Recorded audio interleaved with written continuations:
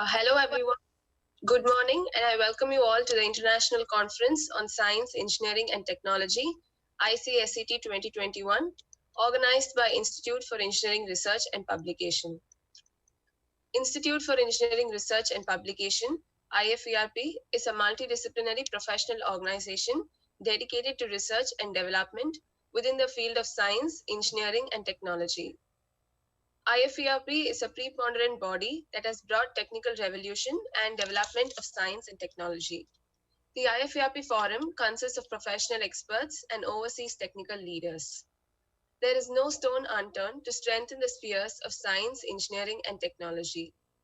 These days, IFERP is one among the leading publishers of research papers in its prime quality peer-reviewed journals, Continuing Analysis magazine. The International Conference on Science, Engineering and Technology, ICSET 2021, which is scheduled to take place on the 28th and 29th of January 2021 in the stunning city of Singapore, will offer researchers, delegates, and scholars an incredible chance to interact with each other and share their experience and knowledge of technology application. ICSET 2021 in Singapore will serve as an excellent international conference for intelligence sharing. The goal of the conference is to provide a stage for researchers and practitioners from academia and business to deal with the state-of-the-art advancement in their respective fields. An inventor is a communications professional involved with applying objective knowledge, science, and resourcefulness to generate resolutions for technical, cultural, and enterprise problems. Therefore, the ideal designer is a composite and must operate at the interface between art and culture. The International Conference on Science, Engineering and Technology, ICSET 2021, will offer participants to interact with industry experts on the recent challenges in scientific research and associated areas. Leading researchers will share their incredible research findings and tools that they use to achieve better results. This international conference on multidisciplinary research and education is bound to generate a number of new ideas and experience the participants irrespective of who they are. Experienced scientists, seasoned professionals, or young scholars at the early stages of their careers can derive and make use of this in some form or other towards the advancement of their careers. For those looking to spread awareness of their incredible research findings and other work, they will also have the chance to present their papers and articles or even make presentations. I now would like to welcome all our honorable dignitaries. Firstly, Mr. Ranjan Subra, Chief Technology Officer, CTO of Technored Research and Development Association.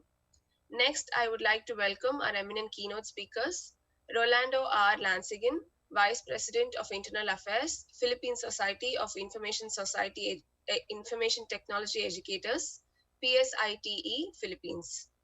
Dr. Lampong Kolmul, Director for Research, Information and Academic Services Division, Asian Studies Center, Mahachulalong Konra Raja Vidyalaya University, Thailand. So thank you very much for joining us even during this pandemic and imparting your expertise with us. I would also like to take this opportunity to welcome all our presenters from across the globe who have spared their valuable time in enlightening us with the latest research studies. I would also like to welcome all the attendees joining us today.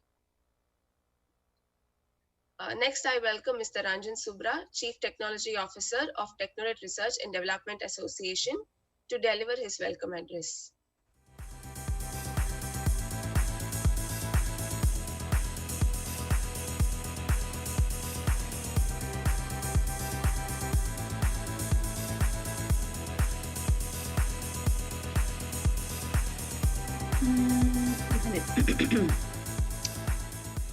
Internet ไม่โอเคเลย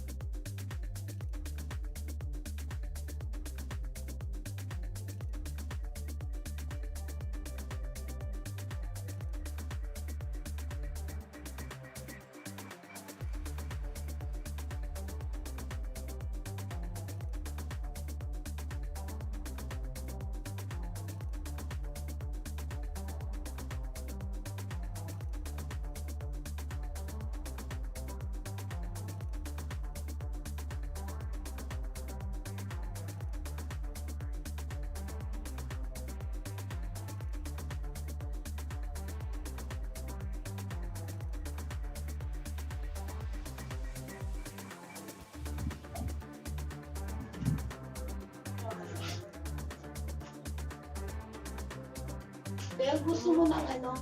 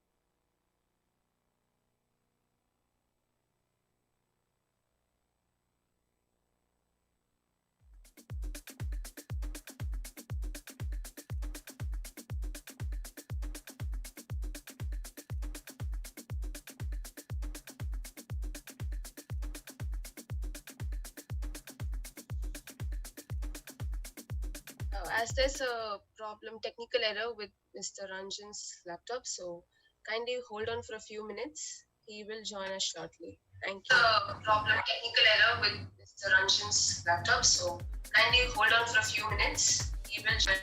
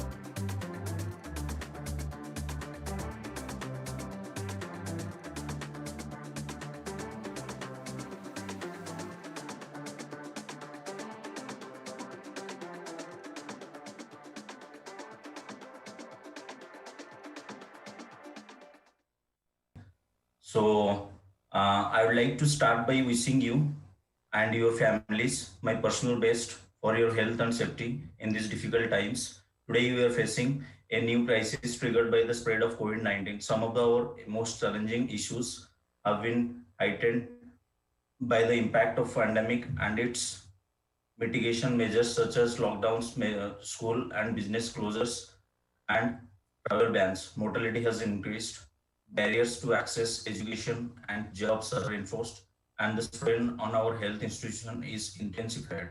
We are also seeing an increase in mental health issues. As a result of mandatory lockdowns, this conference is intended to learn from our past experience and gain insight into how best to respond to these extremely challenging circumstances. In this sense, the conference could hardly be a time layer. On behalf of IFERP, it's my great pleasure to welcome all the delegates, keynote speakers, session chairs, committee members, academicians, young researchers, participants, and the students for the impressive International Conference on Science, Engineering and Technology 2021, organized by Institute for Engineering Research and Publication. Theme of the conference is technological developments and modern trends in science, engineering, and technology. Due to the COVID-19 pandemic, the conference is conducted on a digital platform in line with the social distancing norms. International Conference on Science, Engineering, and Technology will explore the new horizons of innovations from distinguished researchers, scientists, and eminent authors in academia and industry working for the advancements in science, engineering, and technology from all over the world. IFERP, Institute for Engineering Research Publication, is one of the world's largest non-profitable professional association made for research and development in the field of science, engineering, and technology. IFERP brought together many researchers, professionals, scientists, academicians, students to engage in very challenging conversations, assess the current body of the research, and determine knowledge and capacity gaps. The major objective of the IFRP is career development of faculties and the personality development of the students and the overall development of the technical education and society. IFRP is a forum where innovation and research interests could be supported and developed, prioritizing our mutual interest. IFRP connect engineers, exchange global innovation, and act as a bridge between researchers and academicians by organizing international conferences, international workshops, seminars, guest lectures, short-term training programs, providing professional, student, and institutional membership, establishing student chapters, faculty exchange program, and implant training in a nook and corner of the world through our globally distributed executive committee members to reduce the gap between curriculum and their practical implementation among the students and research scholars. Loading universities and educational institutions come ahead with their hand open to collaborate with IFRP, giving us opportunity to leave our footprints at several developing and developed countries. As a leading global source for scientific information, IFAP promotes engineering, science and technology, research and innovation through its journal, magazines, and the proceedings of more than 200 annual conferences every year. IFAP publications have shown market growth in terms of global outreach, impact factors, downloads, citations, quick decision rates by the peer reviewers, number of submissions, and stringent acceptance rates. IFF is a leading publisher of scientific articles in Scopus, ACI, EACI, Web of Science, and Springer journals. On the special occasion, I welcome all eminent speakers and guests from all over the country who have joined here to share their knowledge and vast experience with the student community. I am very grateful to our distinguished keynote speaker, Dr. Rolando R. Lanchigan, Vice President, Internal Affairs, Philippine Society of Information Technology Educators, Philippines, and Dr. Lampong Klonko, the Director of for the Research, Information and Academic Services Division, Asian Country Center, Mahachulolongkorn Rajavidyalaya, University, Thailand. I express my sincere gratitude to the session chair, Dr. Singham Jayantu, Professor, Mining Engineering Department, National Institute of Technology, Rourkela, India. To put a conference of this magnitude together is not a small task. To that end, I would like to thank all the advisory committee members, organizing committee members. Lastly, I would like to thank all Boleh my nggak, Cepat? participants share their knowledge and researches, which is foundation of the conference. Thank you all.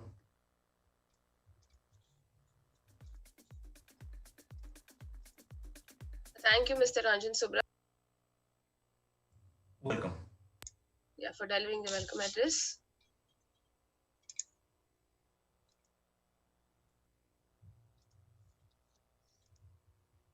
Next, I would like to introduce our eminent keynote speaker, Dr. Rolando R. Lansigan.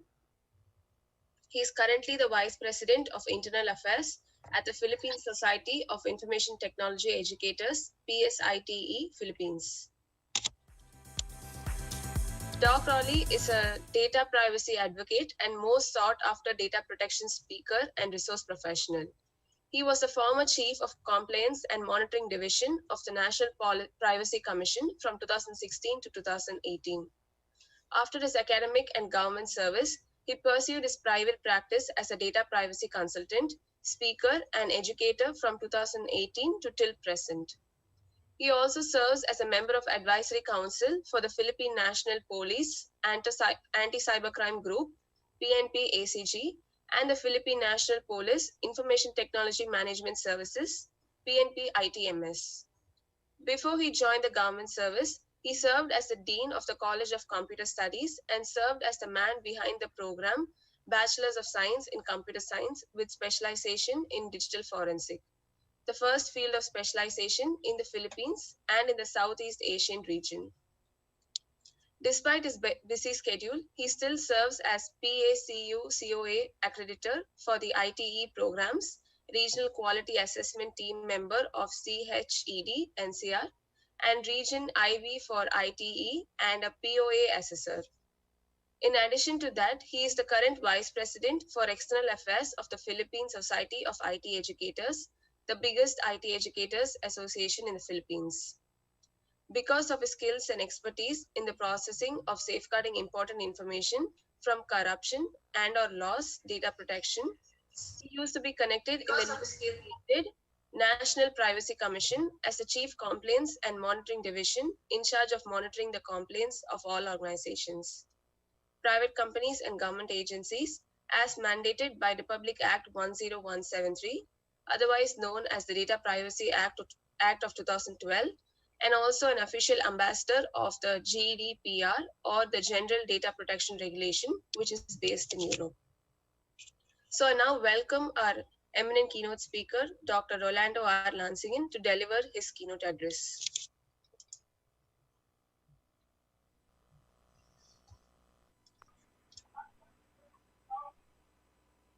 Respectful greetings to all participants and salutations to the organizers. For me, this audience does not need convincing about the importance of science, engineering, and technology. This conference centers about delivering the most recent technical expertise being acquired in the areas of science, engineering, and technology, collectively under a unified program. This event also brings unitedly investigative organizations from distinct disciplines to bestow their investigation conclusions and most advanced approaches. The principal aim of this convention is to unite all experimentative probing to present the most desirable elements. As the number of cases of COVID-19 reached 93.2 million, with 51.4 million recovered and more than 2 million deaths worldwide as of January 15, 2021. This international conference can also explore how science, technology, and innovation can respond to the global crisis and continue to drive progress towards the United Nations Sustainable and Development Goals. The world's capacity to get through this pandemic will depend on two things: science, engineering, technology, and international cooperation. Where international cooperation works and countries come together, lives will be saved. Where the lessons of science are respected, lives will be saved. According to UN Under Secretary General Fabricio Hochschild. Some key points and takeaways on how to sustain and combat this pandemic using science, engineering, and technology. Number one, stability and predictability of funding for science, technology, and engineering are critical for the ability of national innovation systems to support sustainable development worldwide. Second, during and after the COVID-19 crisis, countries, particularly those in the developing countries, where progress remains fragile, should protect science, engineering, and technology innovation resources from austerity drives, given their long-term implications for development strategy. The policy responses, number three, should introduce concrete steps in effectively continuing investments in science, engineering, and technology, both during and after any crisis, towards achieving goals of each nation. In our country, the Philippines, we have this Republic Act number 1606, which is an act to promote scientific, engineering, and technological research, invention, and development. The objective is to promote science, engineering, and technological research, invention, and development, and the government shall, in accordance with the provision of the Act, to first, grant scholarships in science, engineering, and technology for specifically gifted citizens. Next, grant bonus and other financial aid to brilliant and deserving scientific, engineering, and technological researchers. Next, number three, give additional compensation to scientific, engineering, and technological researchers employed in the government who, for financial reasons, engage in teaching or in private business after office hours, subject to the condition that upon receiving such additional compensation, they shall no longer engage in teaching or in private business, but shall devote themselves after office hours to scientific research and study, provided that the faculty and other personnel of the University of the Philippines engage in scientific, engineering, and technical research who are not authorized to teach outside or engage in private businesses shall be entitled to the additional compensation equivalent to that received by officials and personnel of other branches of the government of equivalent rank. Next, employ the services of recognized scientists, engineers, and technologists for the purpose of training promising young scientists or researchers. Acquire all the necessary scientific, engineering, or technical equipment and supplies which may be needed for conducting researchers. Next, enter into contract with private persons, firms, and corporations in order for them to undertake any scientific, engineering, and technological research, invention, and development that cannot be undertaken in the various laboratories, bureaus, offices, agencies, and instrumentalities of the government. Next, extend aid to research, travel grants, send participants to international conferences and congresses, hold international scientific or engineering and technological conferences and congresses in the Philippines, and establish exchange of scientific, engineering, and technological information with other countries. Establish an industrial research and training center in the University of the Philippines.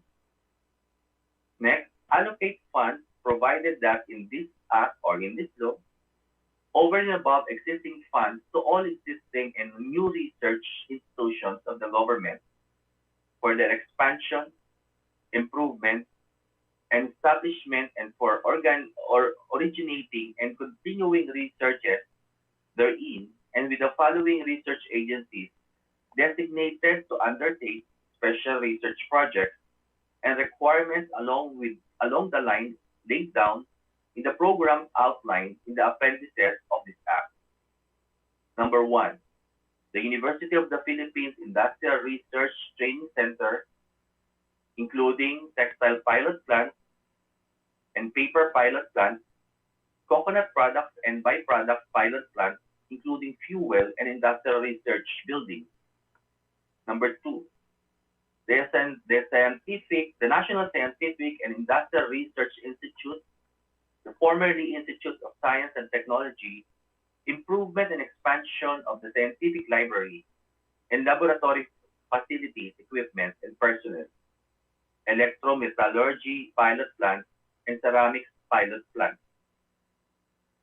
Three, the University of the Philippines College of Pharmacy, in cooperation with the College of Medicine, the University of the Philippines, and the National Museum, industrial development of drugs from Philippine medical plants. Four, the Science Foundation of the Philippines, in cooperation with the National Education Board, promotion of science consciousness among students and the general public. Five, the University of the Philippines College of Agriculture, in cooperation with the Department of Agriculture and Natural Resources, rice and corn breeding, coffee and cacao varieties improvement, and control of their diseases and other plants.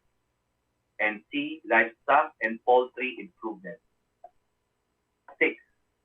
Institute of Nutrition, intensification of nutrition researches and nutrition surveys. 7.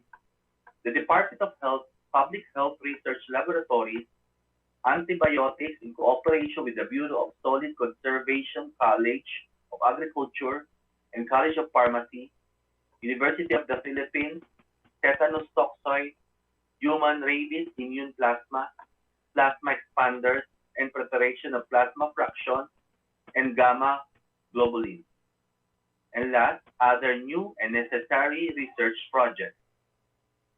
In conclusion, I enjoin all nations and participants of this year's International Conference on Science, Engineering, and Technology, or ICSET 2021, to strengthen this network, which is absolutely important in this period of history. I therefore commend you all, and especially cheer everyone in advance. With that, I wish you great success in these many and exciting panels ahead. Thank you very much, and good day, everyone.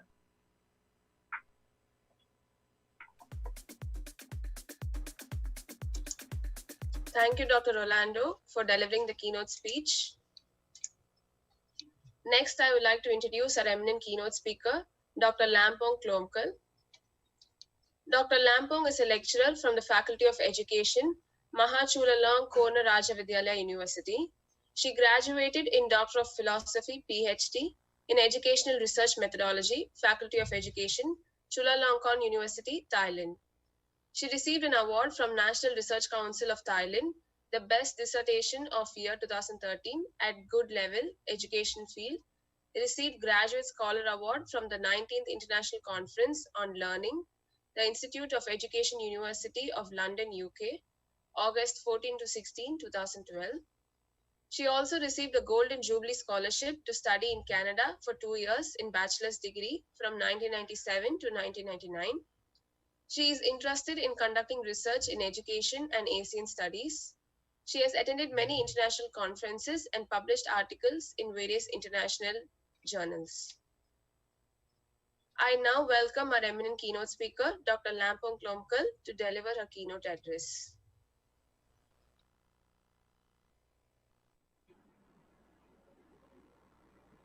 Dear all delegates and colleagues, I would like to thank to the organizing committees of IFERP for inviting me as a keynote speaker with the latest emerging topics. I am believing International Conference on Science, Engineering and Technologies, ICSET 2021, will give a lot of benefits to the participants in discussing our latest findings in engineering science and technologies. I am particularly happy to be present in this conference and to exchange views and share experience with participants, colleagues, and friends, representing my universities and research group together with the member of relevant international participants. I would like to welcome you to this conference and look forward to your participation.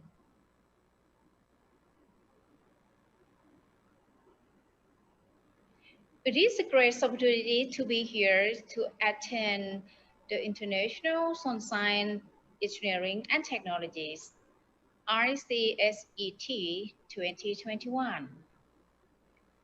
So today it is a good day that we have the opportunity to come and share during the situation of the COVID-19 pandemic. So we try to encourage people to support with each other in different types of aspects that related to our daily life. For example, learning, education, technologies, economics, and other things that related to people who can live together during the crisis situations of the COVID-19 outbreaks. So as well in this international conference that had been set up as the virtual conferencing, I'm glad to be here to be part of the conference, and I would like to thank the IFERP committee that invited me to be the keynote speakers. And the topic that I would like to share with you all related to how to apply technologies to the learning and teaching in order to make the student to have more opportunity of learning during the crisis situation, because since last year, as we know that the COVID-19 outbreak caused many problems related to different kinds of social problem, including to education as well.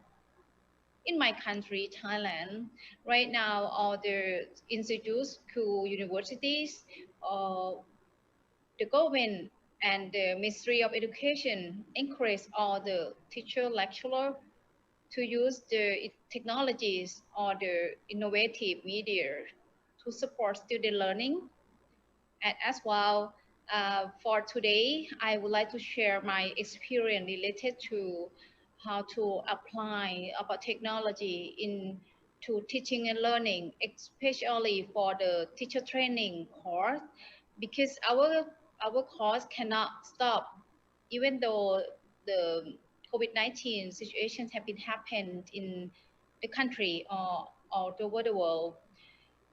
So we still run the course through the process of the curriculum, and all the lecturers are trained to know how to apply and try to integrate all the technology and the knowledge of the teaching to be passed and joined together. We sometimes use online teaching through the medias, and we also sometimes when the student come to the university, we also use the classroom teachings as normal. And now we come to the word blended learning and teaching, that we can combine both online teachings or classroom teachings. So today I have the experience related to my research project that have been conducted during the situations of the COVID-19 outbreak. Yes, now I'm going to share you about the some of the results of my study and my experience in terms of teachings and learning of my teacher training course.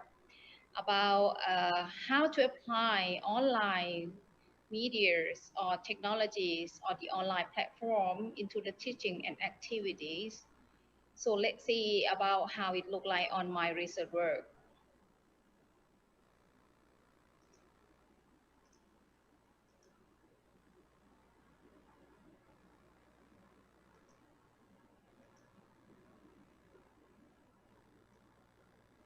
Yes, as we know that the technological innovations for online learning have come up to be parts of the importance for the teaching and learning right now, not only in my country, Thailand, but all over the world, in order to encourage and support student learning and uh, all the level of the study since in kindergarten up to the university level. So then the technological innovations for online learning during the situations of the COVID-19 pandemic in Thailand, I have been study and conduct for the research, and I have come up with the research result to come and share you here with the conference ICSET 2021. So we'll see the first. We focused on about how to be the how to encourage student or support student to be online, to use online learning and teaching, and to make the student to reach to the skill for the 21st century skill. As we know that we have set the goal for the student successfulness as the 21st century skills, how to support students to reach this skill. Um, Teacher should be able to know and to be able to use the technological knowledge integrated with content knowledge and also the pedagogical knowledge combined together and set the activity to develop skill for the learner to make them to reach the highest potentials of the 21st century skill. What is the 21st century skill that students should have? We have 3R. 3R is the reading. Students should be able to read. Writing. Students should be able to write. And arithmetics. They should be able to know how to learn and calculate in mathematics and can apply this in daily life. And in that addition, the 21st century skill also focus on about collaboration, teamwork, and leadership, computing and ICT literacies, compassion, careers and learner, career and learning skill, creative and innovation, collaboration, teamwork, and leadership, and critical thinking and problem solving, including cross-cultural understanding. In Thailand, we add the skill of the compassion for the student. This means that students in all level will be trained and they will be practiced related to the moralities and how to develop their behavior to make the compassion. But however, when we consider to the teacher, teachers should have the knowledge related to the content knowledge, the technological knowledge, and also pedagogical knowledge.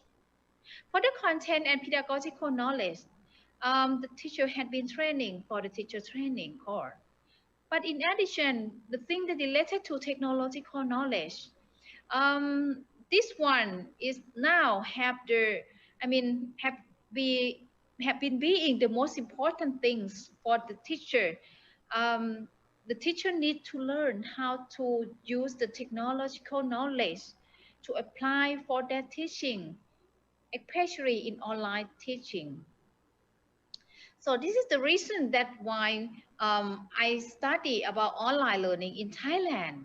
So during the situations of the COVID-19 pandemic, it is appropriate for the current educational management So this learning method have been shown a good prevention of the COVID-19 pandemics, and is working on measures to control the situation effectively. So the purpose of this paper was to propose the technological innovation for online learning during the situations of the COVID-19 pandemic. In order to analyze and present the study, so I use the documentary study and for data collections, and also the data will be analyzed with the descriptive writings, and the results of the studies indicated that educational technologies has played an important role for the teachings and instructions during the COVID-19 pandemic, and also active learning and collaborative activities have been using for the learner to have the opportunities to study from home during the situations of the COVID-19 outbreaks. So the online teachers should be the most important role to run the course in order to support student learning to reach their highest potential. So that's why all the teachers should know about various technological platforms that now were used for online learning, consisted of Google Meet, Google Classroom, Google Hangout Meet, Livestream, Tencent Live, Broadcast, Microsoft Teams, and Zoom. So these teaching instruments are required, and all educational personnel should be able to use this effectively in order to encourage their learners on teaching and instruction. So therefore, the technological innovations for online learnings are developed for teaching and learning in the new normal, not only in Thailand, but also all over the world. You can see from these pictures, this is to show how teachers can use Google Classroom, Google Meet, and different online platform to make the classroom or e-learning with effectively. Students can present their work to the Google Classroom and also the Google Meet. This is some the example of the classroom that I have designed to use blended learning. In this online course, I have been teaching the student in master degree student. We have set the room for some of the students who can come and attend the activities in the classroom. And we also have online classroom at the same time of we running the activity. We can have different types of activity that we can do together both in classroom and online classroom, such as jigsaw reading, workshop, question and asking, and, and also about knowledge sharing from the student all over Thailand who attend the activity during the situations of the COVID-19 outbreak. So you can see this. This is the examples of the classroom activity. You can see the student when they do the class activity, they can show and present their work to the Google Meet platform, and we can discuss and share knowledge with each other. So now I call this a new normal education. So come to the learning style, as I know that not just only online, but sometimes in the classroom. It doesn't matter the situation will be like. We can combine together both online and offline learning. So I call blended learning. So the blended learning was also being used, and the teacher needs to adjust how to manage their classroom in online platform, and how to moderate and mentor with online learning during the situations of the COVID-19 outbreak.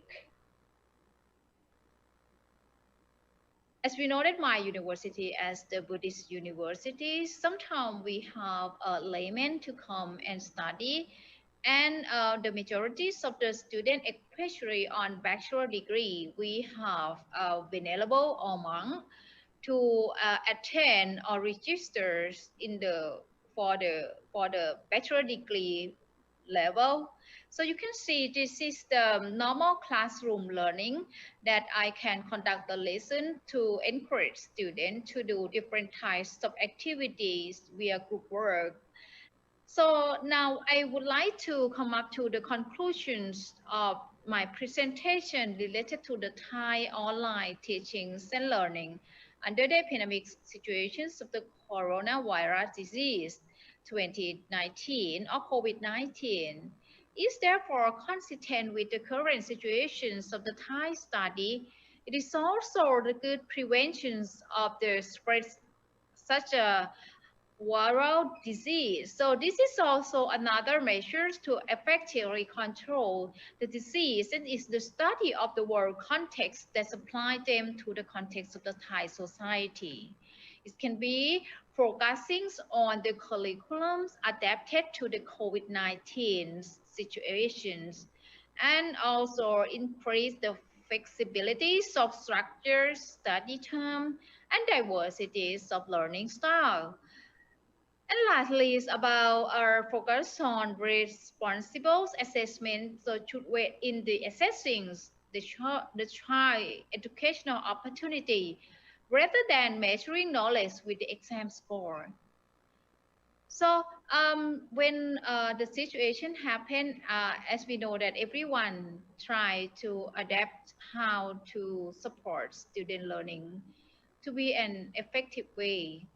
um, well, actually, before I stop my presentations, I would like to share you more about the example of using Google Classroom.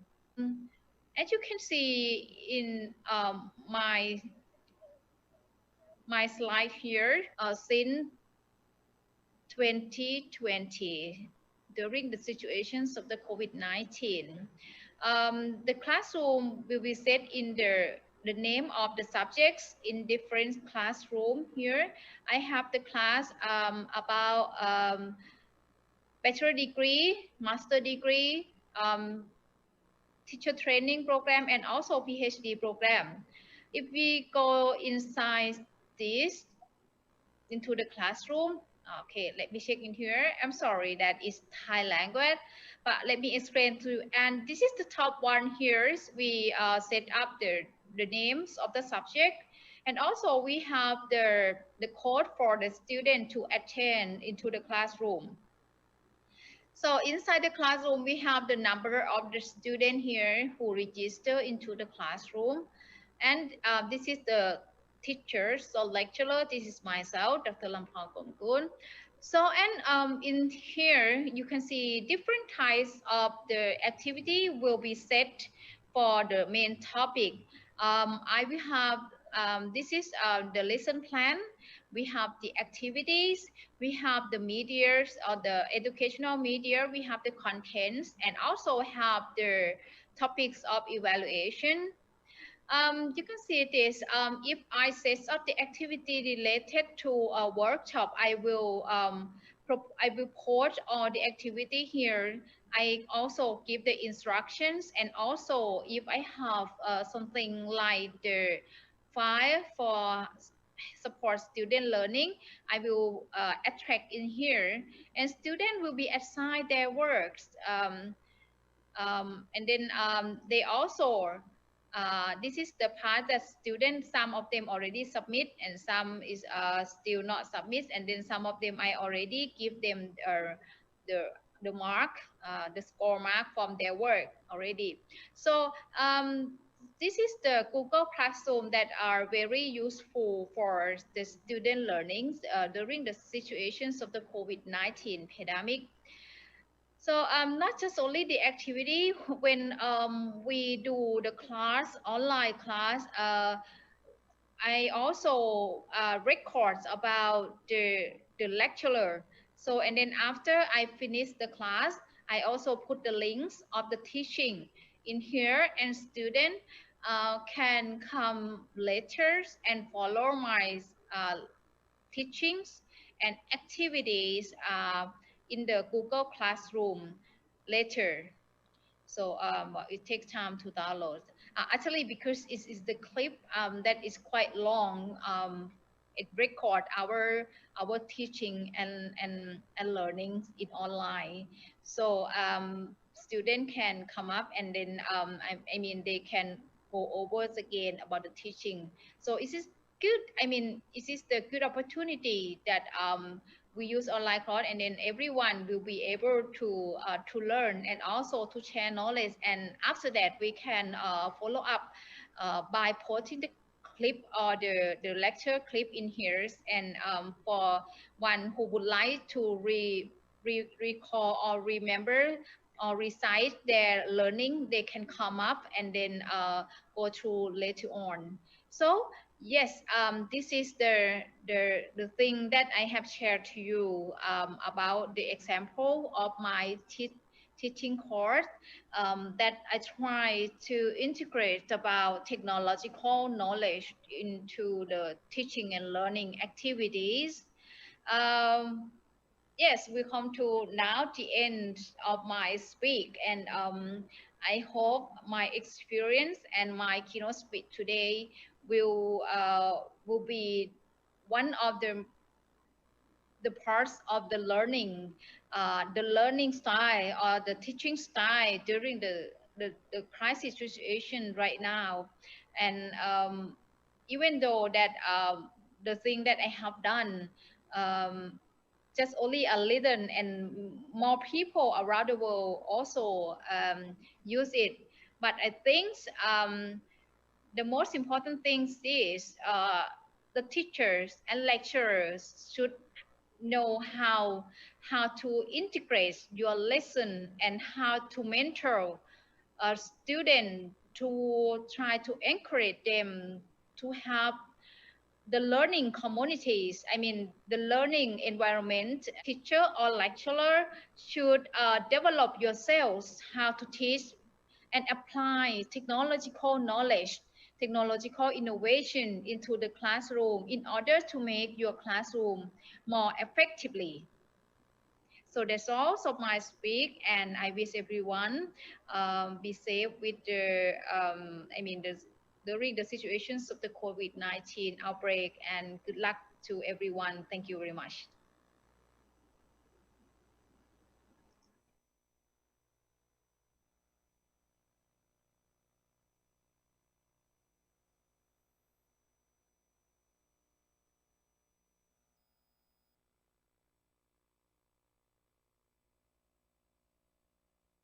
Professor Singham Jayantu completed his BE in mining engineering from Kothagudem School of Mines, Osmania University, with first rank in 1986. He worked as a ventilation officer and in charge of mission mining districts of coal mines, Singareni Collieries Company Limited, for a couple of years before taking up MTech in mine planning and design from Banaras Hindu University in 1990. Dr. Jayantu worked as a scientist since 1989 in premier research institutes of India,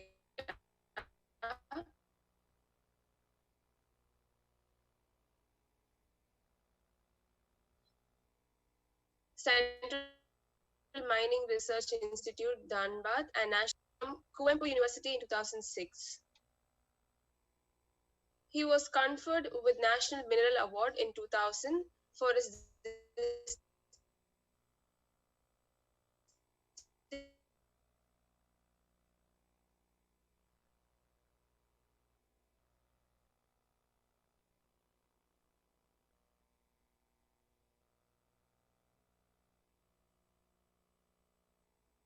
academic institutions.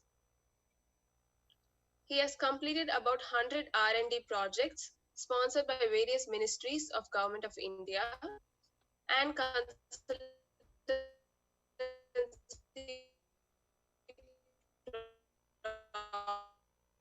projects proceedings of conferences and seminars. He has also conducted and actively participated in many national and international webinars during the COVID-19 pandemic period, emphasizing the urgent need of transdisciplinary, translational, industry-oriented research and academics for mining industries. At present, Dr. Singham is working as professor in Department of Mining Engineering of National Institute of Technology, Rourkela. He is the member of Technical Committee Environmental Appraisal for Mining Industries of Orissa State Pollution Control Board since 2007. He was the principal consulting editor during 2007 to 2011 and also the chief editor since January 2012 of Indian Mining and Engineering Journal and been fellow of IEI.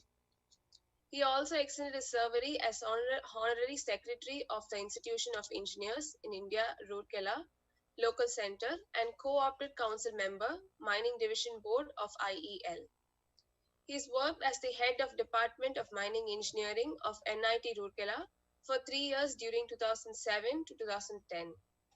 At present, he is conducting research on applications of transdisciplinary areas, including EE, ECE, CSE, EIE, to mining industry, such as power quality improvement, wireless sensor networks, LORA with IoT, soft computing techniques, TDR, for improving safety in the mines, and also associated with 4 patents that has been provisionally filed. So I now welcome Dr. Singham Jayantu to deliver his speech. Namaste. Namaste. Namaste. Namaste from India. At the outset, I congratulate all the organizers of our international conference on science, engineering, and technology. Hope voice, there is some problem in voice, it seems. May I know whether I am audible?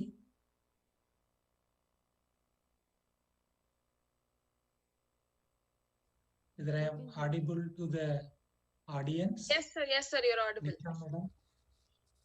You're good to go, sir. Loud and clear. Once again, namaste from India. Welcome to all the speakers and authors. As a chairman of the technical sessions, I feel it as a proud privilege to be associated with our international conference on science, engineering, and technology 2021. I am highly indebted to IFERP and congratulate once again as a keynote speaker for many conferences conducted at various places, including in Dubai, Thailand, and other places in India. I felt very happy to see our beloved keynote speakers talking about the recent issues where our science, engineering, and technology should concentrate to solve the problems of the present generation or the present society. Nowadays, as our Madam Lampong has nicely narrated, their national education system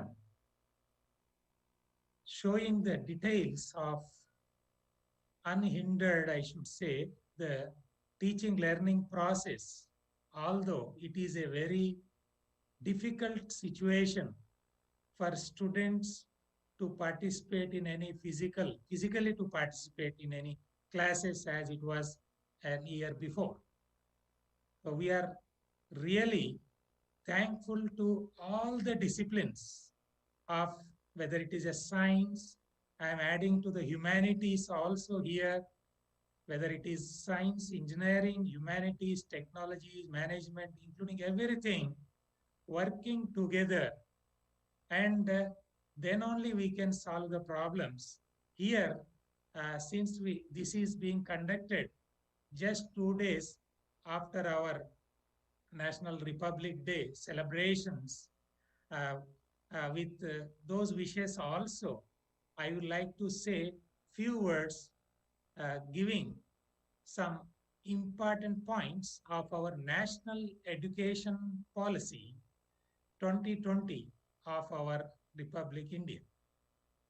Here, as our previous keynote speakers highlighted, we have given in the policy a lifelong learning policy, we should say, giving lot of emphasis on multidisciplinary approaches.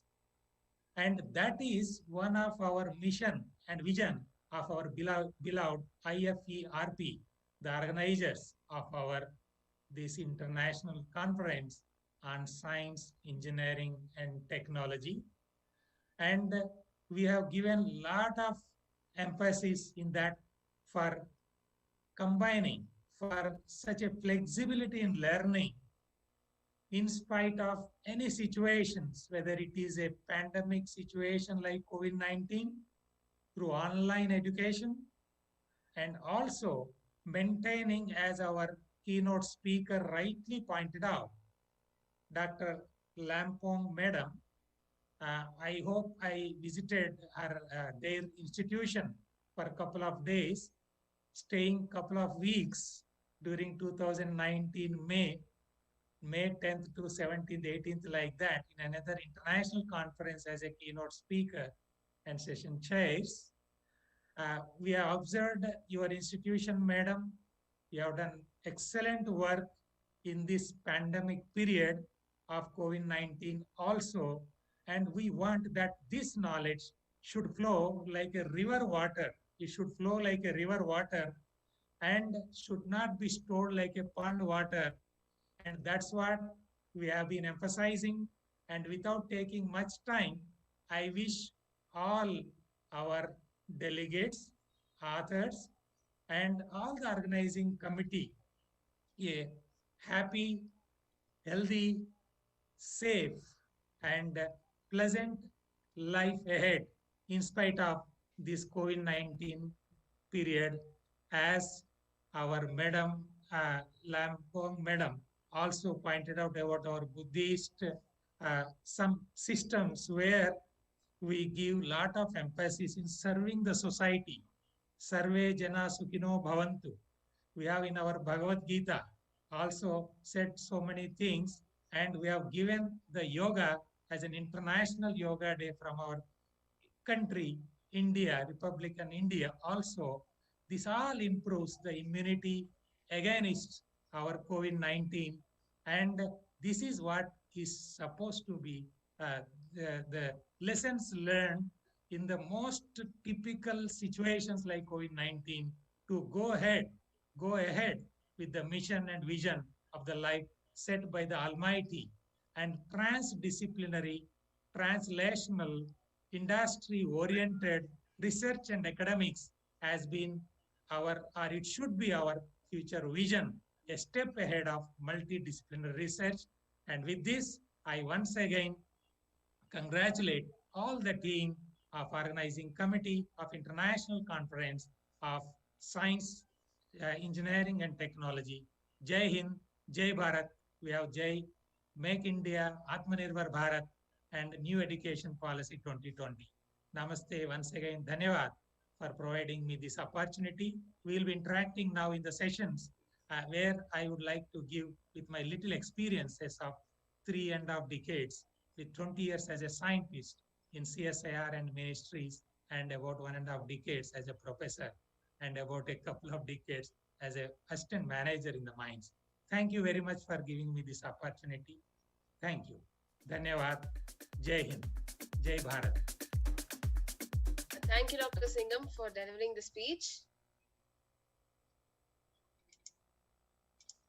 Next, I welcome all participants to technical session. So moving on with the presentations, I first invite Jandre Garcia to present power capacity assessment of hybrid diesel solar photovoltaic microgrid of Tablas Island, Romblon. All right. Nisha madam, Good before morning, everyone. starting Yes, presentations, yes, may sir. I give my observations or some suggestions? Let us make it clear to the participants. I hope you must have already given all guidelines, but you can say once again, just for a minute, what are the rules set for the speakers? How much time and then Yes, sir. those things so that it will be easy for them. Yeah, okay. So the Yes, please. presentation time for each participant is 10 minutes. After which, if there is a Q&A or any questions, you can put forward once your presentation is over. So a maximum of 15 minutes is allocated for every participants, including the Q&A if any. So kindly keep up within the time limit so we can move on, order wise, as well as we can go on time with the schedule. Very good. Thank you very Yeah, much, thank you, Nisha sir. madam.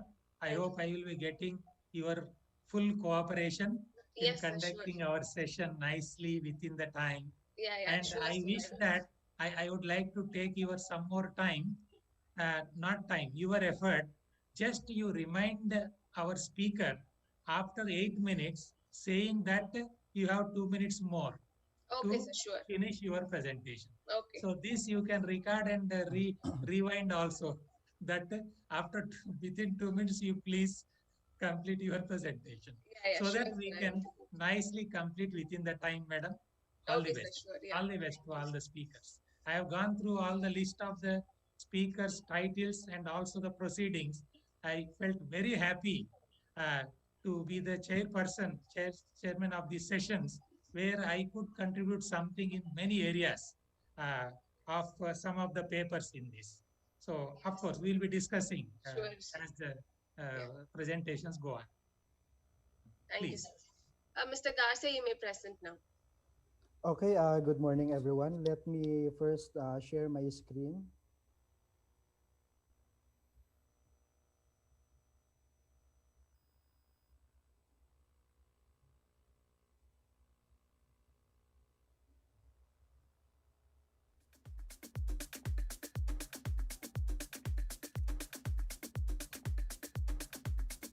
Um,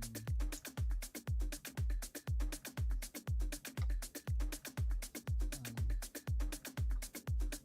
I'm sorry, I have a technicality here, so maybe I could. You can just play your PPT, sir. It's anyway visible. Your screen is visible.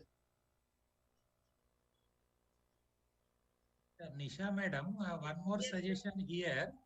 Suppose if our speakers face any problem, if you are already having their PPTs, you can also play from your side, madam. Yes, Nisha sir. madam. We have it, but few are just direct live presentations only, No sir. The problem, no pre-recorded problem. we have it. This is a suggestion because Yeah, yeah, we sure, have sir. Sure.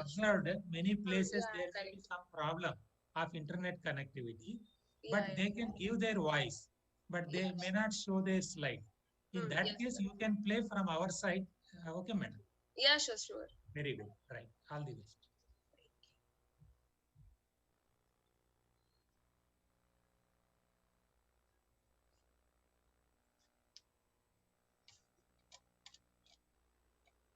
Mr. Garcia.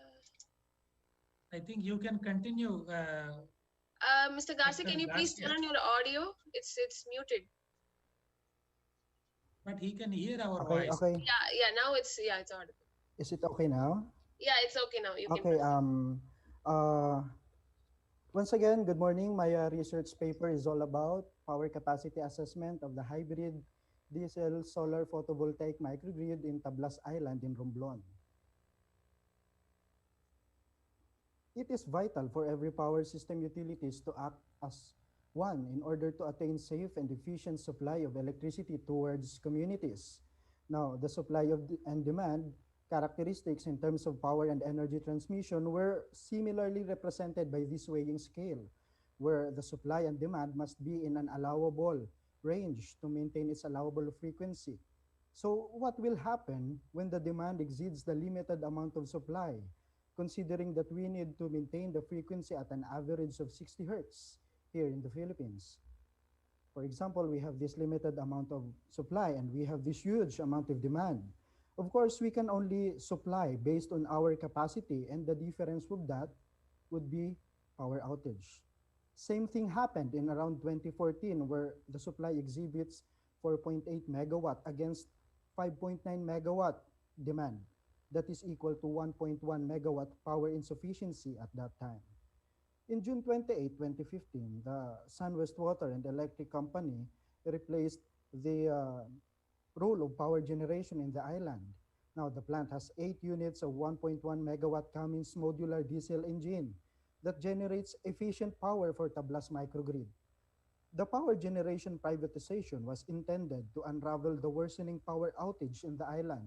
But does it really address those power outages? Now let's take a look from the power generation outage record from 2013 to 2017. The highest outage were recorded in 2014 under Napucor's Pag generation. But after privatization, the outage was minimized in 2016. However, the power outage reemerged again in 2017 and reached a mean loss of 1905 megawatt hour.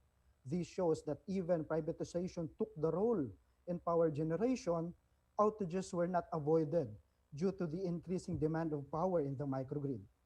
Now, this is the annual energy demand forecast from 2018 to 2030, and it shows significant inclination from 2018 to 2030. Now, on August 21, 2019, a 7.5 megawatt peak solar photovoltaic power plant was inaugurated in an intention to supply clean energy in addition to the 8.8 megawatt diesel-fired power plant capacity. But here is the research problem. Is the power capacity of the hybrid diesel solar PV microgrid sufficient enough to sustain the increasing demand of energy of Tablas Island in Romblon? Now, in line with my research problem, here are some fact findings based on past research works that according to Nax Krisuk and Anumbong Zeri, despite the varying and penetrating generation of energy, the dependable capacity of solar PVs can be determined through the output nominal power rating of the power plant. That at 50% nominal power rating, the dependable capacity is 11.05 of the total installed capacity. At 100%, that is 20.11% of the total installed capacity. At 150%, that is 27.79%. And at 200% maximum nominal power rating, that is at 32.11% of the total installed capacity. And also, according to the National Renewable Energy Laboratory, the mean and median annual degradation rate of solar PV modules are 0.8 and zero point 0.5 respectively, while the thin film solar module shows that the degradation rate increased almost reaching 1%. Now, here are the objectives of this study: to forecast annual power peak demand towards year 2030, determine the dependable AC capacity of the solar PV power plant from 50 to 200% nominal power rating, determine the power capacity of the hybrid microgrid based on dependable capacity of both diesel-fired and solar PV power plants, determine the overall theoretical DC peak power of the solar PV power plant based on degradation rate of the PV modules. Here are the research findings, and it shows that there is a steady rise in demand on the roadmap towards year 2030. From 7.19 megawatt in 2018, it reaches 13.02 megawatt in 2030, and it continuously increasing annually. Now, this is the dependable capacity of the 7.5 megawatt peak solar PV power plant from its varying nominal power rating from 50 to 200%. That is at 0.638 megawatt to 1.853 megawatt respectively. Now, this is now when combined with the 8.8 megawatt diesel-fired power plant, the power capacity of the hybrid system ranges from 6.798 to 8.893 megawatt. Now, based on the figure 5, when the utilization rate is at of the 8.8 megawatt diesel-fired power plant at 70%, and it reaches nominal power rating of 200% maximum, the total generated power is 8.013 megawatt. it met the demand of 7.678 megawatt for the year 2019, but it didn't meet the demand in 2020. When the utilization rate was increased to 80% and have a nominal power rating of 200%, as shown in figure 6, it met the demand of 8.65 megawatt for the year 2021. But this power did not meet the peak demand in the year 2022, having 9.1 megawatt of power in 2022. And it significantly rises, no, onwards annually. Here is the here in figure 7 and 8, the amount of DC peak power drops from 7.10 to 6.87 megawatt peak towards the year 2030 due to the annual degradation rate of zero point 0.5 to zero point 0.8 respectively. Although the rate of degradation is too small to consider, it still contributed to the overall grid performance of the hybrid microgrid, considering the demand of power is increasing. Now this in figure 9 shows that the power capacity mix of the hybrid microgrid having at 70% diesel-fired power plant utilization rate from 50 to 200% solar PV nominal power rating and zero point 0.8 degradation rate, it shows that the capacity of the grid at varying nominal power rating was decreasing annually while the demand is significantly increasing. Same true with the figure 10, figure 11, and figure 12. Now, in conclusion, the power capacity of the hybrid diesel solar PV microgrid so, couldn't suffice the power demand of Tablas Island or can suffice the power demand of the Tablas Island until 2021 only. Um, that is based on forecast data, and the forecast data is just an estimate to know the demand's varying movement. However, it is important for us to be well informed on the current situation to act ahead of time in order to solve these foreseen problems in the future. Now, there are several methods to augment the power capacity of the hybrid diesel solar PV microgrid, one of which is by increasing the utilization rate of the 8.8 megawatt diesel-fired power plant from 90 to 100%, resulting to 9.77 megawatt to 10.653 megawatt. This will suffice the demand until 2025 only, based on forecast data.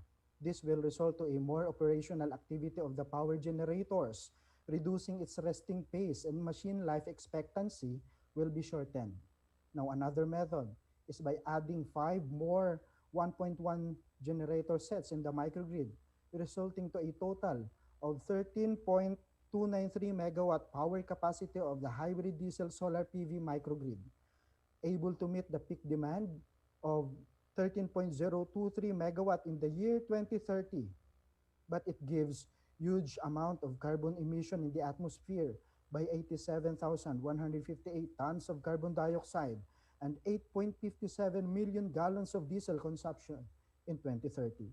Now, another method is by expanding the solar PV power plant by adding 17 megawatt peak solar PV expansion.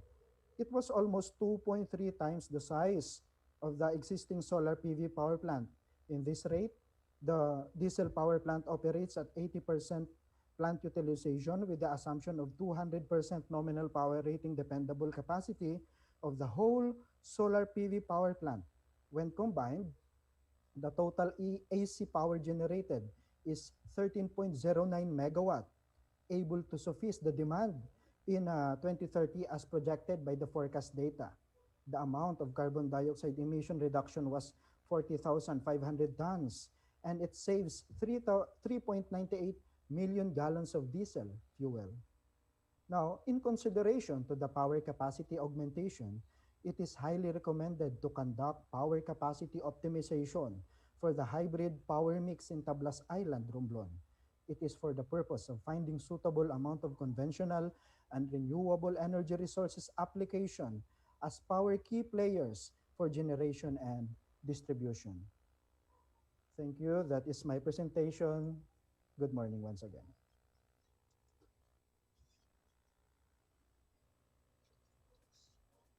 Thank you, Mr. Garcia, for the presentation. Sir, if you have any questions for him, you may ask him. Is there any provision for questions from the audience or those who are in the YouTube link? Is there any provision, It's madam? only via chat, sir. So right now we do not They have can any. write in the chat. Yeah, yeah. It's okay. It's okay. That means that provision is there. Yes, sir. Okay, It's there. okay.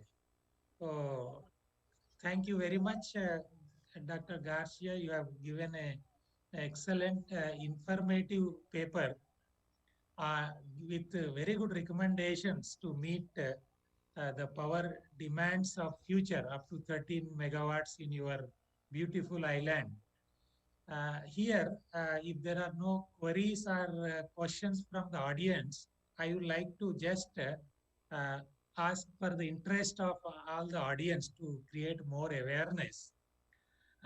Can you just please throw some more light on when you are showing through a graph that in 2016 there is very low capacity.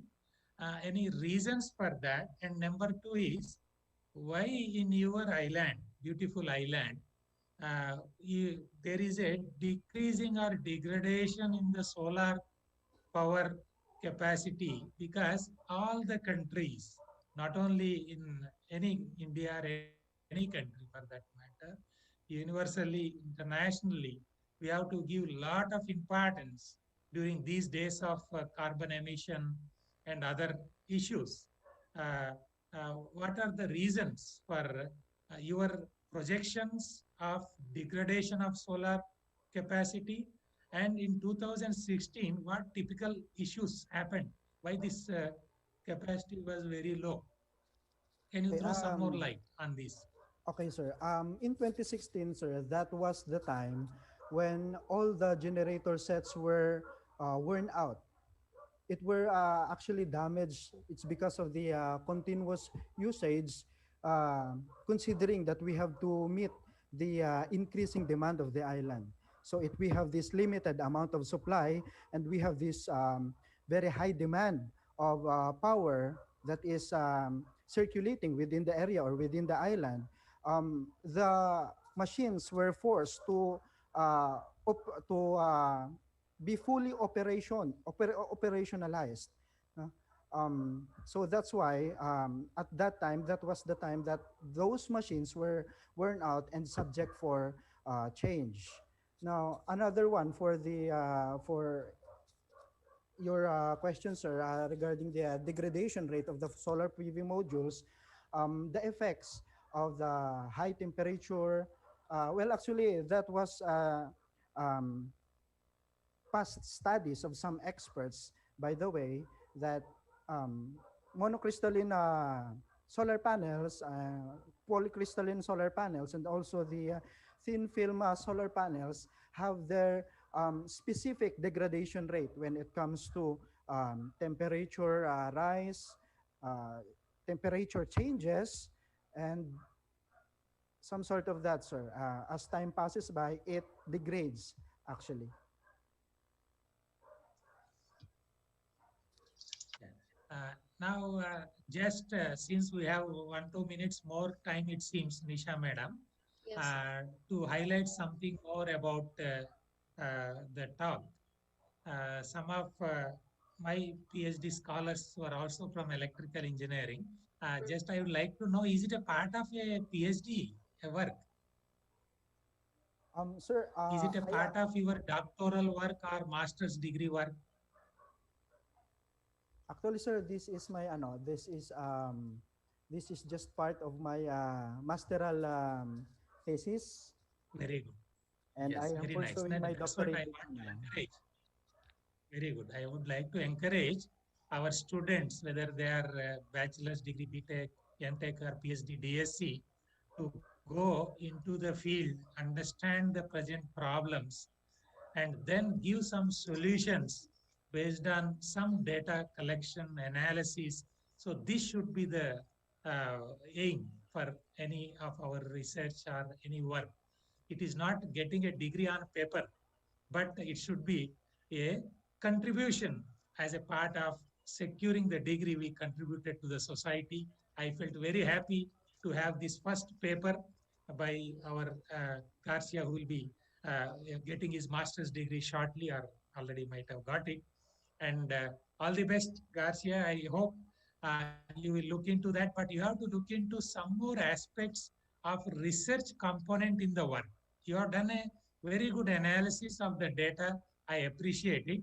If you are really interested for some more research work into that, go into the problems of that harmonics and then distribution losses, power factor controlling. Of course, you have said nicely about the microgrid and other things, right?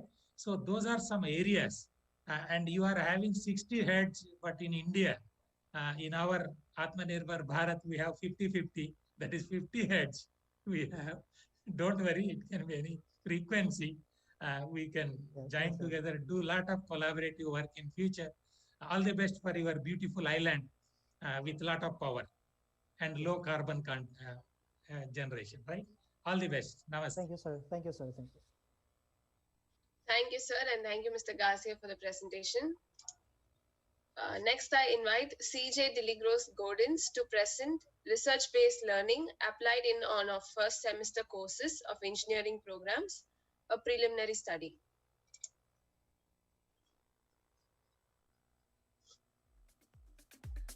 Hello everyone, thank you for the presentation. I hope you can see my screen. Yes, ma'am, it's visible. Thank you.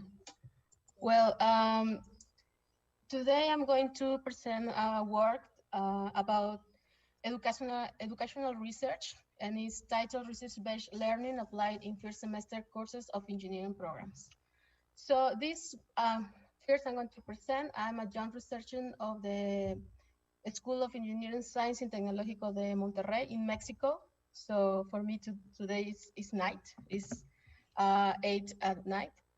And my research field is in materials for solar cells and nanotechnology application, but also I'm a teacher, so I do some educational research. So today I'm going to talk about the research-based learning technique that is usually applied to to increase or to implement the competencies of the students like critical thinking, oral and written communications, digital technology. And this work is focused on the research skills. But if you look in the research literature, you can find that this methodology is applied during the last year of undergraduate students or in the postgraduate. So the goal of our study is to have an early stage immersion of the students into a well-structured research-based learning methodology.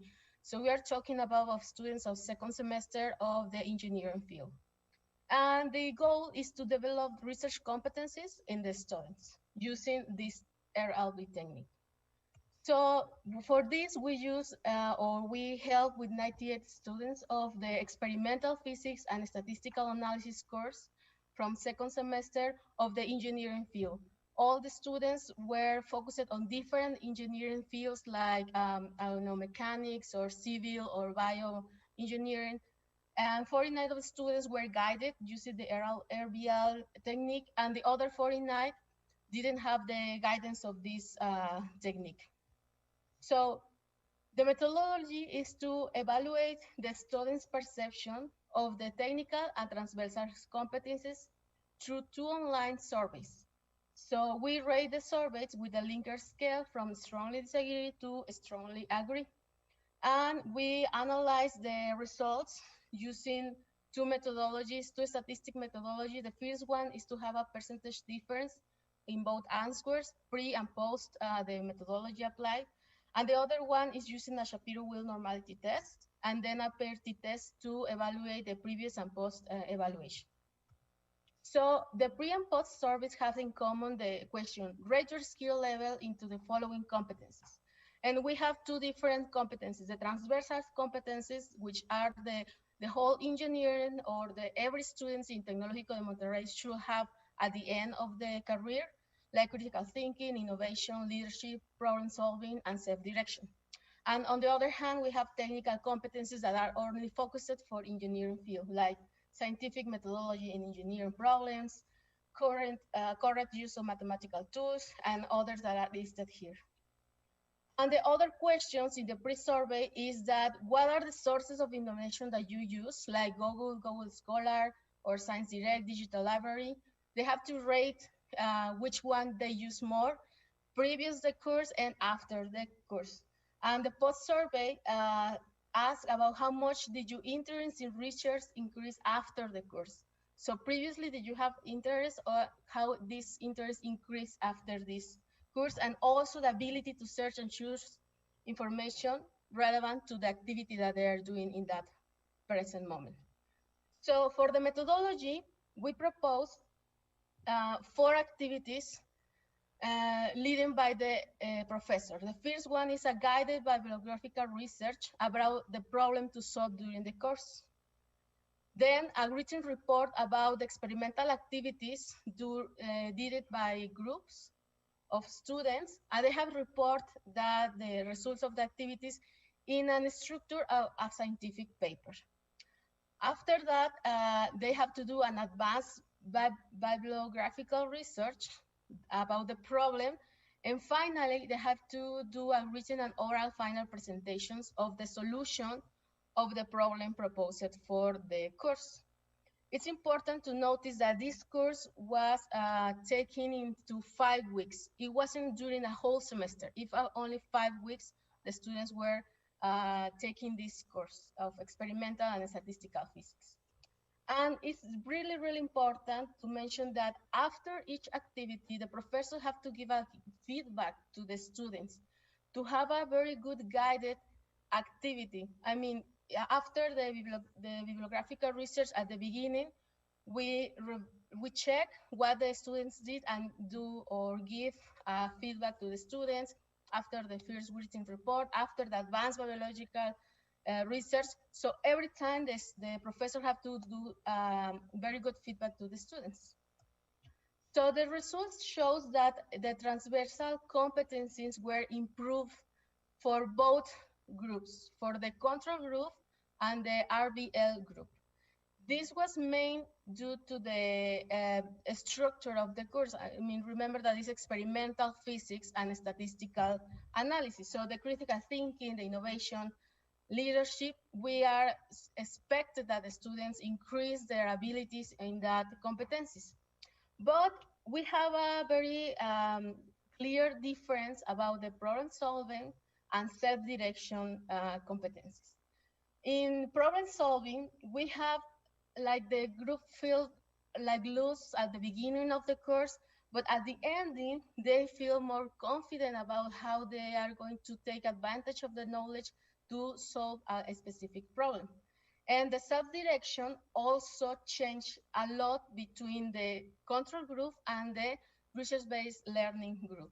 The control group feel lost during the whole semester before and after the activities, but the research-based learning group felt more self-confident about the self-direction doing research on any topic that they want. And for the technical competencies, we also see a similar behavior for scientific methodology on engineering problem, current use of mathematical use, observation ability, and use of graph to perform statistical analysis. At the beginning, the group felt loose, or they didn't know how to do the activities, but at the end, they felt that they learned and now they can perform better activities. But also in the both competencies that are more related to research skills, like understanding of nanotechnology concepts and ability to identify relevant information to conduct research, we see that at the beginning, both groups felt like loose, didn't confident about it.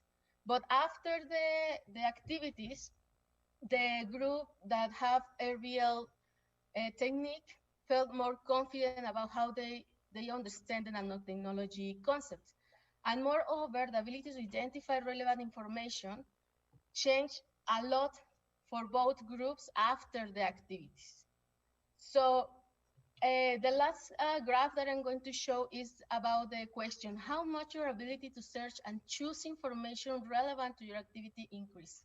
We can see that the group that have the research-based learning methodology shows that more than 50% of the group believe that their research skills have, were highly improved after the course, while the group that was controlled, they feel like dispersed. They don't know how to respond to this question. They don't feel like, some of them feel confident, some of them don't feel confident. So we can see that the use of this research-based learning technique in theoretical and practical courses can impact positively the increase of competencies. In specific, the understanding and technology and ability to identify relevant information are the ones that shows the most significant improvement using this technique of teaching. And the students shows that their skills to recognize trustworthy digital sources to use as a reference in their scientific research were poor before the study. They rate that Google was their main information resource, and after that they learn whereas Science Direct or Google Research, at least Google Scholar, were more easy to use, or the digital library of the school.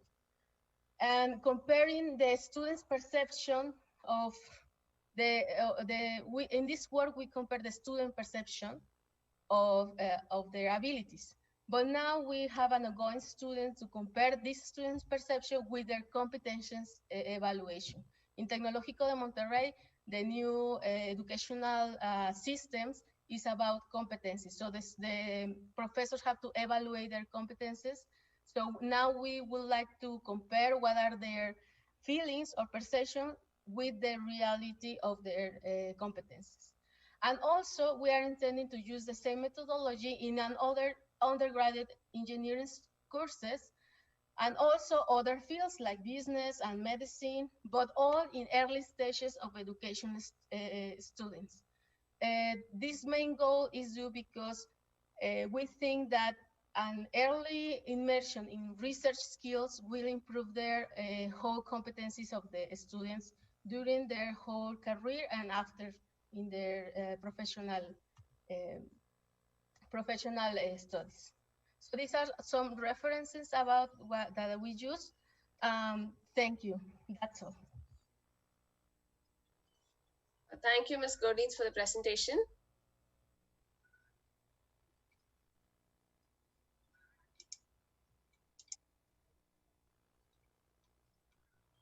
Do you have any questions? Yeah. Thank you very much, Godiness, madam. You have done excellent work related to this students' abilities and then their capabilities to be future leaders for innovation. Here, may I know, are you a PhD scholar? Already you said you are working as a teacher. Is Yeah, it a I part also of any doctoral work, madam? Is it a part of any doctoral work? no. I'm already a researcher at the institution. Right. So here, may I know something for the benefit of all our audience also? Uh, there you have given so much criteria also about their abilities, and is it possible to consider while learning, because as a part of our MS counseling and psychotherapy, which I took long back, 20 years back, we used to study starting from the students' abilities, including their readability, writability, then whatever they can learn, and also some type of sensitivity analysis and regression, statistical analysis with even personality indices we used to do. Have you done any work, whatever students are learning, something relating that with their personality, or some ways there are so many personality diseases. Even you can take up, there are American, you know very well, as a since you are doing this type of work, even American Psychological Association, they also framed so many types of scales to understand. Uh, uh, can you throw some more light on this, madam? We didn't do more about the feelings of the students, but indeed we asked them how they feel about the course, right? So in the weeks that we were working with them, they feel more confident, the one that were guided, because they felt confident with the teachers and because they received the feedback.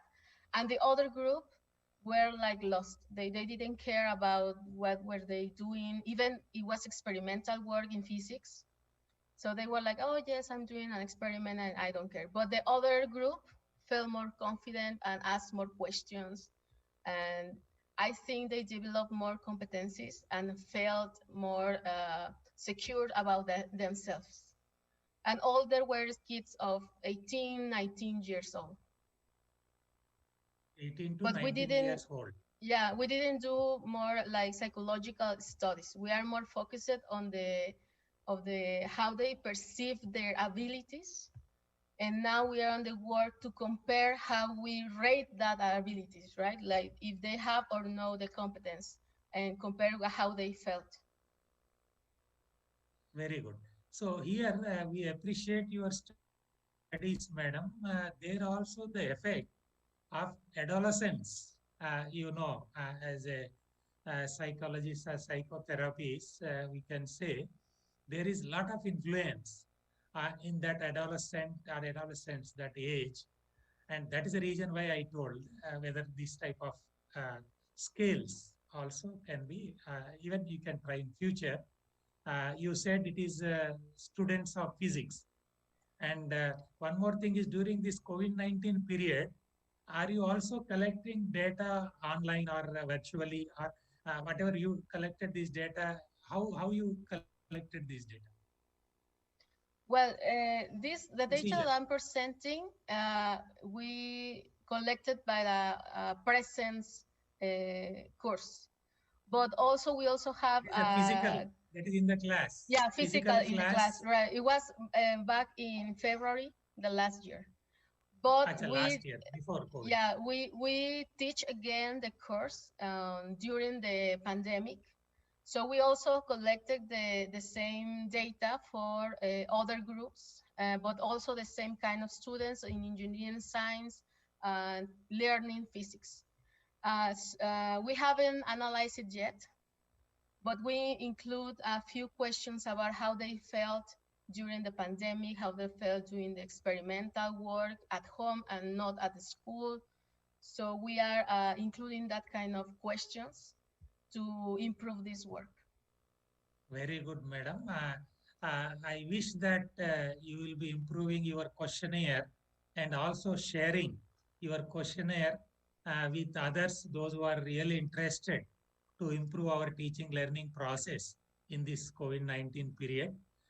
To everybody, since we are in the forum of international conference, let all other countries also get benefited by your work, what you did. All the best once again, and now over to our Nisha madam, please. Yeah. Thank Thank you. you, sir. Thank you very much. Next, I invite Syed Ahmed Azhar Ali to present the moderating role of intellectual capital on the long run nexus of information security breaches and firms' market value, a conceptual framework. Yeah, good morning. Can you hear me, Ms. Lisa? Yeah, I Yes, can it hear is. you. Yeah, yeah. And can you also see my screen? Not yet. One second. Okay. Uh, Can you just click on the share screen option? yeah, That's yeah, it. yeah. I have shared and yeah, okay. Now can? Not yet. No. Yeah, now it's playing. Okay. Can you see? Yeah, it's visible. You can keep it Okay, in full screen mode and you can start. okay, okay, okay, Thank you. okay. Thank you. Okay. Just a minute. Okay, Bismillahirrahmanirrahim. This is Syed Imad Azhar. I'm a PhD scholar from University Technology Petronas, Malaysia. I'm from Department of Management and Humanities. And today the title of my paper is the moderating role of intellectual capital on the long-run nexus of information security breaches and the firm's market value, a conceptual framework. Okay, to begin with,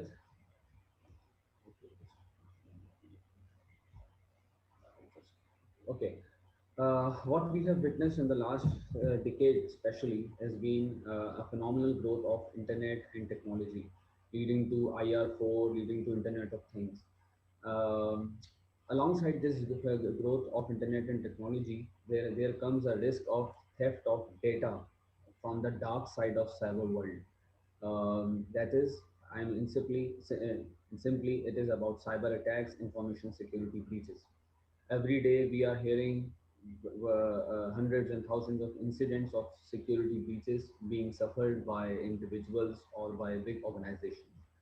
To proceed further, we have to know what is an information security breach.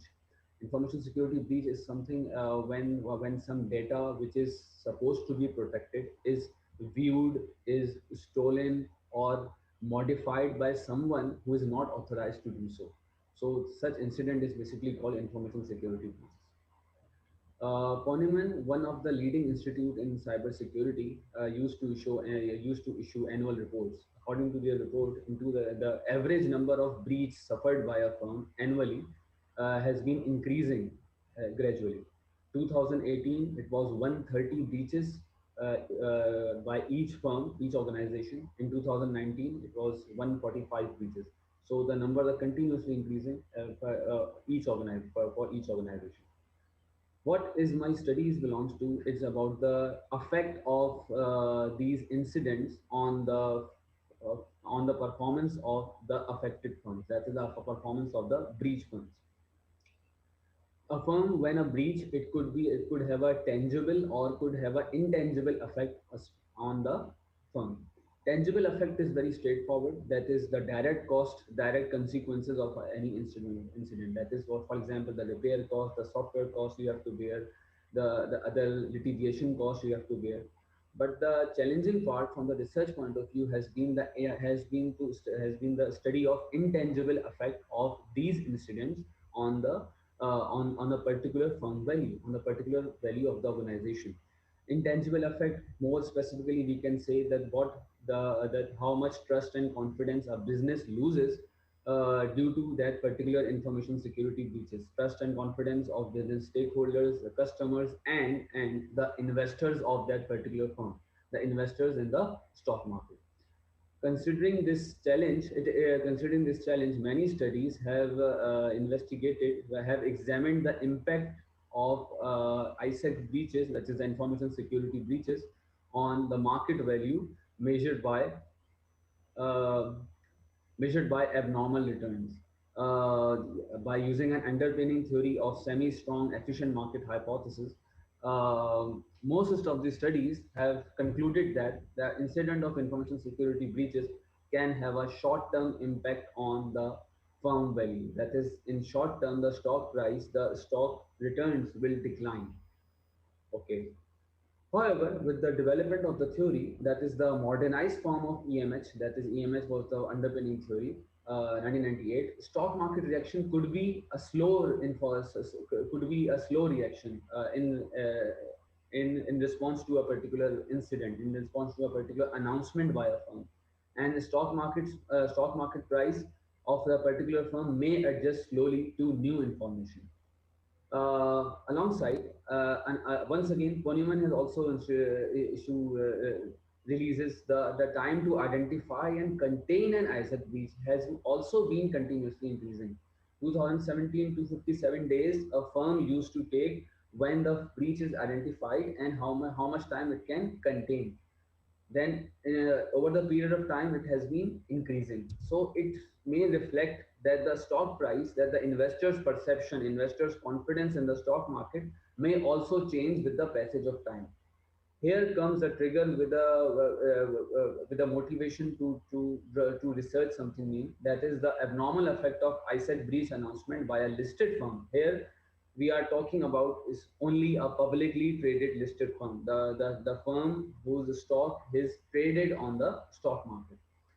So the future cash flows can be hindered, and the market value as well. Overall, it can be hypothesized that ISEC security breach announcement might lead to abnormality in long-run market values such as abnormal returns. Okay, alongside that, on another side, the advent of science and technology has given rise to knowledge-based organizations. Means that is the knowledge-based organizations having intellectual capital as a major block of intangible assets. One still insufficiently covered research area amid the knowledge economy is exploring the value added intellectual capital. Value added intellectual capital is actually a proxy of intellectual capital being developed by different researchers, especially by Pulik, to identify the cyber risk management. According to knowledge-based theory, effective knowledge management will not only result in efficient intellectual capital, but also give rise to improved cyber risk management strategies. However, there is limited evidence as to whether firms and managers are taking these cyber risk management practices seriously or not. So there are limited evidence in that. So, okay, so based on this discussion, we can drive a problem statement based on 2 points. In the light of alarming rise of information security breach incidents, and then, of course, the reporting requirements by the regulators, announcements of security breach can have a long-term negative influence on the market value of a listed firm. That influence is manifested by long-run abnormal returns of a breach firm. Alongside, secondly, the absence of efficient intellectual capital that leads to efficient cyber risk management practices amidst ICSET announcement would compound the loss in market value. Means if the firms are not accepting, not adopting efficient cyber risk management practices, the loss could be more magnified. So research questions based on discussion, two research questions. What is the long run effect of ICET breach announcement on the market value of breached firms? Secondly, does the intellectual capital efficiency mitigate the effect of ISEC breach announcement on the long run market value of the breach firms? Based on the discussion, the two hypotheses, the announcement of ISEC breach will have a significant impact on the long run market value of breach firms. The value added intellectual capital, that is the proxy of intellectual capital, negatively moderates the relationship between ISEC breach announcement and the firm's market value. The value added intellectual capital, as discussed earlier, was an indicator developed by Pulik. So it consists of three types of three factors: human capital efficiency, structural capital efficiency, and capital employed efficiency. We will discuss that in the later part of the slide. Theoretical framework for this study, the underpinning theory is the same, the semi-strong efficient market hypothesis. Based on that the stock prices reflect all the available information which is there in the market. Whereas the lens theory, the additional theory we have considered is the resource-based view, the resource-based theory, the famous. But under the resource-based view umbrella, we are mainly using the knowledge-based theory to frame our study. So this is some explanation about VAIC, that is the value added intellectual capital on the financial performance, that how intellectual capital can affect the financial information. Intellectual capital is basically all the vision, the knowledge goals, the corporate goals it has. It will shape into human capital and structural capital and relational capital of a particular organization. Human capital is basically the how much efficient the humans the employees of an organization. Structural capital, how much the fixed assets, the structural assets are more efficient, more effective. Relational capital, of course, as the name shows, it is the overall brand of the particular organization. So the theory is about that if these capitals are efficient, it will result in a good financial performance for a firm. This is a conceptual framework. It will be tested in two stages. In stage one, the information security breach announcement, hypothesis one, it will lead to long run abnormal returns. As discussed, previous studies have only examined only a short run examination of ICET breach announcement. However, this study is examining the long run effect of a ICET breach announcement. Here we plan to have a study of 2 years right after the security breach announcement. Since our objective is long run. Univariate testing, that is if we know that if there is any long run abnormal returns, later we will investigate that how value added intellectual capital can moderate the effect of the firm's market value. There might be firms who have a higher value added intellectual capital, might have lower losses, and there might be firms have a lower VAIC, might have a higher market value losses. It will be a multivariate testing, that is regression. Research methodology, we aim to collect the data from different selected from different countries, from different secondary sources. From 400 breach events is supposed to be target from the most affected countries, and then the sampling selection is judgmental sampling, because first we need to know that whether the firms have announced a particular breach or not. Unit of analysis is basically breach firms. We will compare the performance of a breach firm not only on the performance of a single firm but also with the competitors' reaction as well. Okay. Furthermore, data analysis, it will be one-to-one match sampling. That's the name. One-to-match matching of sampling firms and normal returns with control firms. We will discuss that in the next slide. Yeah, here it is. Here, our two-test hypothesis one, it is not as simple as that we are comparing the performance, we are analyzing the performance of only one firm. We are comparing the performance of an affected firm with the performance of a similar firm of same size and similar performance. If there are significant difference between the performance, that is performance means here the market value. If there are significant difference between the market value of both of these firms, then we can say that the returns are abnormal. If not, we will say that the H1 will be rejected. So buy and hold abnormal return is the more specific method, that is the concerned firm with the matching firm. After that, we will be doing a parametric test. Okay, the time period for this, the time period t minus 1 to t plus 1, t1. Okay, let me explain that. Announcement day is considered as the day 0, that is the time t. We aim to analyze at first the t minus 1 to t plus 1, that is 6 months before to 6 months after the announcement. That is the performance of an affected firm in the 6 months pre and 6 months post announcement period. Then in the second phase, we aim to examine 6 months pre to 1 year after the announcement, t minus 1 to t plus 2. Then t minus 1 to t plus 3, 6 months before to 18 months post announcement. And then similarly, 6 months before to 24 months. Okay, VAIC calculation, as discussed earlier, it will be calculated through this formula. Here is the formula here, and it is a more pictorial presentation of the value added intellectual capital. Okay, and this is once for H2. Yeah. Okay, yeah, for pictorial presentation, here we have human capital efficiency, the calculation, the formula for this. And then lastly, we will be going the regression models, that BAHR will be computed through H1, and then H2, HAB, H2B, H2C will be further analyzed through these equations. Significance of a study, the theoretical significance, the study can open, since all previous studies have examined about the short run examination, we aim to propose a long run examination of these studies.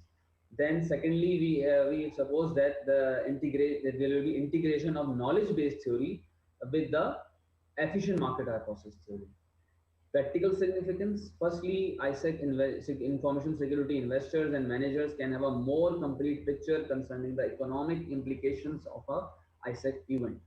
Secondly, light can be shed on the time pattern, that when the stock prices goes down and when are they coming back. We will have a more sky long studies.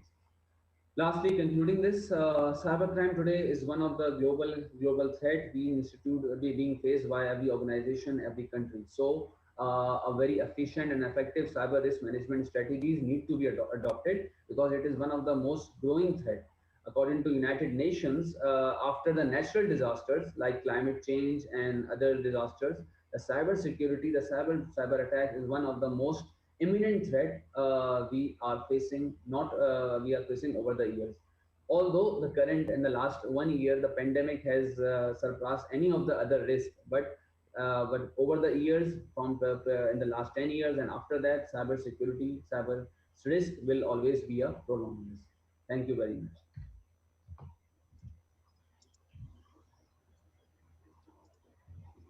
Thank you, Mr. Syed, for the presentation.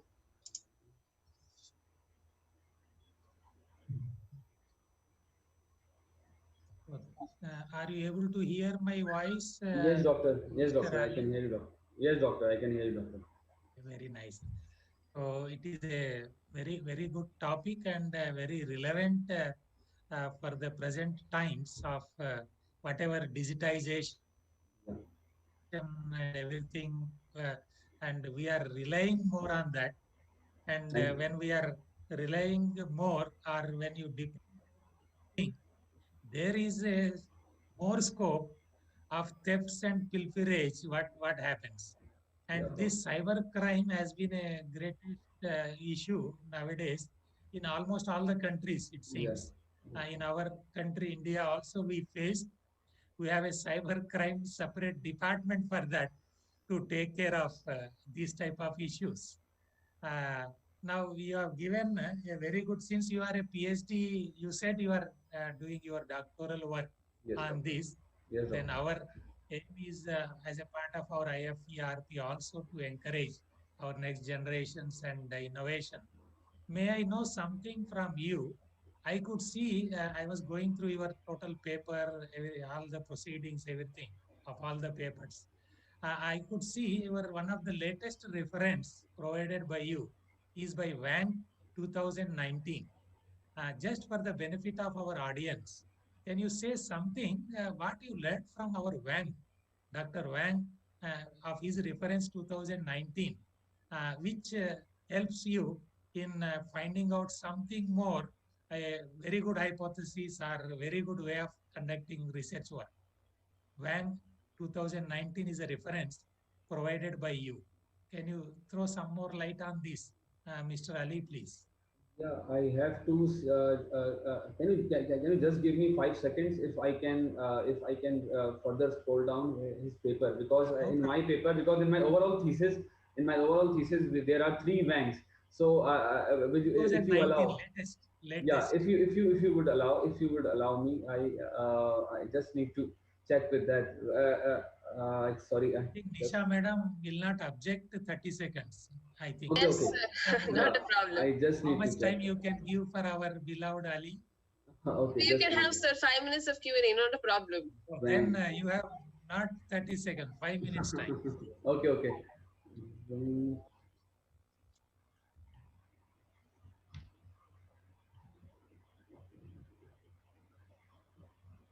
okay, yeah.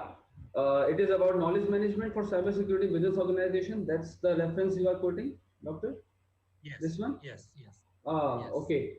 About this paper, he has mainly introduced. Yeah, now I got to know. He has mainly introduced about that how knowledge management. That is how knowledge management can reduce the risk of information security breach incidents.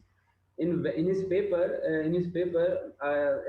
he has actually focused on that organizations should always try to improve the knowledge capacity of the individuals. The knowledge capacity, it's a very broad term, and in my case I have used one of the element from his paper to frame it into intellectual capital. So he believes that knowledge management at one end can reduce the risk of cybersecurity breaches, one end, but on another end he said that if the breaches occur, that if your employees, if your assets are sufficient, are knowledgeable, are must are strongly hold, then the breaches incidents can also be reduced, consequences can also be reduced. That's the main theme of this paper. very good, Mr. Ali. We Yeah, thank wish you, that doctor. you will be contributing to more and more for your beloved country and also to the international Yeah, scenario as far as your research work is concerned. thank you, doctor. Is this work completed or still under progress? No, doctor. It's right now. It's I am in the data collection of my PhD. It's this paper is a part of this is a small part of my overall PhD. Okay, all the best, and Thank you, we look doctor. forward for your best Thank you so much. contributions, Thank you, and doctor. in Thank you. future international conferences also Okay, thank you, doctor. to discuss and deliberate on your research findings, so that international everybody will get benefit of your research. All the Thank you. best. Thank you, Namaste doctor. once again. Thank you. Thank you, sir. Next, I invite Abir Abdullah Abdul Majid Mohammed to present factors influencing the use of social media for environmental sustainability awareness in HEI.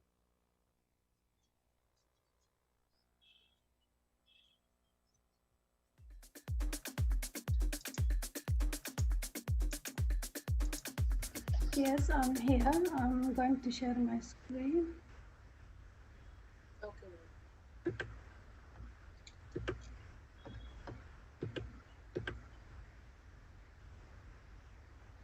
Oh, okay.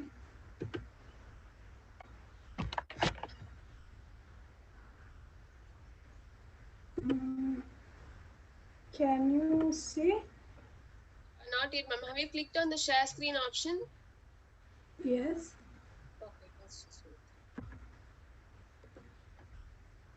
Only that takes some time, maybe Yeah, 30 yes. seconds, 1 minute. And Nisha madam knows very much, very well.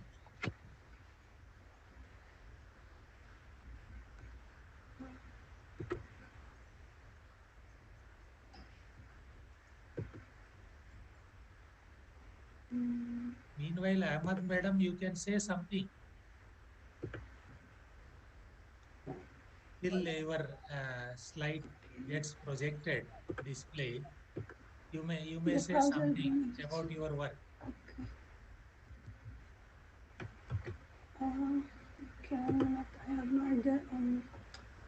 The browser is preventing from sharing the screen. If you face any technical problems, our Nisha madam is there to solve it. Yes, it's giving me the browser is preventing from sharing the screen. Is there any pop-up or any error message shown? Your browser is preventing access to your share screen.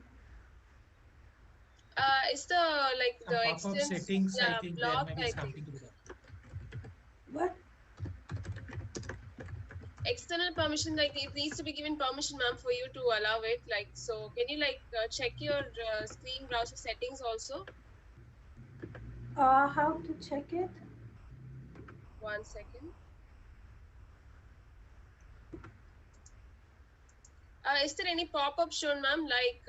Does it ask, do you want to allow share screen or anything? Okay, I clicked on share screen, then just giving me your browser is preventing access to your shared screen.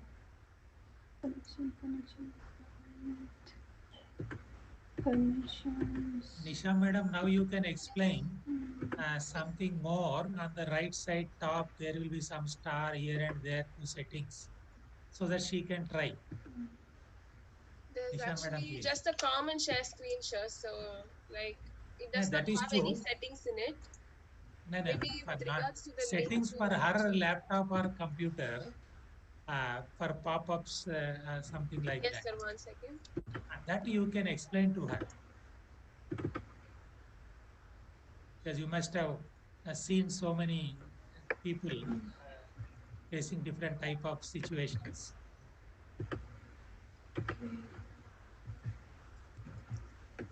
1 second, sir.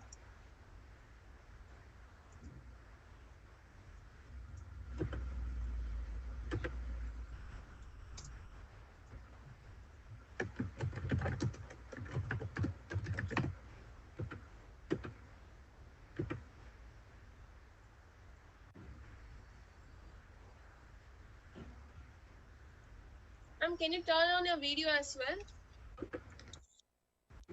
Yes, yes, this is my video. No, even your video is still not visible, ma'am. Yeah. Okay. So the video No, works, right? 1 second. yes, the video. I have problem with just sharing the screen. Okay. You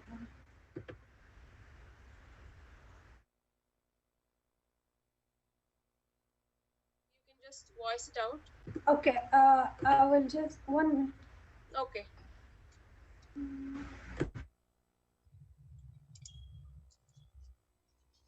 That is a very good alternative. Yes, sir. Now it's working. That's what I told in the beginning, because we have been facing different type of situations Yeah. in our online teaching learning process at our NIT Rourkela, India. So we used to Can you? have a lot of safety factor. Yes, sir. Yes, correct. As a mining engineer, I go with even 10 safety factor for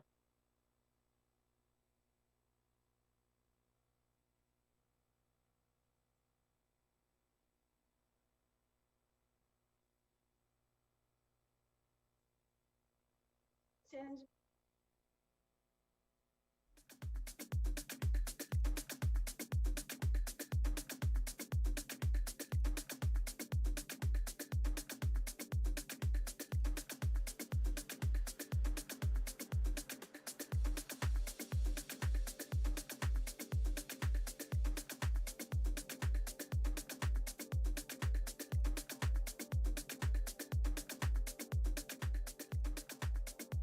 The title of my research is Factors Influence the Use of Social Media for Environmental Sustainability Awareness in Higher Education Institute. The authors for the paper, myself, the presenter Abir Abdullah Abdul Majid, and then also Dr. PDD Dominic from the University of Technology Petronas. We are representing in the ICSET 2021 Singapore. For as a biography, as my name, I'm Abir, and I'm PhD student in Information Systems in the Department of Computer and Information Sciences, University of Technology Petronas, and Dr. PDD Dominic, Associate Professor in the Department of Computer Information Sciences, also in the University of Technology Petronas. As the abstract for the research, this research about environmental sustainability awareness, which is low in many countries. In contribution to Agenda 2030, which is a plan um, to implement sustainable development in the world by the year 2030 in order to protect our planet. So there is a need to raise awareness regarding environmental sustainability. Social media technologies are tools that is adequate to raise awareness and share the required information regarding the environmental sustainability. So in this research is going to study the factors that influence the use of social media for environmental sustainability awareness in higher education institutes. So as an introduction, sustainable development is meeting our requirements without compromising or sacrificing the future generation requirement. And it is made of three pillars, that is social sustainability, environmental sustainability, and economical sustainability. So our focus here on environmental sustainability and environmental sustainability. The sustainable development consists actually of 17 sustainable development goals, which is 169 targets. It consists of 169 targets. One of the targets are goal 12.8, which is to raise awareness regarding sustainable development everywhere and disseminate all the required information everywhere by 2030. So the main objective is to raise awareness regarding sustainable environmental sustainability. So as I said before, here this research will contribute into raising awareness and disseminating information regarding environmental sustainability awareness. So in order to do that, we are going to use or to make use of the social media, where social media technologies are used to disseminate required information. They are very useful to increase awareness and to disseminate all the required information. So we are going to use it to increase the awareness. So why social media? If we can see here from the statistics, the social media use around the world by July 2020, it is around 51% of the total world population. So that is a big number. And if we come to Malaysia, it is around 81% of the population use social media. So which means we are reaching more people by using social media. So we are disseminating more information if we are using the social media. Okay, our context is going to be the Higher Education Institute. Why the Higher Education Institute? Because they are considered the centers to disseminate information and to raise public awareness regarding sustainable development. That's why our main focus or the context is going to be higher education institutes. Okay. From the introduction, the question raised is what factors influence the use of social media for environmental sustainability awareness in higher education institutes. So in this study, we are making a review to identify the factors that can influence the use of social media for environmental sustainability awareness in higher education institutes. So by reviewing the literature, those are the factors that were identified that can influence the use of social media. Those are the studies. So the factors that were identified, performance expectancy, effort expectancy, social influence, facilitating conditions, intersect value, peer influence, social media condition, management support, adequate resources, adequate training, and introduce a champion, perceived trust, perceived risk, perceived enjoyment, user involvement or engagement, engaging content, web presented information, coordination, social presence, time, attitude, fast internet connection, internet usage, user background, goals and objectives, then social media selection, the readiness and change management, value matrices, duration of the program, frequent information updates, authenticity, persuasive power, perceived reliability, ease of accessibility, promoteness for activism or action, social marketing, preferences, tailoring the social media to the population, comparing personal relevance, mutual cooperation, and people's access. So those are the factors identified from the literature by reviewing the literature, which used to study the social media in higher education institutes. Also, some of them are used to identify the factor influence the raising of cancer awareness or brand awareness. So this is the list of the factors that were identified. Also, as a part of the study, we propose a framework that is going to be evaluated in the further study. So currently not evaluated. So the proposed framework for further study is evaluating the impact of these factors on the use of social media for environmental sustainability awareness. So those selected factors, the first four factors, that is performance expectancy, effort expectancy, social influence, facilitating conditions are taken from the UTOP theory, which is a theory that is used to evaluate the acceptance and usage of technologies. Beside that, we are going to evaluate the attitude, the management support, perceived trust, engaging content, well-presented information, and the user involvement. Also, by reviewing the literature, we can find that those factors usually have a positive influence in the use of social media. So according to that, we are going to develop our hypothesis, which is those factors, that is performance expectancy, offer expectancy, and so on, have a positive influence on the use of social media for environmental sustainability awareness. So total, we are going to have 10 hypotheses to be tested. Okay, so the proposed methodology to evaluate this framework is using a quantitative method.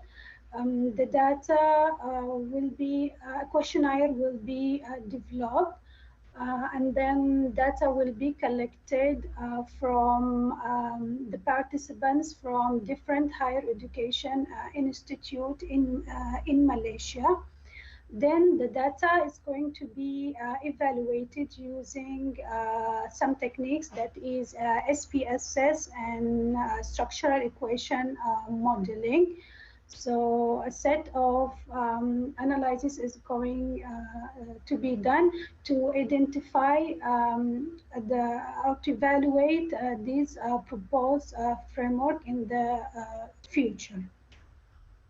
So, in conclusion, in contribution to the target of raising sustainable development awareness, in particular environmental sustainability awareness by 2030, this research identifies the factors that influence the usage of social media for environmental sustainability awareness in higher education and institute, and it is also a part of a framework for a higher education institute to use the social media in an effective way to increase environmental sustainability awareness. Thank you. Thank you, Ms. Abir, for the presentation.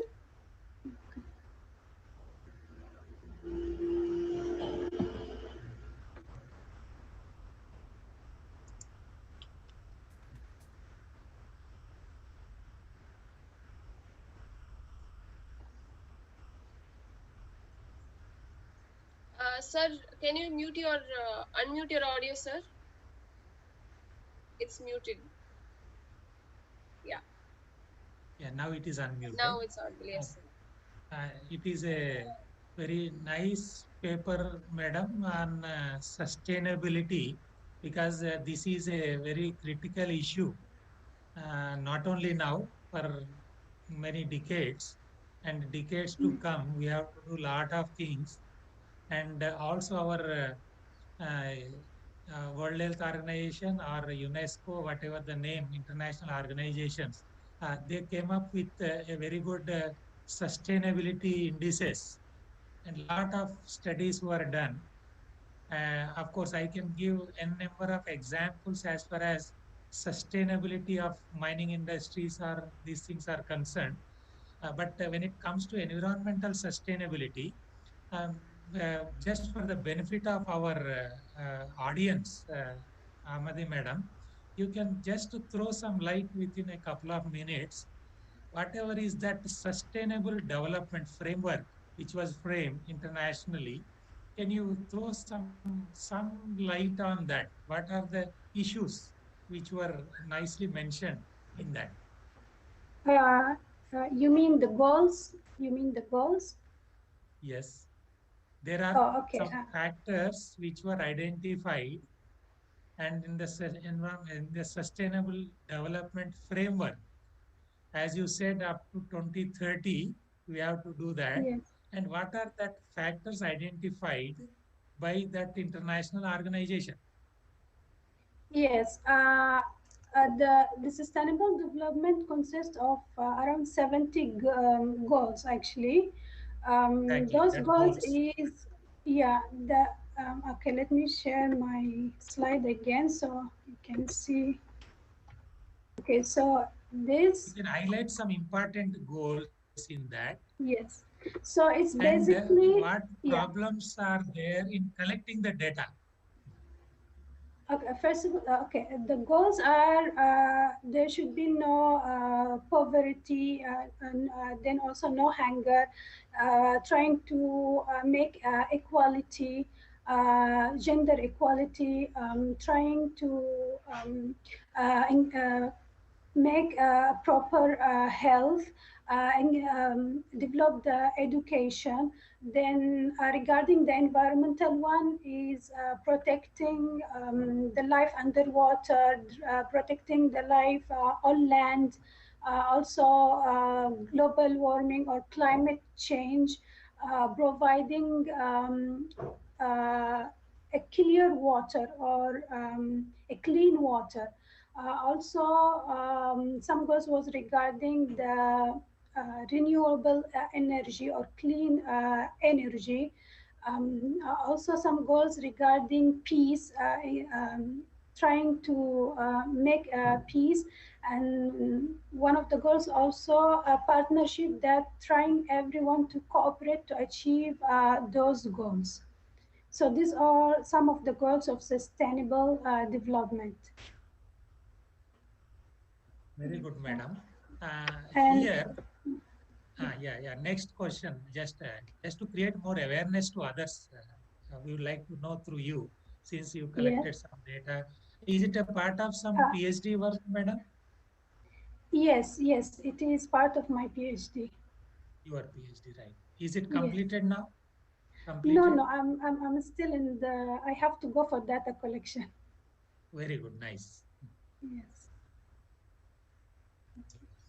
So you want to say what problems you faced in collecting the data? Till now, I still didn't collect the data. Just a review paper. So yeah, the next step is going to be in data collection. Okay, then all the best. We wish Thank you. your research work will be highly innovative and help for sustainable development and good environment in the countries. But here, since you are talking about environment, since there is Yes. 1 minute time more given by our Nisha madam, Yes. you can throw some more light on as far as environment is concerned in your country. Right, Yeah. madam? What is the Yeah. environmental? We have some indices for pollution, whether it is air, water, including all that. Yeah. That is number one. Number two, in higher education institutions, what Yeah. recent modifications after this sustainable development framework has come? Anything you want to say? Because we have done in our national education policy Yeah. 2020, we Yeah. considered majority of the parameters in India, in our Republic, India. In your Yeah. country, what changes in higher education institutions you made recently after this sustainable development framework is obtained? What goals? Actually, yeah, this framework is basically to increase the awareness, to make use actually of the social media, because now social media is used, but there is no proper framework on how this social media can be used to increase the environmental sustainability awareness. So the basic idea of the research is identify what are the factors and what are the social media, and then develop the framework so we can give a effective way of using this social media to increase the environmental sustainability awareness in higher education. Thank you very much, madam, once again. All the Thank best. you. Namaste. No, thank you. Thank you, sir. Next, I invite Jobel S. Dajak to present a virtual reality VR, a review on its application in construction safety.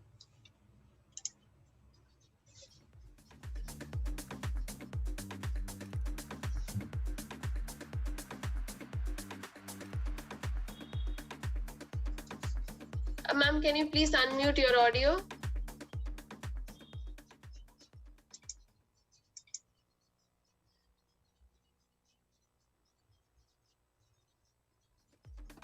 Hello. Now it's audible. Hello. Is my screen being shared? Yeah, it's visible. You can start. Um, Thank you. Yeah, you're So, welcome. greetings from the Philippines to every one of you. I am Jubel S. the Jock speaking, and today I will be presenting a paper entitled Virtual Reality VR, a review on its application in construction safety. Before proceeding to the presentation proper, shared to you from my screen is a short biography of this paper's author. First is yours truly. I am a third year civil engineering student from the Polytechnic University of the Philippines. And my research advisor and co-author for this paper is Engineer Arlene G. De La Cruz. He is an assistant from the same university as I am, and a PhD CE candidate from De La Salle University and a DOST ERDT scholar. So moving on to the paper presentation, I will be sharing with you the gist of our abstract for a quick overview. So in this first slide, it's presented that the role of visualization technologies in construction safety was introduced, then specifying virtual reality, or commonly called VR, which has been revealed to help reduce the number of on-site accidents when applied in construction safety trainings. So in this paper, VR's application in the said topic is discussed through a profound review of existing literatures to fill the knowledge gaps. Shared from your screen are some of the primary challenges imposed by VR, which will be discussed later as we go on the presentation. And lastly, the abstract ends with a recommendation that will be enumerated as well later on. Presented in your screen is the outline of my presentation. I will briefly tackle these 5 sections, which are also discussed in our paper. So for the introduction, the generally hazardous and unsafe environment that construction processes are usually immersed in makes its workforce safety one of the principal concerns worldwide. Compared to other occupational sectors, accidents in the construction industry take place to a higher degree, resulting in injuries, deaths, and revenue shortfall. So, researchers have gradually embraced technology's adoption to advance construction safety practices and amend existing safety programs through a profound and palpable evaluation of its domain. So, in the second bullet presented is a general definition of tour, which states that it is a virtual system consists of a computer capable of real-time animation controlled through a group of equipment for simulating physical presence in places in the real world. The succeeding sections of this presentation comprehensively discuss the role of VR in construction safety. So conveying the said information may also serve as guidelines for construction practitioners' consideration of implementing modern approaches to their regular safety procedures. Furthermore, this paper aims to present an inclusive evaluation of recent studies to discover new knowledge gaps to make way for relevant research topics. Proceeding to the methodology, a technique of keyword-based sources from electronic databases such as Scopus was used. The period studies ranges from 2010 to 2020, and the search was carried out using the title abstract keyword field of the database. We used virtual reality as keyword and incorporated it with another query search, construction safety.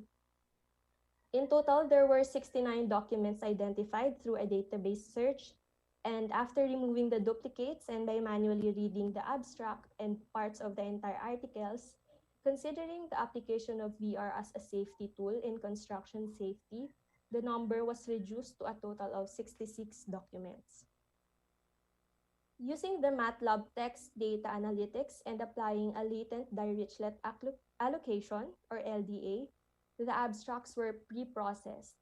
So LDA is called a topic model since the defined word sets appear to represent the underlying topics that can be combined to describe each text in a corpus.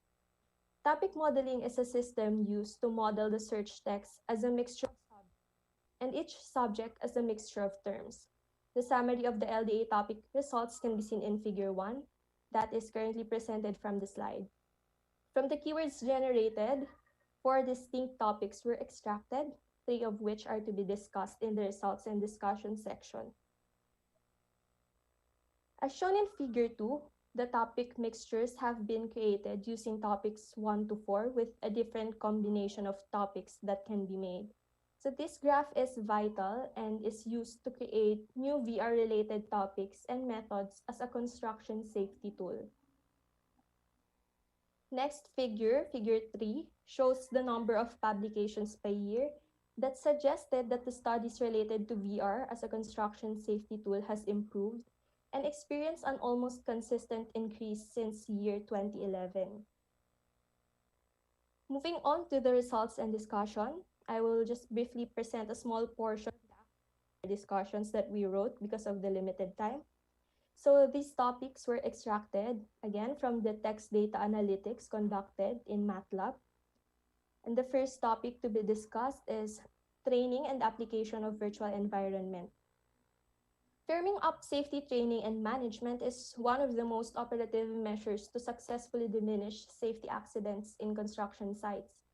Some of the researchers that applied VR environment for training and education purposes include a relevant study conducted by Pedro et al. In 2016, where it was reported that the use of VR-based training demonstrated a much stronger effect on students' understanding, knowledge, and grasp of safety concepts compared to that of the paper-based training.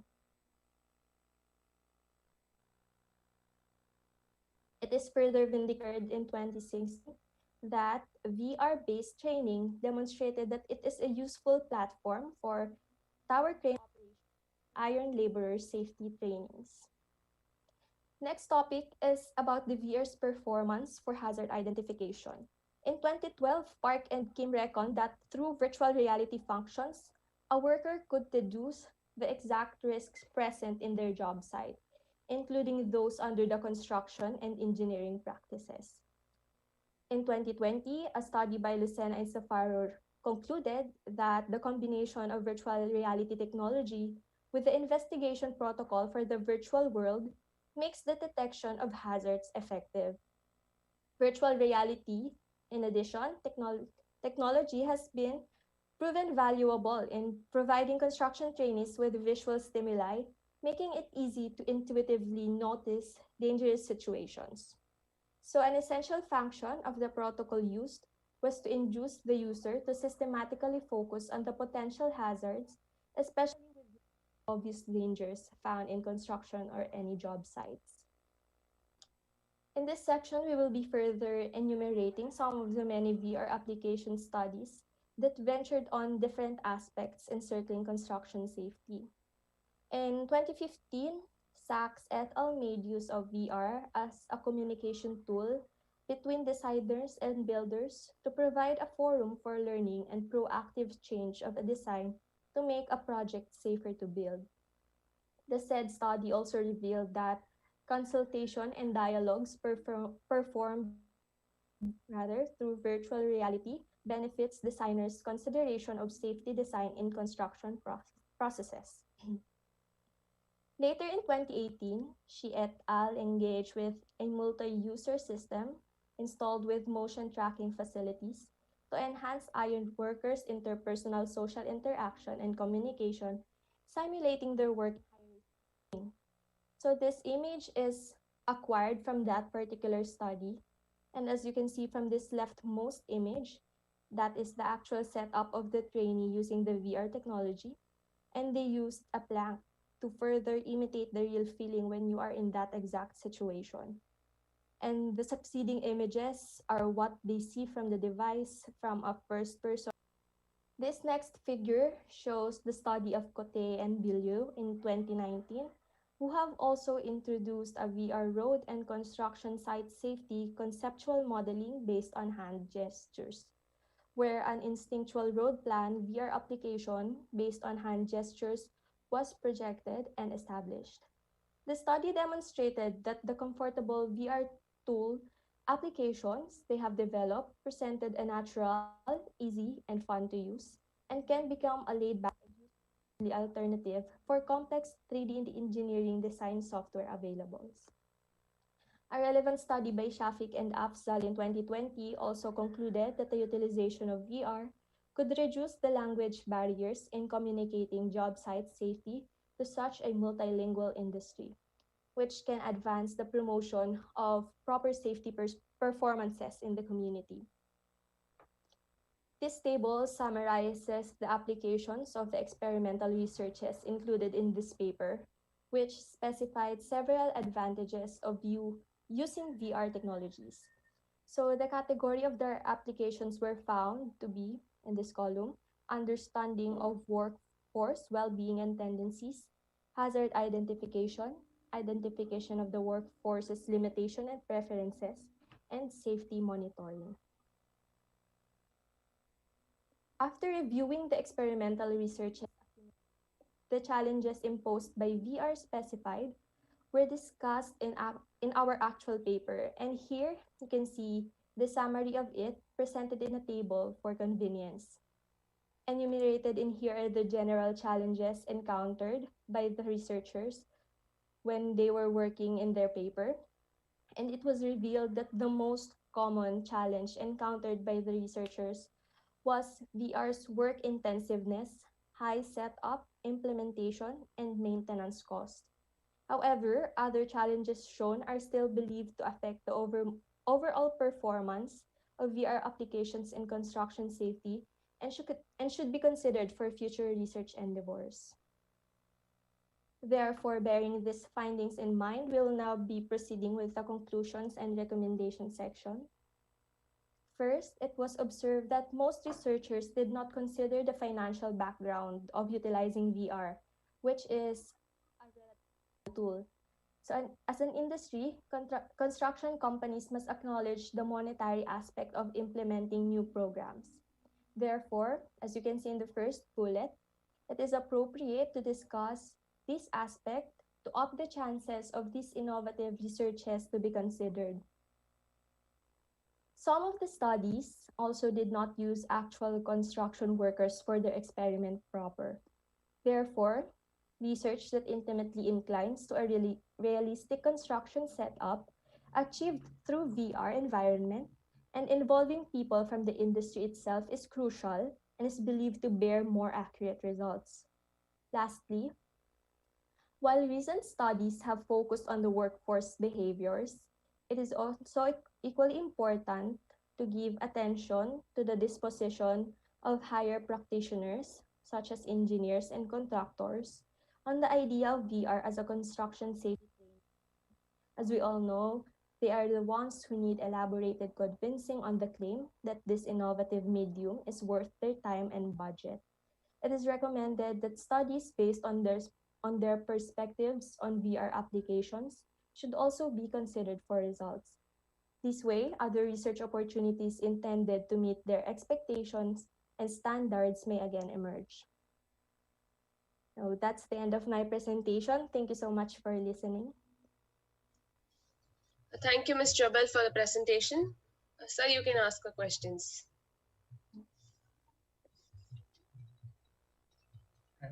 Jack, madam. Yes, sir. Very beautiful presentation. Thank you. We appreciate you for your boldness being a BTech student. You are a Bachelor of Engineering student in third year. I think it is pre-final year. Is such a nice clarity in understanding the subject.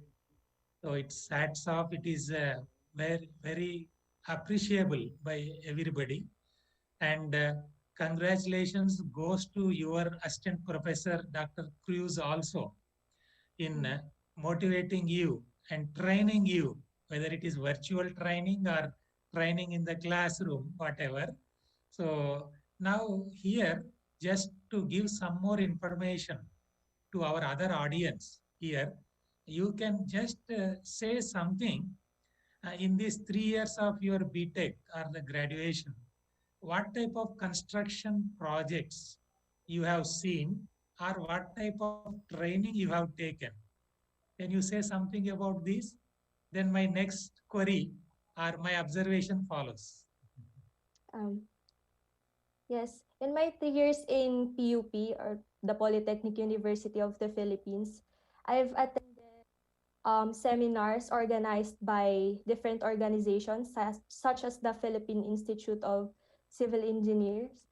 And they have organized conferences such as those that focuses on the processes that's been happening in construction safety, the current trends, and the tools that are usually being used for the daily construction routines. And another thing that I want to share is I think that VR is not that um, known for construction safety trainings in our country, and that's why it has also contributed to our goal to make it known in our country and let them consider this because I believe that it's a very efficient and an innovative to use VR technologies in our construction safety practices. It's okay. I wish that as a person more cautious about the safety, you should learn something more. Maybe you will be learning in your final year of your BTech course about the safety risk assessment, right? And then Yes. nowadays we are utilizing even your recent technologies, whether it is artificial intelligence, machine learning, deep learning, whatever, artificial neural networks, so many things with appropriate sensors and wireless Yes. sensor network systems understand the construction because I know about three and a half decades construction in the most difficult situations of underground mines where we have constructions and excavations 3 kilometers deep when I was a scientist in Ministry of Mines at Kolar Goldfields, India. Mm. And also we excavate hydroelectric projects, tunnels. There are so many constructions like that. Okay, Yes. madam. So being a civil engineering student, encouraging more about our transdisciplinary, translational, industry-oriented research and academics. I wish a bright future for you. You learn more that this Gemini is a digital and whatever artificial intelligence and machine learning, deep learning techniques. You learn more. All the best once again and improve the safety wherever you are. All the best. Convey my best wishes to your guide also. Thank you so much po. Okay, madam. Gajak, madam. Thank you, sir. I next invite Kitisa Goasri to present compared and properties of oil palm empty fruit bunching fibers to be used as a roofing material.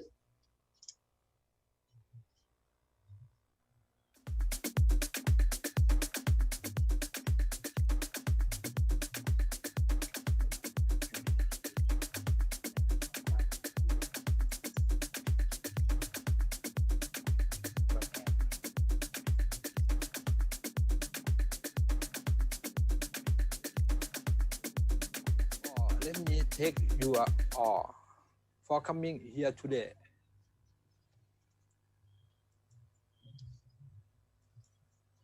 You may make it full screen. Yeah, Yes. Yes. For those of you does know me, my name is Kitisak Bursi, Department of Advanced Manufacturing Technology, Pathumwan Institute of Technology, Bangkok, Thailand. Today, I am going to talk about compare and property of oil palm empty push balancing fiber to be used as a roofing material. Objective to improve development and application of natural fiber from roofing material. The purpose of this study is to physical, mechanical, and thermal property. Scope of work, the testing condition follow experimental procedure JIS, ASTM, TIS, physical property testing such as density, moisture contents, water absorption as 4 how and 24 how, water leakage as 4 how, thickness swelling 4 how and 24 how, mechanical property, modulus of rupture and modulus of elasticity, impact strength. Next, thermal property testing such as thermal conductivity and thermal resistance. Contains introduction, review of literature, methodology, resource and decision file, conclusion. Introduction.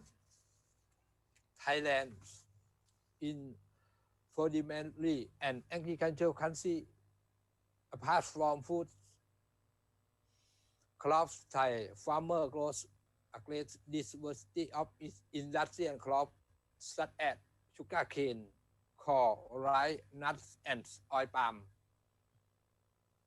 And oil palms. The most agriculture with contain 3 main types of organic chemical components, including cellulose, hemicellulose, and lignins in the ratio of 4:3:2. Review of literature. Acompasilo study the investigation of the property of the roof tile manufactured from agriculture resident. Jesda Wong On state that mechanical and physical property of roofing tile prepared from sugarcane fiber.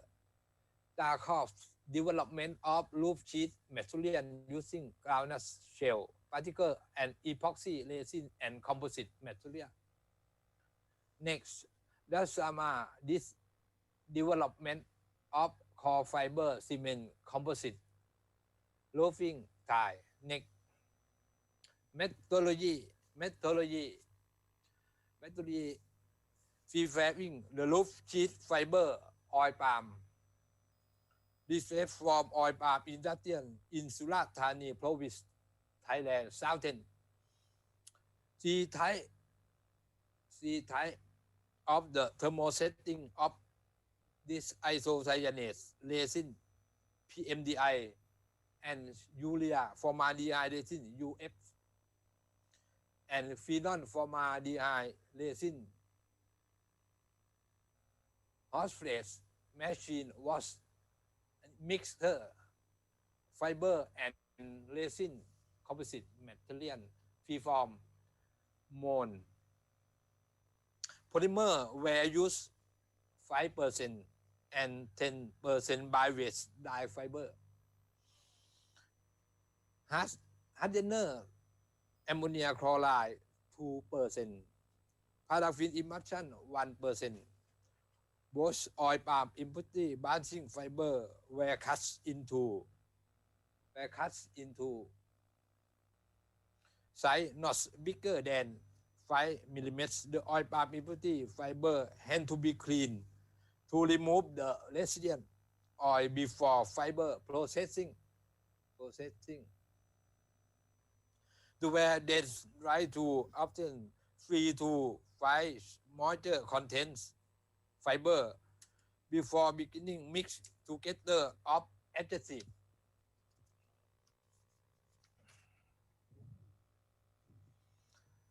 Next, look at about table detail testing roofing material from oil palm empty balancing type of quality of adjective, average density symbol, PMDI 5%, PMDI 10% adjective, and urea formaldehyde resin 5 and urea formaldehyde 10% resin, and phenol 10% and 5% phenol formaldehyde resin. Average density experimental procedure standard symbol density. Resource and descriptions average density symbol of type and quality of adjective percent density moisture content oil palm fig free A 5% PMDI B ก็10% PMDI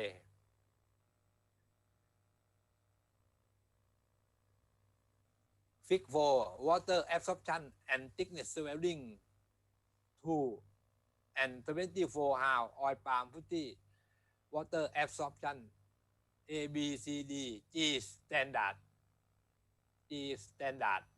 thickness swelling and water absorption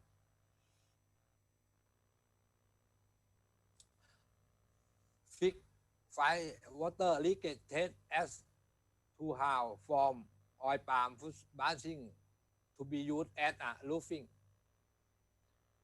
PMDI urea and phenol formaldehyde for the leakage test of as for how the result of the leak proof test of roofing sheet material from oil palm footing branching fiber did not appear to leak under the water the wash side of the sheet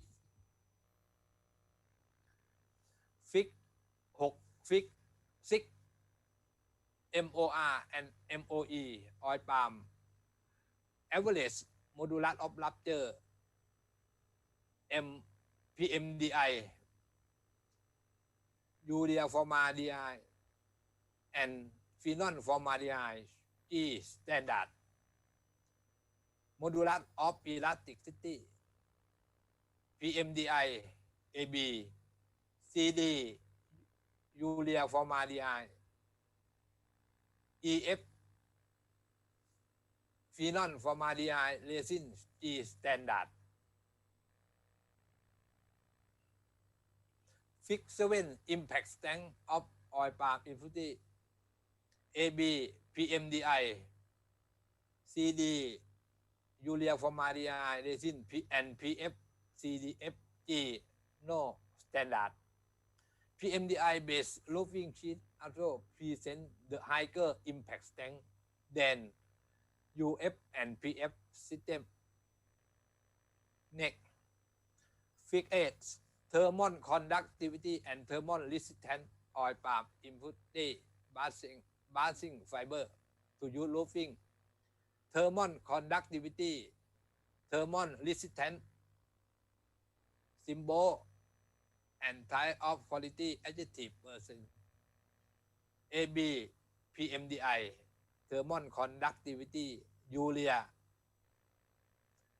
UF thermal conductivity and thermal resistance conclusion it show that the roof sheet material with PMDI is in density the best performance followed by adjective UF PF 5% and 10% respective. I can pass the standard JIS ASTM and TIS specification using all three types of adjective. The physics and mechanics, the property taken into consideration are density, moisture content, water absorption, water leakage, and thickness swelling, MOR and MOE resistance in the impact strength better than PF type adjective. The thermal conductivity property are the best and the thermal resistance UF adjective followed by PMDI and PF respectively. This oil palm bus roofing material can to be used as a suitable for asbestos roofing type and as the alternative in the insulation sheets. Thank you.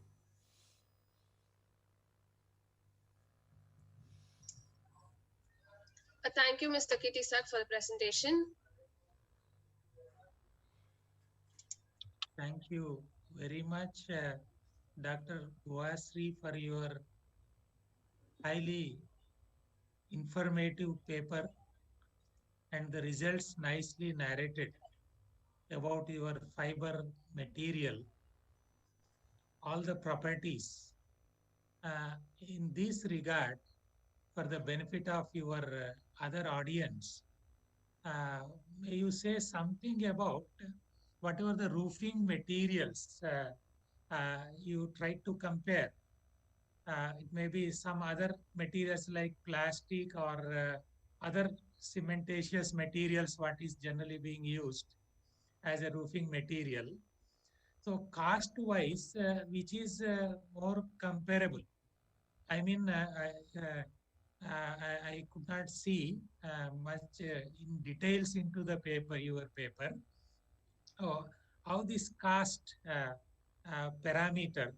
And number two is in your mechanical properties, you have given so many properties, including elasticity and other parameters. Any creep property, creep, I would done something about that, please. Dr. Boasri, please.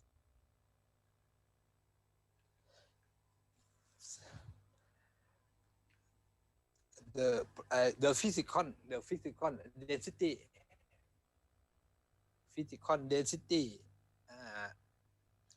consider density moisture contents PMDI the base the performance dense by adjective UF and PF 10%.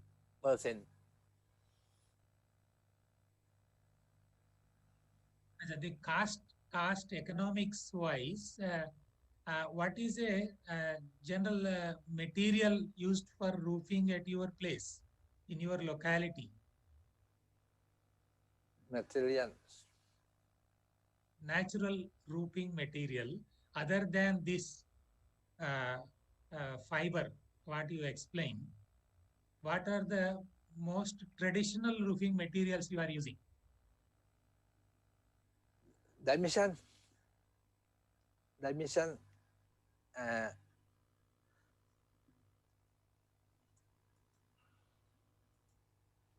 Shall I repeat my query?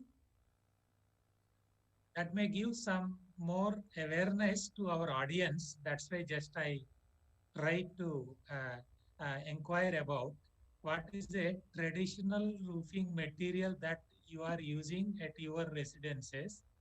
Fixed material. Okay, Nisha madam, could you understand the query? You can explain to him. Sir, can you repeat once again, sir? So I'll also be able to convey it better. Right. So what is their traditional roofing material? Whether this is a cement or there are so many materials like asbestos, plastic, roofing materials. What are the traditional roofing materials and its cost per square feet, whatever it is, square meter, and then this material cost economics wise. Okay, sir. Mr. Kitisak, the question is, what's the traditional building material that you use to build, for construction? We use industrial oil palm input Southern Province, Thailand. Okay. Okay, thank you very much, Dr. Guasri. I was also there for a short time, about a couple of weeks in your Thailand and Bangkok. Thank you. Happy to visit your universities also. All the best. Namaste. And we wish that with your research works, you will be giving more natural materials to the nature without causing much pollution and much waste management requirements. So when it is natural material, our waste management is minimized All the best Thank you. for your wonderful work. All the best once again. Thank you, sir. Namaste. Sir, the next upcoming presentations are all pre-recorded, so the authors won't be available, sir. However, you can Then still... in that case, what we do, madam, if you don't mind, 10 o'clock, at 10 o'clock, can we take a break of half like an hour? short break, sir, but Up yeah, to 10, we will do this. A short break, 15 minute or 30-minute break. Can we do that at 10 yeah, o'clock? Not now. Yeah, I think we can go Since for 10 they are o'clock all for 15-minute breaks. recorded one. Yeah, but anyway, That even is after very 10, good, they right. won't be joining us mostly, sir. So you can still, pass your comments, sir. Anyway, it will be shared with the particular concerned author. In that case, what we can do is, we can, anyway, they are not online after this. They are recorded presentations. But some of the speakers, are they available online? Yes, No, yes.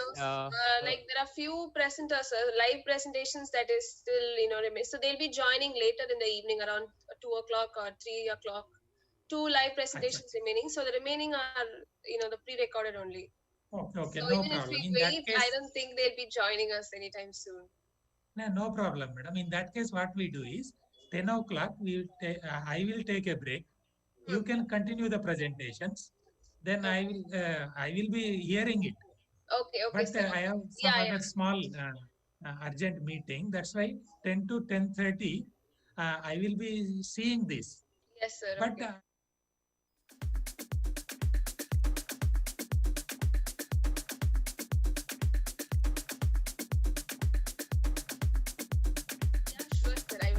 Our presentation speaker for 2-3 presentations like that. Okay, now you continue. I am there up to 10. Okay, sir, sure.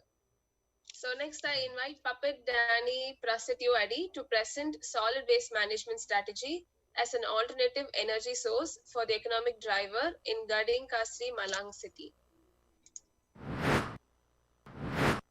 Very good. This paper is related to solid waste when we were discussing something about solid waste.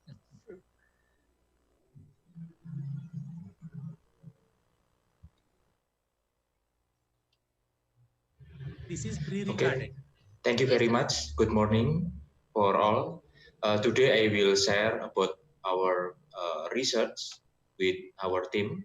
The title of the research is a solid waste management strategy as an alternative energy source for the economic driver in Gading Kasri, Malang City. And this is authors Dwi Arman Prastia, Anwar Sanusi, Grahita Chandrarin, Elviatur Roykah, Rahman Arifudin, Irfan Mujahidin, and Puput Dani Prastio Adi. About the biography, this is our leader, Associate Professor Dr. Eng Dwi Arman Prastia, is the Vice Rector at University of Merdeka Malang, Indonesia. He is also head on this research. This research is the leading research of higher education in Indonesia, and the research present at this conference, ICSET 2021, are part of result prototype analysis.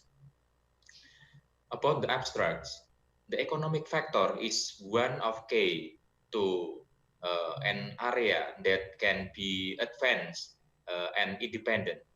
Until now, the community is still dependent on expensive fuel, while use raw material around the Gading Kasri village is the right idea.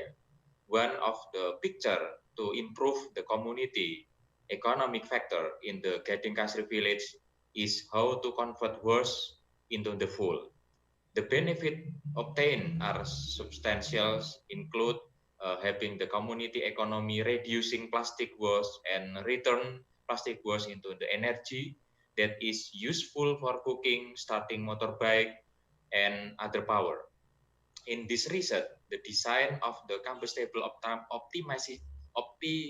optimizations of tools for the distillation of plastic waste into the oil fuel or BBM was made as an effective solution to produce an energy source in the form of gas oil with a maximum volume when compared to the previous design for similar devices.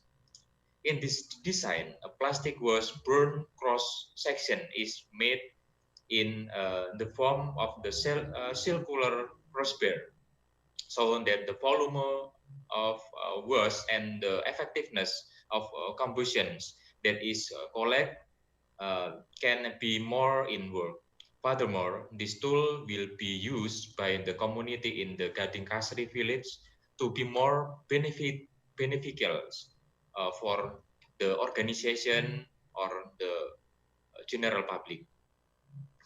This is a background research.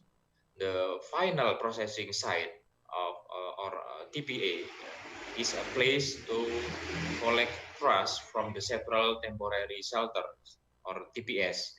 In Indonesia, currently was processing at TPA is carried out using open dumping method and sanitary landfill.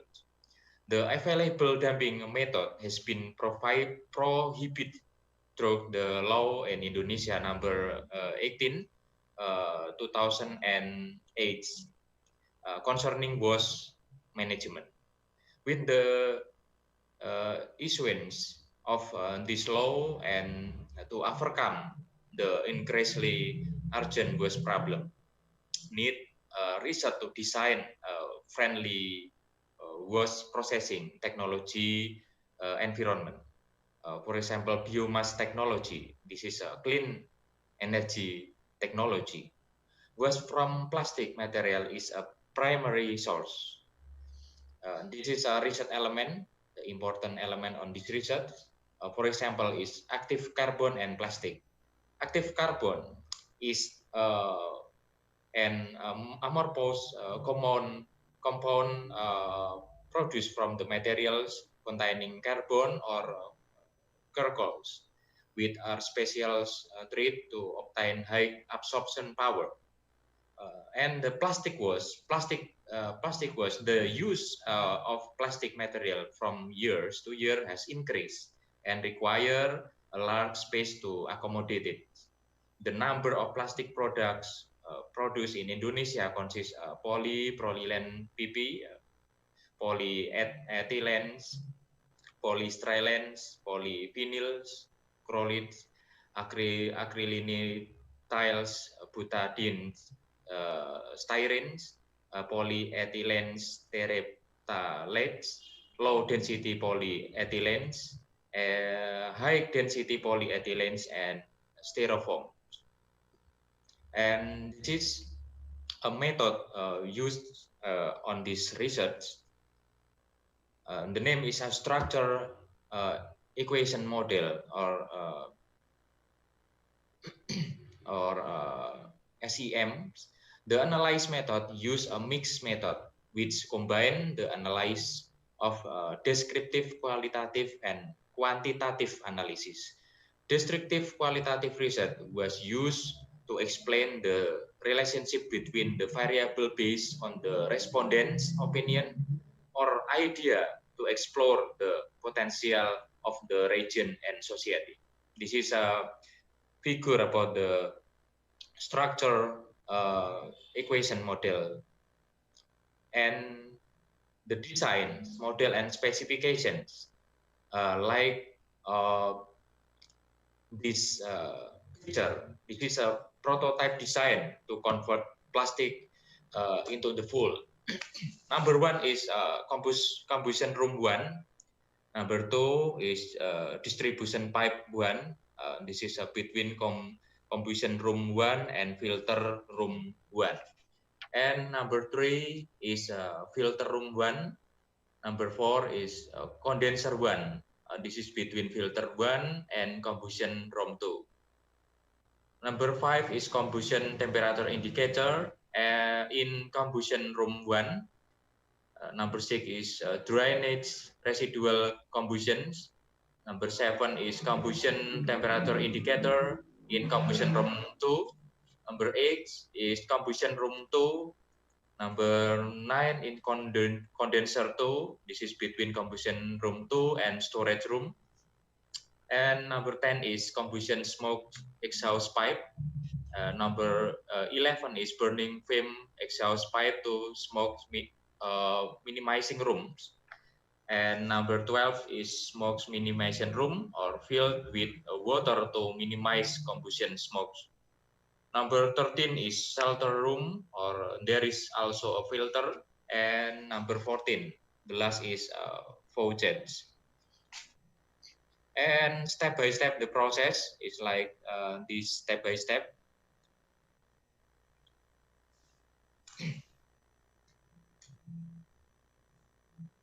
And number 1, the first thing that must be done, sorting the plastic. After plastic sort, scrap plastic was should be crushed into the plastic because the wiring process will be more optimal. And the combustion capacity is of this tool is 10 kilograms. Enter the plastic wash that has been crushed into the combustible room 1. And this is about around the 10 kilogram capacity. And before the burning, the previous combustion exhaust in the drain. Steam from combustible in the combustion room 1 will enter room filter room 1. This is contain the coals. And after passing through filter room 1 and will enter again to the combustible room 2.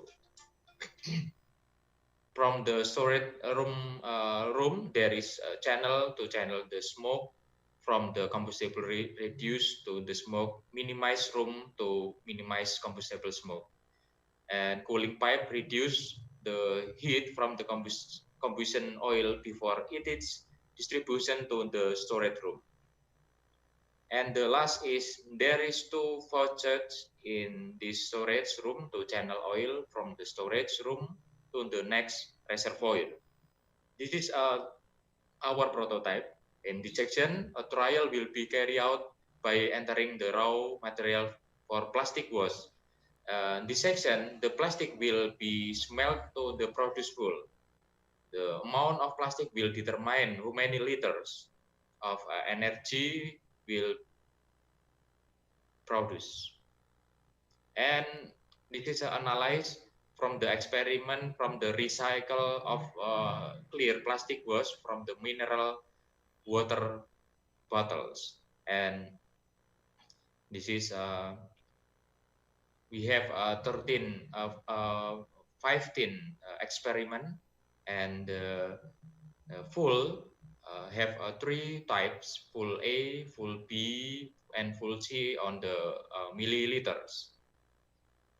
And table 2, this is experiment for recycle of cooking oil packet plastic wash, and we get the full type A, full type B, and full type C too, with the 15 experiments. And the garbage weight is 10 kilograms. With temperature is around 200 Celsius degrees.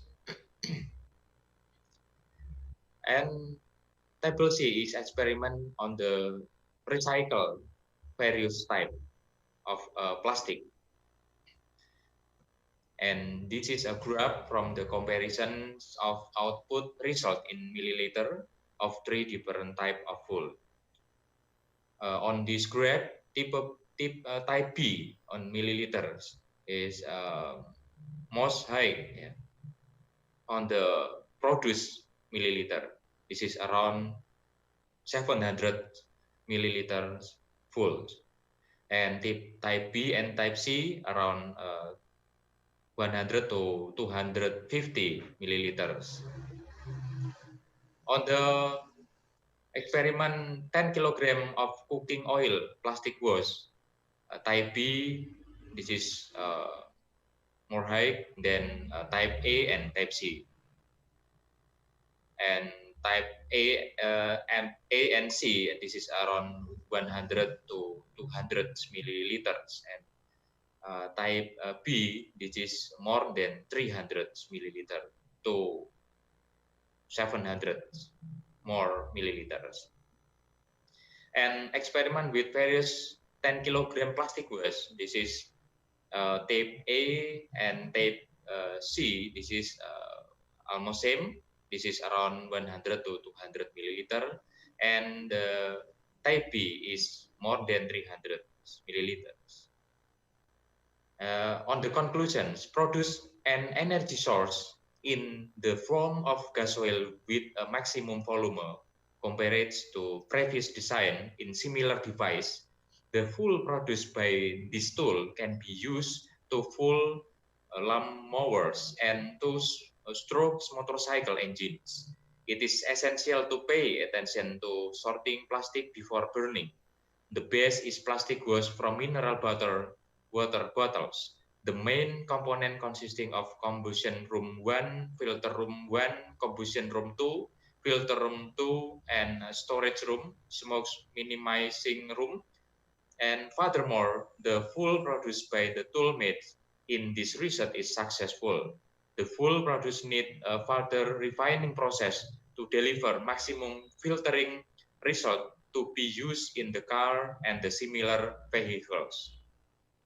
Okay, thank you very much. This is our research.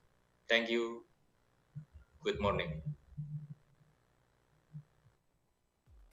Presentation. Thank you very much for a very good presentation on waste management related issues. Nowadays, waste management is a very big issue, and internationally. And one of the waste, I can say, being a mining engineer, is a ash. That is, after coal mining, lot of ash is produced, and that now we converted into as resource. So the best way I can tell about some of my experiences where waste should not be considered as a waste. Now we should convert that into the resource with our innovative practices, whatever innovation research is concerned. All the best once again. And as I once again thank you very much, and namaste to the speaker Namaste. for his wonderful presentation. Namaste, and Prof. Very good waste management technologies. Namaste. Namaste. And Namaste, Prof. to our Nisha madam. Yes. She can continue on my behalf Yeah. for a few minutes. I will be there online. Yes, sir. Okay. Maybe taking some class for others. Okay, Yeah, madam. our next Continue, madam. presenter is actually has joined us live, sir. So can you just spare 5 to 7 minutes? She'll be wrapping very continue. soon. Okay, Yes, so yes. we'll move on with the presentation. Right, madam. Next I invite Sujata Sinha to present exploring the antecedents, drivers, and outcome of behavior-based safety, a literature review.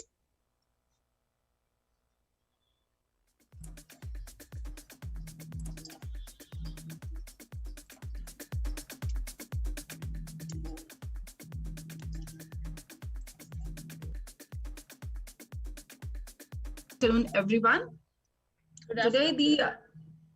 Today I'll be presenting a paper on exploring the antecedent, drivers, and the outcome of a behavior-based safety. It's a systematic literature review. I am a research scholar doing my PhD from School of Petroleum Management, Pandit Deen Dayal Petroleum University, based out of Gujarat. So to start with the abstract, organizations good at managing safety tend to manage their operations well. Safety and operation excellence go hand in hand. Corporate safety culture is supposed to have a strong influence on overall workplace injuries and fatalities. After implementing the occupational health and safety in the organization, there has been a significant improvement in the workplace safety. However, there are many cases being reported even after with the best of training, management, strict safety rules and regulation and equipments in place. The traditional safety methods of incident investigation focus primarily on the technical aspect, ignoring the human aspect. Thus, the conventional method of risk analysis is not found suitable for the complex industrial setup as they necessitate to take into account the interaction between the three components of the human factor, the human, technical, and the organizational components. Research also showed that up to 80% of the workplace accidents are caused by the workers' behavior, which is so imperative to understand why employees behave in unsafe behavior and some do not. Pareto's law dictates that 80% of the consequences arise from the 20% of the behavior or the causes. So we have to focus on those, our focus area should be on that 20%.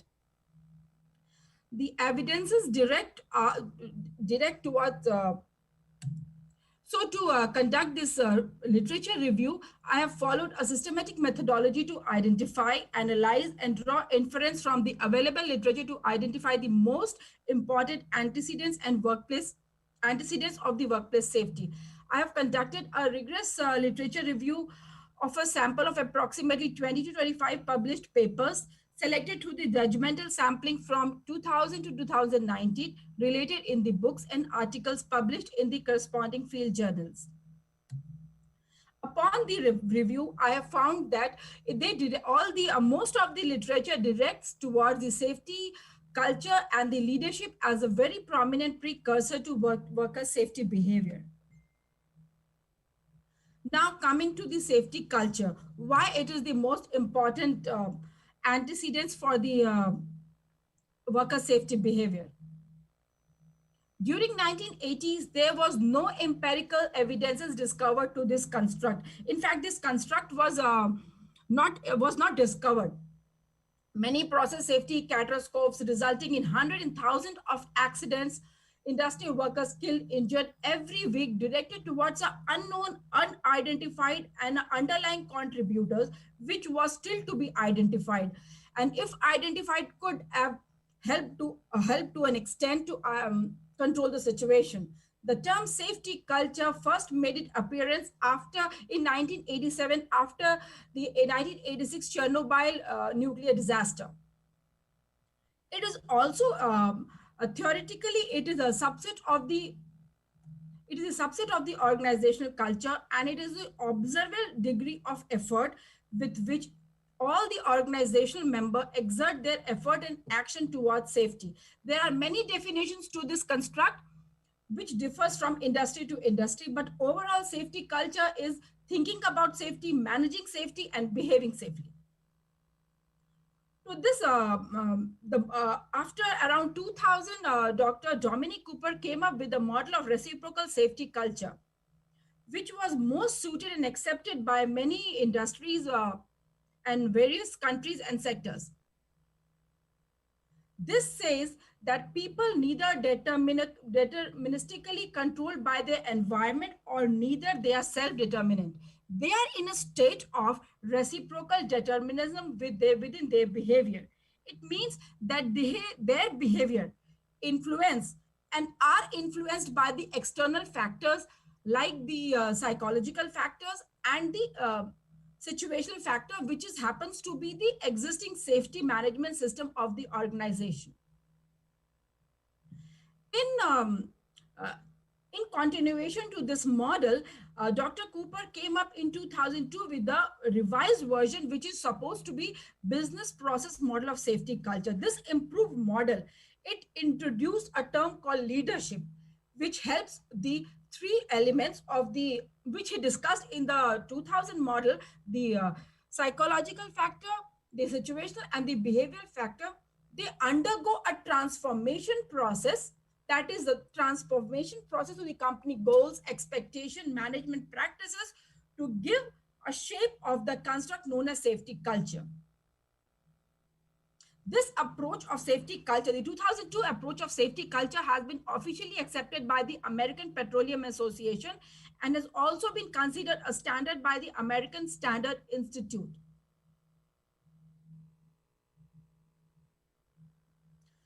Now let's come to this driver leadership, which I have identified through the systematic literature review. This construct helps to transform the factors to a culture construct, which so this you can say this acts as a catalyst in shaping the culture. So if there is a proper leadership in any organization, they tend to create a positive culture around, and people and the safety culture is it's perceived to be, and the people, the safety behavior of employees are perceived to be very high. It is identified as the most prominent driver driving the safety culture leading to safety outcomes. A manager's leadership style and visual demonstration to commitment of health and safety through their actions play a crucial role. And now we will come the safety leadership for the 2002 model. I'll come to the in detail. I'll talk about the detail about the leadership. Leadership can be transformational as well as transactional. So the in many most of in some of the literature I have found that the researchers say the concurrence of the both type of leadership, whereas the transaction the transformational leadership, they talks about the safety participation, whereas the transactional safety, they are characterized by the safety compliance and the safety performance. It means the transactional leaders are just bothered with the result. They reward if the employees do good, and they punish if they do not. But then safety, the results cannot be only obtained with this style. There has to be transformational style also. They go hand in hand. Now, we have talked about all the incidents and drivers. Now, if in spite of all this, if a person is not, some employee tend to behave safely and some do not. Behavioral choice account to around 56% of the serious injuries and fatalities. So the answer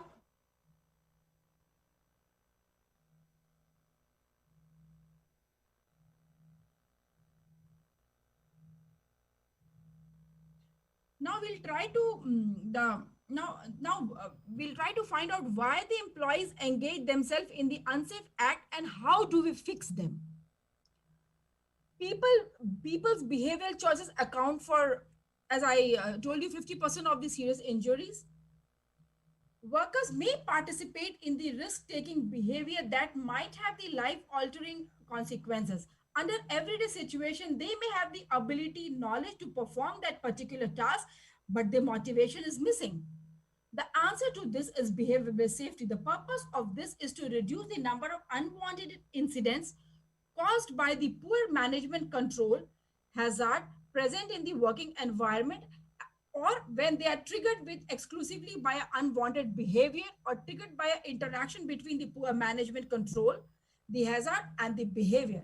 Preventive opportunities there stems from controlling this unwanted behavior, the management control, and the hazard.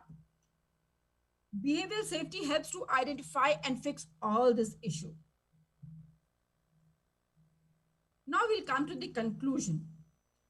Safety culture and leadership remain to be a very prominent precursor of the worker safety behavior. Psychological factors, one of the factor of the safety culture, component of the safety culture, is found to be a weak indicator of the safety related behavior, whereas behavioral and situational factor demonstrate a very strong and a reliable relationship with the actual safety behavior. So the company should focus 80% of their efforts in improving this behavioral and situational factor, instead of focusing on the psychological factor like the attitude, values, because that really doesn't, the research says that really doesn't affect the actual behavior at work. The behavioral-based safety intervention have proved to be successful across various industries through their exclusive bottom-up approach to manage health and safety at work.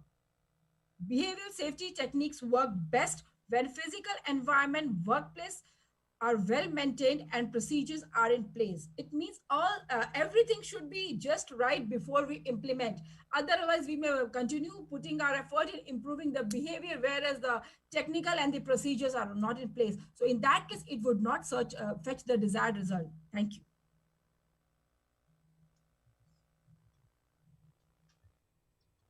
Thank you, Ms. Sujata, for the presentation.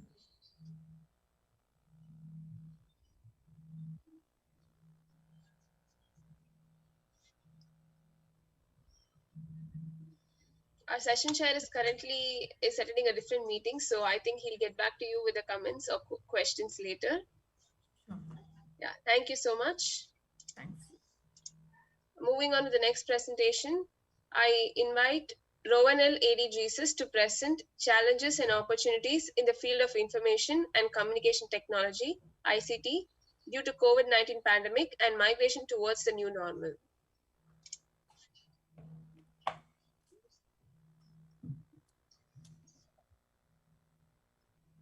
Okay, sir. Challenges and opportunities in the field of information and communications technology, ICT, due to COVID-19 pandemic and migration towards the new normal. Objectives: assess and evaluate the trade-off between safety and economy. Showcase various technologies that could address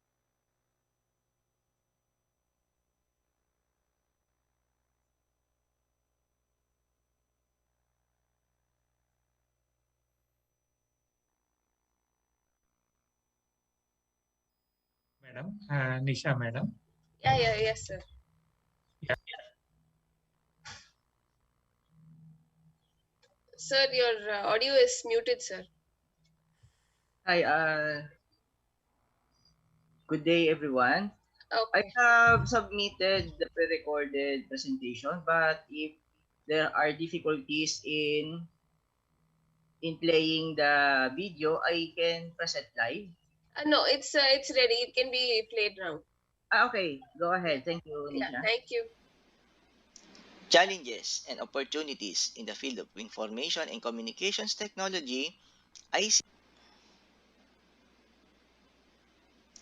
challenges and opportunities in the field of information and communications technology, ICT, due to COVID-19 pandemic and migration towards the new normal.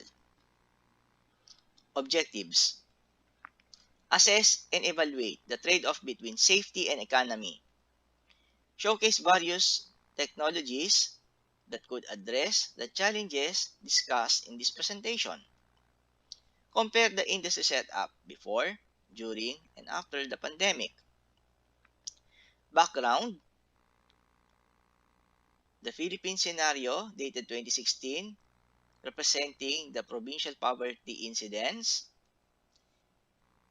The area surrounded by the green circle represents the Greater Manila area, extending to provinces of Pampanga and Zambales, exhibit low poverty incidence, but we will see later what happened in this portion of Greater Manila area. Another background: as we notice, this red circle also indicates the Greater Manila area. Migration contributed to high population densities of cities, and it may exhibit high casualties during disasters can occur. Same scenario may also happen in other countries.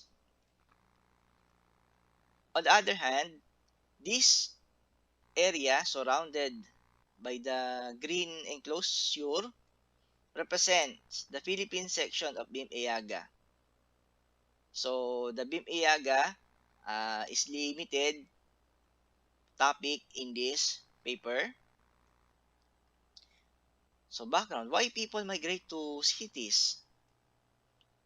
Most jobs are located in cities. Most goods and services are located in cities, and or goods and services in satellite offices in the countryside are limited. More available utility services / amenities such as electricity and internet. More pre-COVID-19 scenarios in the Philippines. Here, as reflected, the big contributor is in the NCR or the Metro Manila.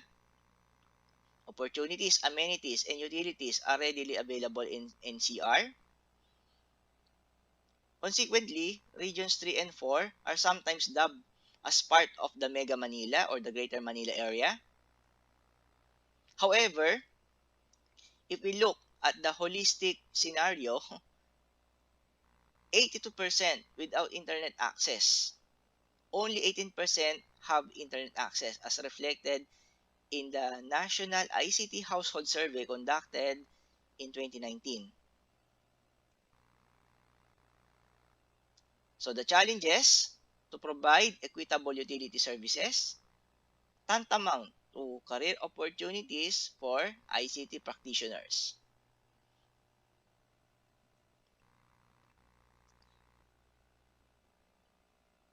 Events involving plagues/pandemic. Highlighted in this slide is that overcrowded city is the epicenter of most pandemic. Travel restrictions could be enforced. Salient points of Industrial Revolution. During the Third Industrial Revolution, 3IR, Information and Communications Technology, ICT emerged. On the other hand, Fourth Industrial Revolution or 4IR flourish. However, there are still challenges and debates whether we are already in the Fourth Industrial Revolution, whether or not continuous digital transformation, ICT might be still present. So this represents the Venn diagram of the engineering discipline.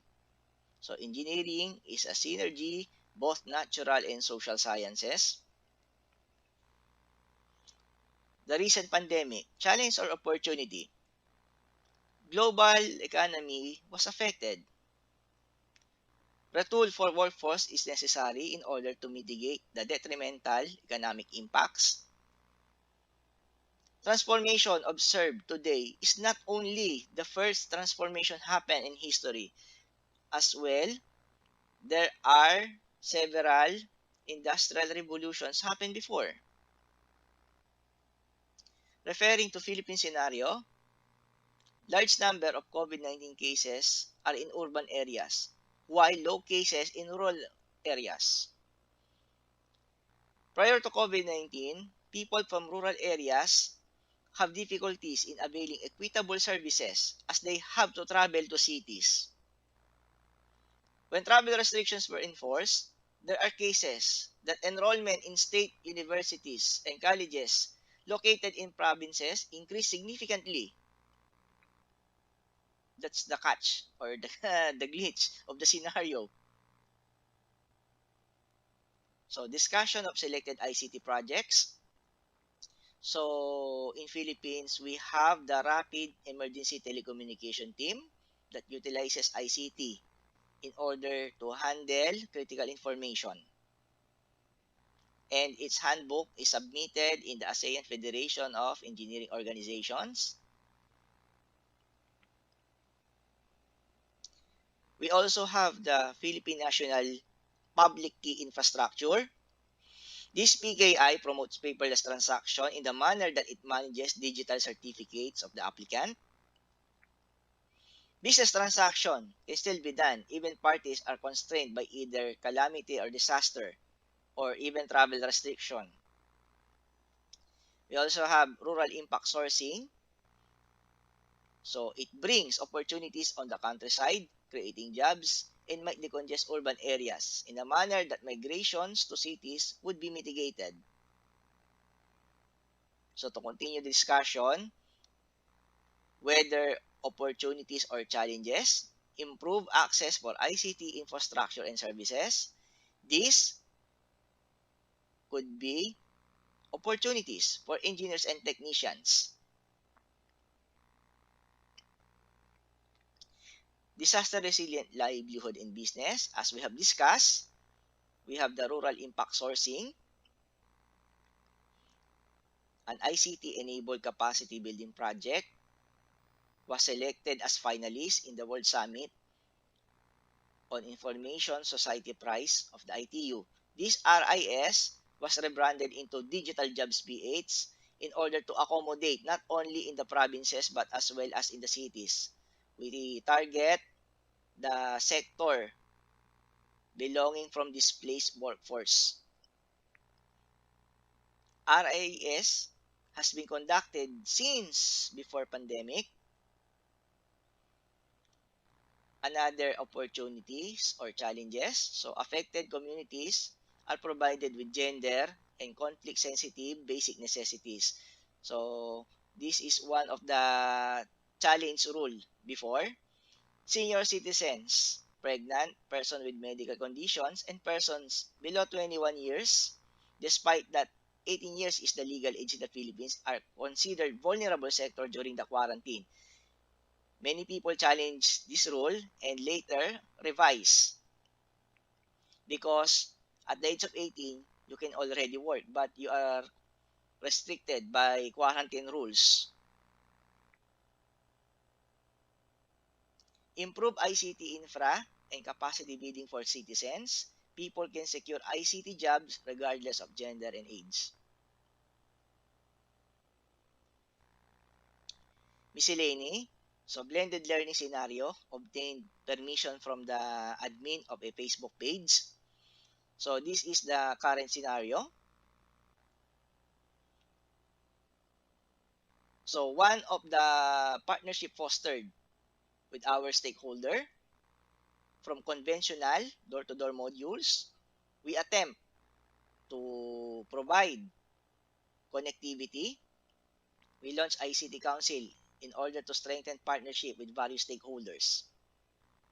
So conclusion, so history serves as reference for research and development as well as guide when dealing with formulation of safety protocols. This paper assessed and evaluated the trade-off between safety and economy. ICT can address the issues presented. ICT can be still present should 4IR is fully adopted. COVID-19 being categorized as pandemic, problems occurred in a particular country might be similar with other countries. This can be another potential area for research. Thank you very much.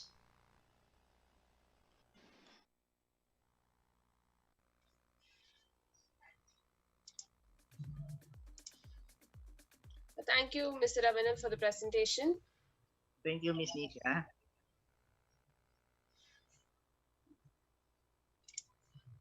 Moving on with the next presentation, I invite Abu Hassan Darusman to present Enhancing Student Engagement in BLE Platform, Student Perceptions Towards Programming Course Learning Resources.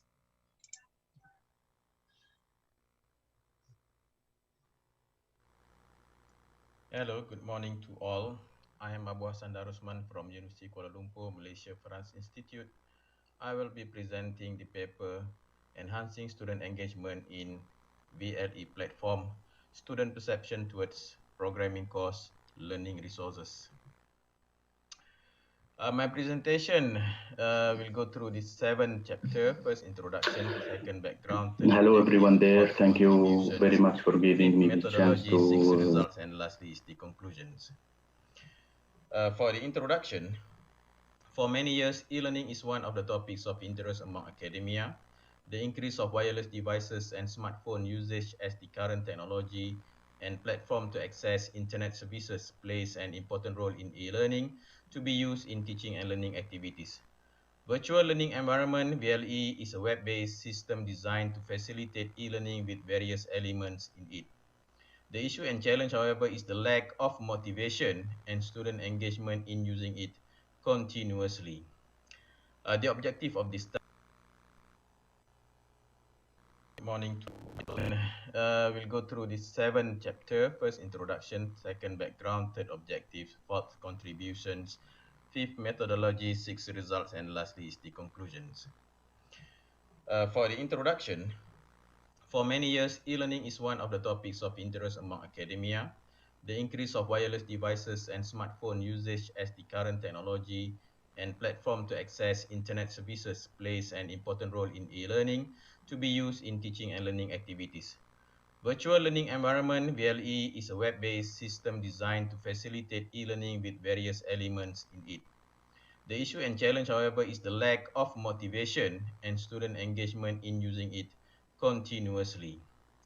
The objective of this study is to obtain the students' perceptions and suggestions about learning resources in VLE that can be used to raise their level of motivation and engagement in the e-learning environment. Few learning resources that we usually use are books, YouTube, PowerPoint slides, software, videos, as well as recordings. So some background study first is about the e-learning itself. Almost all higher educational institutions implement e-learning facilitated with virtual learning environment to academia and students. Internet itself is a flexible, mobile, and convenience in information acquisition, storage, transmission, and sharing of information with others. It helps to overcome the limitation of space and time constraint of students and lecturers in the teaching and learning processes. Changes according to the current needs of students in line with the development of learning methods themselves. E-learning itself, the development of knowledge and skills through the use of information and communication technology, ICT. The function of e-learning is to support interactions among those who use it for learning, allows individuals to learn new skills without having physical lecturers or instructors who teach them in the face-to-face method. Second background is about VLE, Virtual Learning Environment, one of the web-based systems that facilitate the e-learning platform. Some of the features is learning material or course content tools, assessments, interactions, student work management, and other many tools. VLE is one of the effective and efficient learning platforms compared to the conventional face-to-face method, where it gives benefits to both lecturers and students by having its easiness to be accessed anytime, anywhere. The main aim of VLE is to facilitate and support the students with the enhanced learning experience.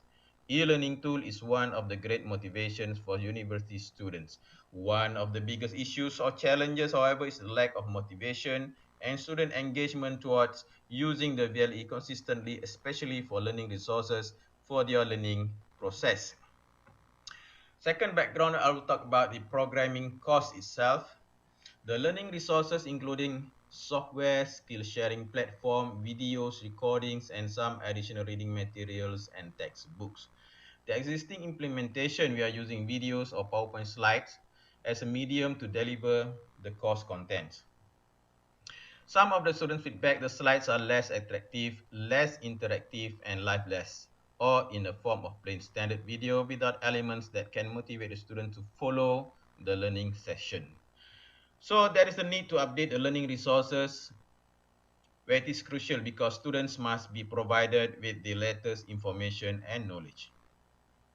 For instance, programming courses, example, the application development, principles of computer programming, internet programming, advanced programming, Perl programming, VB.NET programming, etc. Related to skill development usually taught in the computer laboratory. The fourth background will be motivation and engagement. Learning motivation, it is a condition that will activate learners' behavior and give specific direction to them. Motivation could influence how students approaching their learning. It is important in their academic achievement because higher motivation results in higher academic achievement. Students' engagement interpreted as a kind of psychological investment towards learning, understanding or mastering the knowledge, skills, or craft that meant to promote academic work. Students' engagement is closely related to learning motivation. So the objective of this research, we have three. First is to obtain students' perception of the existing learning resources. Second, to identify the issues or challenges in using the existing learning resources. Third is to record the suggestions that can be considered to improve the learning resources in VLE to make them motivated and engaged in the e-learning platform continuously. The contributions for this research, the first, it triggers the use of gamification elements in the preparation of learning resources. Various techniques in the game elements will motivate students to engage with the VLE platform. Second, we suggest virtual reality environment in learning resources. It could decrease the boredom feelings of self-learning. It can be used repeatedly to assist the students in their self-directed learning process. Third contributions, it can become a guideline for academia to improve their learning materials use latest method and technology. It can also create various opportunities for student engagement in the online learning environment. The methodology for this research. So it is a qualitative approach where we interview a group of students from various programs who took programming courses and experts, lecturers who teach the course. The students and the experts are from University Kuala Lumpur, Malaysia, Malaysia Institute of Information Technology. The data were collected and analyzed using the percentage and frequency method, whereby the total population of students are 60, 37 female and 23 male students. Experts are 5 lecturers. The results. Participants and programming course. 45% of the students have prior experience in programming courses and 55% do not have any experience in programming languages.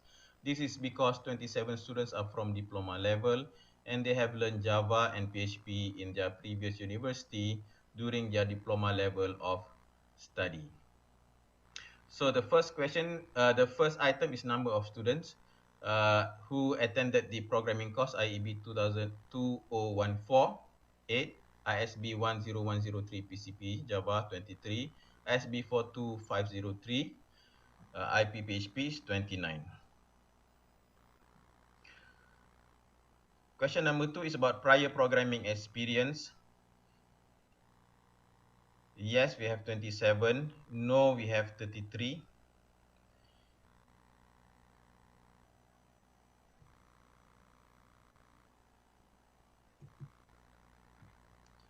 For the results, B students' perception based on the interview sessions. First, for the probing courses, we have 82.67%. Second question, difficulty decrease students' motivation. We have 88.33%. Prior experience, number 3, prior experience influence students' motivation. We have 75%. Lack of motivation gives impact to disengagement in using the VLE. We have 93.33%. And the fifth, learning resources are the central focus and play an important role in stimulating the use of VLE. We have 100%. Item number 6, reasons of disengagement to the VLE platform. A, no prior experience of learning programming courses. We have 78.33%. B, learning resources, example, reading PowerPoint slides, watching videos are less interactive and attractive. We have 100%. No gamification elements in learning resources or activities are adapted. We have 96.67%. No virtual reality elements in learning resources or activities are adapted. We have 93.33%. And last E, less interaction between students and instructors or lecturers. We have 88.33%. Item number 7, the techniques to improve students' motivation and engagement in using the VLE platform. A, the gamification elements, 100%. B, interactive visualizations, 100%. C, virtual reality environment, 100%. D, learning notes, PowerPoint slides, additional notes, 48.33%. E, videos, 55%. Okay, to summarize the results, first, learning resources are one of the vital parts of the VLE that must be given more attention. Second, learning resources in the VLE are the main source where they can get knowledge and information. It can stimulate them to engage in the VLE. Third, prior experience in programming courses will influence students' motivation. Students' backgrounds are different. We have diploma, foundation, also the STPM. Fourth reason behind the lack of motivation and loss of interest in programming courses. A, less interactive and less attractive learning resources where they just read the PowerPoint slides or watching videos. This resulting in the disengagement of the students with the course contents uploaded in the VLE. B, no advanced technologies such as gamification or virtual reality implemented or adapted in the learning resources are also part of the reasons they were less interested in having the motivation to the programming courses. C, less interaction between them and their lecturers. And the fifth, techniques that can be used to be adapted in learning resources preparation that will motivate them in using and engage to the VLE. First is the gamification elements. Two is the interactive visualization. Third, virtual reality environment. Fourth, PowerPoint slides, additional notes, and video.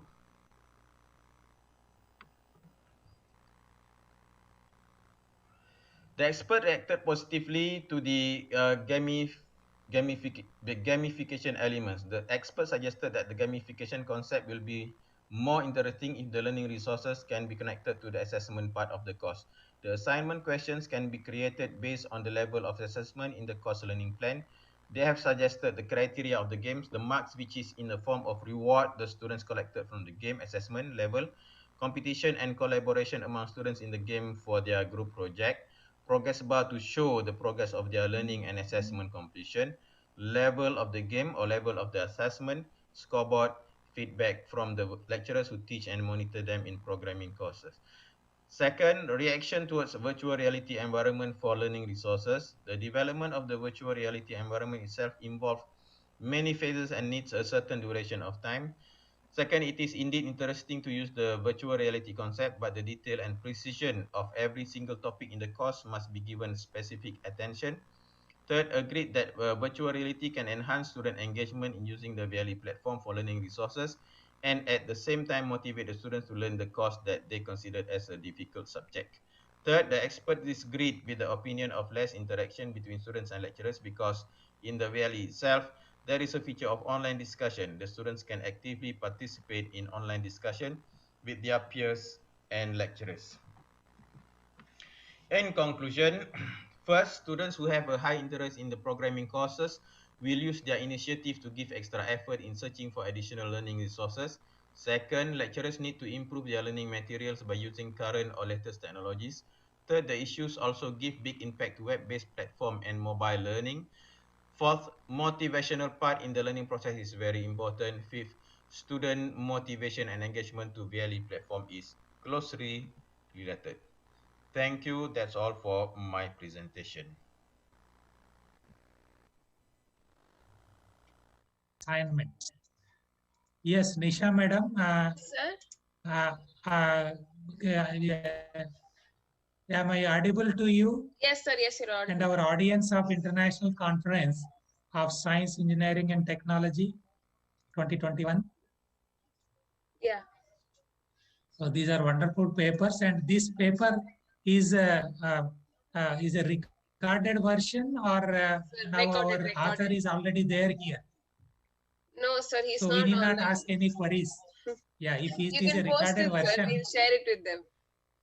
No problem, madam. Now we can go ahead with the other next papers. Yes, next is live, sir. The next three rejoining. presentations You are live. continue, madam. Yeah, okay, yes, you continue.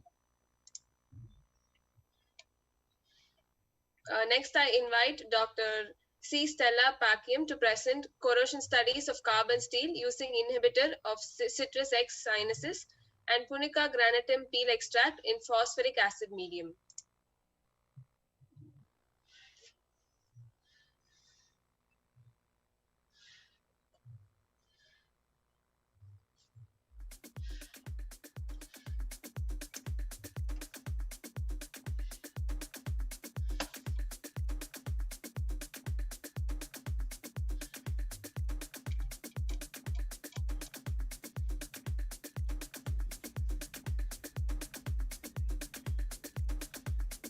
Inhibitor of citrus X sinuses and Punica granatum peel extract in phosphoric acid medium. Among the available methods of preventing corrosion, use of inhibitors is one of the most effective methods due to the ease of application and cost effectiveness. Significant part of cost can be minimized by using such inhibitors. So in industries, inhibitors are used in many systems, including cooling systems, refinery units, pipeline chemical operations, steam generations, oil and gas production units. Ma'am, you can keep it as full screen, ma'am. Yes, ma'am. Okay.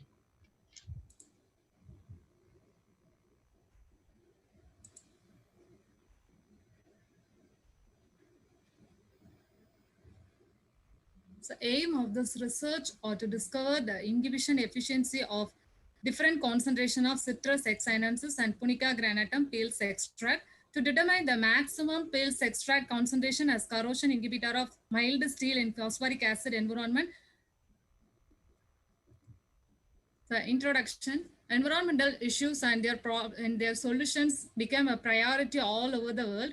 Corrosion of metals and alloys is an important and well-studied industrial problem which has found a fertile research field in green chemistry. Corrosion inhibitors added in low concentration to the fluid and it was able to slow down the corrosion reactions. Plant extracts are viewed as a rich source of naturally synthesized chemical compounds that can be extracted by simple experiments with low cost. Methodology. Corrosion studies of mild steel and phosphoric acid medium was analyzed by using inhibitor of punica granatum powder extract. Using weight loss experiment, inhibitors was tested for 4 different concentrations such as 2.55, 7.5 and 10% of citrus excynensis and punica granatum peel extract powder. Time duration 24, 48 and 72 hours. Concentration of inhibitors such as 22.55, 7.5 and 10%. Temperature, room temperature condition. This table shows different corrosion parameters using mild steel and medium of 50, 42 and 25% of phosphoric acid with punica granatum peel extract powder. The following figures shows the corrosion rate, inhibition efficiency and weight loss parameters used punica granatum and citrus excynensis peel extract powder with the corrosion efficiency. The following results shows the weight loss, corrosion rate, inhibition efficiency for mild steel in phosphoric acid at 25% phosphoric acid with a different concentration in absence and presence of peel extract. Corrosion rate and inhibition efficiency of mild steel exposed to phosphoric acid at room temperature as a function of concentration of peel extract.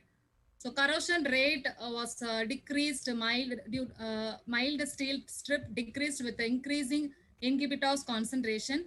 Inhibition efficiency increases with increasing in concentrations up to 63% for citrus excynensis and 70.59% for punica granatum at 72 hours contact time. The conclusion, the inhibition efficiency of peel extracts of citrus excynensis and punica granatum increases with increase in inhibition concentration. Inhibitors showed maximum inhibition efficiency of 63 and 70.59% for citrus excynensis and punica granatum peel extract powder, which inhibit the reducing corrosion of mild steel strip at 25 degrees Celsius. Further research should be focused on the extraction and structural elucidation of active plant extracts to ascertain the structure of this compound so as to help the process of corrosion inhibition. Thank you.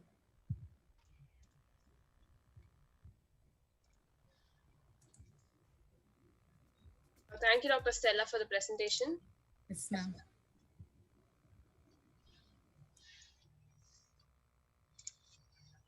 Next, I invite Yogeshwari Nitya to present green synthesis of metal oxide nanoparticles from the whole plant extract of Catharanthus bacillus, GDON, and their enhanced antioxidant activity.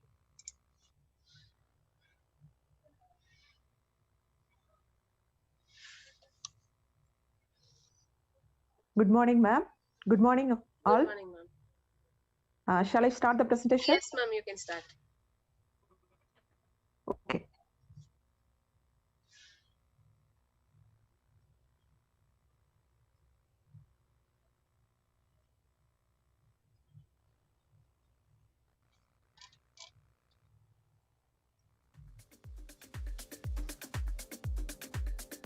Welcome, everyone. I am Dr. P. Yogeshwar Nitya. I am here to present my research work. It is based on the phytochemistry. My field of work is phytochemistry, and the title of my project is Green Synthesis of Metal Oxide Nanoparticles from the whole plant of Catharanthus bacillus, Mur G. Don, Aposine HCA. Introduction. Biosynthesis of metal nanoparticles is an environmentally friendly method without any harsh or toxic expensive chemicals. So it is the main comes under the branch of green chemistry. Synthesis of metal nanoparticles using plant extracts is very cost effective and therefore can be used as an economically and valuable alternate for the large-scale production of metal nanoparticles. Medicinal plants have provided the modern medicine with numerous plant-derived therapeutic agents. Plants which have the therapeutic purposes are used as a medicinal plants. The compounds which are found in the plants, that are the bioactive compounds which present in the plants, are alkaloids, flavonoids, steroids, and phenolics, etc. So extracts from the plant may act as a both reducing and capping agent in the nanoparticle synthesis. My scope of the work is to synthesize barium oxide nanoparticles from the whole plant of Catharanthus pusillus and to determine the particle size by using XRD, that is X-ray diffraction, and to analyze the morphology of the compound by using SEM and FE-SEM. And the next one is to find out the elemental composition of the synthesized nanoparticle by using EDAX spectroscopy, and to finally to find out the biological application, that is the antioxidant study of the synthesized nanoparticles. And this figure shows the sample, that is Catharanthus pusillus. In Tamil it is said to be Nitya Kalyani, and this plant is chosen for my study since it is an endemic plant, and I collected the plant from Nagarkovil district, and it is shade dried and it is powdered, and the powdered plant extract is used for the various studies. So first one is the preparation of barium oxide nanoparticles.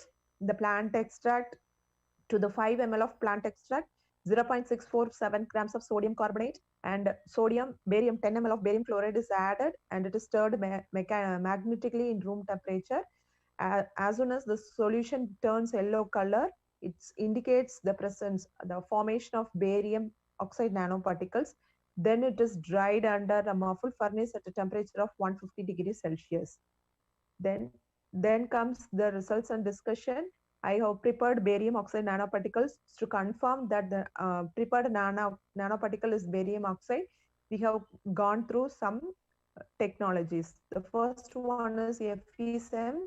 It shows the morphology of the prepared and synthesized nanoparticle. It is the diagram of this diagram shows the FESEM of the prepared or synthesized nanoparticle. It looks like flakes-like structure.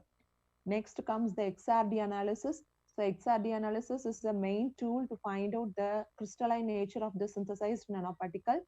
So when we prepared the nanoparticle, we have to do calcination at 400 degrees Celsius to remove the water to find out the higher crystallinity of the compound. The XRD pattern of the synthesized nanoparticle is given here.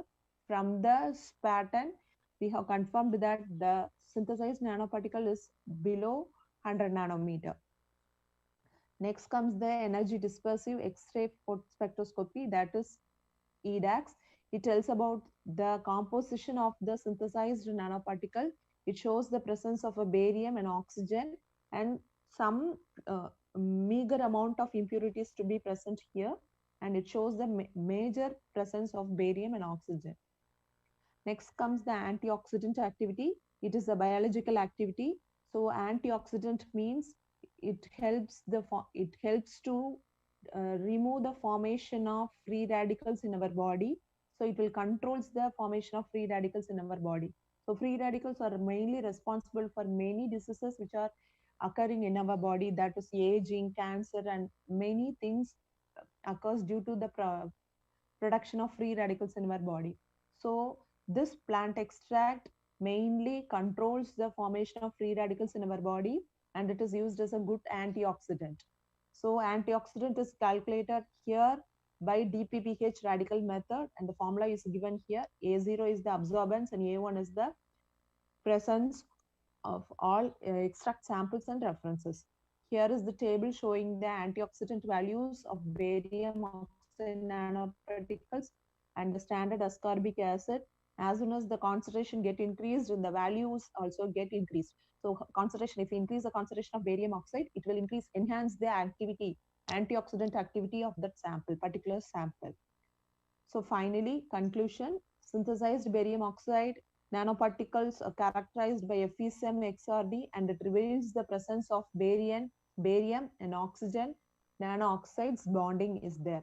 XRD pattern shows the presence of barium oxide nanoparticles, and it is in the crystalline in nature. And finally, the biological study shows that the antioxidant activity by inhibiting the hydroxyl scavenging activity when compared with the standard ascorbic acid. Okay, thank you.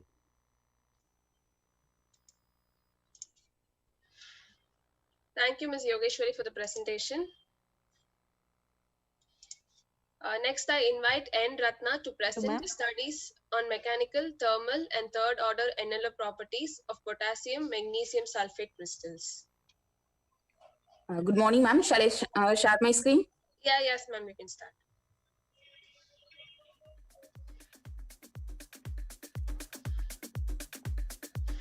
Ma'am, is it visible? Yes, ma'am, it's visible.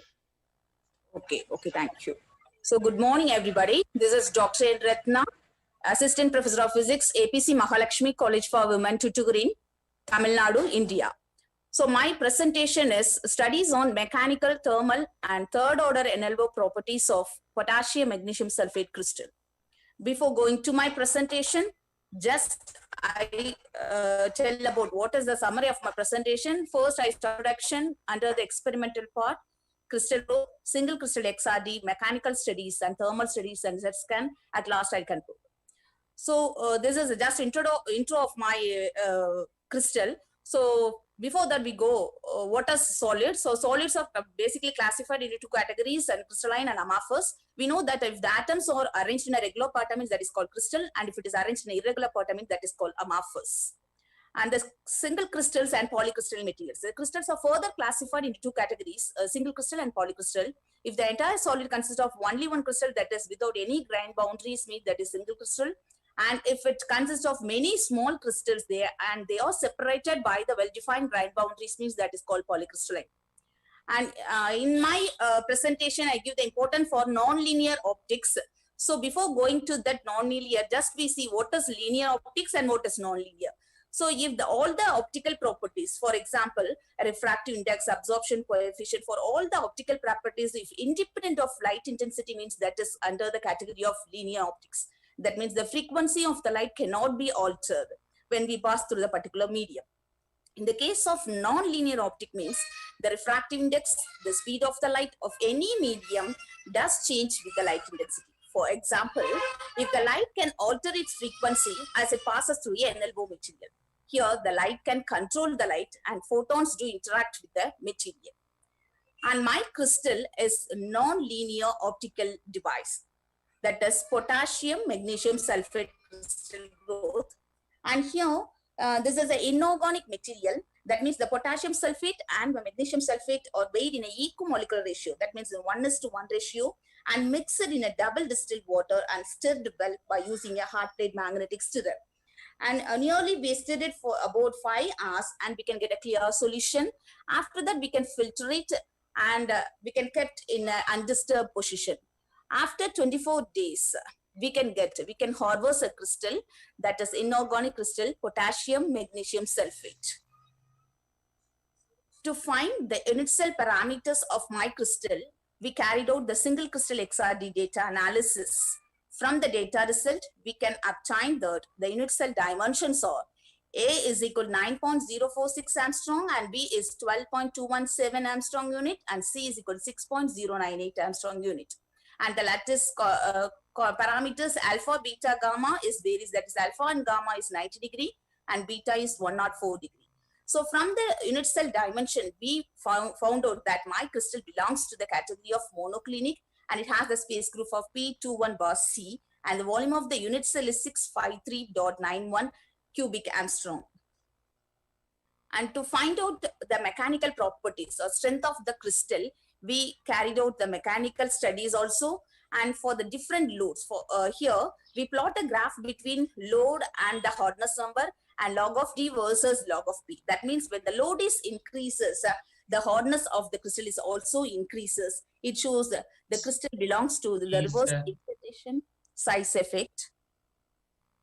Pardon, sir? For the various loads, for example, 25 grams and 100 grams and 50 grams, we plot a graph. And if the load is increases, the HV value is also increases. and we can find Is the it work. being presented through mobile, madam? Sorry for interruption. Yes, sir. Yes, sir. Then you just tilt the mobile, madam. Like this you kept, it seems. You tilt it so that our audience can see your full screen. Okay, sir. Okay, you okay. Tilt your mobile. Rotate your mobile, madam. Okay, That's is fine. it okay, sir? This is Okay, what okay. I wanted. And I am very happy to tell you that many of our students from MTech, PhD, and Yes, sir. also BTech from many institutions are watching you. Okay, And sir. Okay. my students now are on strata control technology. I told you that you are presenting about mechanical properties. Okay, Okay, okay, madam, sir. please Okay, continue. sir. Please Okay, sir. continue. Thank you, sir. Thank you. So to find the mechanical properties of the crystal, here we can plot the graph between the load versus the micro Horner's number. That is a load for 25 grams and 50 grams and 100 grams. We can find the value of HV. HV is micro Horner's number. When the load is increases, here we clearly see the HV value is also increases. By using the Mayer's relation, we can plot a graph between log of P versus log of D, and we can find the value of a work hardening coefficient. And here the work hardening coefficient is N is equal to 3.10875 be obtained. We know that according to the Einstein and Hammond, that N value is between 1 to 1.6 means it is under the category of hard. And if it is greater than 1.6, it is under the category of soft material. So from this result, we identify that our crystal, that is potassium magnesium crystal, belongs to the soft nature, and after 10 gram, it begins to crack out. So this shows the mechanical properties of my potassium magnesium sulfate crystal. Moreover, to find the TGTTA thermographs, so that means the thermal stability of potassium magnesium sulfate crystal, we also carried out the thermogravimetry analysis method also. Here, there are two graphs are plotted. One is TGA and differentiated TGA. And here, the x-axis and y-axis we can vary the temperature from 30 degree to 700, nearly 700. And we plotted the graph. From the result, we identify that there are three transitions are taken place. The first phase transition is at around 142 degrees Celsius. At that temperature, the water molecules are get evaporated. Then the second transition, it is nearly at 198 degrees Celsius. At that time only, the sample begins to decompose. And the third transition lies between 250 to 800 degrees Celsius. At that time, at that particular temperature, there are the gaseous particle present in the sample gets emitted, and the sample PMS have the thermal stability up to 130 degrees Celsius. From this graph, we can identify the thermal stability of the PMS crystal. The next one is Z-scan curve for PMS crystal. That means if the crystal doesn't have the second order, means we can go to the third order analysis. So PMS does not emit any green light. So we identify that it does not have the second or harmonic generation. So we carried out the Z-scan curve. There are two modes. One is open aperture mode, and the one is closed aperture mode. Without the aperture and with the presence of the aperture, we can detect along with the Z is equal to 0 axis. When we can find the transmittance curve along the Z axis, we can get a peak as well as a valley. The peak is follow the valley. Then after that, we can get a peak. At Z equals 0 axis, that is a peak will appear. From this, we can find the third order NLO behavior. Also, we can measure the change in phase induced on a laser beam upon the propagation through NLO material. There are three parameters are identified from this Z-scan curve method. That is a non-linear refractive index, non-linear absorption coefficient, and third order susceptibility. And from this data, we can obtain the value of non-linear refractive indexes that is negative, that is minus 1.145 into 10 power minus 10 centimeter square per watt. And the linear absorption coefficient is 3.84 into 10 power minus 4. And third order susceptibility is 5.804 into 10 power minus 7. From this curve, we can identify that the PMS crystal have the high nonlinear behavior and is mainly used for many nonlinear optical applications. For example, laser technology, photonics, optical switches, and optical modulators. Now I conclude my session, and here in this presentation I just tell about the single crystal of potassium magnesium sulfate grown by the slow evaporation technique method, and the latest parameters are identified by the XRD method, and from the mechanical studies the work hardening coefficient is identified, and the value is 3.10875 for a PMS crystal, and it is observed that the grown crystal have the high hardness, high yield strength, and the stiffness constant. So it has the reverse indentation size effect and good mechanical stability. For PMS crystal, the thermal stability is found to be 130 degrees Celsius, and it have the high thermal stability, and it is mainly used for device fabrication. From the Z-scan technique, the refractive index and the absorption coefficient and the third order susceptibility is measured, and the values of minus 1.15 into 10 power minus 10 and 3.84 into 10 power minus 4 and 5.804 in 10 power minus 7. Since the value of third order NLO property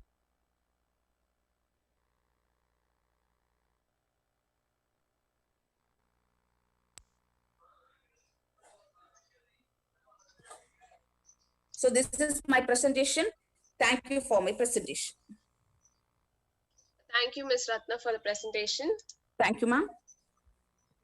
Sir, do you Thank have you any very questions? much, madam.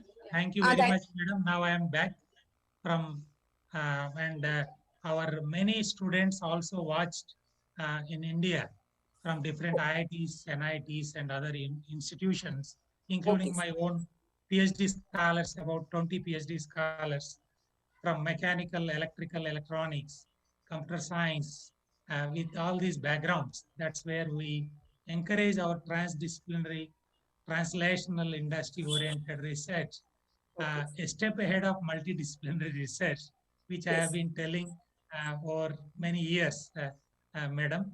It is a wonderful presentation.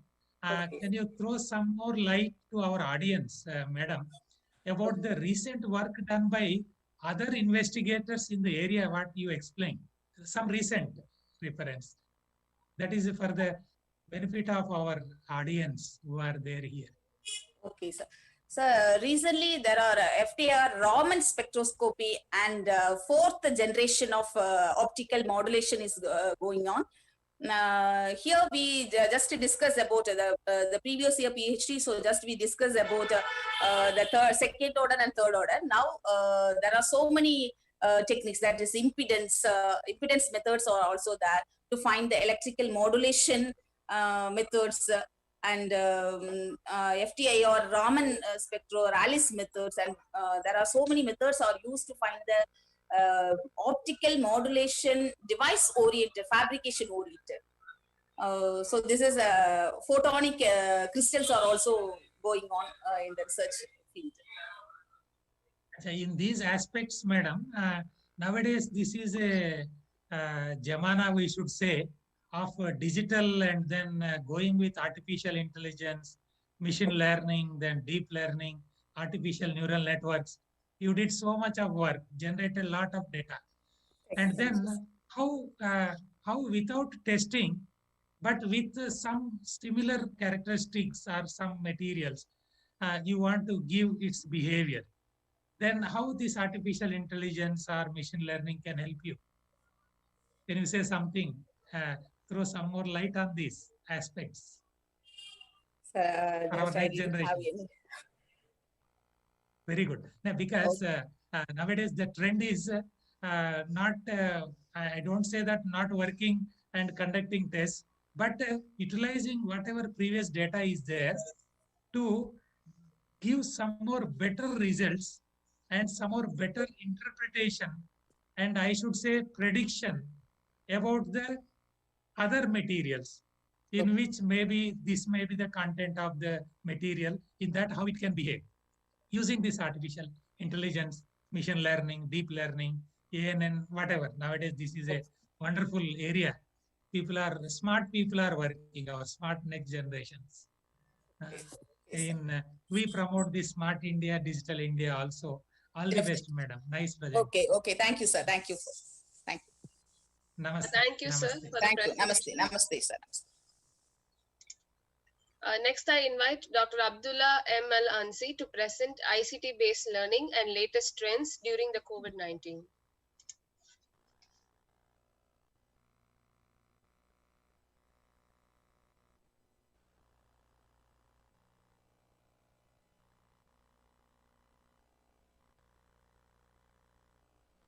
Introduce my subject about ICT-based learning during the COVID-19. I am very happy to join this international conference in Singapore. My name is Abdullah Muhammad Al-Ansi, and I am lecturer in University of Muhammadiyah, Yogyakarta. The subject actually talking about ICT-based learning during the COVID-19. What are the changes during this time? And I also talk about the change in different learning environment during COVID-19, in addition to the new trends in e-learning. ICT-based learning is kind of learning that uses information and communication technology to foster, optimize, enhance, and support gaining of knowledge. During COVID-19, as we know, there are the most of universities and schools have been closed because of the pandemic, and COVID-19 also caused the full transformation to ICT-based learning. According to the report from UNESCO 2020, the pandemic has a devastating impact on global education. Starting by May 2020, almost 95% of students around the world have been affected by the outbreak of the virus, representing 1.7 billion of the students worldwide from kindergarten to postgraduate in more than 200 countries. In this table, we can see the number of students affected by the school closure globally, starting from the beginning of the pandemic until July. There are a high number of students and schools that have been affected by this pandemic. We can see number of students in millions here, until 1.7 billion students. And we see also the differences between different nations. We can see in developing countries and developed countries. Developing countries also have possible. This is maybe the first step. After closure of all schools and the traditional learning have been stopped totally, so all the universities and schools around the world have been transferred to online learning. So the first advantages of ICT, it makes the online learning possible. So if we imagine there is no ICT and we still have, maybe we are the beginning of the using online learning, maybe it will be more difficult. But because of ICT, it is easier now to change all the learning to be traditional learning to be online learning. Another advantage of ICT, it is about saving time and money. As we know, many of the students, lecturers, staff, they have to go to schools every day. So because of the pandemic, so they have to programs many of the students use, improving the quality of education and also using of social media. As we know, social media now became a very significant tool for learning, where a student can learn and they can communicate. Also, many of the students and lecturers learn about technology and learn how to use many different applications for learning. Online materials or MOOCs, high demand, as we know, because of change in the learning environment. Many of universities have put materials online, and also there are many applications available to use for online learning. So there are, and how to they are not able to provide electronic devices such as laptops or phones to continue their learning, or even they have maybe mobile or tablet or laptop, but still with not that good quality, which lead to the problem. Number 5, the high cost. Because of high cost for some devices and the situation of some students, they are not able to buy good devices or laptops. Another problem we have faced we have faced these 2 semesters of online learning, the classroom management. Teachers and produce the knowledge by themselves during their work, presentations, or their research.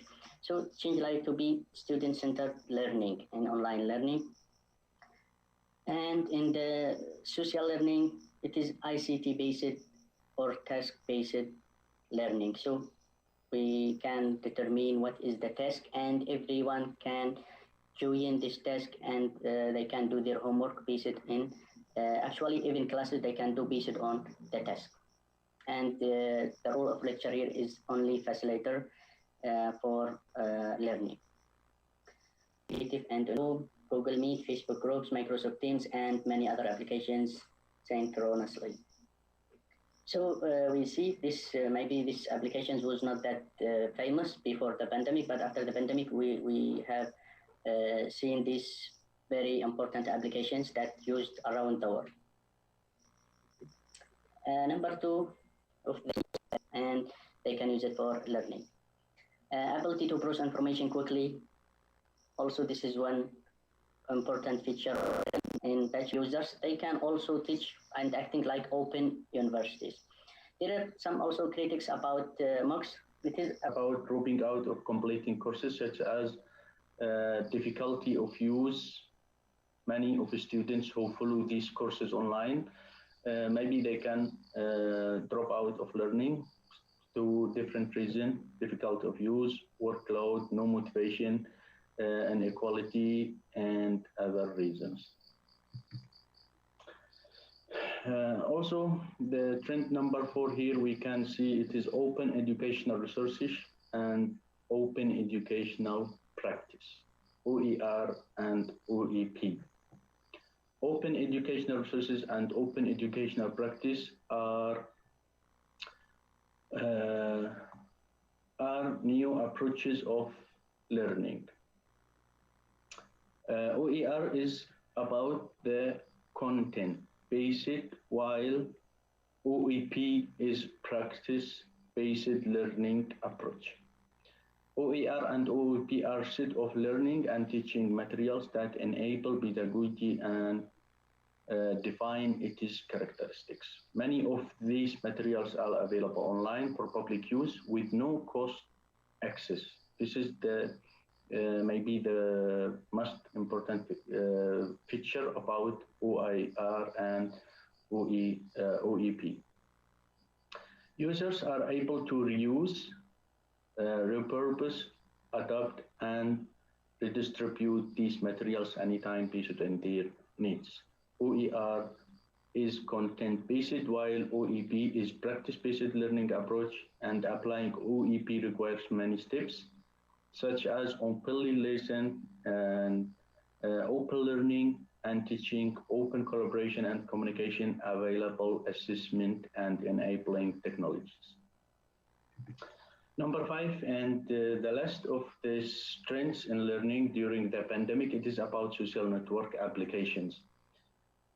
The point of this application is to connect, communicate, interact, share knowledge, send and receive assignments through the ease and comfort use of cell phones, laptops.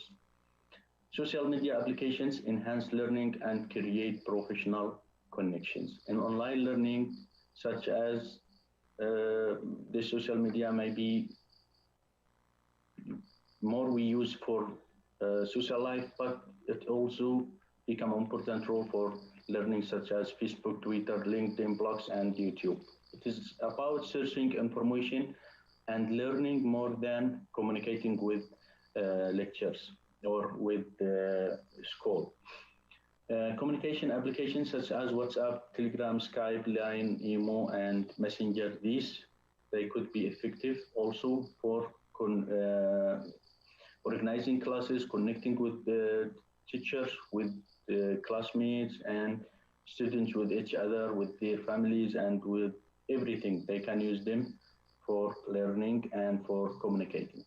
There are also many critics and paradoxes hinder the full adoption of these applications. Sometimes maybe the wrong use of these applications make spend many of the students, maybe they spend more time in chatting or looking, for example, in Facebook or Twitter, reading something and reading different posts maybe lead them to spend more time and not concentrate in learning. The conclusion, if we can conclude, ICT-based learning challenge and ICT-based opportunities differ among different countries worldwide. As we said, developing countries, they have more difficulties, more challenges than developed countries, and they have also limited opportunities comparing to developed countries. Investigating the different learning environments, also traditional learning environment change to online learning environment, which we are experiencing now, and we are going to social learning environments. As a result, change in and dispersion of education post-COVID-19 pandemic, regardless some change that have happened during the pandemic about ICT-based learning to cope the difficulties related to COVID-19. Government should update also and help by making the policies and regulations of education to enable education institutions to continue learning and encourage students to prepare themselves for future. Educational systems have to find urgent solution to mitigate the consequences of pandemic and to be able to measure the quality of education in short and long term.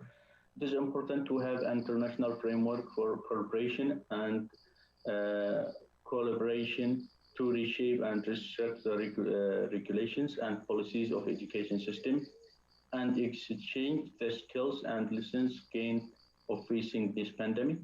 And finally, it is critical to draw challenge of education system in developing countries such as unpreparedness of adopting ICT, inequalities in internet access, weak infrastructure, and unpreparedness of both students and educators. Thank you very much. This was my presentation for this conference. I would like to thank you for your time.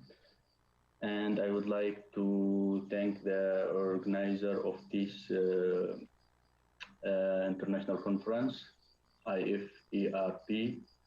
Thank you. And all the best for all of you. Thank you, Dr. Abdullah, for the presentation. Moving on to the next presentation, I invite Dr. Is it online, Nisha madam? No, sir. No, sir. Is Abdullah online? No, sir, he's not. He's not online. I will let you know, sir, if the participant is online. If it is there, because this is a very good paper to be discussed, yes, so that others will get a lot of awareness. We would like to know if he is online, his experiences of using various means, whether it is MOOCs or MS Team or Facebook. There are so many Zoom, so many platforms where people try to utilize this teaching learning process nowadays in this COVID-19 period. He can share, if he is available online, his experiences of using different platforms, which platform, what type of problems he faced or whatever. It is sharing some experiences. Yes, sir. But if he is not online, not available, yeah, it's not online, no problem. We have Google or even classes were even in our NIT Rourkela for India. We have done excellent way of utilizing even in this typical COVID-19 period with a very good platform of MS Team, and our students and faculty, although we have little small problems here and there because of the connectivity, Otherwise, even full lecture, whatever was there for 1 hour, that video was also sent to our beloved students. And at any time, they can also replay and see, and even in YouTube link. So in that way, we made ourselves available to the students in this typical COVID-19 period also. That's what I wanted to have his experiences or others' experiences. This is a wonderful paper. We encourage the people. Okay. From my side, namaste to Abdullah. Abdullah, right. Dr. Abdullah. Yeah. Thank you, sir. Thank Please, you. Krishna madam, go ahead. Yeah. Next, I invite Dr. Pensri Bangwon to present marketing factors that affect the purchase of condominium in Bangkok, Thailand.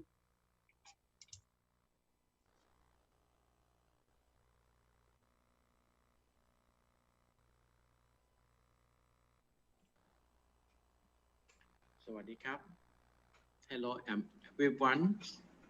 I am Assistant Professor Dr. Yanakon Chopiyun. I would like to present today this my topics. The marketing factor that affecting the purchase of the condominium in Bangkok, Thailand. And we have 4 researchers from the Associate Researcher of Thailand and from Pathum Thani University, from Pacific Institute Management Science, and from Chulalongkorn Ratchavidyalai University. And we have 4 researchers. Number 1, Dr. Pensri Bangborn. Today she got conclude this research. And second, Associate Professor Dr. Thanakon Thanathan Chuchot. And me, 3, Assistant Professor Dr. Yanakon Thopiyun. The last one when Dr. Pra Suriya Kong Kawai. These are my topics for my research, named marketing factors that affecting the purchase of the condominium in the Bangkok, Thailand. I would like to introduce introductions. Bangkok had over 591,138 complete the condominium unit at the end of the 2018. Another over 90,000 are new under with the completions expect in the 2019 and the subsequent year. Also unit the total rate around over 448,000 at the end of the May.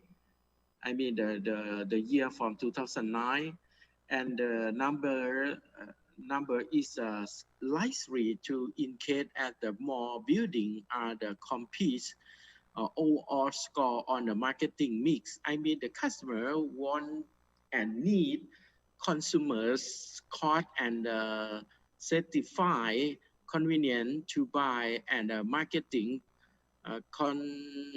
communications via high on and the given rating scales. We have the 3 objectives. First one, purchasing behavior of the condominium. Second, important level of the factor affecting the purchasing from the condominium in the Bangkok. And the last one, the affected purchase level and condominium in the Bangkok, Thailand. We use the research methodology with the quantitative, and we are collect from the customer used to the purchase condominium in the Bangkok, Thailand. We find sampling of the 385 respondents of the unknown exactly population. The research in treatment this the outcome with the research. We analyzed by the software package statistic treatment via frequency, percentage, mean, standard deviations, and ranking, and the multiple regression and statistical significant level is the 0.05. And I show you is the table for the result. We have the 6 factor. First, condominium room products, price of condominiums, and third, condominium sales price, and four, promotion, five, condominium location. The last one, bed frequency. And then Dr. Pensy Bangbon, she would write to the help me for the presentation today. Okay. We have three purposes. This my research were as follows. One, overall and individual of customers purchase behavior of condominiums were of a high level. My means respectively were person influencing purchasing condominium category of condominium by price and purpose of purchasing behavior of condominiums. 2. Overall and individual of the importance level of the factors affected the purchase condominium in Bangkok were at of a high importance level, rate by mean respectively were condominium location, promotion, price of condominium, brand equity, condominium sales price, and condominium rooms products. 3. The marketing factors affected purchase condominium in Bangkok was 0.898. Condominium location was 0.721. Promotion was 0.691. Condominium room products was 0.625. Price of condominium was 0.572. Brand equity was 0.412. Condominium sales, I mean place a square equal 0.882. Thank you so much, Dr. Pensy Bangbon. I show you the table from results. Show you the marketing factor affects purchase condominium for the objective number 2. It's all the is done for the by Dr. Pensy for the result. Okay. I would like to present the discussions. Condominium sales, I mean the pace band equity was the fifth factor affect the purchase condominium in the Bangkok of customers have so the executive of the condominium business choose to the imported condominium have good and secure neighborhood ensuring ensuring privacy of the residents, comprehensive range of the securities, adequate elevator and efficient machine and electricity system, something like that. And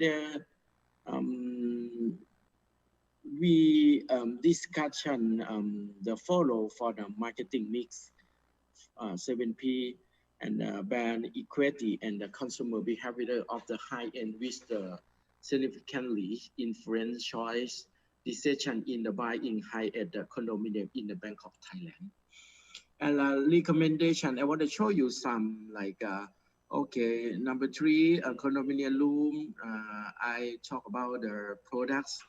We talk about condominium like a room, okay? Executive of the condominium business should to improve marketing promotions, emphasize on the offers, sufficient car, the car parks.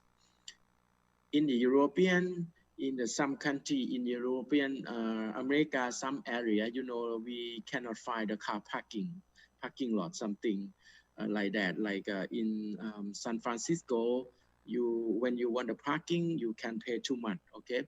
And the condominium support for the car parking and include for the customer and the good building design, multiple size, unit good and standard of the construction using high quality material and specifications, something, the support for the need with the customer. Thank you so much for listening today. Hopefully my title today can make the new idea for somebody looking the condominium in the Bangkok. Thank you so much. Thank you, Dr. Pensri, for the presentation. Sir, he's also not available online, so we'll move on with the break and also the presentations, sir, okay? No, that is okay, as you wish. Because now there is no point in asking any queries. I mean, you can obviously give your suggestions, but we can congratulate them. Yeah, congratulate them that they did a very good market survey and tried to present the latest status. Yes, sir. On condominium. Correct. So thank you, sir. With this, we reach the end of technical session 1. We'll be going on for a short break of 15 minutes, and the technical session 2 presentations will resume after the break. Nisha madam. Yes, sir. Shall I be there in session 2 also, or others will be taking over? No, sir. You can have the break.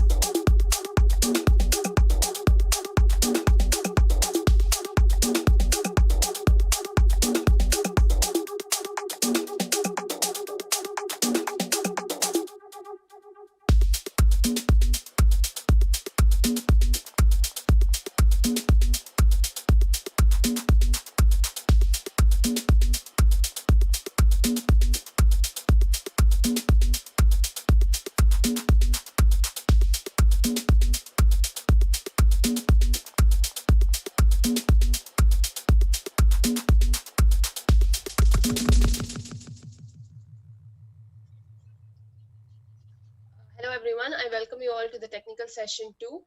So now we begin with the resuming presentations. I now invite Dr. Pachrabon Jariathitinan to present the integration of soft skills in English language teaching through ALASPEM.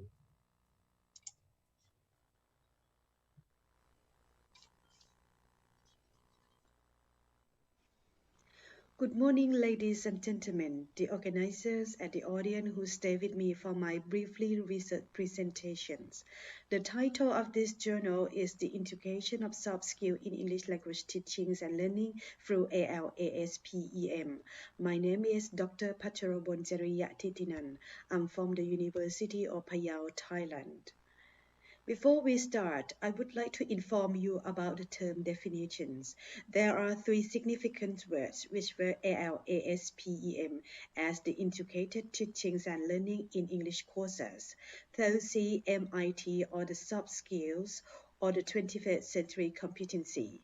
Finally, English language proficiency, which refers to speaking and listening performance and reading, writing abilities. My research was the quantitative experimental research. Of course, firstly, I studied for review literature. Secondly, I designed the experimental tools and the data corrected tools. Thirdly, I checked quality of the tools by the experts. Thirdly, I implemented ALASPEM in my English classes. The all data were corrected and analyzed by descriptive statistics. Finally, the research was reported. Briefly for ALASPEM. ALASPEM is consisted of 5 stages. The first stage is analyzing. The second stage is synthesizing. The third stage is problem solving. The fourth stage is evaluation and making decisions. The final stage is making resolution. All 5 stages aim to develop 4 CSMIT of the students. For the research objectives, to conduct the ALASPEM, I would like to see the results of the developmental of undergraduate students' competency in the 21st century, the achievement of students' English language proficiency, the satisfactions of students toward ALASPEM. For the scope of the research, the scope on contents were 2 courses, which were 136-200 English for Specific Purposes, ESP, and 136-131 English for Communications, INCOM course syllabus. The ALASPEM as English Active Teachings and Learning Process, the soft skills and English language proficiency. The scope of populations. The purposive sampling was the 91st student who registered for 2 courses in the first semester, the academic year 2020. The methods and research too. As I mentioned previously, it's about the samplings. The data corrected tools were assessed for soft skills by checklists. The English language proficiencies were evaluated by tests, which were midterms and final tests, and rubric scoring for evaluating speaking and listening during the project progress presentations and projects. All corrected data were analyzed by percentage, mean, standard deviations, Pearson correlations coefficients. There were 2 formats of rubric scoring that I developed, and both of them were checked quality by experts. Research results. Learning with ALASPEM, while the level of critical thinking was developed in moderate and high level to each stage of ALASPEM. The development in the 21st century competency soft skills were in moderate level in both students of 2 courses. Both groups of students tended to be in positive level in both initiated critical thinking process and the 21st expected 21st century competency. As the course evaluation, students perform more than 70% for A, B plus, B grade. And the students satisfied to learn with ALASPEM in the high level so that the satisfaction towards ALASPM was in high level. Recommendations for further research. ALASPM could use for developing student growth mindsets, another subject curriculum, and promoting on teaching perfections. And this is all my briefly presentations. Thank you for attending. Thank you so much.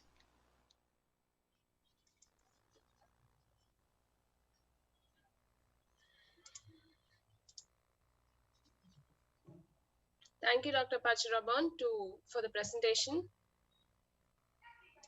Thanks for a nice presentation. Yes, so shall we move on with the next?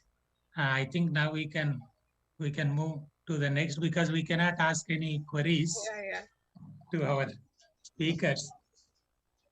So I now invite Assistant Professor Dr. Pinyapat Nakpibal to present a causal relationship model of factors affecting competitiveness of community enterprise in the Central Region.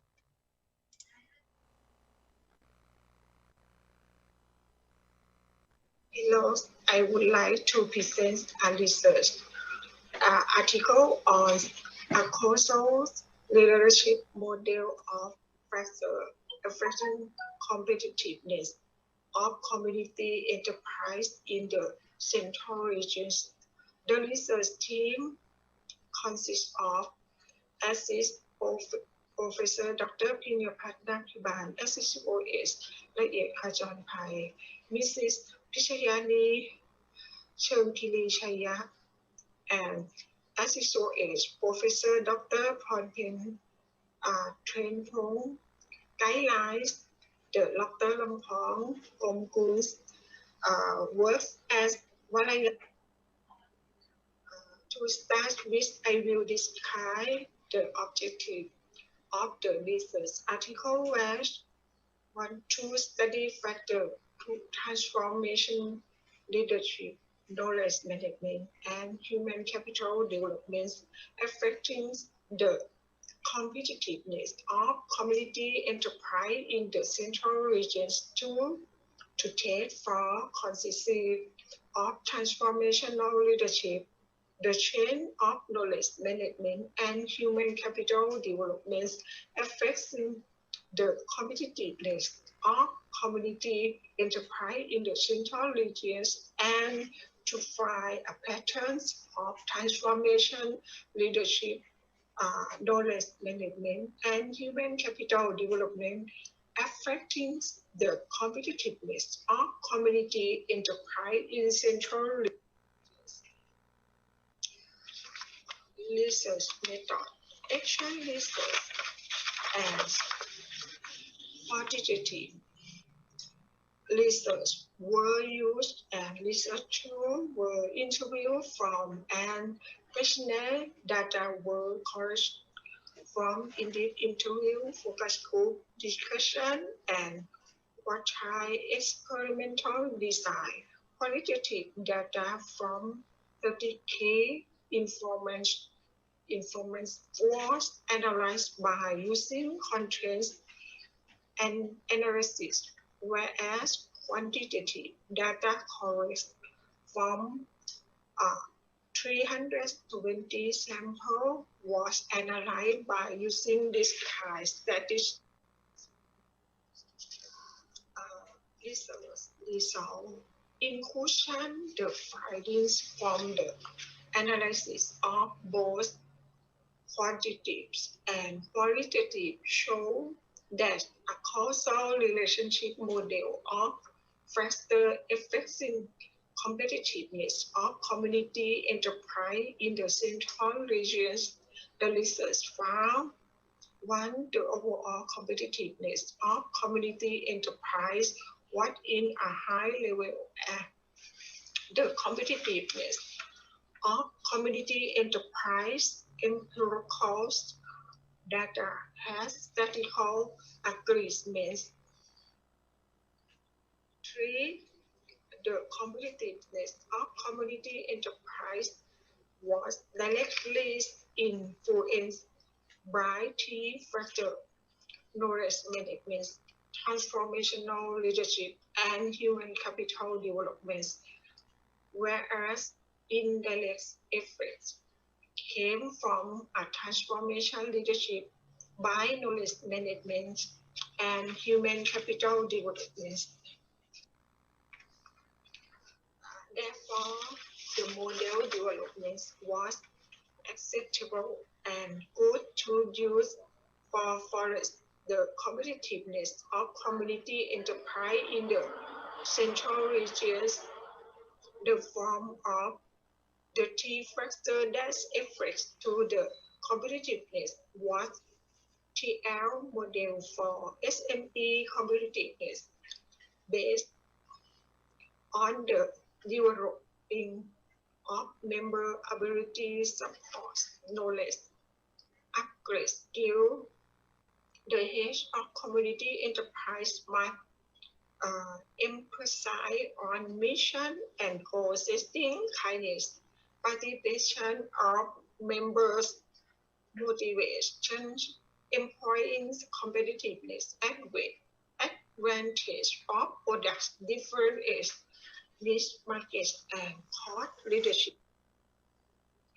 Conclusion from the research result, information synthesis was obtains pattern of transformational leadership, knowledge management, and human capital development that affects the competitiveness of community enterprise are 3L model SME for competitiveness. 3L includes leadership, learning, and live only. SME for competitiveness includes focus, compare, cost, leadership. A causal relationship model of a factor affecting competitiveness of community enterprise in the central regions, Thailand, found that transformational leadership efforts indirectly come to competitiveness, past knowledge management and transformation effort indirectly come from competitiveness, past human capital development, and transformation directly affects competitiveness. Thank you very much. All the best for best in you. I would like. Thank you, Dr. Pinyapat, for the presentation. We should thank our madam. Are you able to hear my voice, madam? Yes, sir. Yes, sir. It's audible. You can speak. She's on online available or no, sir. not She's available? not online. But still, you can give your comments. She'll anyway be, seeing all this. That is very nice. So, in fact, they have done very good work with 320 sample data as I was going through their papers, which were submitted as a proceedings.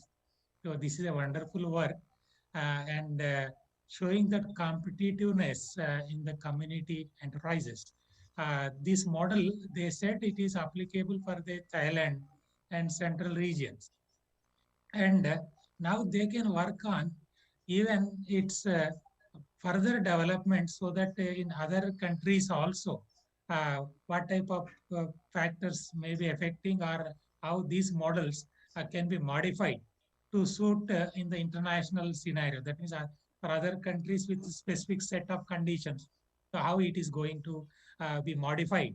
That type of future research also they look into it. And one more major issue here is 320 data they have taken and they have proposed a model. Suppose if they take more data, then how it is going to behave, that model. And other country situations, like the countries can be any countries like India, or otherwise China, Pakistan, all our beloved countries, any country, how it is going to be applicable to different regions. They can work on it in future. All the best once again to Madam, and Namaste to Madam virtually. We cannot meet now. All the best in this COVID-19 Thank you, sir. situations. Thank you. So we'll move on with the next presentation, sir. It's her paper again. So I again invite Assistant Professor Dr. Pinyapat Nakpiwal to present Innovation of Community Potential Development in Klong Luang District, Pathum Thani Province.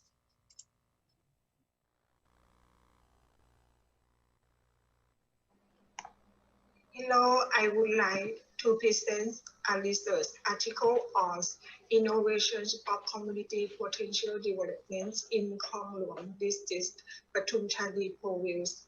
The research team consists of Assistant Professor Dr. Pinyapat Nakpiwal. To start with, I will discuss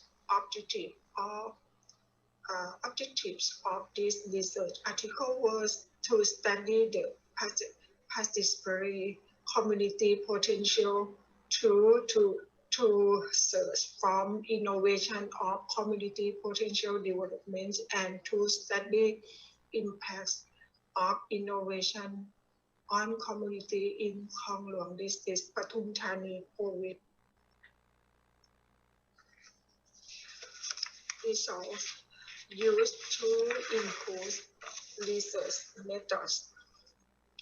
The study of community potentials includes SWOT analysis and contextual survey. The study of innovation for community potential includes interviews and focus group discussions. The impacts of innovation on communities include civil society forums and non-participation of research result, innovative research result for the development of participatory community potential in Khong third sub-district, Khong fifth sub-district, and Khong sixth sub-district. Khong Luang District, Pathum Thani consists of community potentials, community developments, innovations, and in the impacts of innovation on the community as further community potential is realization of value and the presentation of art, culture, and wisdom with each unit to the local area, including community research, community resort, and community involvement.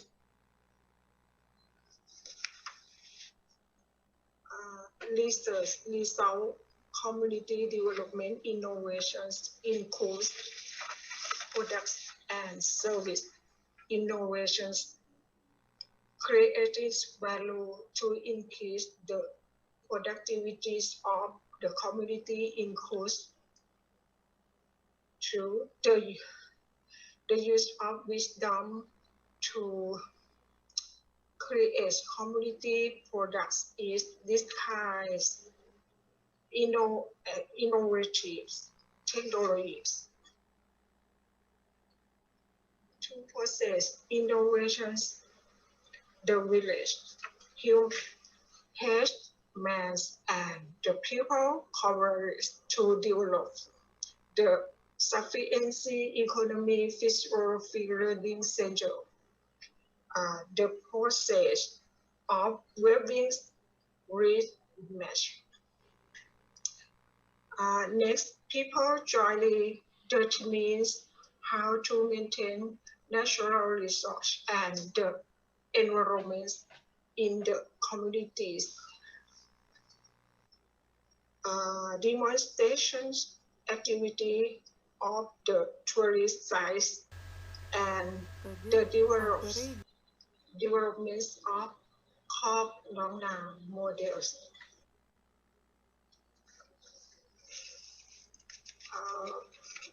Marketing innovations and includes market, market orientations for health has possible.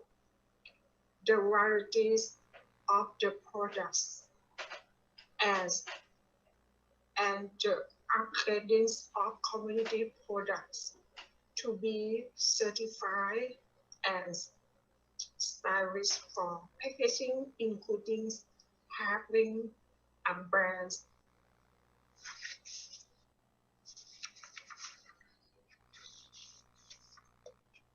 Next, the impacts of innovation communities includes the impact innovations on community in the economics aspects it to improve operational efficiency, its leading production costs, creates value, and promise in commodity products. The sale of commodity products using information technology. Conclusions. Innovation for the development of particularly community potentials and the impact of innovation on the community was for economic, social, and environment. Thank you very much. The best for the best in your.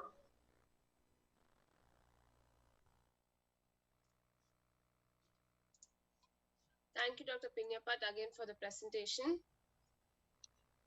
Sir, do you have any comments?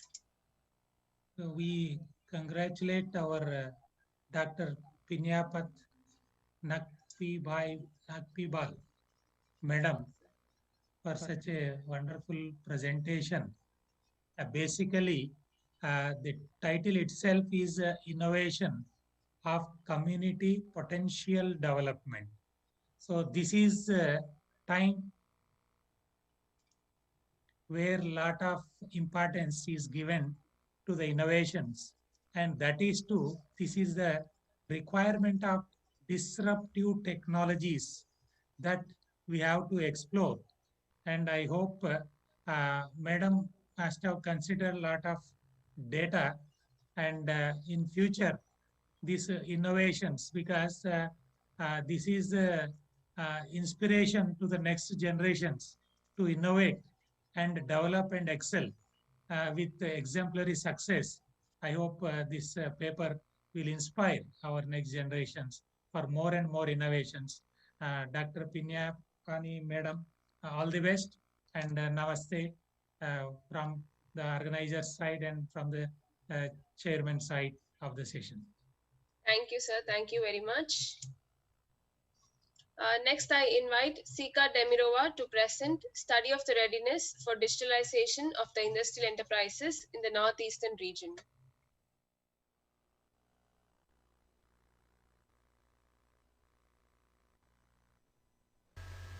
Study of the readiness for digitalization of the industrial enterprises in the Northeastern region.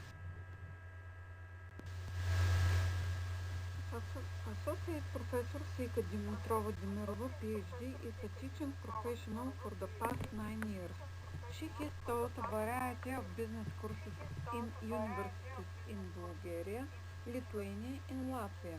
Her research interests are logistics management, risk management, creativity and methods for generation, new ideas, innovation in high-tech industries, fundamentals of entrepreneurship.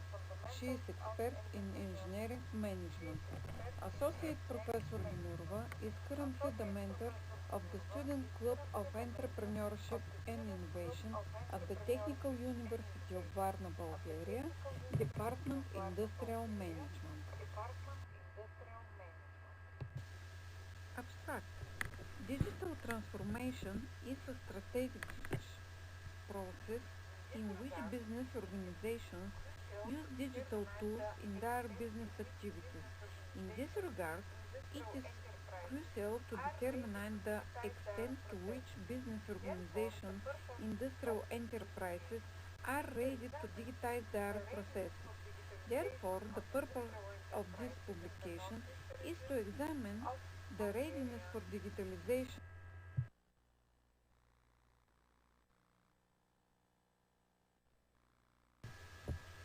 The study was conducted with the help of students from the specialty Industrial Management and Technological Entrepreneurship and Innovation, members of the Student Group of Entrepreneurship and Innovation at the Technical University of Varna.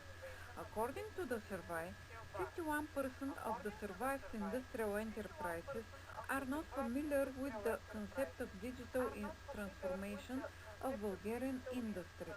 43% of them state that they have heard about it on various occasions and 6% have not indicated an answer. This you can to see in figure 1. To the question, do you think that the Bulgarian industry is ready to face the challenge of the digitalization? 51% of the surveyed industrial enterprises indicate that the Bulgarian industry is not ready for such a challenge. 48% of companies believe that business organizations are ready as part of their internal processes are already digitalized. The companies that indicate that they have already digitized parts of their process are mainly from the sectors of information and communication technologies and business consulting services. This you can to see in figure 2. Figure 3 shows the sectors in which business process must be digitized. The result of the study show that the main sectors in which the level of digital business process should be increased are the chemical industry, the machine building industry, the food industry, the energy sector, the processing industry, and the transport and logistics sector.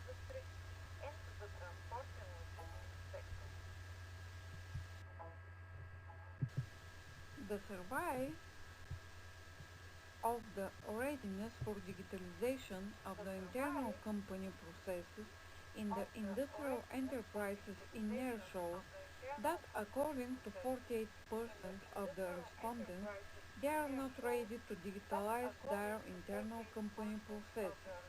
Another part of the enterprises, 43%, think that the business organizations are not ready for the challenges of the digital and digital transformation, and 9% of the respondents don't indicate a specific answer.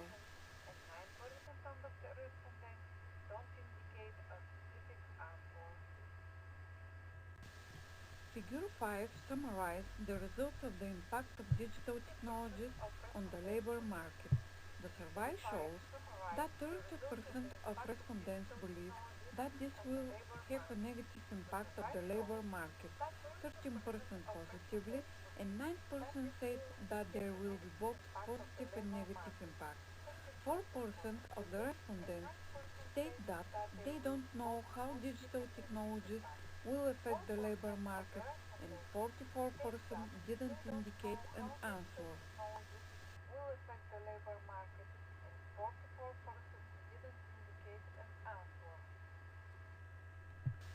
Conclusion.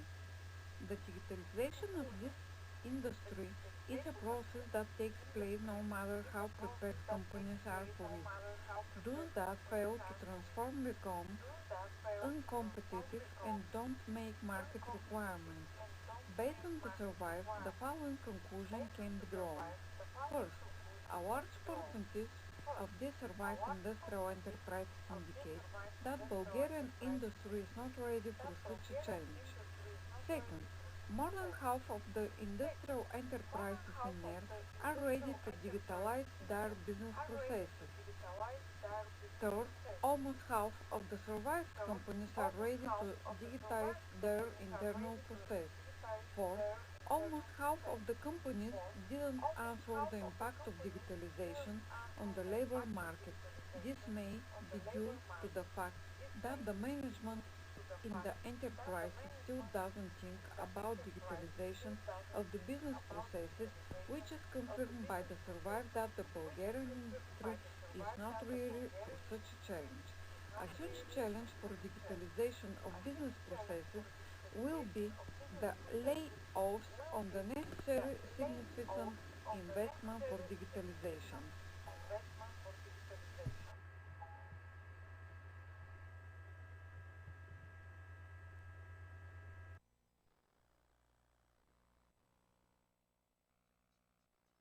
Thank you, Ms. Sika, for the presentation. Many thanks to the speaker, Pensri Madam, Pensri Bangban, Madam, for giving a good insight into the business operation approaches for these enterprises. Although there was some echo or some sound audio problems, otherwise our audience must have got a good insight. Anyway, these papers are shared with the others through the proceedings. They can go through it, and I hope in that way we can create more awareness about the research studies conducted world over and being presented in our present international conference of science, engineering and technology. All the best, Dr. Pensri Bangban Madam. Namaste. Thank you, sir. Next, present information security behavior of IT professionals, role of policies and compliance.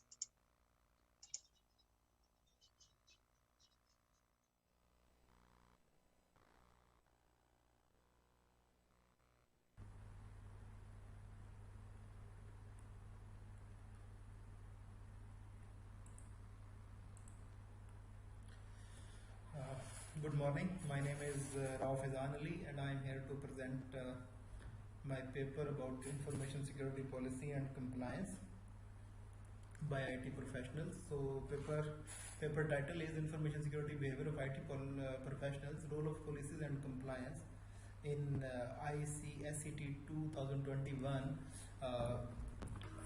Our abstract is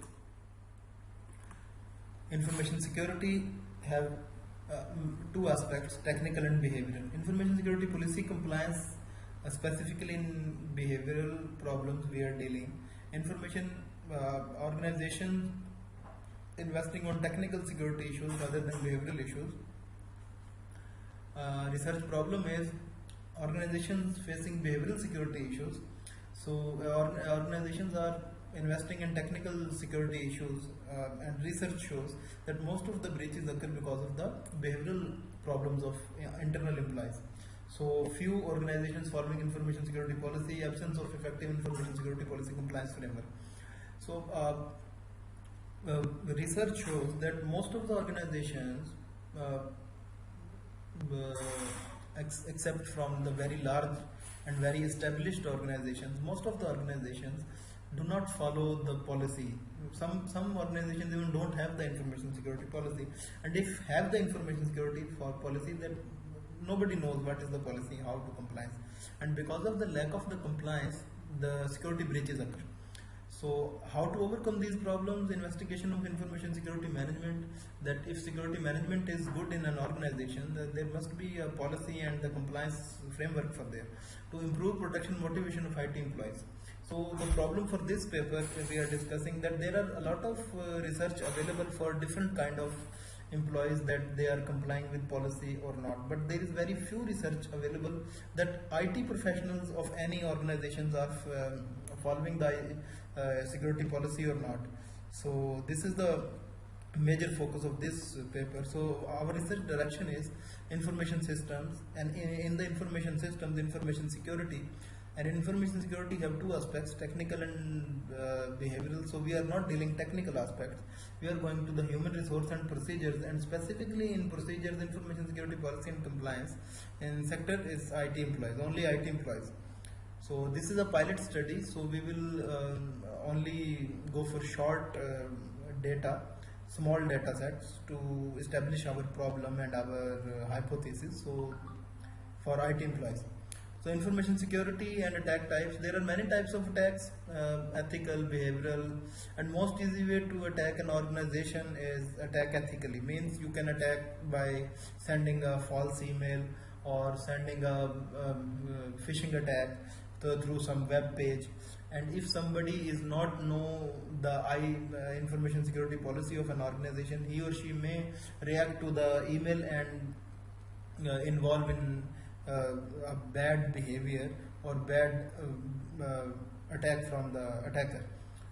So, okay, our research problem is cyber attacks can have so many causes, but major of them is employee negligence. The head of operations of one of the organization, he enlisted top 10 vulnerabilities of cybersecurity, and he establishes that the most vulnerability, the most hit the spot of the organizations is lack of cybersecurity awareness and training among employees. So research problem is our major research organizations are vulnerable, and the most common reason for that vulnerability is IT employee negligence towards the information security policy compliance. IT employee who must know what is information security policy. So research shows that most of the IT employees also don't know the information security policy, and there is no research available for that. Very little research available on IT employees behavior. So this research is about IT employees behavior. So proposed solutions, organizational governance or management and protection motivation. So motivations for this study is better organizational management can enhance information security policy compliance. So Hina and Dominic just stated this, that organizational management, if organizational management is better, then information security policy compliance will automatically get better. Good protection motivation among employees positively affect the information security policy compliance. So these are the solutions. Organizations lacking information security governance and policy compliance. So components of our framework which we are going to propose is organizational governance or management, security education and training programs. So lack of training, so we are proposing that education and training programs can enhance the information security policy compliance. Security policy and procedure. If an research shows that if an organization have inline security policies and procedure, that very likely that employees will follow. But procedures should be inline, everybody should know. Then workplace capabilities. If an organization do not have the capability to handle the information security attack, then there is very much difficult to tell employees that this is information security policy and how we will cover that. So workplace capabilities also effective and critical factor. So components of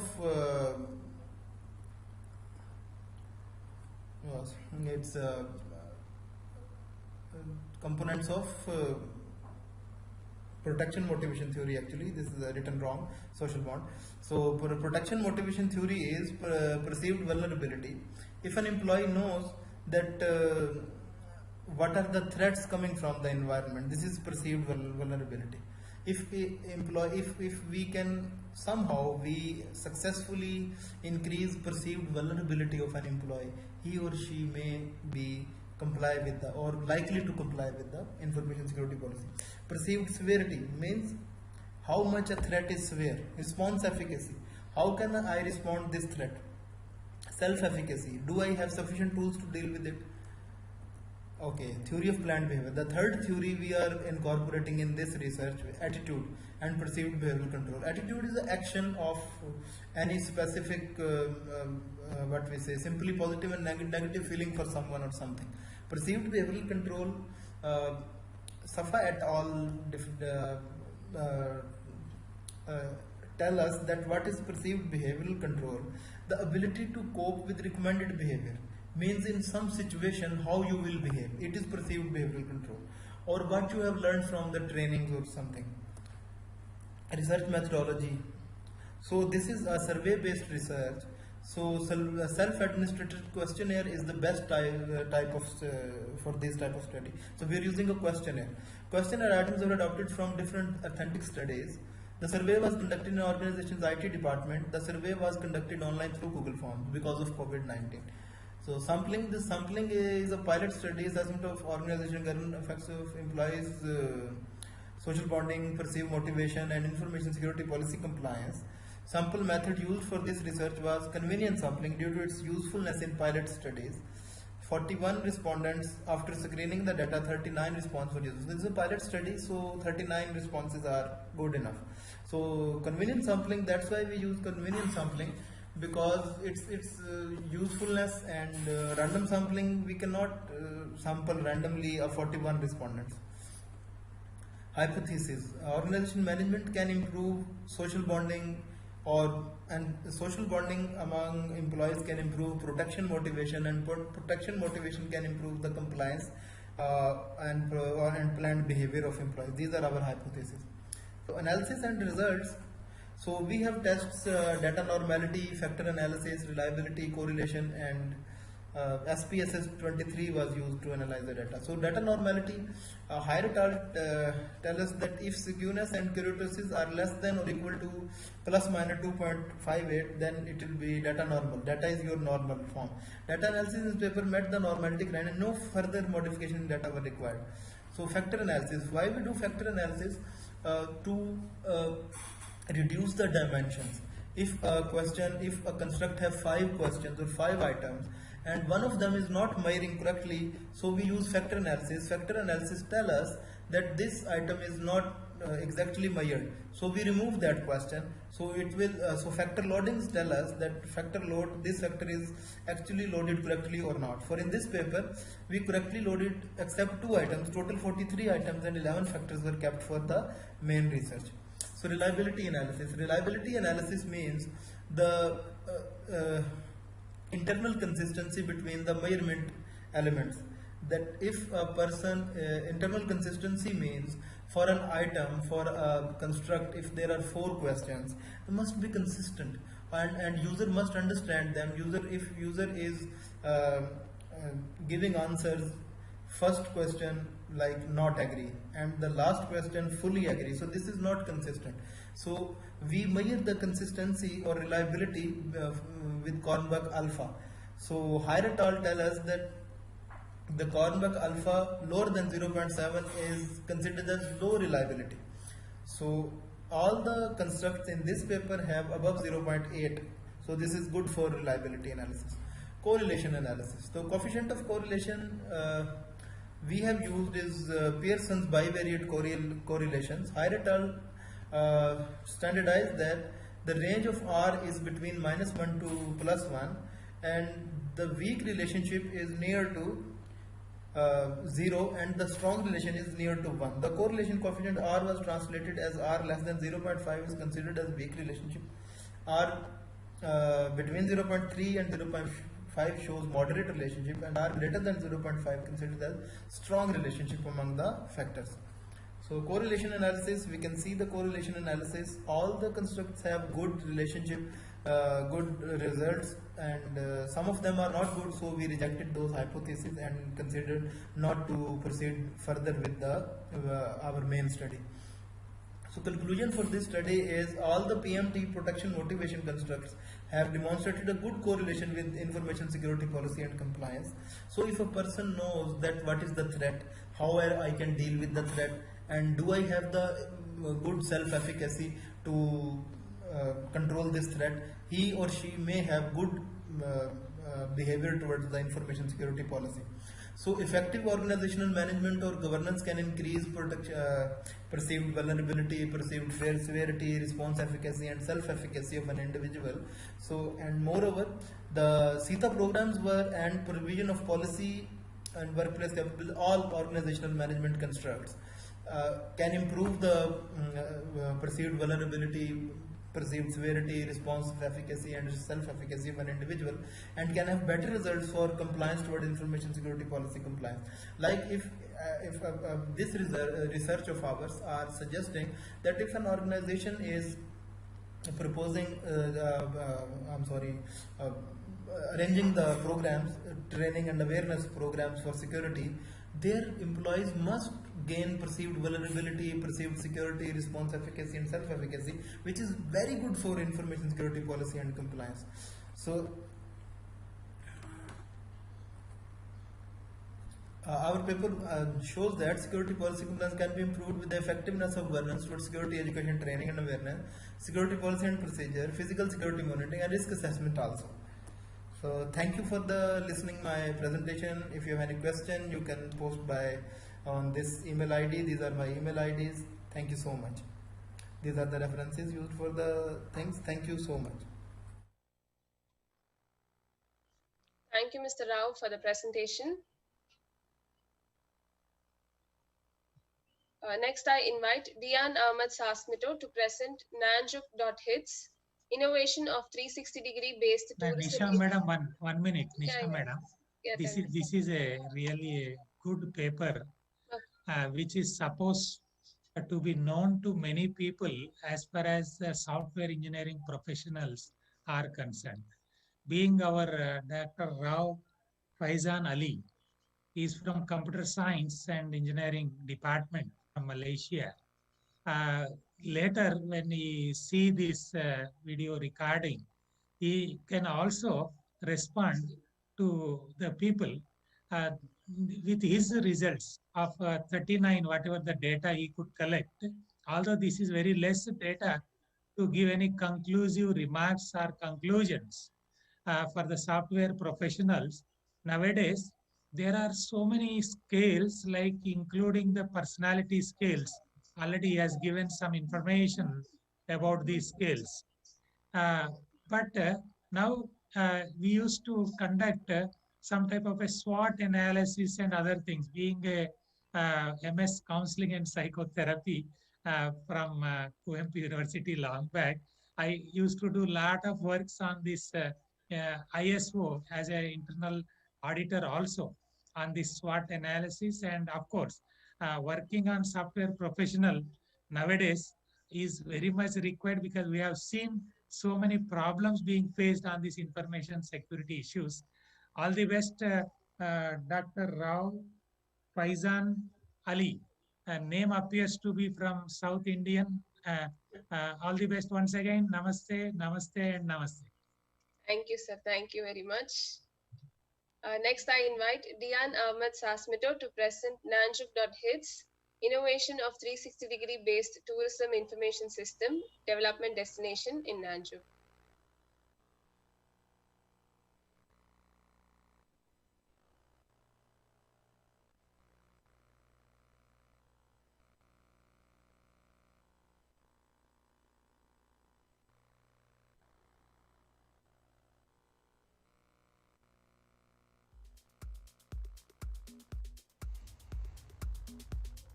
Hello, good morning, ladies and gentlemen. I'm glad to see you all. Let me introduce myself. My name is Dian Ahmad Sasmito and I am from Universitas Negeri Malang, Indonesia. Okay, in this presentation, I will discuss about Nganjuk Hits, innovation of 360-degree based tourism information system development destination in Nganjuk, which was completed by me and my co-author Lailia binti Muhammad Sofian from Universitas Erlangga, Indonesia. I want to discuss about the first part of this paper, that is introduction, which is based on under this SDGs era, the government tried to increase foreign exchange earnings from the non-oil and gas sector. One sector is quite potential to be a mainstay, it is the tourism industry. Tourism has also experienced continuous expansion and diversification and has become the one largest sector economic. According to the Ministry of Tourism, the contribution of the tourism sector for gross domestic product in 2014 reached 9%, maybe until 946 trillion rupiah.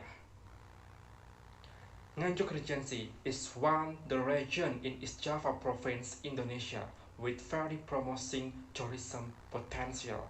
The potential ranges from natural, cultural, historical to culinary tourism. However, visit and tourism development in Nganjuk Regency is still unable to compare with the other regions. This is because the leader failed in the introduction of the tourism market, failed to package tours, failed to analyze tourism potential, and failed to coordinate between partners. On the other hand, in the current era, information technology and communication is developing very rapidly.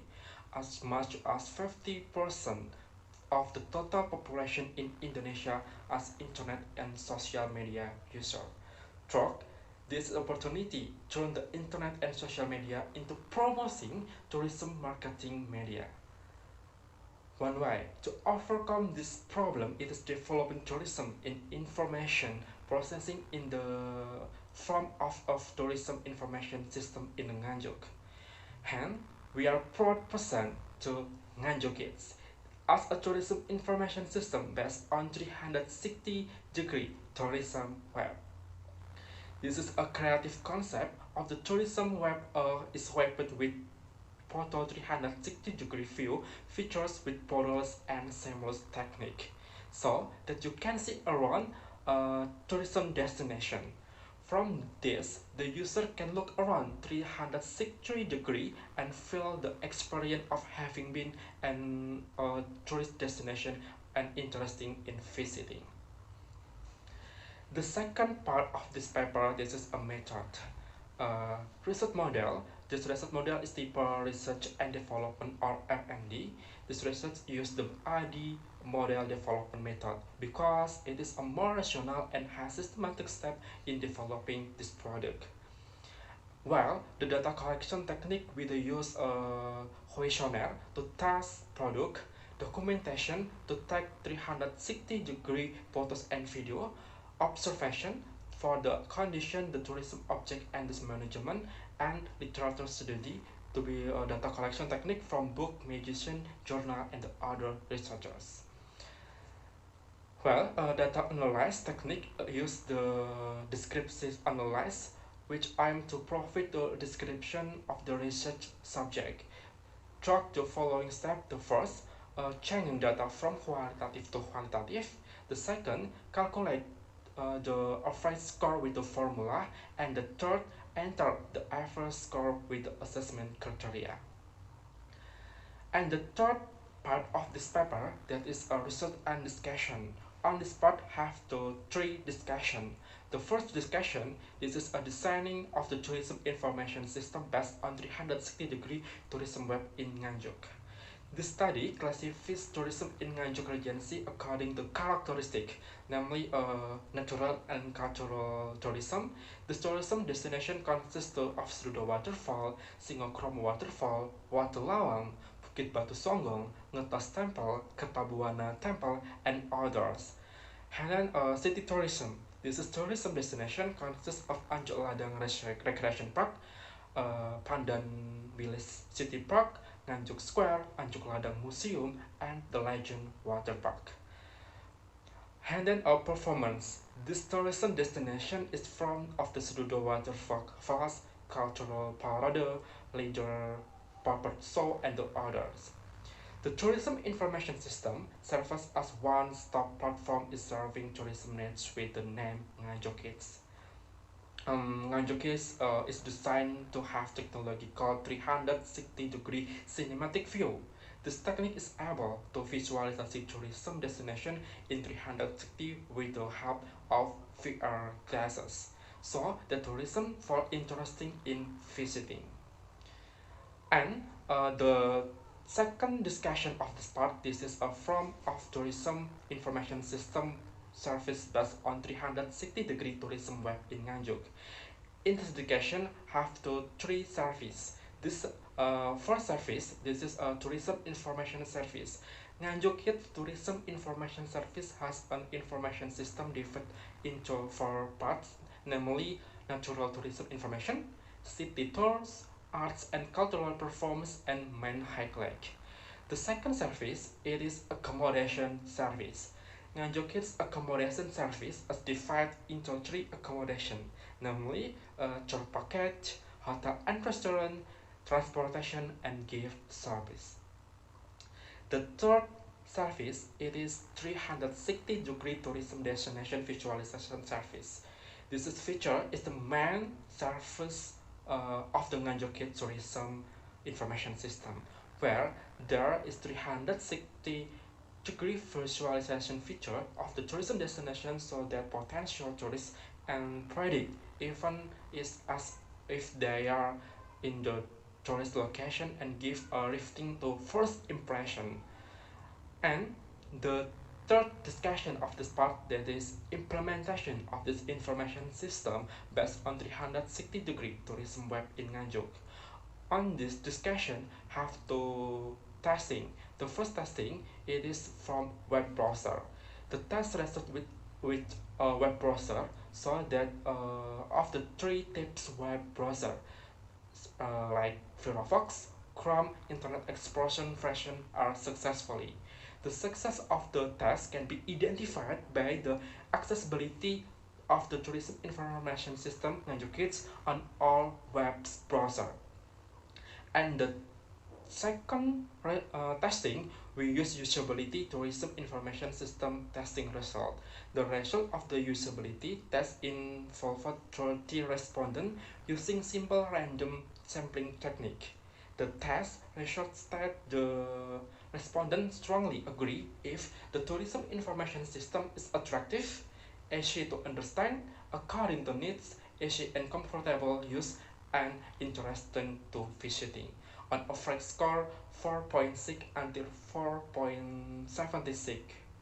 The existence of the tourism information system innovation based on 360-degree web tourism is able to attract tourists to visit tourism destination. And the last part of this paper, this is a conclusion.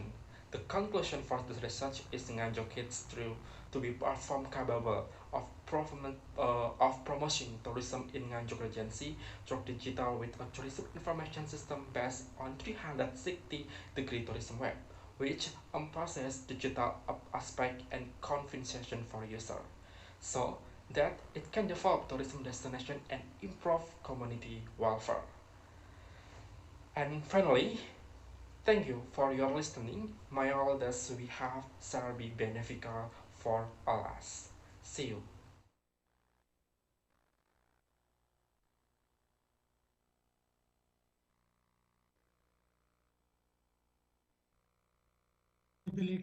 Any possibility of author available online, madam?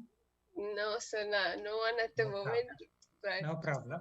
In fact, our Dr. Dian Ahmad Sasmita, he has given a wonderful insight along with his ADDI model, whatever model he proposed. And more information may be provided to the audience whenever it is feasible when interacting with him.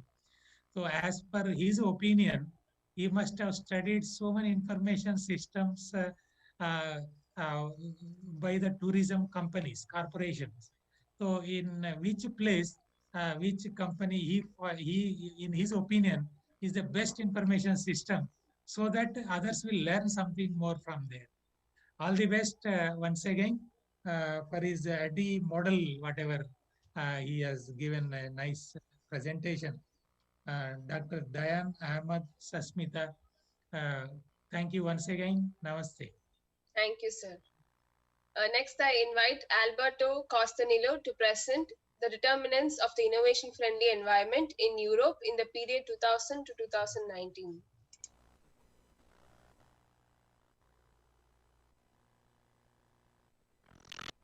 This article we investigate the innovation-friendly environment in Europe in the period 2000-2019. We use data from the European Innovation Scoreboard of the European Commission from 46 countries. Data are analyzed using dynamic panel data at one stage, panel data with fixed effects, panel data with random effects, pooled OLS and WLS. Results show that the innovation-friendly environment is positively associated to basic school entrepreneurial education and training, government procurement and of advanced technology products, employment share manufacturing, finance and support human resources. Innovation is an essential tool for economic growth. The role of innovation has been explicitly recognized in Schumpeterian economics, And in the endogenous growth theory, even Robert Solo's theory of economic growth recognizes the role of technological change, innovation, and research and development in increasing the efficiency of human capital. But the innovation-friendly environment is not only determined by economic and financial variables. Also, cultural and socio-psychological factors have a role in creating the condition for an innovation-friendly environment. In this sense, we refer to the theory of the Dutch sociologist and anthropologist Geert Hofstede, that has developed a model based on 6 variables to evaluate the impact of cultural factors on economic and corporation performance at a country level. We report a literature review that is centered on the ability of use of status index to evaluate the ability of economic organization and national productive system to promote innovation. Finally, we ran an econometric analysis to evaluate the determinants of the innovation-friendly environment in Europe. Results show that the innovation-friendly environment is positively associated to basic school, entrepreneurial education and training, government procurement of advanced technology products, employment share manufacturing, finance and support human resources. Taking a TechDogan 2015 affirmed the question of the social and cultural determinants of innovation as a tool for economic development. The authors specifically focused their attention on the relevance of culture in determining an innovation-friendly environment and improving the ability to promote innovation capacity in a society. The authors use the Hofstede Index to evaluate the relationship between culture and innovation. The Hofstede Index has been realized by Geert Hofstede, that was a pioneer in social research. The innovation-friendly culture in the theory of Hofstede. The Hofstede Index, in its second and more complete version, contains 6 dimensions that can be used to classify cultural behaviors, that are Power Distance Index, that is a measure of inequality of the distribution of power among a certain society, individualism against collectivism, the degree of integration of individuals in groups at a societal level, uncertainty avoidance, it is the tolerance for alternative thinking and non-conventional visions, masculinity against femininity. Masculinity is the preference for heroism and a culture of achievement in a certain society, while femininity is based on a preference on cooperation, modesty, and tolerance for weaknesses. Long-term orientation against short-term orientation. That example explain the relationship that a certain population has with its tradition in respect to the future. Indulgence against restraint, the degree of freedom in pursuing individual desires. Specifically, Tekin and TechDogan 2015 found that there is a positive relationship between innovation-friendly culture and higher individualism, willingness to take risks, readiness to accept and change, long-term orientation, low power distance, weak uncertainty avoidance, openness to new information, frequent travel, positive attitude towards science, value of education to society and religion. We estimate the second model, innovation-friendly environment, with the basic school entrepreneurial education and training, government procurement of advanced technology products, employment share manufacturing, finance and support, human resources. We analyze data with panel data with random effects, fixed effects, dynamic panel at one stage, WLS and pooled OLS. These are the results, synthesis of the results of our analysis. We found that the innovation-friendly environment is positively associated to basic school entrepreneurial education and training in countries in which the training in creating or managing small and medium enterprises is incorporated in primary and secondary schools. There are greater probabilities to create an innovation-friendly environment. Education and the school system have an essential role in shaping the ability of a country to boost innovation, especially in the private sector through small and medium enterprises and corporations. Government procurement of advanced technology products is a measure of the ability of a government to promote innovation through public investments. The increasing in the investment of government in advanced technology products is positively associated to the creation of an innovation-friendly environment. Employment share manufacturing is a measure of the percentage of employment in knowledge-intense industries. If a country can develop a productive system based on knowledge-intense sectors, then that country has greater probabilities to create an innovation-friendly environment. Finance and support is a measure of the financial investment in innovation either in the private and in the public sector. If a country can improve the finance-innovation nexus, then that country has greater probabilities to promote an innovation-friendly environment. Human resources is a measure of the presence of a high-skilled workforce. Education, especially tertiary education, can have a relevant role in shaping a positive innovation-friendly environment. In this article, we investigated the determinants of the innovation-friendly environment in Europe in the period 2000-2019. We used data from the European Innovation Scoreboard of the European Commission for 46 countries. Data are analyzed using dynamic panel data at one stage, panel data with fixed effects, panel data with random effects, pooled OLS, and WLS. The determinants of the innovation-friendly environment are not only economic or financial in a strict sense. There are also sociological, cultural, political, and anthropological factors that can explain why a certain country is more oriented to innovation in respect to others. To analyze these cultural and sociological factors that have an impact on innovation either at a country level, either in an organizational perspective, we refer to the Hofstadter's Index that is able to capture 6 cultural dimensions able to describe the cultural environment.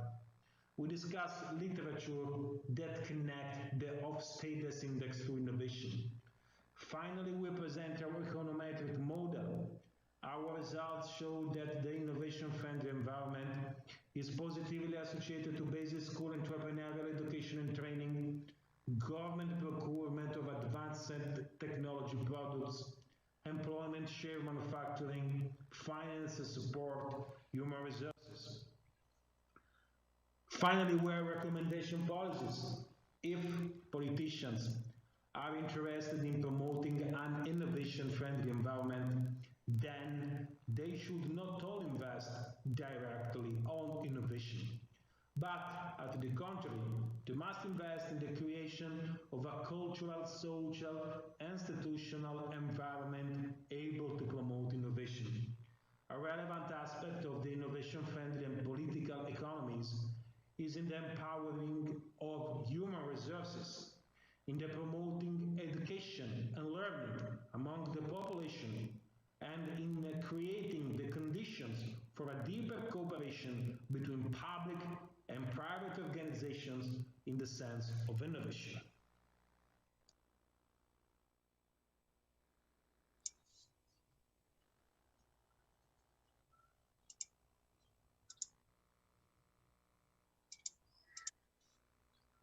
Thank you, Mr. Alberto, for the presentation.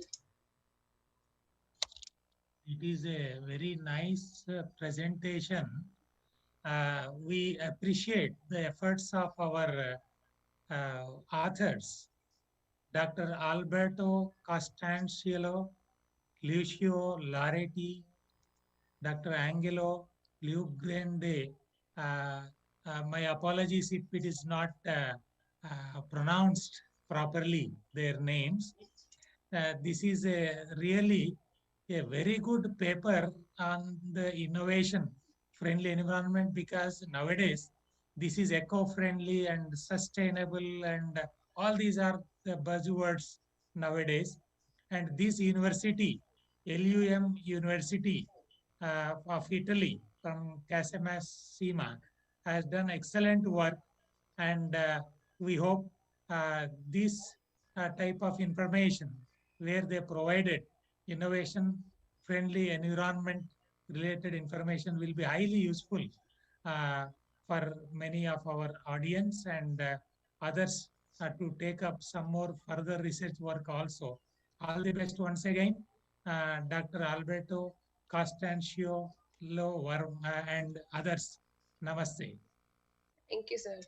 Thank you very much. Moving on with the next presentation, I invite Maria de Los Angeles Quecho Reina to present social and cultural values for the sustainability of local tourism. Reciban un cordial saludo desde Perú. El día de hoy les voy a presentar el artículo Social and Cultural Values for the Sustainability of Local Tourism in the Province of Cañete. Valores sociales y culturales para la sostenibilidad del turismo local en la provincia de Cañete 2020, cuyos autores, quien les habla, María de los Ángeles Caicho Reina, el doctor Néstor Cuba Carvajal, el doctor Mauro Amaru Granados Maguiño y la doctora Judith Soledad Yangali Vicente. Esta presentación está acompañada de una manifestación cultural típica del Valle de Cañete, conocida como el Festival de la Flor de Amancáes. El objetivo general de nuestra investigación ha sido analizar los valores sociales y culturales para alcanzar la sostenibilidad del turismo local en la provincia de Cañete, en Perú. Objetivo específico número 1, analizar el fortalecimiento de la memoria colectiva para alcanzar la sostenibilidad del turismo local en la provincia de Cañete. Objetivo específico número 2, analizar el fortalecimiento del sentido de pertenencia para alcanzar la sostenibilidad del turismo local en la provincia de Cañete. Y objetivo específico número 3, analizar el fortalecimiento del reconocimiento social para la sostenibilidad del turismo local en la provincia de Cañete, cuyas imágenes que acompañan esta presentación tenemos la artesanía, los guardalomas de un proyecto típico que es el proyecto Lomas de Asia, la gastronomía local y la danza típica de las Payas. En la revisión teórica conceptual de este artículo tenemos la primera categoría, valores sociales y culturales, que está fundamentada en la teoría de los valores culturales, desarrollada en primer lugar por Ronald David Lange en el año 1961, que nos dice que es el motivo por el que las personas se sienten identificadas, se sienten parte de sí mismos y son los pensamientos con los cuales se identifican. Erik Erikson, mediante la teoría del yo, él es un psicoanalista que desarrolla un sentido consciente con el cual las personas van adquiriendo sus identidades a partir de las interacciones sociales. Tenemos la teoría de la cultura desarrollada por Edward Taylor en el año 1871, que lo define como el conjunto de hábitos, de costumbres, de capacidades, conocimientos que han adquirido las personas, los pobladores dentro de su comunidad, donde incluyen también la moral, los valores y las leyes.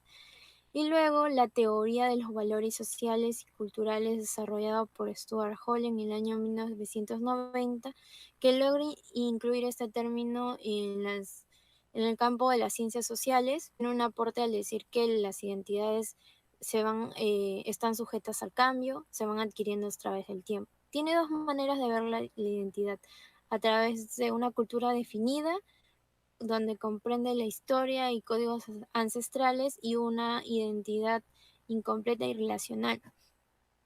En las subcategorías tenemos a la memoria colectiva, que es el proceso de reconstrucción del pasado a través de un recuerdo. Tenemos el sentido de pertenencia, que consiste en el sentimiento de vinculación que tiene una persona con su lugar de origen, generando actitudes en su cuidado y en su beneficio. El reconocimiento social, que es cuando un individuo se siente parte de una comunidad y realiza acciones en todo su cuidado y su beneficio. En la segunda categoría, sostenibilidad del turismo local, está apoyada en la teoría del desarrollo sostenible desarrollada por primera vez en la Comisión Brundtland en el año 1987, donde dice que el desarrollo debe atender las necesidades del presente o afectar los recursos que puedan servir para las generaciones futuras, donde esto debe perdurar a través del tiempo. Tenemos la teoría del turismo sostenible desarrollada por Josh Kippendorf en el año 1977, donde señala que debe haber una interdependencia de la actividad turística y el cuidado del medio ambiente, es en las naturales a través del tiempo. En lo que concierne a la memoria colectiva, se obtuvo que existen una serie de manifestaciones culturales que forman parte de la memoria colectiva, como las festividades, modos de vida, como la gastronomía, las danzas, las tradiciones ancestrales que se han transmitido de generación en generación. Sin embargo, se ven afectados por una escasa difusión y la transmisión, que es de padres a hijos de generación en generación. El sentido de pertenencia se ve reflejado en las acciones de algunos representantes de proyectos relevantes y en trabajos de ciertos pobladores que quieren ver a su pueblo desarrollarse, a su pueblo surgir y que sus pobladores tengan una mejor calidad de vida. Es por ello que ellos están prestos a seguir incentivando y promoviendo los elementos culturales de su localidad. El reconocimiento social se halló que el poblador cañetano tiene una serie de características y rasgos culturales que lo identifican y que lo vuelven diferente a las demás comunidades, lo destacan y se reconoce por ser agricultor, trabajador, tener un fervor religioso y ancestral, además de demostraciones de cultura que involucra festividades que atraen al visitante, tanto nacional como extranjero. En la categoría sostenibilidad del turismo local, se obtuvo que se viene trabajando poco a poco mediante una serie de factores que van limitando todo este proceso, limitan todas las acciones que puedan incentivarse mediante los proyectos antes mencionados. Entonces, en el aspecto ambiental, se encontraron diversos recursos y atractivos turísticos, entre los que destacan lomas, playas, una isla, desierto, valle agrícola en la provincia de Cañete, que han sido afectados por un mal manejo de los residuos sólidos de la población y una actividad turística que afecta al estado natural y los ecosistemas. Por ello, es importante tomar acciones que ayuden a conservar estos ecosistemas de permanencia a través del tiempo. En el aspecto económico se obtuvo que la población de la provincia de Cañete se destaca por ser agricultores, pescadores, comerciantes, donde en la actualidad se están enfocando en nuevos rubros como la formación de restaurantes, hoteles, el desarrollo del sector transporte y el incremento de los artesanos, que es un sector que va creciendo ya que se van consolidando en lesiones y van participando en ferias donde se promueve la economía local. En el aspecto sociocultural, se obtuvo como resultado que la población del distrito está siendo partícipe del proceso de desarrollo en un mínimo grado, puesto que no se demuestra un interés en la cultura, solo en la mejora de la calidad de vida y de la economía, pero se sigue olvidando y se sigue dejando de lado los rasgos culturales distintivos. Se debe incentivar políticas de protección, ya que en las municipalidades no hay un presupuesto destinado para cultura, para identidad, solo se destina por requerimiento, y esto es un factor que debe ser promovido tanto en foros, en talleres, para que esta identidad, estos valores sociales y culturales no se sigan perdiendo a través del tiempo. Es necesario tener más gestiones y más iniciativa por parte del sector público y el sector privado. Como discusión, tenemos que, de acuerdo al objetivo general, existe una similitud en la investigación con Coronel Morán y Pino Barrantes 2019, quienes llegaron a concluir que en el Valle de los Volcanes de la provincia de Castilla, en Arequipa, muchas de las costumbres de las comunidades se habían dejado de lado por la baja valoración de valores sociales y culturales. Por ello, su investigación ha contribuido a mejorar la apreciación del espacio natural y los bienes culturales, para que la población tome conciencia de que los atractivos turísticos de la zona son fundamentales para alcanzar un turismo rural y por ende un desarrollo local. Por otro lado, se difiere de cierta manera con la investigación de Frías Chía 2018, quien concluyó que los residentes del distrito turístico de Barranco sí cuentan con conocimientos de su historia, de sus expresiones culturales, tanto materiales más significativas. Ellos sí conocen los aspectos generales, los aspectos específicos, las fechas significativas donde ocurrieron acontecimientos relevantes, son participantes de sus propias vivencias que han sido transmitidas de generación en generación. Y se concuerdan con esta investigación, ya que se afirma que el proceso de sentirse identificado contribuye en el desarrollo turístico y un desarrollo sostenible local. Como conclusión, se puede afirmar que se identificaron los factores negativos que van desencadenando la pérdida de sentido de pertenencia y de los valores sociales y culturales de la población más joven. Por este motivo, la problemática se intenta remediar mediante las acciones de los representantes culturales que han tomado esta iniciativa de transmitir manifestaciones culturales típicas mediante festividades y eventos locales que contribuyen en el desarrollo económico y la sostenibilidad de la localidad. Por lo tanto, se puede sintetizar que fortalecer los valores sociales y culturales conlleva el desarrollo de la provincia de Cañete, donde resulta imprescindible la suma de esfuerzos de instituciones públicas y privadas y el compromiso de la población.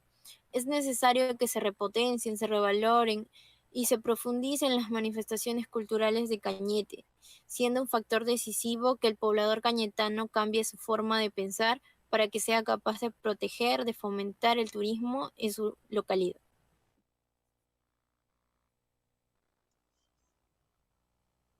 Thank you, Ms. Maria, for the presentation. Nisha, madam. Yes, sir. Especially for our audience, at least abstract we should read. Yeah, but I think you have received the abstract, sir, of the English version. No, that's what our name. What is her name, madam? And Maria, sir. The title I have read and the author name.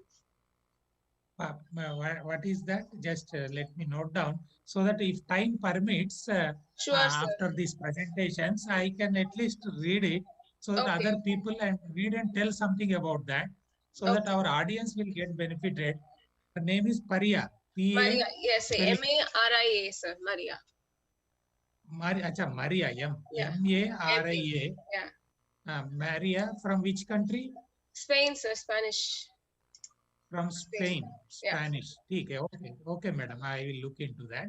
Yes, so at the end, whenever we get some time, definitely, at least I will give some information to our audience as far as this wonderful paper of Maria, madam, from Spain is concerned in nice, beautiful language, Spanish. Okay, now we go ahead, madam, Nisha, madam. Yes. Over to Nisha, madam. Next, I invite Sonali Lakshman Dushing to present solar energy monitoring for IoT with fault detection and temperature sensing mechanism. Good morning, everyone. My name is Sonali Lakshman Dushing. I am MTech second year student from MGM campus Jawaharlal Nehru Engineering College. Today, the topic of my presentation is solar energy monitoring for the IoT with fault detection and temperature sensing mechanism. The content of my presentation is solar power plant problem statement, literature review, monitoring goal of solar power plant, background of Internet of Things, system development, element of block diagram, component satisfaction, expected result, advantages and disadvantages, and application of my project. Let's introduce my project. as we all know that renewable energy source we are using, because nowadays demand of electricity is increases as compared to generation of electricity. So to fulfill that increased demand, we have to use renewable as well as non-renewable energy source, because only non-renewable energy source are not able to fulfill that much demand. That's why we are using renewable energy source. Renewable energy source is a practical solution to address the persistent demand and supply the gap in the power industry. Due to availability of solar energy across the country, unlike other renewable source which have geographical limitation, solar photovoltaic among all renewable source is proving to most beneficial. Application of IoT is proving to beneficial for monitoring power generation from renewable energy sources. This is about the solar power plant. As we all know that in solar power plant we are using solar cell for capturing the solar radiation from the sun. With the help of this solar panel, we are converting that solar cell into heat energy and that heat energy into electrical energy. We are generating electrical energy in DC form. After generation, this solar panel is used to collect the solar radiation from the sun. After collecting the solar radiation, they are generating DC form of energy, and that DC form of energy is supplied to the charge controller. After charge controller, it gives to the, if load is connected on the system, then it's supplied to inverter. The main function of inverter is to invert that DC supply into AC supply and given to the load. But if the load is not present on the system, that time this charge controller given that supply to the battery. So generated DC form of energy is stored in battery. So this is about the solar power plant. In solar power plant, we know that PV module is important component, inverter is important component, and solar cell is also important component. If you want to generate the electrical energy with the help of solar panel, so we have to use all these components for the generation of electrical energy with the help of sun radiation. Now the problem statement, which type of problem is generally occurring in the system. So the system is about the presenting a low cost and flexible solar panel control and monitoring system utilizing an embedded microwave host with IP connectivity for accessing and checking devices and appliances remotely using a web application. Now this is the literature review about my project. There are some those paper which I have referred for this project is, first one is the implementation of Arduino based multi-agent system for rural India microgrids. In that, the point which they are discovered or they are invented the problem related like DC system, distributed energy resources, load storage and the grid system. Now the second point which I have referred is design and implementation of renewable energy monitoring system, power engineering, energy and electrical devices. In that paper they have invented like instant monitoring infrastructure of a renewable energy generating system. Now third paper which I have referred is development of Arduino based online monitoring and control system for renewable energy sources, computer communications and control technology. So in that paper the writer is invented in that development of an online monitoring and control system. Monitoring goal of solar power plant. The main goal of solar power plant is, or the monitoring goal of solar power plant is reduce performance issues in the PV array or inverter. Means, as we all know that in solar power plant there are number of type of losses is occurring, or there are number of type of fault or difficulty we have to face. As like solar power plant, there is always an issue related to PV system or array inverter, right? So in PV system, if there is a monitoring is present in the system, if like there is a IoT, internet base of thing is present in the system, so we can easily find out that in which solar panel the problem is occurring or which component of solar power system is not working properly. So the monitoring goal of solar power plant. So solar power plant monitoring goal क्या है? So solar power plant monitoring goal is reduce performance issue in the PV array or inverter. Second goal is optimize the solar farm operation and maintenance. To make proper maintenance or accurate performance of the system, their operation and their maintenance optimization is needed. So second goal is optimize solar farm operation and maintenance. Third goal is evaluate selection of equipment and install such a performance. System performance better. To make the system performance better, monitoring system is also help. Evaluate long-term system reliability and performance analysis. For system long-term reliability and their performance analysis, monitoring system are developed in solar power plant. Evaluate solar power plant design, basically actual solar farm performance compared to expected. So these are some goals for monitoring of solar power plant. If we are monitoring solar power plant, so these are the goals for monitoring of solar power plant. Background of Internet of Things. As I am using Internet of Things IoT based solar power plant or their control mechanism, so we must know about the Internet of Things or their background. So what is meant by Internet of Things? Internet of Things is a system or related computing device, digital and mechanical machines, objects, people with unique identities and potential transfer a data over a network without human to human or human to computer interaction. We can easily identify or we can easily monitor the system with the help of IoT without human to human or human to computer interaction. Without any human to human or human to computer interaction, we can easily analyze or we can easily monitor any kind of system. Now the system development, as shown in block diagram, there is solar panel. We know that the solar panel is used to capture the solar radiation. After capturing the solar radiation, it generates the DC form of energy. That DC form of energy is supplied to the servo motor. There is a node module ESP8266 and there is a LDR sensor is also present in the system, voltage sensor and current sensor. Solar panel is used to collect the solar radiation. After collecting solar radiation, it generated DC form of energy. That DC form of energy is used to drive the servo motor, and if there is voltage sensor and current sensor, the how much amount of voltage and current is generated. If there is any fault in the system, so voltage sensor and current sensor are connected in the system to sense that kind of fault and give that message cloud through the PC or mobile with the help of node MCU ESP8266.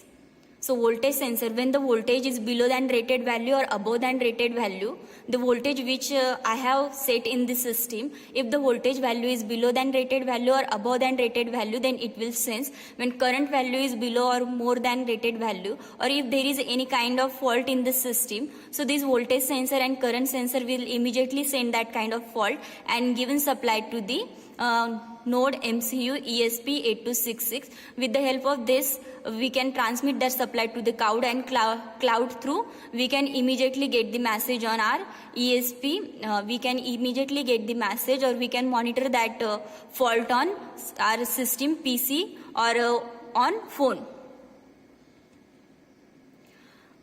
The working of block diagram is, there are two LDR sensor are placed on the solar panel. As sunlight collide on LDR sensor sense light and accordingly DC motor turns, and so maximum energy is absorbed by the solar panel. After absorption of sunlight, it's sent towards solar controller, and voltage and current are measured by the sensor. This sensor reading then sends towards the ADC, analog to digital converter. This analog to digital converter analog value into digital value and sent to node MCU. Node MCU is connected to Wi-Fi for internet connectivity. So the sensor reading are sent to cloud, serves where we can measure the actual reading of voltage and current over cloud platform. The purpose system is for monitoring of solar energy using IoT, solar panel help to store the energy in the battery. Battery has the energy which is useful for the electrical appliances. Battery is connected to the Arduino. Arduino is a microcontroller which is used to read the sensor value. Current sensor and voltage divider are connecting to the Arduino. Now the elements which I am using this project, the component which I had used in this project is Arduino IDE, current and voltage sensor, LDR, light dependent resistance sensor, node MCU ESP8266, Wi-Fi module, DC motor and drives, solar panel. These are some components which I have used in project. Now one by one we will see the function of each and every component. Arduino is used. Arduino sensor the current and voltage value through analog pins. With the help of this value, Arduino programming calculate the power and energy. Now the function of LDR, light dependent resistor or sensor. An LDR is a component that has a variable resistance that change with the light intensity that falls upon it. This allows them to be used in light sensing circuit. Now the function of node MCU ESP8266. Node MCU is an open source firmware for which open source prototyping board design are available. The firmware use the LAU's scripting language. The firmware is based on the EULA project and built on the ISROPE known as SDK for ESP8266. Now the function of Wi-Fi module. Wi-Fi module is used. The ESP8266 Wi-Fi module is a self-containing SoC with integrated TCP/IP protocol stack that can give any microcontroller access to your Wi-Fi network. The ESP8266 is capable of either hosting an application of offloading all Wi-Fi network function from another application process. Now the function of voltage sensor. A voltage sensor is a sensor is used to calculate the monitor and the amount of voltage in the object. Voltage sensor can determine both the AC and DC voltage level.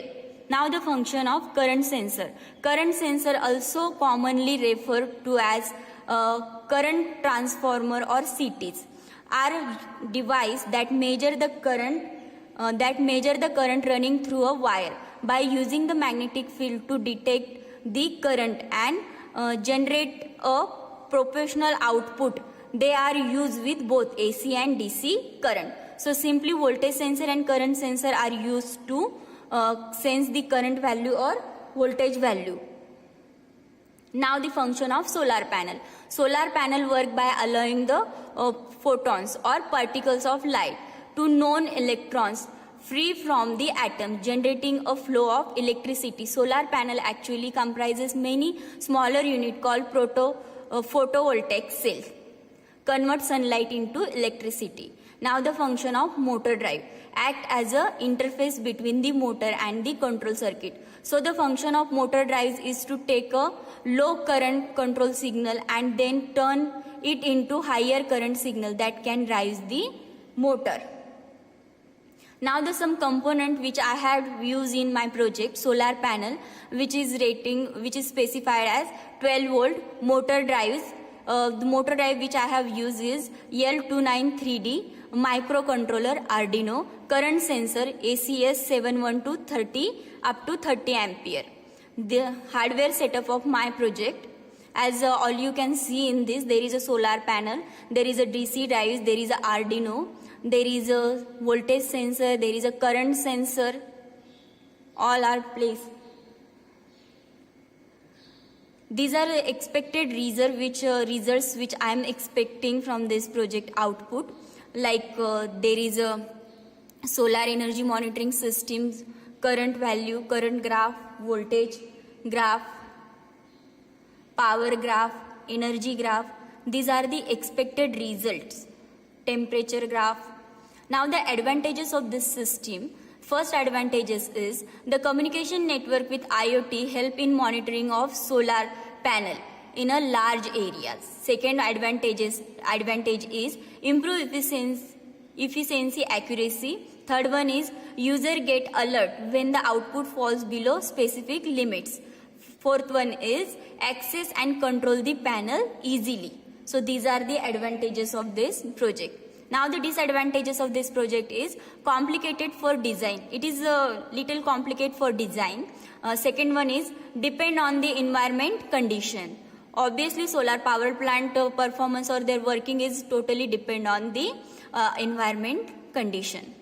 Now the application of this project is IoT utilize computing facility and software system for information processing. Second application is using IoT human to machine and machine to machine information exchange and seamless linkage of information flow can be achieved. Third application is using IoT real-time control, actuated management and intelligent decision making of this physical world can be made. Now the conclusion of this system is, as this system keep continued track of solar power plant, the daily, weekly and monthly analysis become easy and efficient. Also with the help of this analysis, it is possible to detect any fault occur within power plant. These are the references which I have referred. Thank you.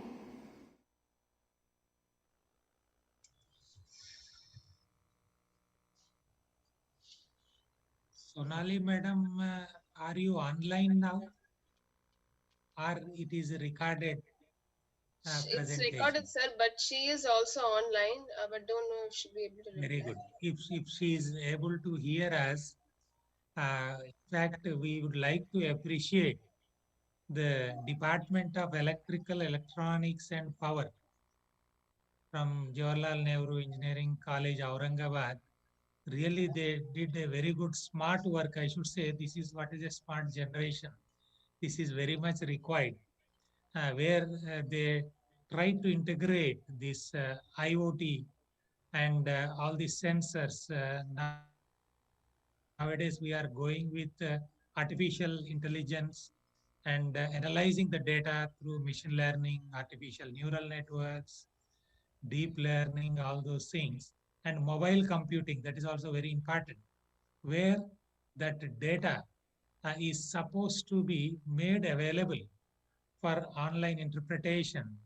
And whether Sonali madam or Professor A.V.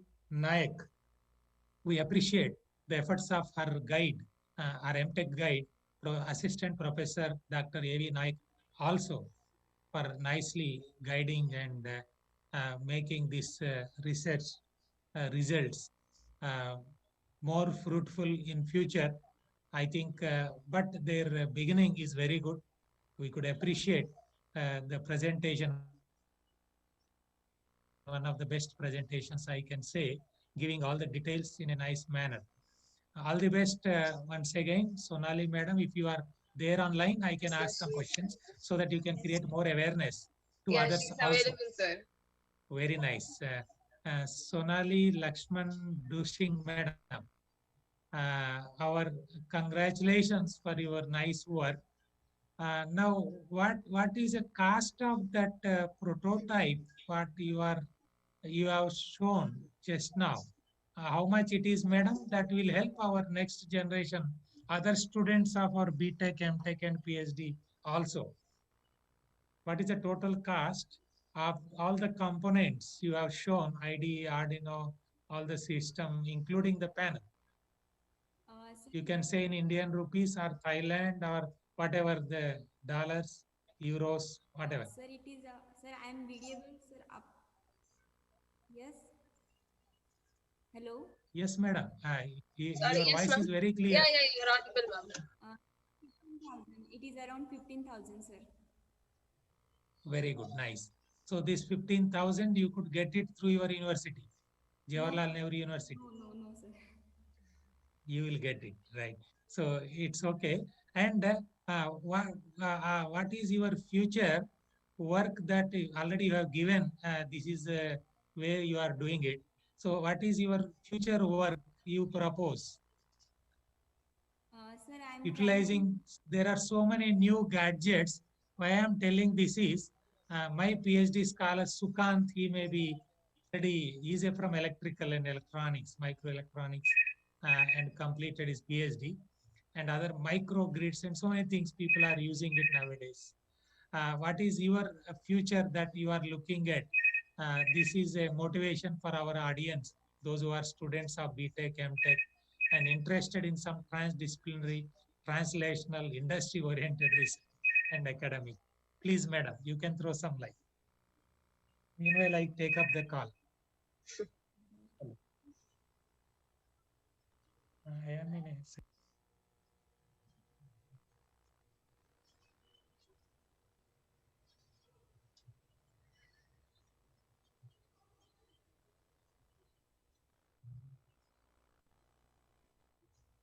Would you like to say something about it, Sonali Lakshman Singh, madam? No, sir. Right Achha, now. it's okay. Right. Okay, thank you, sir. Thank you so much Anyway, for this is a very good work, nicely explained. That's why I said one of the best way of presenting, giving all the information. This is what one of our vision or mission, whatever you say, since I have been involved in this conference series for a long time. All the best once again, and convey our best wishes to our Professor A.V. Nayak Sahab, also of your Jawaharlal Nehru University in Aurangabad. Namaste once again. Thank you, sir. Thank you so much, sir. Thank you so much. Thank you, ma'am, for the presentation, and thank you, sir. Moving on to the next presentation, I invite Edwin Martinez Alvarez to present Integration of ICT in Academic and Administrative Management Processes.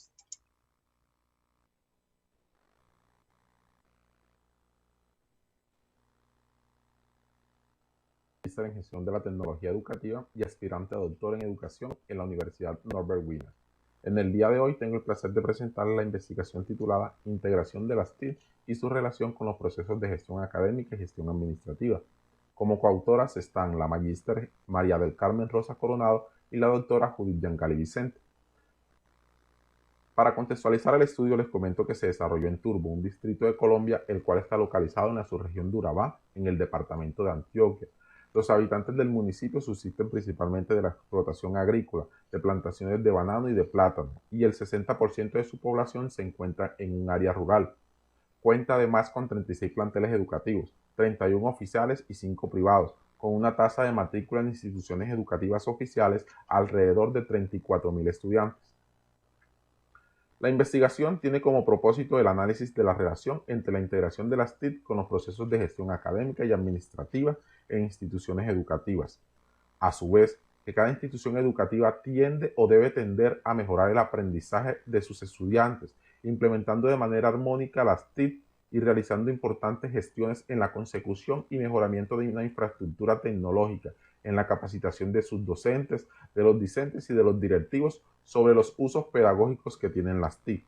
Ahora bien, la forma como los estudiantes están teniendo acceso y procesan la información está cambiando, y esto en gran parte al surgimiento de recursos y herramientas TIC, las cuales han hecho que el conocimiento se globalice y sea cada vez más frecuente el uso de entornos digitales para la adquisición de conocimientos sin los limitantes de espacio y de tiempo, lo cual favorece un aprendizaje colectivo que se enriquece a través de una interacción social digital. Esto se pudo evidenciar claramente en el análisis de las consecuencias sociales que tuvo la pandemia causada por la aparición del nuevo coronavirus, dentro de las cuales la situación de aislamiento social implementada por la mayoría de los países afectados ocasionó que esta problemática se convirtiera en una oportunidad para que la educación se transforme desde una implementación de metodologías tradicionales a metodologías innovadoras a través del uso de entornos de aprendizaje y de enseñanza autorregulados por las tecnologías. Con respecto al planteamiento del problema, este sale a relucir debido a la situación de aislamiento causada por la pandemia, donde se observa la falta de conectividad en gran parte del territorio, la gestión administrativa en instituciones educativas, y tercero, existe relación entre el uso didáctico de las TIC con la gestión académica y administrativa en instituciones educativas. El método empleado en el estudio corresponde al hipotético deductivo o de contrastación de hipótesis. Además, siguiendo lo propuesto por Hernández y Mendoza en el 2018 con respecto a las tres rutas de la investigación científica, la investigación se encuentra ubicada dentro de un enfoque cuantitativo. Adicionalmente, para efectos de la investigación, se hizo una articulación con el tipo de investigación básica o dogmática y un nivel de estudio correlacional, debido a que la naturaleza del objetivo principal de la investigación es determinar la relación entre las diferentes variables y sus dimensiones. En cuanto a la técnica, se opta por tomar la encuesta como técnica fundamental para la recolección de los datos, y los instrumentos implementados corresponden a 3 cuestionarios con escala de tipo Likert, uno para cada variable estudiada, los cuales se aplicaron en una muestra de 185 docentes de 8 instituciones educativas del distrito de Turbo. Para determinar el grado de confiabilidad de los instrumentos, se realizó un pilotaje con 21 docentes para así poder hallar el coeficiente de alfa de Cronbach, el cual es de 0,894 para el primer instrumento, de 0,960 y de 0,927 para el segundo y el tercero respectivamente, demostrando un fuerte y alto grado de confiabilidad en los instrumentos. También se realiza una prueba de normalidad con el fin de determinar el tipo estadístico que se aplicará en el tratamiento de los datos, y debido a que la muestra es mayor de 50 individuos, se tuvo en cuenta el test de Kolmogorov-Smirnov. Debido a que los grados de significancia fueron inferiores a 0,05 para la mayoría de las variables y de sus dimensiones, se determina que los datos no se distribuyen de manera normal y se opta por aplicar una prueba no paramétrica. En este caso, pues se realizó el coeficiente de correlación de Spearman. El valor de significancia para la gestión académica y gestión administrativa es menor a 0,05. Por tanto, se rechaza la hipótesis nula y se acepta la hipótesis alterna. Es decir, que existe relación significativa entre las competencias TIC con la gestión académica y la gestión administrativa en las instituciones educativas. Pues, según los resultados, en la tabla de prueba de la hipótesis específica 2, el valor de la significancia para la gestión académica y gestión administrativa es menor a 0,05, por lo tanto se rechaza la hipótesis nula y se acepta la hipótesis alterna, es decir, que existe relación significativa entre la infraestructura tecnológica con la gestión académica y administrativa en las instituciones educativas. Y a partir de los resultados en la tabla de hipótesis específica 3, el doctor José Luis el valor de significancia para la gestión académica y administrativa también es menor a 0,05, por lo tanto se rechaza la hipótesis nula y se acepta la hipótesis alterna. Particularmente comprendiendo la gestión de la tecnología educativa y aspirante a doctor en educación en la Universidad Norbert Wiener. En el día de hoy tengo el placer de presentar la investigación titulada Integración de las TIC y su relación con los procesos de gestión académica y gestión administrativa. Como coautoras están la magíster María del Carmen Rosa Coronado y la doctora Judith Giancali Vicente.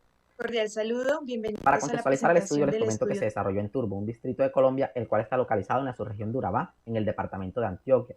Los habitantes del municipio académica, desde la planeación y ejecución de estrategias didácticas, apoyadas en el uso de las TIC y en el fomento en la formación y capacitación continua y de calidad en los maestros, desde una gestión administrativa adecuada, ayudan a crear y mantener un ambiente de aprendizaje en las instituciones de manera propicia y atrayente para los estudiantes, ayudándolos al logro de los objetivos de aprendizaje y al desarrollo de habilidades prácticas y cognitivas y aptitudinales.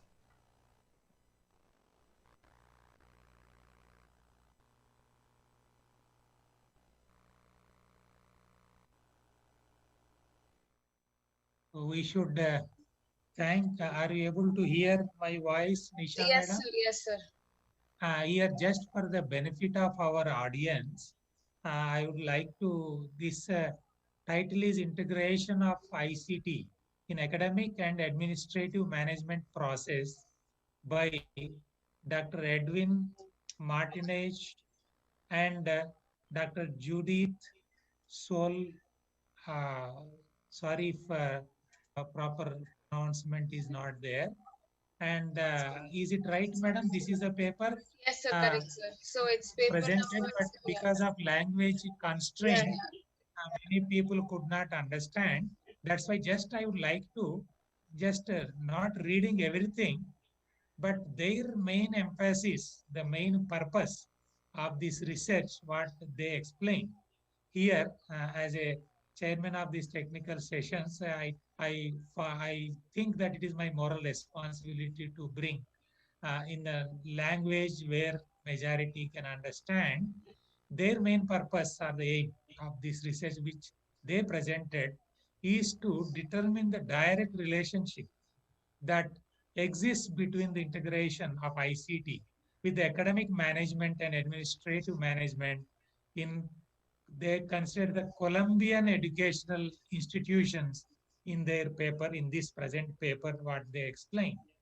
and the integration of this ICT, academic and administrative management.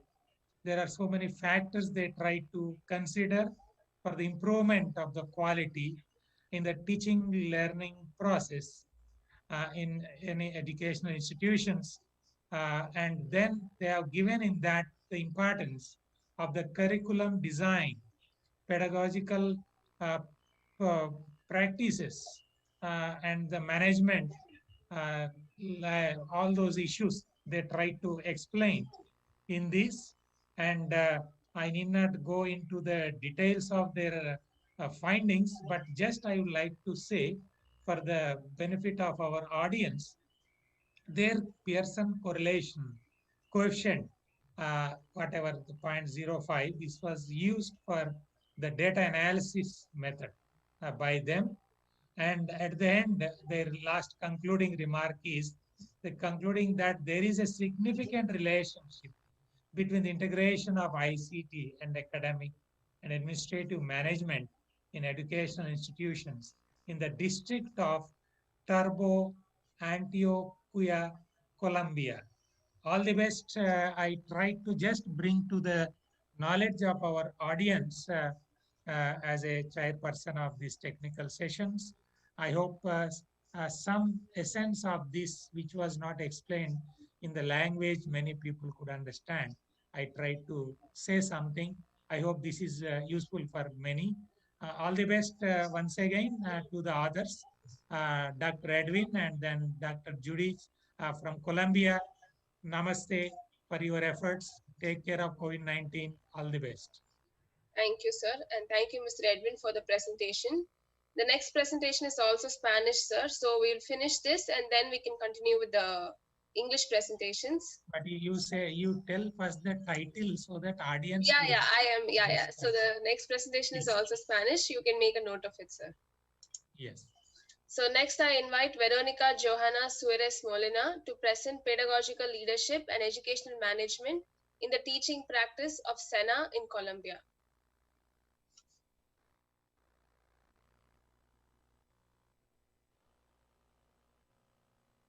El estudio titulado Liderazgo Pedagógico y Gestión Educativa en la Práctica Docente del SENA en Colombia, en el liderazgo de los autores Verónica Johanna Suárez Molina, el doctor José Luis Rodríguez y la doctora Judith Soledad Yangal. El planteamiento del problema de esta investigación nace en el contexto educativo, particularmente comprendiendo la estructura del SENA, Servicio Nacional de Aprendizaje, institución técnica y tecnológica, con una amplia oferta de programas, reconociendo en ella el liderazgo que ejercen sus directivos docentes. Las causas de nivel 1 que se encontraron fueron los malos estilos de supervisión, la insatisfacción laboral, la falta de identidad y el poco desarrollo educativo.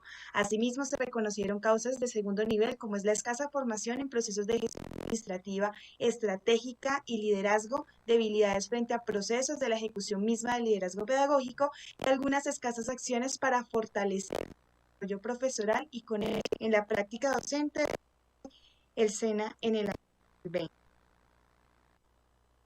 Frente al desarrollo del marco teórico, se plantean propuestas interesantes de diferentes autores que nos permiten reconocer desde la incidencia del liderazgo en el contexto educativo, a partir de la opción de organización que se atrae como tal en las instituciones educativas, planteamientos por Andrews y por Griffith en 1990. Asimismo, se reconoce las jerarquías en el liderazgo y se reconocido propuestas y bajo la concepción como tal del concepto de gestión educativa que apropia Gutiérrez de natural. El análisis descriptivo se propone inicialmente frente a la variable estilo de liderazgo una percepción por parte de los instructores del liderazgo pedagógico sido por la dirección como regular, entendiendo que ese porcentaje se atribuye 23.3%. Asimismo, se reconoce 5.8% como un liderazgo de hipótesis específica, teniendo un p-valor de significancia de 0.02, siendo este menor a 0.5, se permite rechazar la hipótesis nula y aceptar la hipótesis. Reconociendo 5, se acepta la hipótesis alterna, reconociendo asimismo la influencia del liderazgo pedagógico de la la gestión educativa en la vinculación del profesorado en actividades directivas con influencia del 10%. De esta manera, entrando un poco hacia la caracterización y el análisis que se plantea cualitativo de la investigación, se definieron códigos de análisis de acuerdo al 0 obtenido. Existe una relación de influencia del liderazgo pedagógico de la dirección de los aprendices, pero también la comunicación constante del profesor que les permite alcanzar los objetivos misionales de la formación profesional integral que se tiene. Última conclusión, se determinó la influencia pedagógico de la dirección y la gestión educativa en la vinculación del profesorado en actividades directivas, con un nivel de influencia del 10.9%, lo que permite reconocer por parte de los líderes educativos un ejercicio de funciones compartido en el que se establece un liderazgo pedagógico que se caracteriza por atribuir un liderazgo distribuido, transaccional y transformacional que permite vincular al profesorado a acciones tanto académicas como administrativas. Muchísimas gracias por haber hecho parte de esta exposición y ponencia de nuestro artículo de investigación.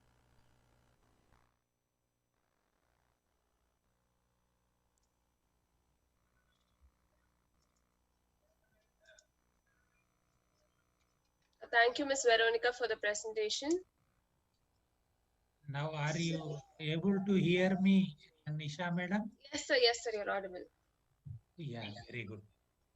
We should congratulate our authors and investigators of this wonderful paper on pedagogical leadership management by Molina madam, Jose, and then Judy. These three authors, they made a very good effort.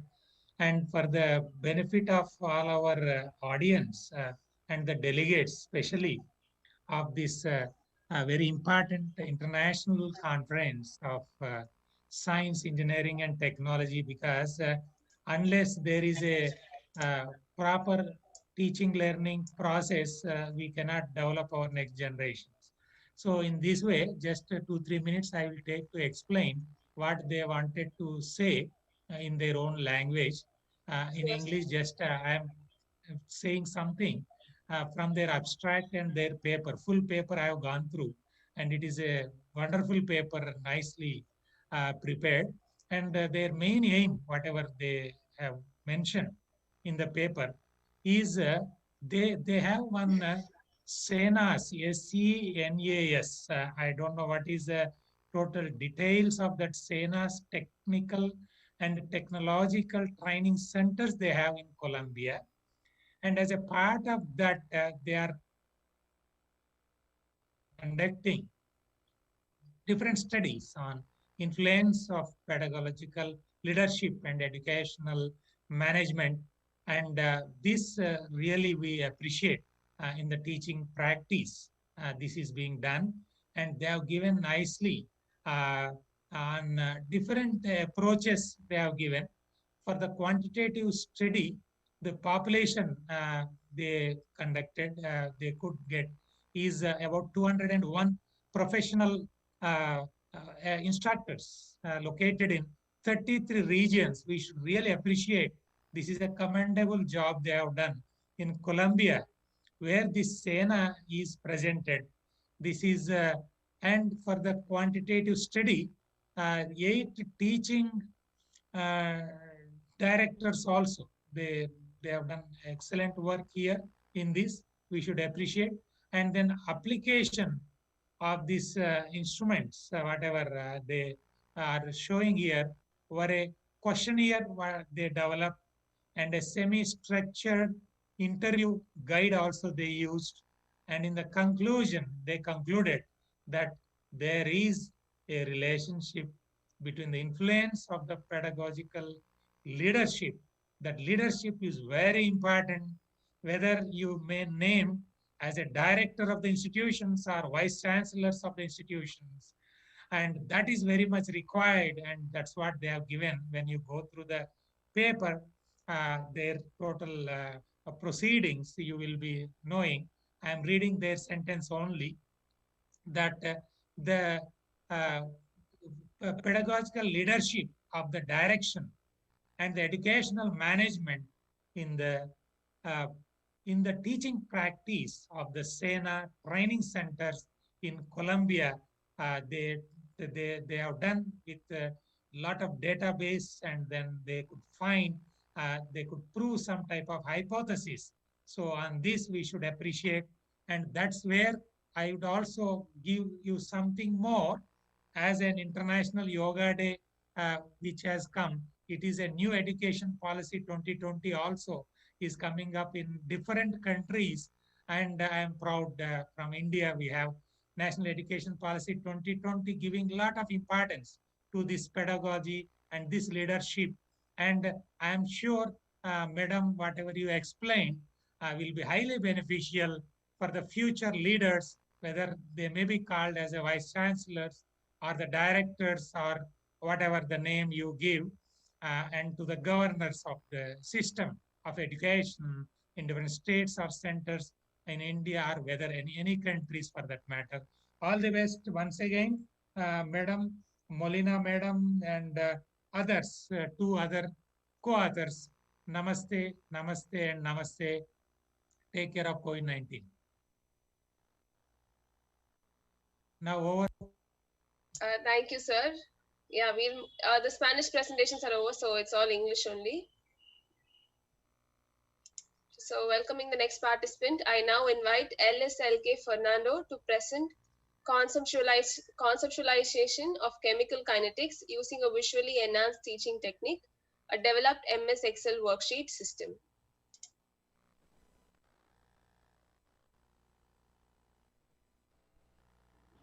Good day to you all. I'm Lanka Fernando and going to present our study, Conceptualization of Chemical Kinetics using a visually enhanced teaching technique, a developed MS Excel worksheet or system.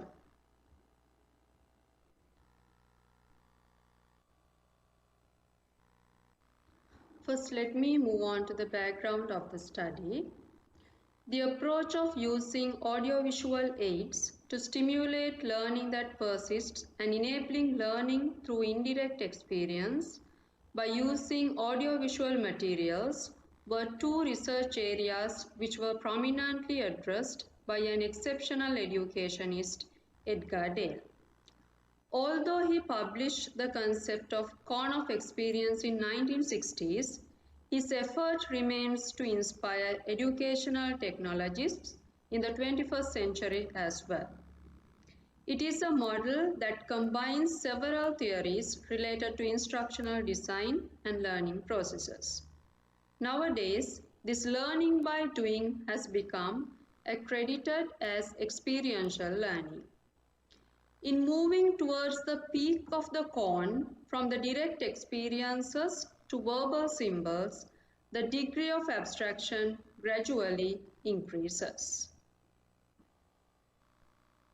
Utility of the concepts in Dale's cone in teaching and learning of a science subject like chemistry is phenomenal, as it involves understanding of many abstract concepts. Purposeful learning of chemistry is a challenging task. Instructional method plays a crucial role and also has a direct link between the problematic concepts and the student's ability to solve them. Many teaching aids are available that can be used for effective instructional process in chemistry. Abundant means and benefits of using computer can be identified for the teaching learning process as a tool, medium, and a tutor. The use of MS Excel spreadsheets in chemistry education has been broadly recognized in educational journals and conferences. Most of the research done were alerted with the students' attitude towards the use of new technology.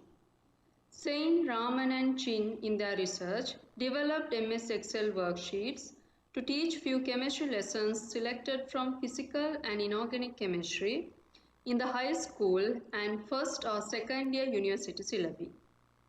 Akai, Dermas, Tusus and Fasioglu conducted a study to compare the effects of computer-based learning and ordinary method on students' performance and attitudes in analytical chemistry. Synex developed a series of interactive Excel sheets or Exceleads for discovery learning in general chemistry and few more. However, exploring the effectiveness of a developed MS Excel worksheet or system as a visually enhanced teaching method to grasp chemistry concepts in Sri Lanka is not extensive. Therefore, in this study, an MS Excel worksheet or system was developed and used for the purpose of teaching concepts in chemical kinetics, Sri Lanka.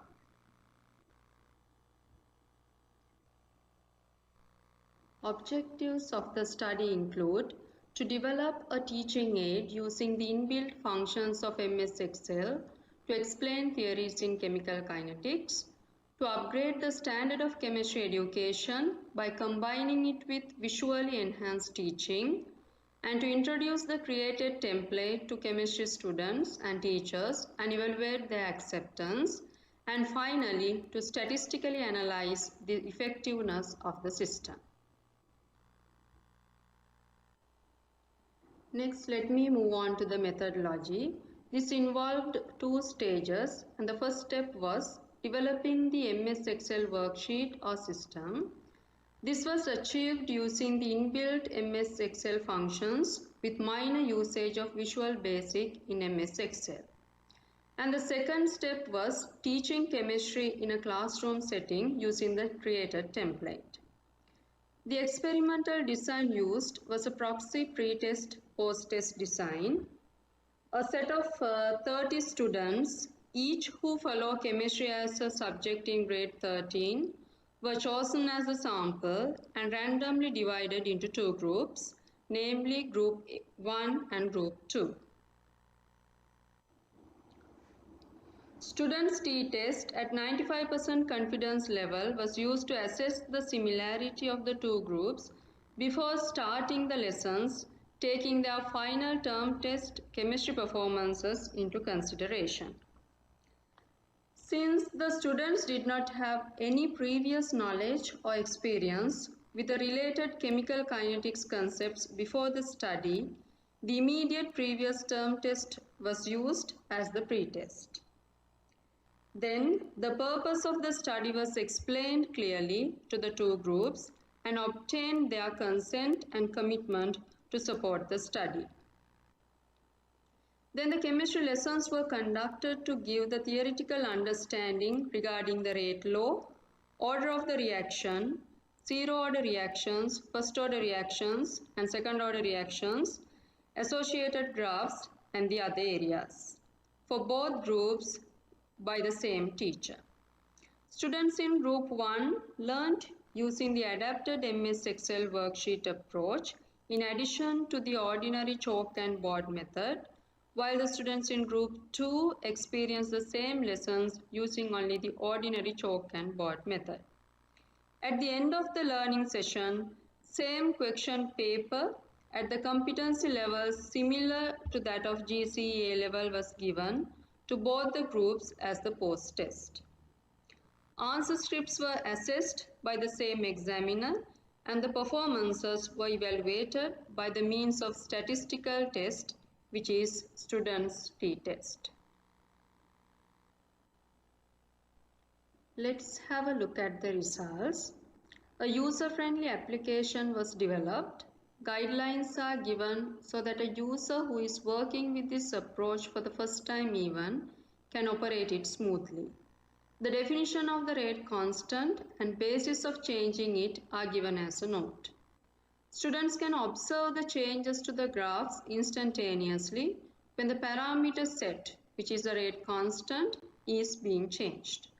Out of the 6 sections of the created quality input, area of first order reactions is given as an example. As mentioned earlier, the graphs are interactive. The slope of the graph quantifies the rate constant K And as rate constant varies, the student can visualize the change in the slope and the rates corresponding to different concentrations, vice versa.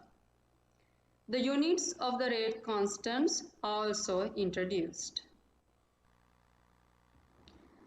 Students were given the opportunity to exercise simple calculations associated with rate law, which enables them to conceptualize the kinetics basics. The concepts of initial rate, instantaneous rate, and average rate also can be introduced using the plot of concentration versus time quickly. In the similar manner, remaining sections are elaborated, introducing the theories involved, graphs of zero-order reactions, second-order reactions, comparison of the graphs among the reaction orders, and a section for practical and associated problems. Then, the application of this quality input in chemistry teaching. Figure illustrates that both the students in group 1 and 2 have similar academic performance at the proxy term test, but there is a significant difference in the post-test results. Mean value of the post-test of group 1 shows a clear difference. For this, group 1 mean value is higher than group 2 mean value and is significantly different at 95% confidence level. Mean values for the post-test for group 1 and group 2 are 12.47 and 10.67 respectively without any conversion.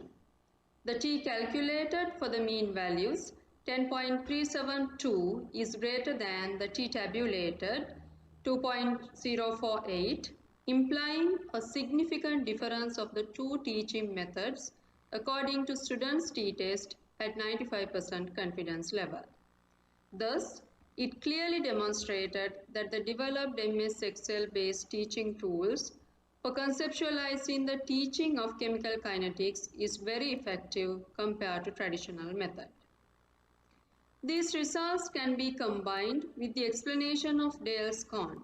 Accordingly, students in group 1 did the lessons with exhibits or with the applications, which is visual receiving. They gain knowledge through see and hear both. This experience allows students to see the meaning and relevance of the concepts based on the different pictures and representations presented to them. Since Group 1 learned through an interactive platform, they are in a state of moving down in the con, having focused experience as well. Students of Group 2 gain knowledge mostly through hearing, which is verbal symbolic only.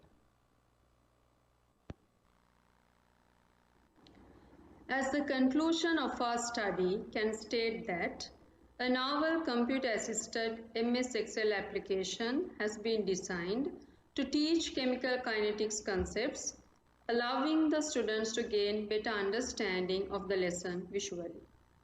It is a simple and a user-friendly approach. Also, this proposed teaching aid improved the students' knowledge regarding the chemical kinetics significantly than that of the traditional teaching method. The application, together with the teacher's instruction given, can be used to achieve the competency level expected in chemical kinetics to secondary level students. These findings of the study would be an eye-opener for school administrators, improving the infrastructure necessary for such implement, and also for policymakers when preparing curriculum upgrading and reforms. These are the references used. On this occasion, we are obliged to thank Institute for Engineering, Research and Publication for giving us this opportunity to present our study.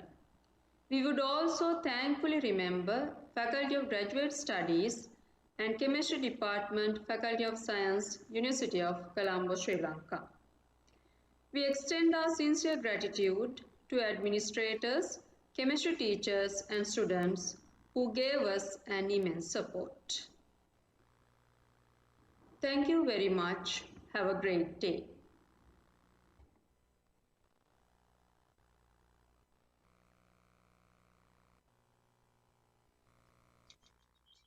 Yes, Miss Fernando, are you there online, Yes, sir, she's madam? available for questions. Oh, it's a very good.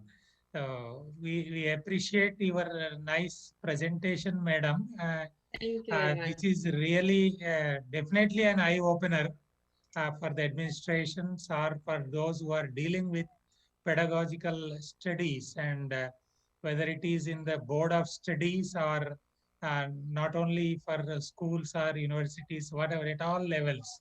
And as your study and your experience shows that, as you said in the paper, for your chemical kinetics, you could apply this and got very good results.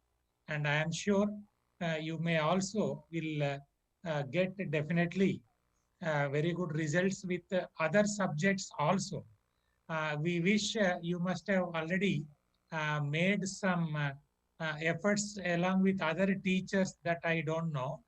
Uh, what is the scope, or what is your experiences, Fernando Madam, in teaching other subjects other than your chemical kinetics while interaction with other teachers? Madam, would you like to throw some more light on this? Yes, when it comes for nearly many of the subjects in today's generation, I think it's better to integrate the computer assisted learning, because not only for chemistry actually, because it is easy when we are using a sort of interesting quality input, then the students can grab the concepts clearly. So that will be fruitful, and it is similarly it is effective with the other subjects as well, mostly with the other science subjects including biology and physics also. Thank you very much, and we hope you will be doing more and more better works, collaborating with other branches, not only limiting yourself to chemistry, but other branches of science to start with. And let us hope that there will be more innovative ways of making our next generation more knowledgeable with not only reading, that is a reading, doing, and all those things, whatever you said, you nicely expressed in 1960s words. And definitely that is very much true, madam, where there is a Guru Sishya Parampara. When we say in our national education policy 2020 of our beloved country, India. So there comes, they used to go to the even places where they learned. If it is forestry to be learned, they used to visit that place. Industry to be learned, they used to visit. Uh, that's way it is not only limited to only learning by reading books or anything, but doing themselves. And that's what is new education policies coming up, madam. I hope in your country also. Already we started in India our new national education policy 2020 recently. All the best, madam. Namaste. Take care of COVID-19. Thank you, sir. Thank you, ma'am, for the presentation. Next, I invite Abraham A.B. Gallup to present Digital Technology Innovations and Information Security Policy Impact on Healthcare Transformation in Developing Countries. Hi everyone. Today I will do my presentation about my topic, exactly the presentation about in the International Conference on Security, Engineering and Technology 2021. Firstly, my name is Ibrahim Abdulwasi Abdullah Galib. I am a student in Malaysia at UTB University. The presentation, also I have the three co-authors. the presentation about this paper about exactly about the digital technology innovation and information security policy impact on healthcare transformation in development countries such as Malaysia. I will explain the outline of this study, the background, introduction, project, populations growing, information security in healthcare, cyber security in this using the innovation technology, methodology also, and research conclusion acknowledgement. Firstly, I will explain the research background. What is the digital transformation? Tracking the security policy. The digital transformation is helping and hurting healthcare transformation. Why people helpful about the technology in healthcare? Well, I think we should be helpful about technology for couple of reasons. One, I think we have good evidence to say that technology can improve the quality and safety of the care we deliver. So no one say we should go back to the paper. We know that is this going to be this value and this technology will bring. Second, I think there is a lot of innovation in this happening now of this technology. The innovation within evidence about really in this whole of technology community to improve the tools of the what we have in this healthcare. The third, if you talk about the industry and really highlight this we during the world of the technology, we will see in 1991 and is today. Everyone in 1991 is using papers, traditional paper, but today is using the digital technology because the emerging technology improvement. Exactly, I will talking about this slides now. The digital technology is improve the community to success healthcare. Healthcare domain is of emerging technology is growing, delivering by the numbers of the factors, such as the growing populations as well on the again populations. When is the growing populations, the emerging technology must to be improved in the healthcare transformation. The digital technology failure in healthcare is case by problem organized from this challenge natural of the environment's domain. This study the focusing that will affect the healthcare transformation and it is important to measurement success healthcare transformation. The introduction of this papers, digital technology is physical and psychological attribute of the using, and there is a breach of the contents which is the system will be used. Digital transformation is the renovation of the organization through use of digital technology to improve the way of performance and service of this technology. Improvement of the digital transformation in healthcare sector is needed to cope with the demand is the improve components to success the healthcare transformation to improve the efficiency and the quality and outcome of the patient safety.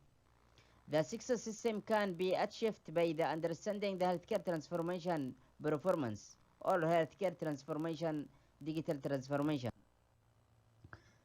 The third slide, the project's populations growing by 2050 until 2050.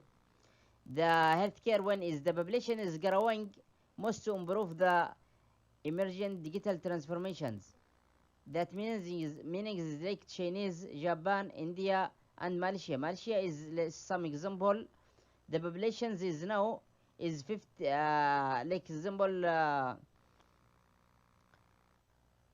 in 2050 the population will be improved the 50%. That means you need to increase the emerging technology in this. If you need to increase the digital transformation, some factors is successful transformation for this developing countries. Same this diagram.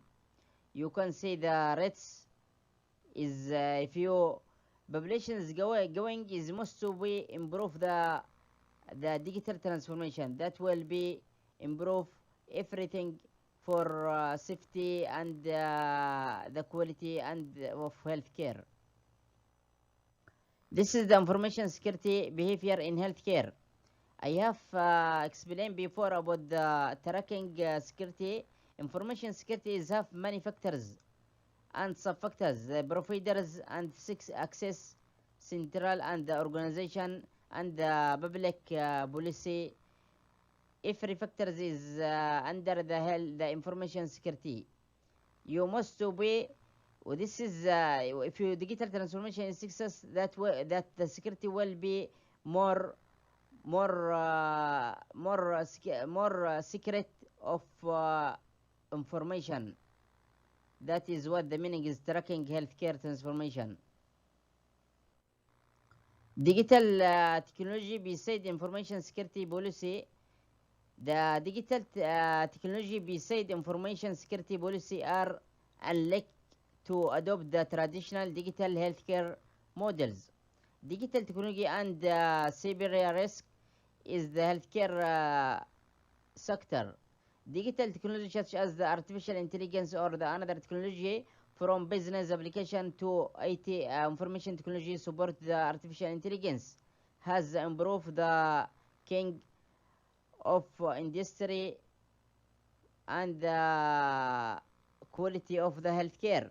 Digital technology has changed the contents change in our world under the digital markets transformation.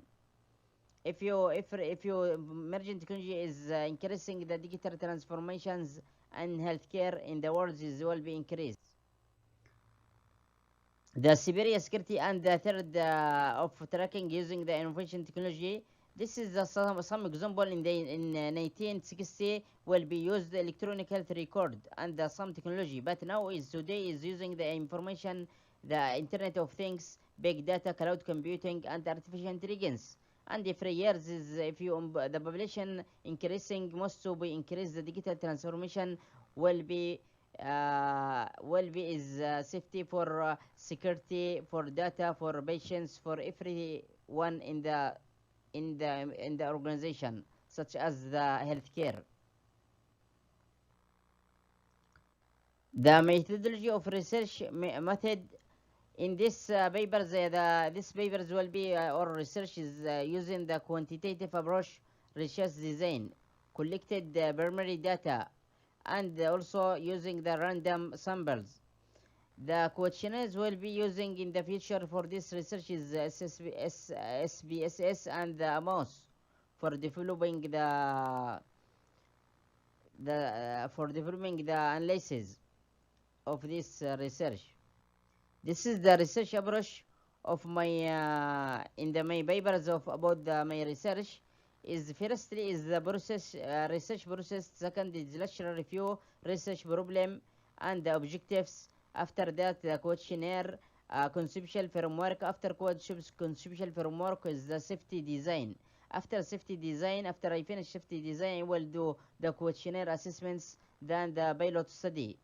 If your pilot study is success, after that distribute, will be going the main survey. If not successing, I will be survey design assessments again, and if success, I will going the main survey, then the data analysis. After that, the discussion, conclusion, limited of future work. That everything of my research. The contribution of my study, the contribution of the healthcare transformation to provide the better care of patients and improve the quality. Exactly, they improve the quality of the care and the correct transformation and the efficiency of my organization. For example, in healthcare transformations, the digital healthcare transformation increase the patient safety also and decrease the medical error between the patients and healthcare providers. The conclusion, I recommend everyone to use the digital transformation in every company, exactly in healthcare, because the healthcare is very important for patients and for human uh, for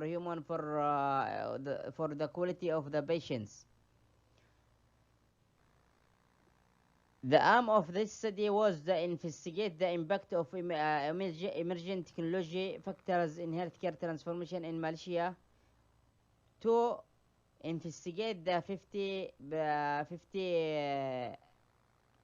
500 questionnaire where is distributed among the 7 hospitals in some cities in Malaysia and in some hospital in or some organization. That meaning the validation and the analysis of this improve model where is conducted using the SPSS and the MOS. The result refer the direct relationship among the investigate of the impact of healthcare transformation. That everything, if you improve the healthcare transformation, everything improvement of the efficiency. The acknowledgement, I great of thanks of everyone of Allah of help, and I would like to express my scare of my supervisor, Dr. Dominic, and because he helped me for my research and for my idea and for everything, for my RBD, for these papers, for everything.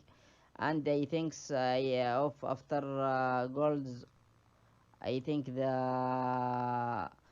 my co-authors is Radalo Faizan Ali and Abad for helping, and for the some lecturer and staff in UTB. Thank you very much. Any questions in this conference, international conference and science, engineering and technology 2001? I am ready for answer under these papers. Thank you, everyone.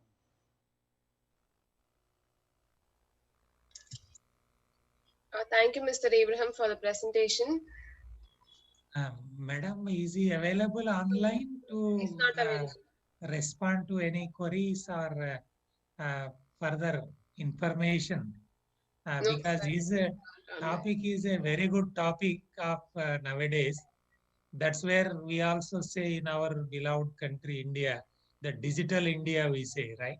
So his digitization, whatever data, whatever information, everything should be not only available in the computer here and there, but mobile computing, cloud computing, everything, so that anybody should have the accessibility of the data. He talked about big data and so many things. Definitely, that is a future, and we should encourage our next generations to come up with new innovative ways of this information security, so that when data is available and it is not properly utilized, so that is again a very dangerous situation it may create. So it is a very good paper. We congratulate the authors from Malaysia. Already his co-author also presented a paper, our Rao Ali, Dr. Ali. So now we congratulate once again all the authors for a wonderful paper and bringing it through virtual mode in this typical COVID-19 period. Namaste to all the others. Thank you, sir. Next, I invite Noor Bapat Tekibayev to present single word speech recognition using convolution CNN neural network. Hello. The topic is single word speech recognition using convolutional CNN neural networks. Currently, one of the most pressing problems in the field of information technology is the problem of speech recognition. The efficiency of using computer systems directly depends on this, since speech is considered the most common and natural phenomenon of human communication and significantly speeds up the process of entering information and managing mobile systems. Information technologies are rapidly developing and are widely used in information exchange. In this regard, the development of speech recognition plays an important role. In everyday life, language is a natural means of human communication. Everyone knows that in the course of the development of science and technology, scientists and engineers have been studying the problem of verbal communication between the user and the machine for many years. It should be recognized that many companies and individual developers have made significant progress in the development of speech recognition technologies, but it should be also recognized that they are still not widely used in Kazakhstan. This is due to the presence of sound interference and the peculiarities of the speaker's speech style. In this regard, the most urgent task in solving this problem is to identify the speaker in the automatic speech recognition system. This section presents the basic theory of using audio data for speech recognition models, the models used in the final architecture, and the basic principles of early neural networks, sound as data. The dataset consists of a set of WAV files, each of which is approximately 1 second long. To use this data, each file is sampled into a vector with a sampling rate of 16,000. A common speech recognition strategy is to first extract features from the raw waveform. Commonly used speech functions such as spectrograms, log-mel filter banks, and mel-frequency capture coefficients convert the raw waveform to the time-frequency domain. These functions are then used as input to the model. Show how log-mel filter banks can be used as input features for neural network. Convolutional CNN neural networks for speech recognition. The most common machine learning models are artificial neural networks, which are used to process input data from a combination of distributed simple operations that depend on the parameters being trained.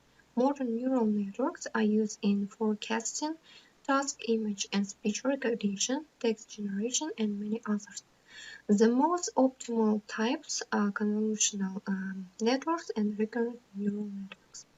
Convolutional neural networks consist of 4 basic operations: convolutional, nonlinearity, union, and classification. Optionally, models can include batch normalization as well as dropout.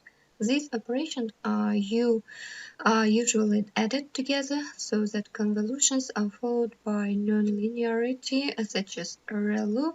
Then this operation is repeated several times, after which the join operation is used. When the network is deep enough and the original input signal is counted by pooling to a size that can be controlled, it is passed to the classification part of the network. If batch normalization is used, it's usually used after convolution, but before nonlinearity.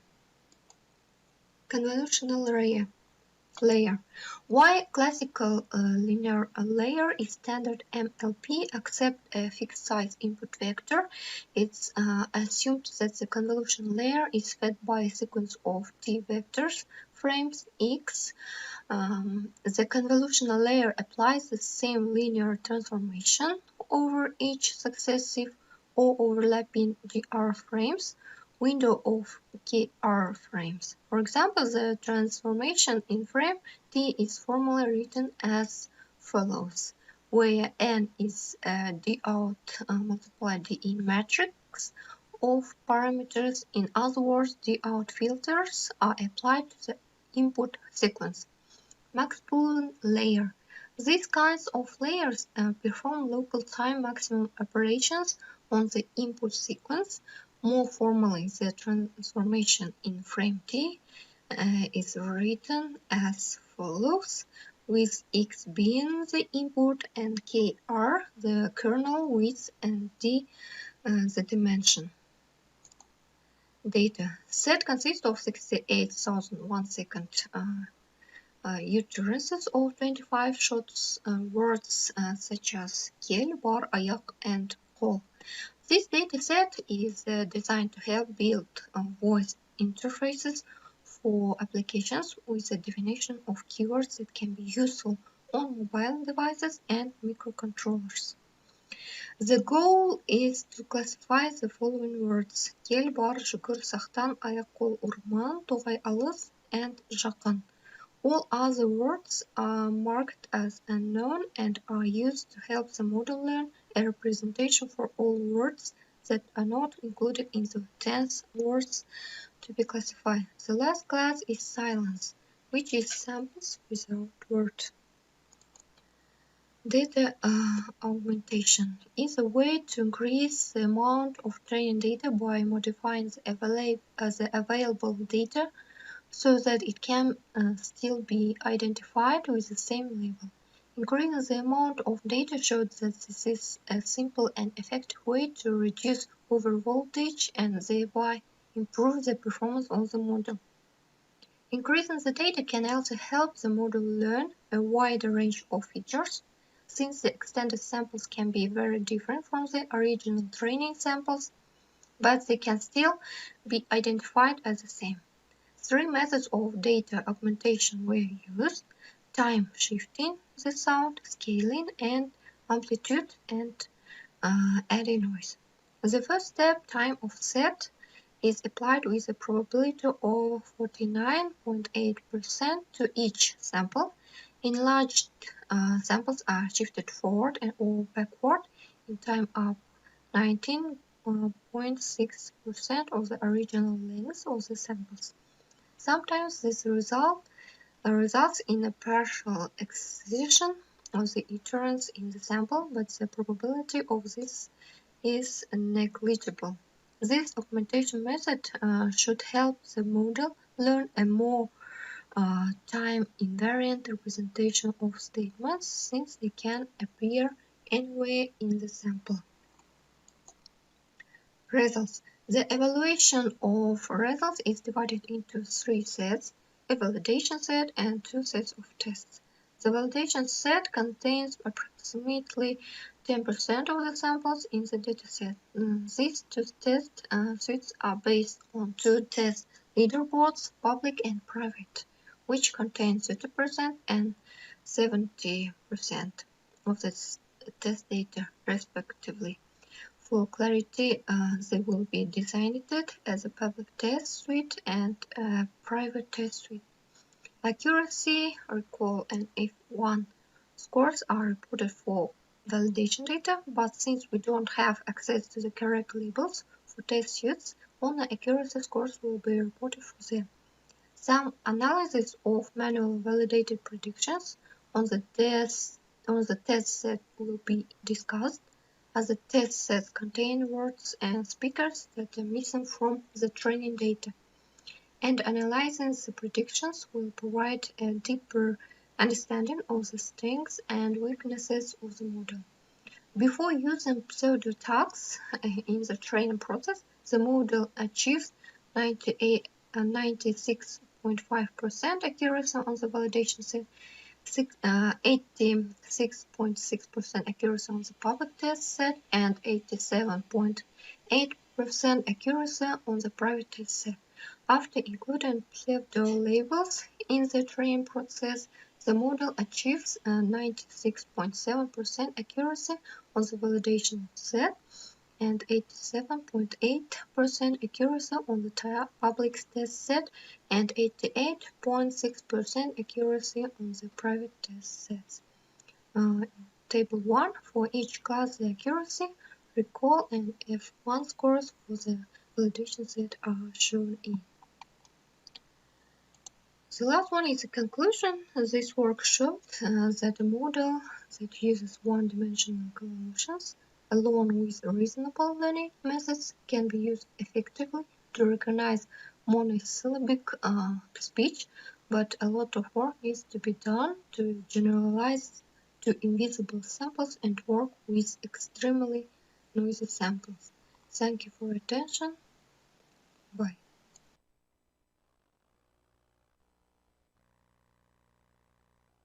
Presentation.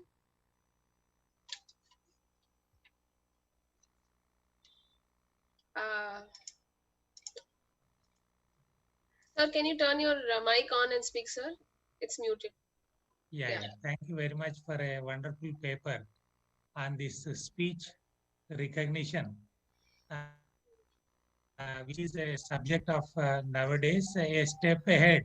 If I am not wrong, nowadays there are so many centers, including a center of excellence in artificial intelligence, which we in our Odisha state of India established under the leadership of our Chief Minister Naveen Patnaik sir, and the president of our CSIR, since our madam nicely expressed about the science and technology issues. Now we are going with applications of these, including natural language processing. That may be a step ahead. I don't know much about it, but some of the issues of the speech recognition and natural language processing are some other areas of new science, that is artificial intelligence and artificial neural network, where our beloved group of Center of Excellence in Artificial Intelligence in our Odisha state, including Preeti Madam, Jayadarshana Madam, they have been working a lot, which indirectly I was also witnessing. I hope all this will help our future in these applications of artificial neural network and latest technologies of ICT for the benefit of our society, madam, in speech recognition, natural language processing, and other subjects. Namaste. All the best. Thank you, sir. I next invite Dr. Aniket Deshpande to present relevance of Zero Trust Network architecture and its rapid adoption amidst work from home enforced by COVID-19.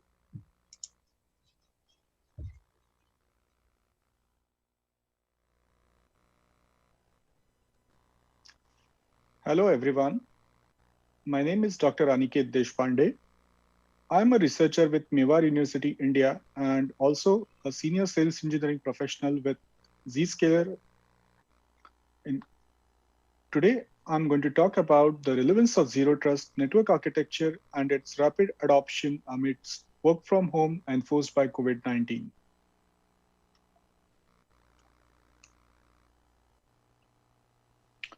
This is a brief of my profile. I'm a BE, MTech, and PhD in computer science engineering and a senior IEEE member as well as IETE fellow.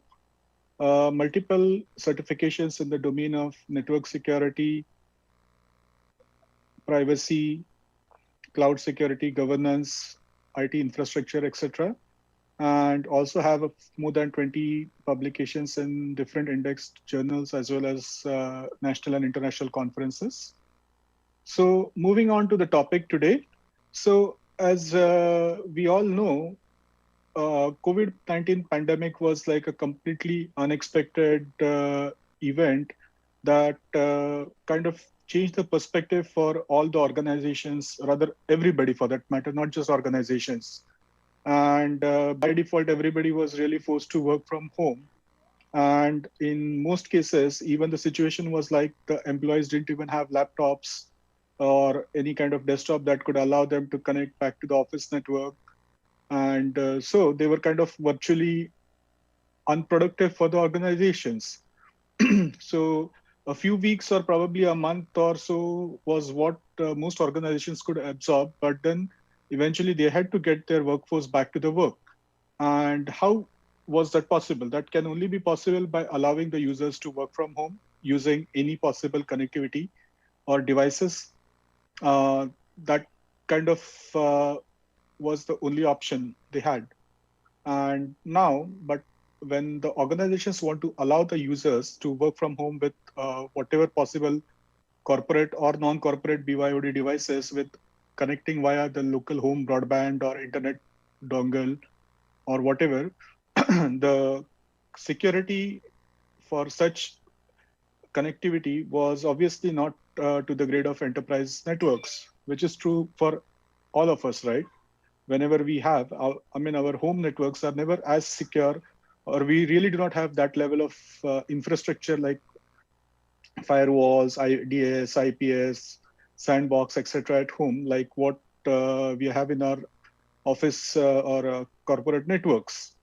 So that actually forced a complete rethink on part of all the organizations on how do we kind of change or modify our security model to make sure that this flexibility to work from anywhere using any device is allowed for the users.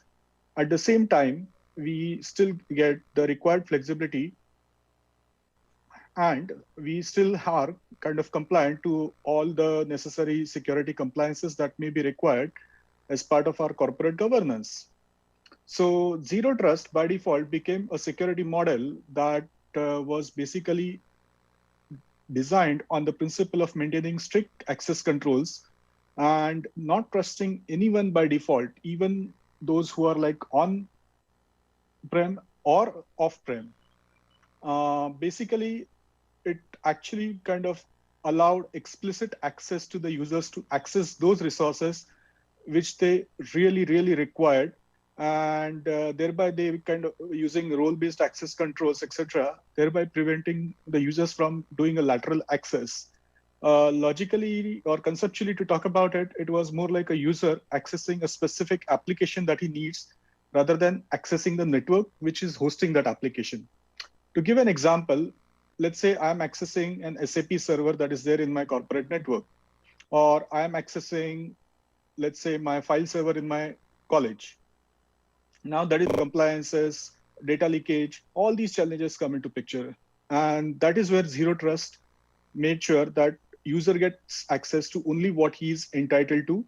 Like if I'm supposed to access a particular website which is hosted on my intranet, I only get access to that. Like a student, for example, only gets access to the course material that he's supposed to access and not anything else. So, and prevented unauthorized intrusion as well as made sure that whatever the access that users are doing is secure. Now, the challenge with COVID was that it's not possible to have this kind of security for users who are working from home. And what that resulted in fact, one of the studies by Mandal and Khan in 2020 reported that network breaches are a major weakness in remote operations as organizations do not have control over the internet resources by their employees. To substantiate this, in fact, Verizon reported that 474 data breaches were reported across the world, with 80% between March to June 2020. And these were all caused by hacking, stealing of data, or brute force attacks, with work from home users most susceptible. Hence, now let's go about what is zero trust network architecture. So zero trust security in information technology domain is a data protection model that calls for a very strict identity verification for every user or a device that attempts to access any resource on the private network. Who you are, whether you are as a person or you as a device, are you supposed to access certain thing? Do you have the privilege for that? Do you have the right credentials? Are you supposed to access it? Do you need to access it even if you have access to it? It makes sure that you go through all these levels of controls before really granting you access to it. So a fundamental principle of zero trust involves guaranteeing secure access to all resources, regardless of your device location, with the assumption that person accessing the material is a threat until he is authorized, inspected, and secure. Hence, company can easily partition the resources that need to be protected from unauthorized personal access. So this is basically the foundation of zero trust network architecture. There are multiple interpretations of zero trust network architecture.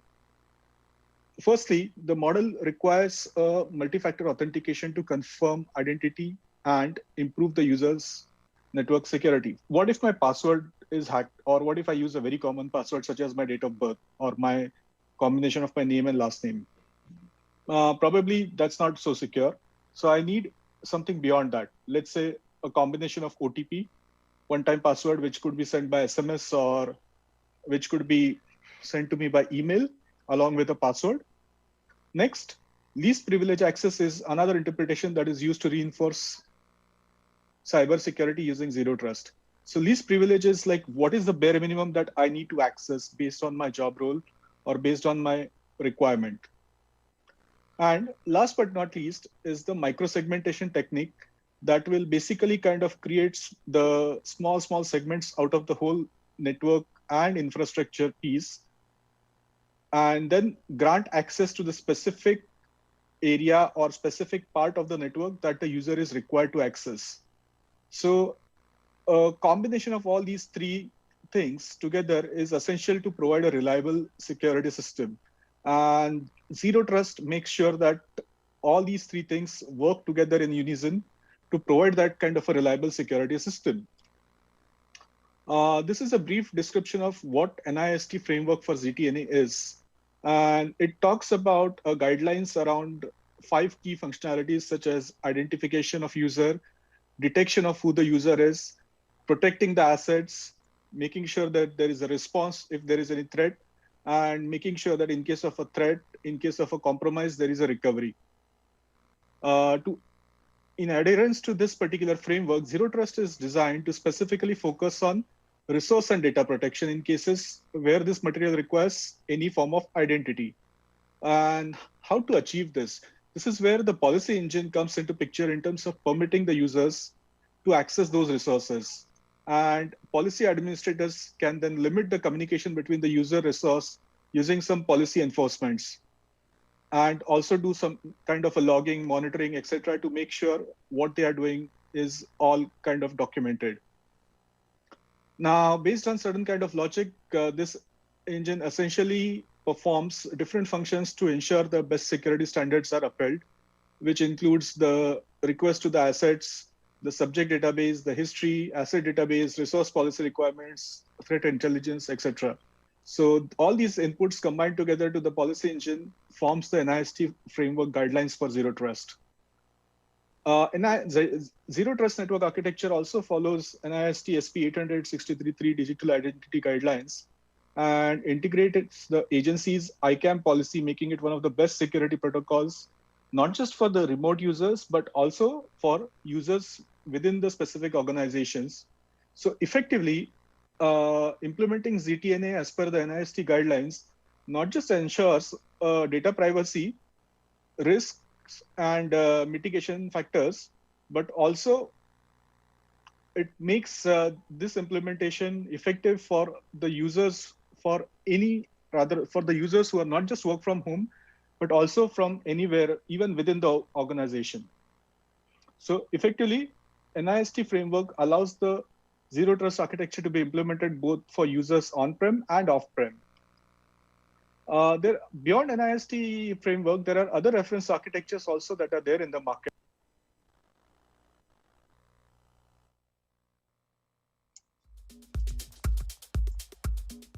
Thank you, Dr. Aniket, for the presentation.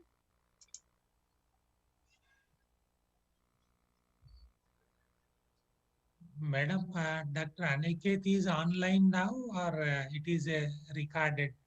Recorded, sir. All the presentations are pre-recorded only. Then it is all right. Yeah. But only thing is, for only the benefit of our audience, we say that now, as we were discussing about this digitizations and all, and information security systems. So definitely, we on behalf of IFERP and International Conference on Science and Engineering and Technology, should appreciate this type of papers because this is what is in this epidemic or pandemic period of COVID-19 made us possible to interact. And these are our leaders, I should say, like our Dr. Aniket Deshpande, who came forward and then trying to give something to the society. Definitely, we encourage them and others inspired by this type of technical papers also. Thank you very much, Dr. Aniket Deshpande sir. Namaste. Thank you, sir. Next, I invite Ali Abid Abu Jassim to present Study the influence of laser energy on the surface morphology of zinc nanoparticles prepared by pulsed laser extirpation method in liquid.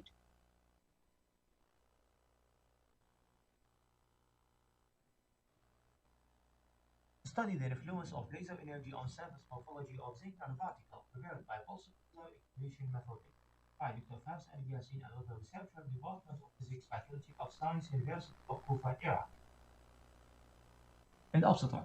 In this study, we study the influence of laser energy on surface morphology of zinc nanoparticle prepared by pulsed laser extirpation method in liquid, prepared by pulsed Q-switched laser medium gap 1064 nanometer by applied energy of 700 and 800 millijoule and frequency about 5 Hz and 300 laser pulses at 25 TDZ. A laser ablation metal plate immersed in ionized water indicated that an increase in laser energy lead to the change of non-particle density in number.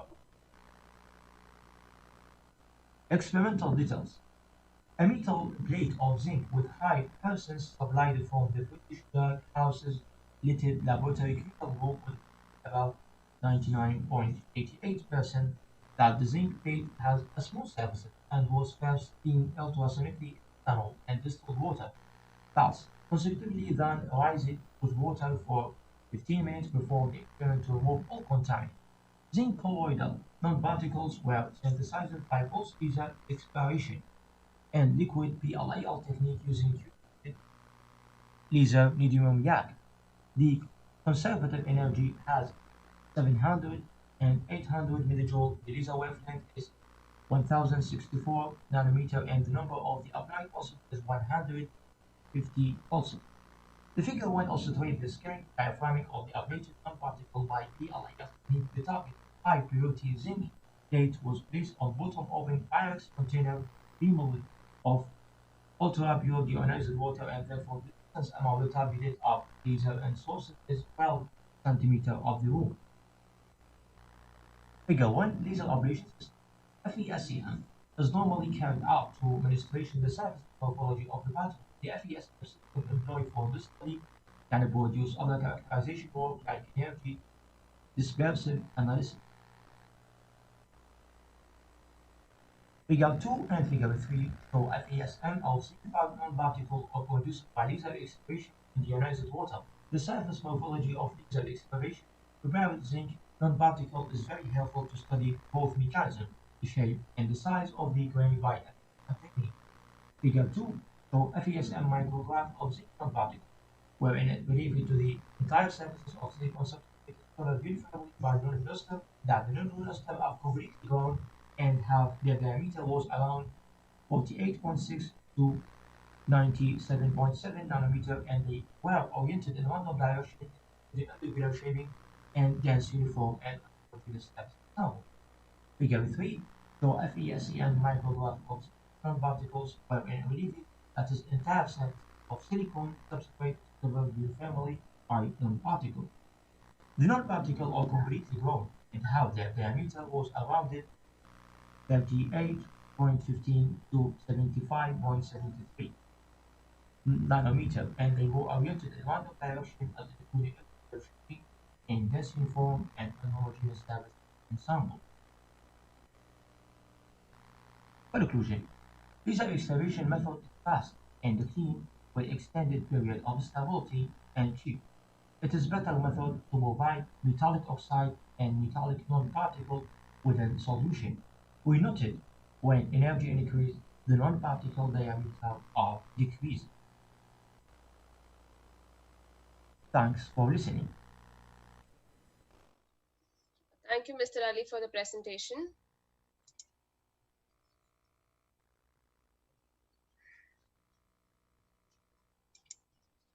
Moving on with the next presentation, I invite L.K. Pulasti Dhananjaya Gunavardhana to present Gender Differences in Learning Mathematics with Digital Games.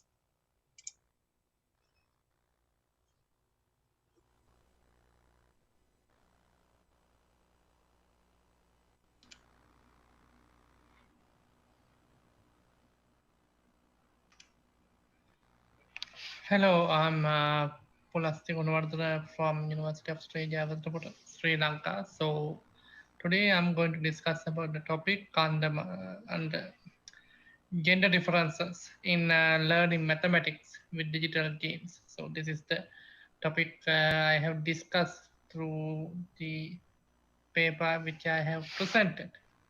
So let's move to the topic.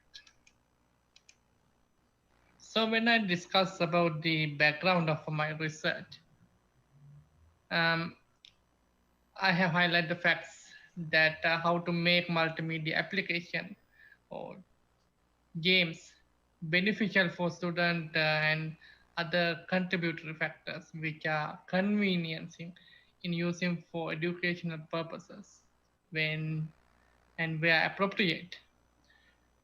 I have took 96 students, sample of several countries. As you may can see, 3 different countries, right? And total in 120 students, so not 96, 120 from 3 different countries, 60 from UK, and this is how we divide, and 36 from Australia, and 24 from Sri Lanka. So discussing further about this matter, the interview which we had with the student and teachers as well as the game designers will show you later on multimedia applications and elements which should be used as an educational tool for game using as educational tool. We have given them questionnaires which mainly centered on questions, what type of tools they are going to use, teaching purposes, what kind of results do they got after using multimedia applications, etc. and etc. So this presentation will provide the guidance on how to develop education digital game, focusing on and how to determine appropriate structure for the games itself as appropriate techniques incorporate digital games into the school syllabi. Once a researcher called Richie said, study and ethical practice of facilitate learning and improving performance by creating, applying, and managing appropriate technological processes. Right? So when I'm talking about the objectives, it is an identification of the education objectives, taking into account nationwide or globally needs, system capabilities, and prospects need of the students. Identify the needs of the children, not essential but not standing with their future needs, relation to the society that we are making for them, and also giving support for training, producing, facilitating system resources, sending it to the school system and training both teacher and student, and how to use them. Increase the role of education technology as a representative modifying the classroom, manipulating the instructions and learning process, and its general concerns, quality and equity. Right? So these are the things which I have mainly focused on.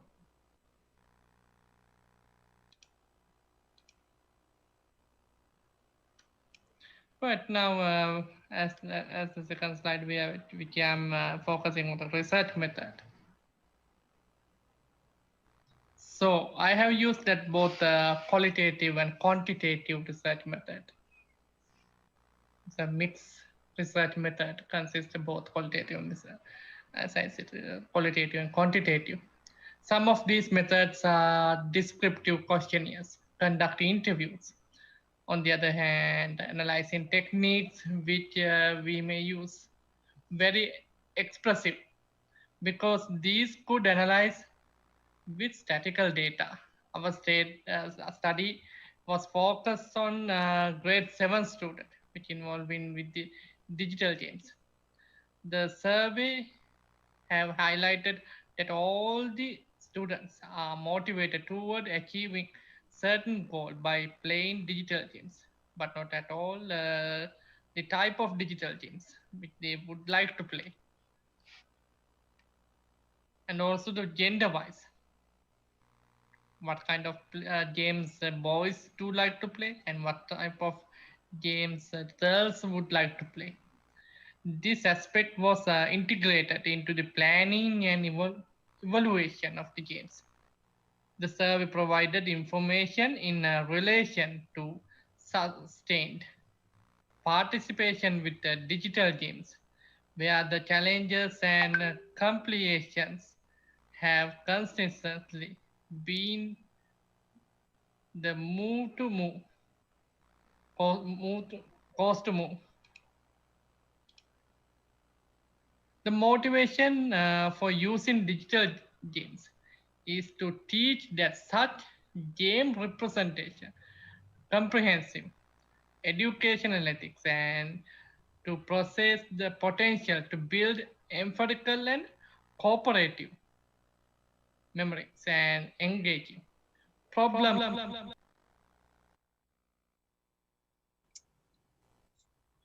Thank you, Mr. Pulasti, for the presentation. Sir, he's online, sir. So if you have any questions, you may ask him. Yeah, very nice. It is a very good topic you selected, Dr. Pulasti Gunawardene from Sri Lanka. Now, in these studies, you concentrated on mathematics related issues. So, and any other topics, lot of research was done as far as learning capabilities or interests are concerned as far as genders are there. So can you throw some more light on other than this mathematics or in addition to this subject, in other subjects where this gender, male, female or girls, boys, who has more affinity to learn which type of skills, that is for the benefit of our audience, you may throw some more light. Ganavardhane Saab, please. Yes, Professor, this is regarding one of the research I have done for my PhD, and recently I have done other researches as well.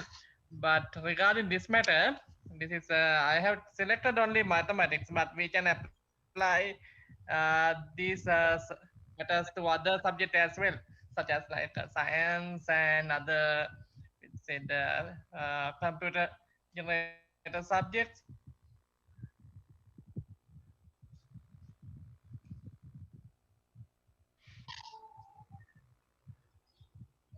Have you seen any previous literature where people have done on some other subjects and their results and Yes, your results, something like that? I have seen many of the related research regarding these matters.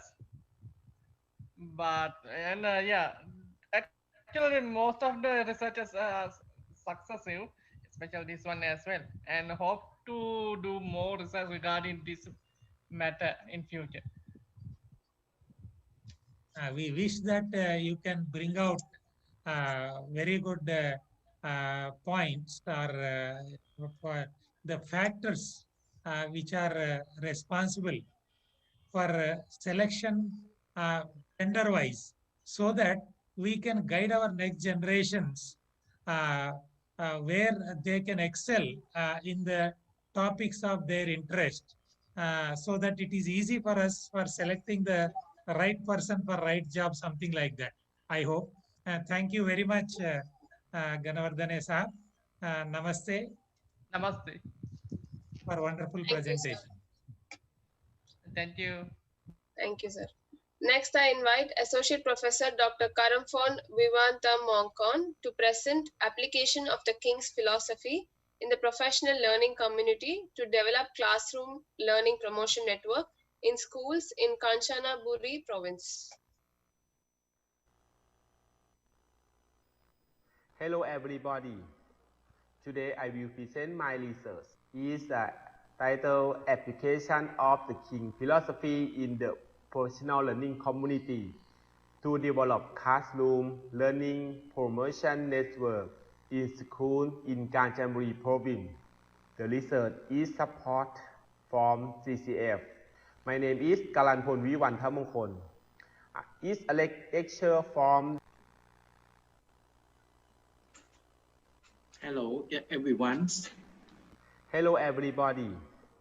Today I will present my research. Is the title Application of the King Philosophy in the Professional Learning Community to develop classroom learning promotion network in school in Kanchanaburi province. The research is support from CCF. My name is Kalanpon Viwantamongkon. Is a lecturer from the Faculty of Education Kanchanaburi, Ratchapat University, Kanchanaburi Province, Thailand. Welcome. This research applies the King philosophy to promote classroom learning, teaching, and learning development in the body of knowledge of the King that he was with the Thai people and participants of success practice, and as the Thai people should study the guideline and apply them so the Thai people cannot forget him. This research focused on building a network from educational development and helped to develop higher education towards the learning network process. The purpose of the research was conducted by research and development using participatory action research, which applied article was the King philosophy in the professional learning community and systematic thinking to develop classroom learning promotion network. The purpose of the research article were: the first purpose, to study the background of the school and the needs of development. Second purpose, to develop the model. Third purpose, to study result of model utilization. Fourth purpose, to evaluate and conduct the lesson learner. The target group of the study were from 31 teachers from 6 schools who attended the network developed with volunteering. Research study results. The first results of study of general information of school and need for development of school learning promotion network management in Kanchanaburi province from document research and field research. It was found that school needs the building learning network of promote education management, and it was so important that all parts agree that they should develop it by applying the principle of networking, focusing on participation, promotion, education management, and applying the King philosophy by using professional learning, and they develop and promote learning management for both teacher and student. Second result of developing model for learning promotion network for school in Kanchanaburi by apply the King philosophy together with professional learning community is one level that evaluation result by expert than by means of model for learning promotion network developed with good quality. The step details were as follows. Step 1. To create network and set common goal. 1.1. To create network and cooperation. MOU. 1.2. To set goal to promote learning management together. 1.3. To plan to develop the network. Step 2. To create and develop the network together. 2.1. To attribute and group and set goal from the development of learner. 2.2. To analyze problem and create guidelines from learner development. 2.3. To set guidelines and plan from learner development. 2.4. To design and develop learning innovations. 2.5. To supervise and follow up on learning management in the classroom. 2.6. To summarize and transcribe the lesson. Step 3. To transcribe the lesson and explain the learning network together. 3.1. To transcribe the lesson in network level. 3.2. To explain learning network. It is a MICE model supporting using King philosophy and professional learning committee in area Kanchanaburi. Third results of the implement of such development model for classroom learning promotion from school in Kanchanaburi province by applying the King philosophy together with professional learning community. It was found that the school director, teacher and student of the CCF Foundation has cooperated in promoting learning management in the classroom as a sector. Taking part in the develop the promote of learning management until the results were spread appropriately and contact and from supervision and monitoring.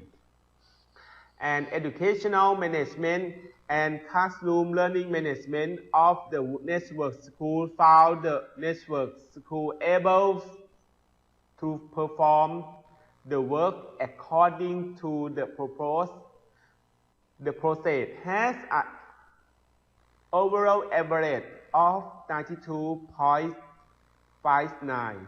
The result of evaluation and lesson transcript toward development model of learning management promotion in school in Kanchanaburi province by applying the King philosophy together with professional learning community.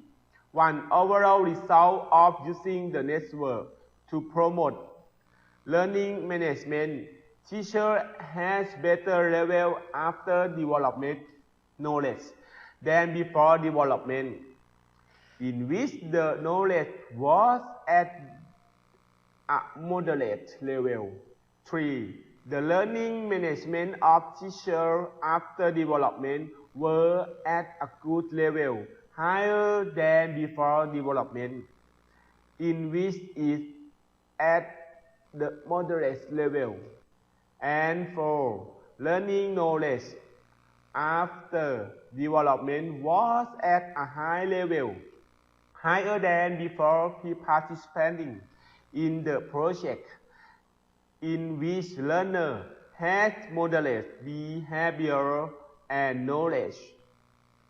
This is a picture.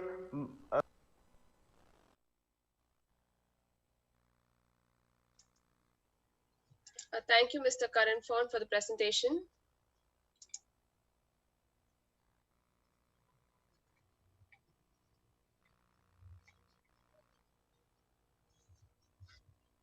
Now are you able to hear my voice? Yes, sir. Yes.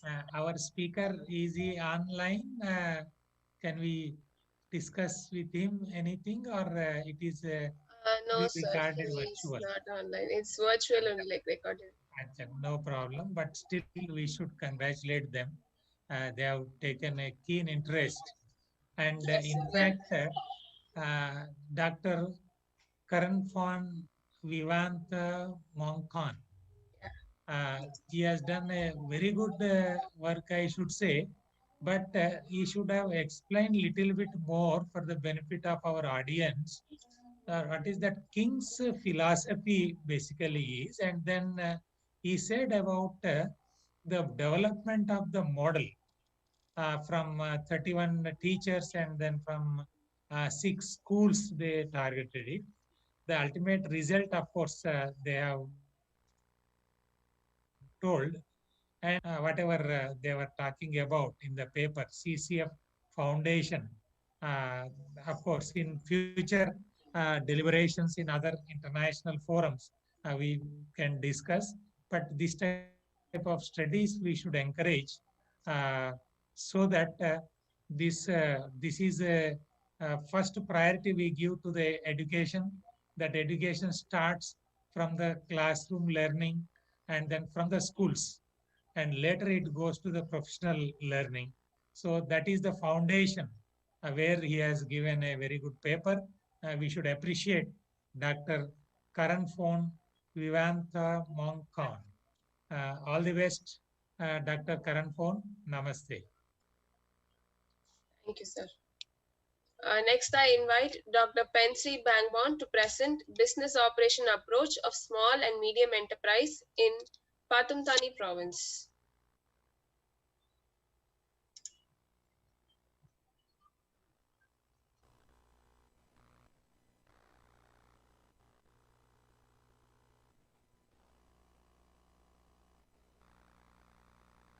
Everyone, and Sawati, the Thai call like hello. I am Assistant Professor Dr. Yanakon Chopayun. I would like to present this my research. Give me a moment.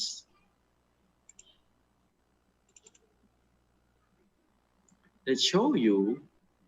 This is my topic today. I have the 4 researcher. This my topics. The first one, Dr. Pensri Bangbon from Asia Pacific Institute, Phayao Province, and second one, Associate Professor Dr. Thanachuchit from Pathum Thani University, and me, Assistant Professor Dr. Yanakon Chopayun from the Association of Researchers of Thailand, and the last one for Dr. Chatip Chamdern Padesik from Ramkhamhaeng University. The title is my topic. I would like to present you today the business operation approach of small and medium enterprise in Pathum Thani province. The first page is my topic. I show you this problem in the SME in Thailand. In Thailand, we have the over 2 million SME in the Thailand, and then we find this the problem is SME in the Pathum Thani. Pathum Thani have the over 300,000 the SME work in the Pathum Thani. We find this problem. The first we find the problem in the Pathum Thani have the marketing problems. The SME often have the marketing problem. This is a case by many factors, such as the problem of the non-marketables product quality is not up to standard packaging is not look good. I mean the packaging usually the SME make not beautiful. I mean not look good. And the brand is the unknown etc is make marketing difficult. Okay, and we have the research objective, the four objective. The first one, the importance level of factor sorry, read to the business operation approach of the SME in Pathum Thani province. Second one, the characteristics of the SME in Pathum Thani province. Third, the relationship between the characteristic of the SME and the importance level of factor read to the business operations approach of the SME in Pathum Thani province. And the last objective, business operation approach of small and medium enterprise in the Pathum Thani province. The research methodology, we use quantitative research data collected from the executive or owner in the SME in Pathum Thani province. And we find this,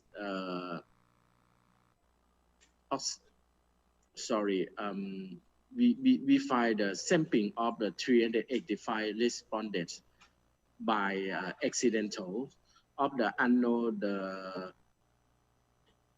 exactly population, the research engagement via questionnaire, the data via the analyzed by the computer software package statistic, treatment via frequency, percentage, mean, standard deviation, and the ranking, Pearson correlation, and multiple regression and statistical significant level of the 0.05. This the table show the results, and we have the 7 factor. The right hand you should find the factor read to the business operation approach of the SME in the Pathum Thani province. First, product. Second, price. And third, market promotion. 4, distribution and the supply chain. 5, technology development and greetings of the firm, technology. And 6, innovation. And last one, government promotion. And the number show the beta and standard and significant and VIF, something like that. You can look in the table. And the results, find the first one, coefficients of the Dobbins-Wilson 3.132 between 2.6 to 5.8. Sorry, 5.8. Show that we are not relationship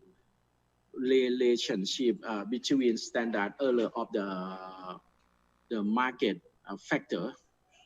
And second, coefficients of the VIF between 1.245 to 3.650, less than 10 show there we are not relationship between of the marketing factor, business operation approach of the small and the medium enterprise in the Pathum Thani province was 0.783 government promotion, was 0.775 innovation, was 0.771 technology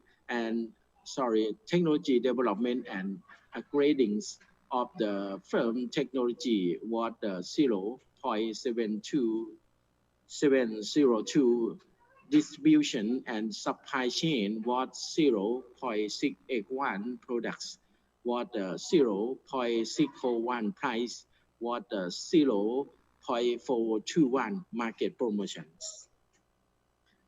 And we have the discussion for 7 factor And I want to show you to two.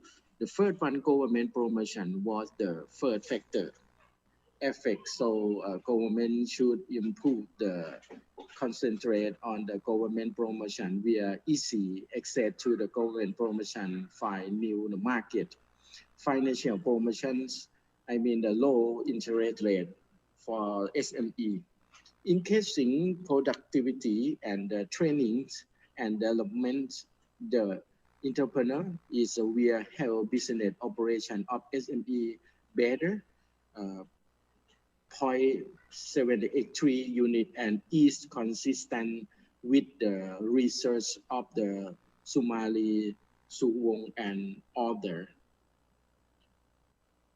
Two, market promotion was the seventh factor effect. So the entrepreneur should improve and concentrate on the market promotion by strong review and advertising on the social media, promote via exhibition and event related to the product, creating awareness about product discount or refills, and using mass marketing to gain competitive edge over is a competition is will help business operation of SME better. 0.421 unit and use this okay. We have recommendation for 7 factor. The first one, government promotion. The government should improve and concern lower interest rate for the SME. The second, entrepreneur should improve and concentrate on the innovations. And third, technology.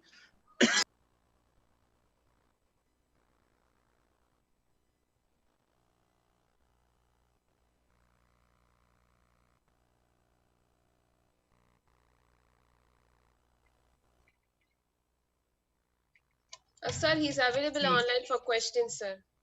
He is available online. Yeah. So we have to appreciate a wonderful paper by our Dr.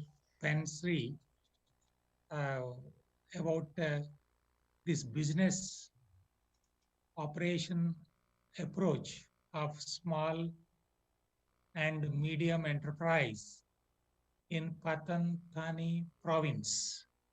So this, whatever the approach they followed, can we throw some more light on whatever the small and medium enterprises? Can you give some examples of this small enterprise? Any example, Dr. Pensri Bangman? Any example of the enterprise? Because full text of the paper is not available, it seems. Only abstract is here. All right. You hear me? You hear me? Yes. Yeah. It is very clear. Very clear. Only thing is, for the benefit of our audience, some example of any small enterprise and your business approach. What are the results and what are your observations, please? Okay. I would like to talk about with example the problem with the SME in the Pathum Thani province. Usually the SME need the financial promotion because usually the SME don't have the money, usually they don't have the money. And I'm sorry, what you're talking about with the question again, please?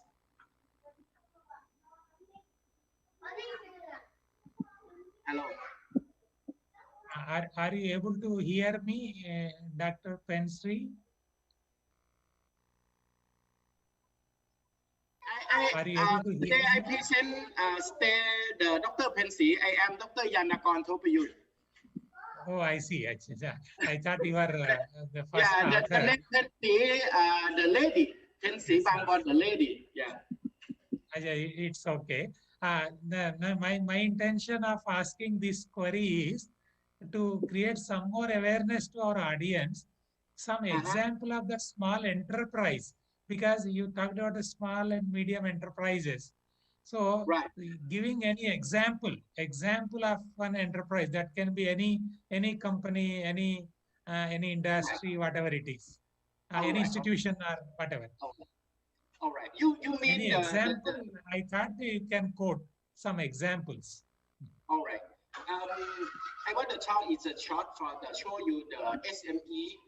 The SME from the Patum Thani province usually the transfer from the farmer make the value added the product and apply to the SME. Usually the SME, the Thai value added the farmer to the value-added products to the cultivation, you mean? Right. Agricultural and farmers, yes.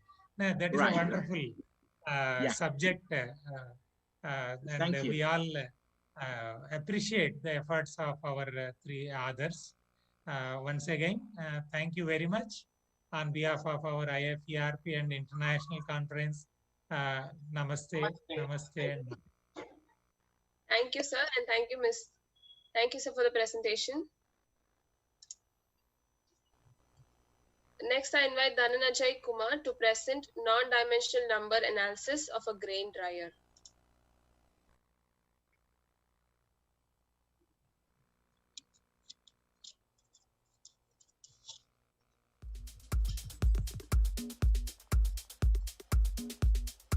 Hello, good afternoon, everyone. This is Dhananjay Kumar, a PhD scholar in the Department of Mechanical Engineering, IIT Guwahati, India. Today I am going to present a seminar on non-dimensional number analysis of a grain dryer.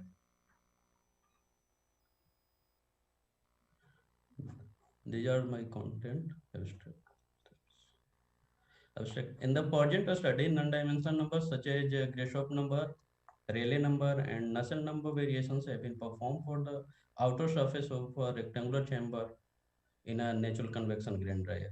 In the project, a study 5 kg of biomass is burnt at a rate of 1.6 kg per hour in the furnace of the dryer. This study has been performed for 2 cases with sensible heat storage material and without sensible heat storage material in the chamber. So motivations. Firstly, this dryer has been designed to dry various agricultural grains in the village area. What is drying? It is a process of moisture removal from a solid by the applications of thermal energy causing phase change. Hot air drying involves the simultaneous action of heat and mass transfer. Hot air passing over the grain surface forms a thermal boundary layer with a steep thermal gradient with the grain surface, causing evaporation of moisture from the product surface. From this way, this is the particle to be dried. We are giving the thermal energy input. Due to thermal energy input, all moisture content of the product evaporated and finally dried product, our output is obtained. Purpose of drying. Needed for preservation and storage of the product. It prolongs the shelf life of the grains. It reduces the transportation cost. It enhances the product quality and maintains the product quality usable throughout the year. So drying protects the grain from insects and molds developed due to high moisture content of the grain. Drying principles. There are three principles by which any agricultural product dried. First, preheating period. During this period, very slight change in moisture content is observed. Initially, when hot air passes over the wet grain, most of the energy from the hot air is used to heat the grain. First one is this one, and second one is constant dry period. This one here, the grain remains still wet and evaporation of free moisture from the surface takes place. The rate of moisture removal rate is constant during this period. And falling rate period, third one. Here, starts up this falling rate period start after crossing of CMC critical moisture content. Once it starts, the vapor pressure at the particle surface falls below the saturation pressure. Introduction to the different kinds of dryer. There are various dryer in which hot air drying takes place, such as traditional drying, solar drying and mechanical drying. Here, different kinds of solar drying process here. Advantage of the dryer: huge amount of heat and mass transfer takes place through a compact geometry, capable in drying a wide range of food grains rapidly. It maintains its maintenance cost is lower, food grain quality improved, and it reduces the transportation cost of the product. This is the experimental setup of our study. Here we burned biomass in this furnace, and flue gas from the furnace comes in the rectangle. This is the rectangular chamber. The flue gas comes in the rectangular chamber, and due to heat generated by the burned biomass, here seventh one is the latent heat storage material. This latent heat storage material stored energy from the flue gas and start melting, and it supplied constant heat to the product. We put product on this drying tray, and due to the constant heat supplied by the latent heat storage, our product drying takes place.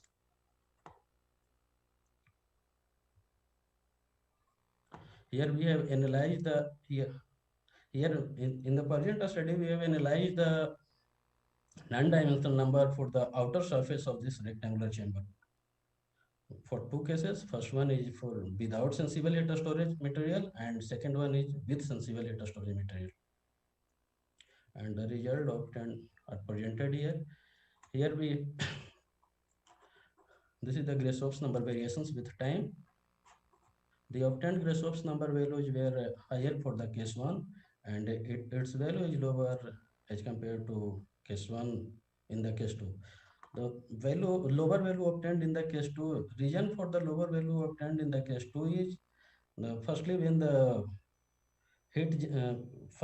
the burned biomass generates heat, most of the heat absorbed by the pebbles or sensible heat storage material, due to which heat losses through the boundary of the rectangular chamber is less. That leads to lower temperature at the outer surface of the rectangular chamber, due to which this non-dimensional number, Rayleigh number, Grashopp number is lower as compared to case 1. And here also, here we have evaluated Rayleigh number, and similar observation we have made here. Here also Rayleigh number for the case 2 is also found to be lower, and the reason is the same, is the sensible heat storage material. And the average value of the Rayleigh number we are obtained for the case 1 is 2.8 into 10 to the power 9, and for the case 2, 2.17 into 10 to the power 9. Here we have evaluated Nusselt number. Here also we have observed the same result. Nusselt number for the case 2 is comparatively lower than that of the case 1, and reason is the same, sensible heat storage material. Hence, from the study we have observed that the sensible heat storage material reduces the energy losses from the chamber of the furnace. It leads to the enhancement in the performance of the dryer. Here we have compared the Grashopp's number and Nusselt number for the case 1 in this figure, and case 2 for the case 2 in this figure. And from these two figure we have observed that the Nusselt number and Grashopp's number variations for the case 1 is similar, and also for the case 2 Nusselt number and Grashopp number variations is similar.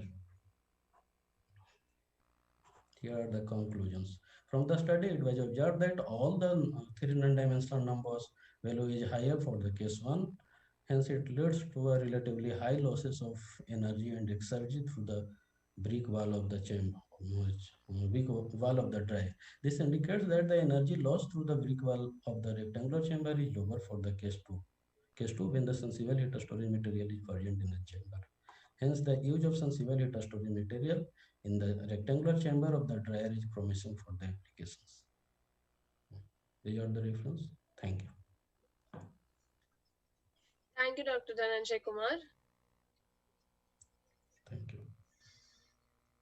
Dr. Dhananjay Kumar, this is a very good paper which is required very much from a mechanical engineer. You said you are from mechanical engineering background. Yes, sir. may we know, have you done any patents or have you seen any patents related to this type of products? Actually, sir, I have not seen patent, but I have seen many journals. Right. Now, because this is what is very much required by our scholars or young faculty like you, next generation faculty, I used to say, because हम लोग तो बुड्ढा हो गया है, right?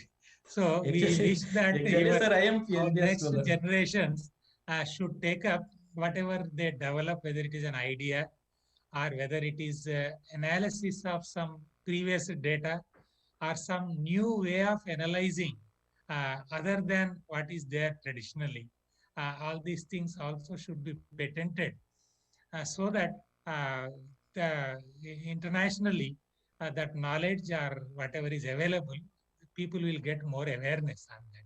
And one more suggestion what I can make to our next generations in this respect is, you also should see the patents of other countries and related to your subject, any subject for that matter, when it is something related to any product, basically. Product need not be a mechanical or working model or like that. It can be even developing an equation is also a product. So that type of habit we should develop.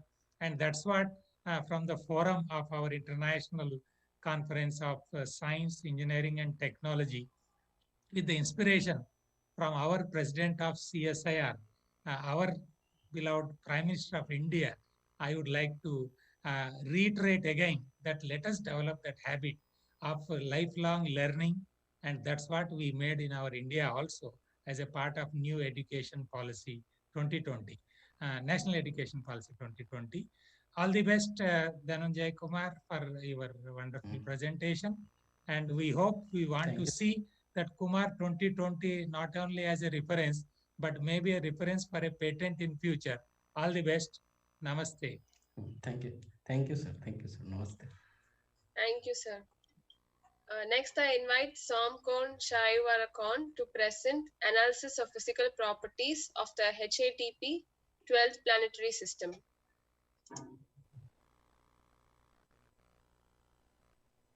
Introduction. Planet outside our solar system. Exoplanet was discovered in the year 1995 by two scientists, Meyer and Velos, whose name 51P. The mass of this planet is 0.7 Jupiter mass. It has the short orbital period about 4 days, and the average distance 0.05 astronomical units. In the present, the exoplanet were discovered more than 3,400 systems, and almost of them are like Jupiter. In this work, the photometry method was analysis about the physical property of the exoplanet HAT Mark P Mark 12B by freeware astroimaging. This model was forecast by the solar and exoplanet view antenna. Absent the exoplanet HAT Mark P Mark 12B was observed at the Syria Remote Observatory by 0.7 meter diameter reflective robotic telescope CDK 700 with the CTD photometric technique. This research using 317 image of the HAT Mark P Mark 12B on April 14 to 20 and 17. They were analysis the photometry and calculate the physical property by the astroimetry program. The results showed that the radius of the exoplanet HAT Mark P Mark 12b is 0.951 RJ. Orbital period P about 3.210 day. The center of the page traverse TC is 2457857.166, and the total time of a traverse T is 0.09351 day.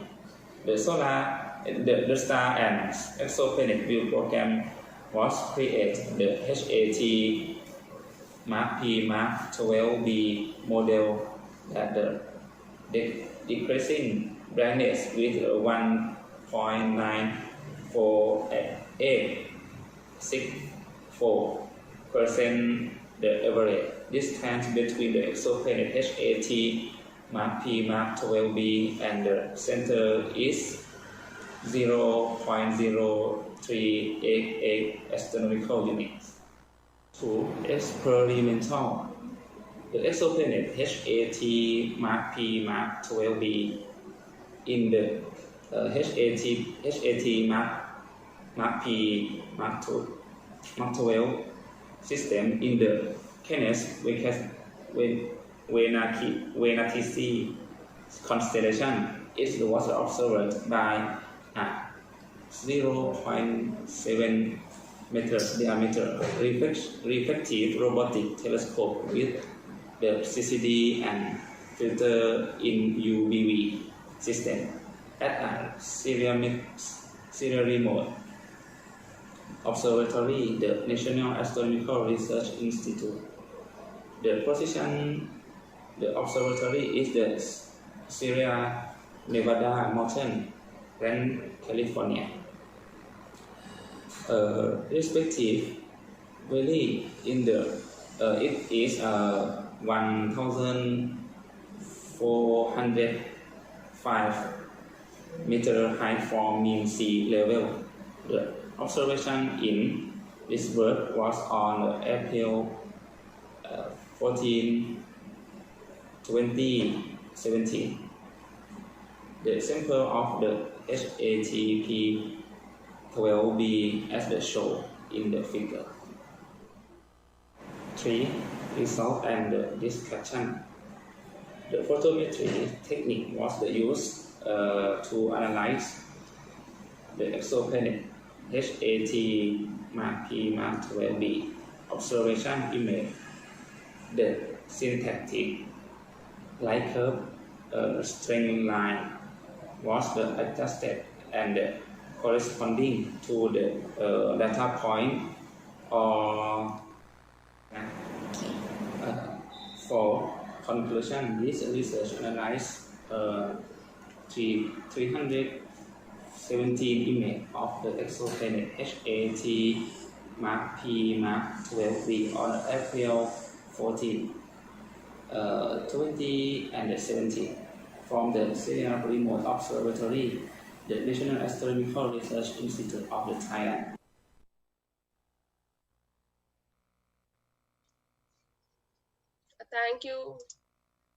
Thank you, Mr. Somkom, for the presentation. And sir, he is available online, so you may ask your questions. Very nice. Are you able to hear my voice yes, sir, it's audible. From your observatory? Now, it is greatest privilege for all the audience who could see you sitting somewhere in the observatory. It was appearing like that. We are seeing like our future Galileo and such stature, right? Very nice. So, can you just give some idea to our future scientists or future Galileos how you got the interest on these astronomy issues? Thank you. How you got the interest? Because ultimately this is an interest and learning based education, which takes you just like our Einstein. Everybody used to observe apple falling and they used to eat so many apples. But that is the interest that made him. Then I am seeing that much of interest in you, my beloved future scientist.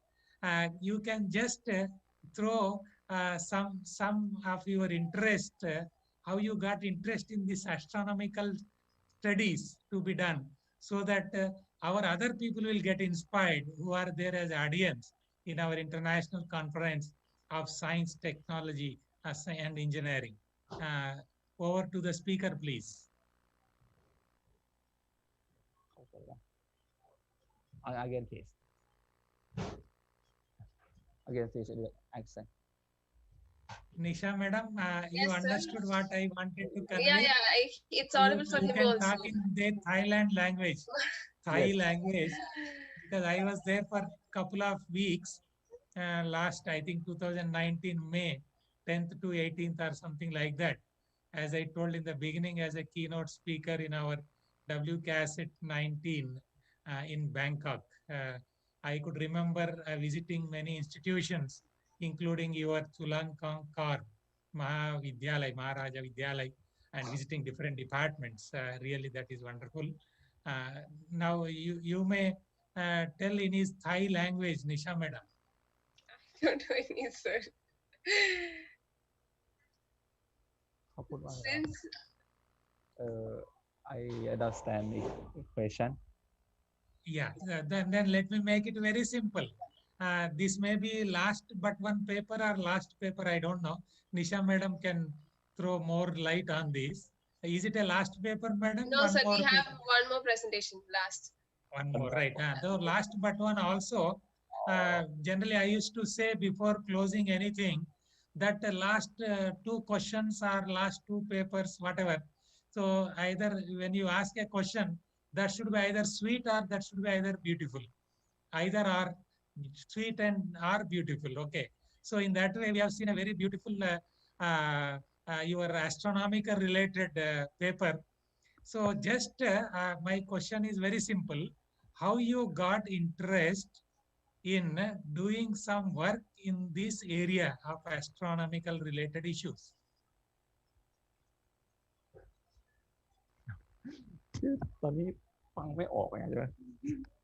He could not understand. I think, yeah, he couldn't understand. Okay, no problem. No problem, Okay. madam. Yeah. Thank you very much. Namaste to your laboratory. You have shown a nice, we got a feeling of seeing a future Galileo and future scientist.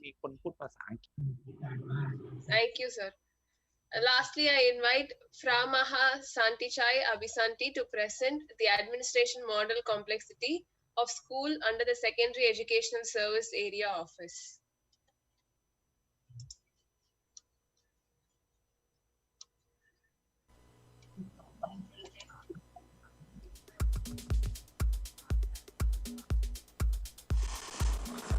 Dear participants and delegates, I would like to present about the administration model complexity of school under the Secondary Educational Service Area Office.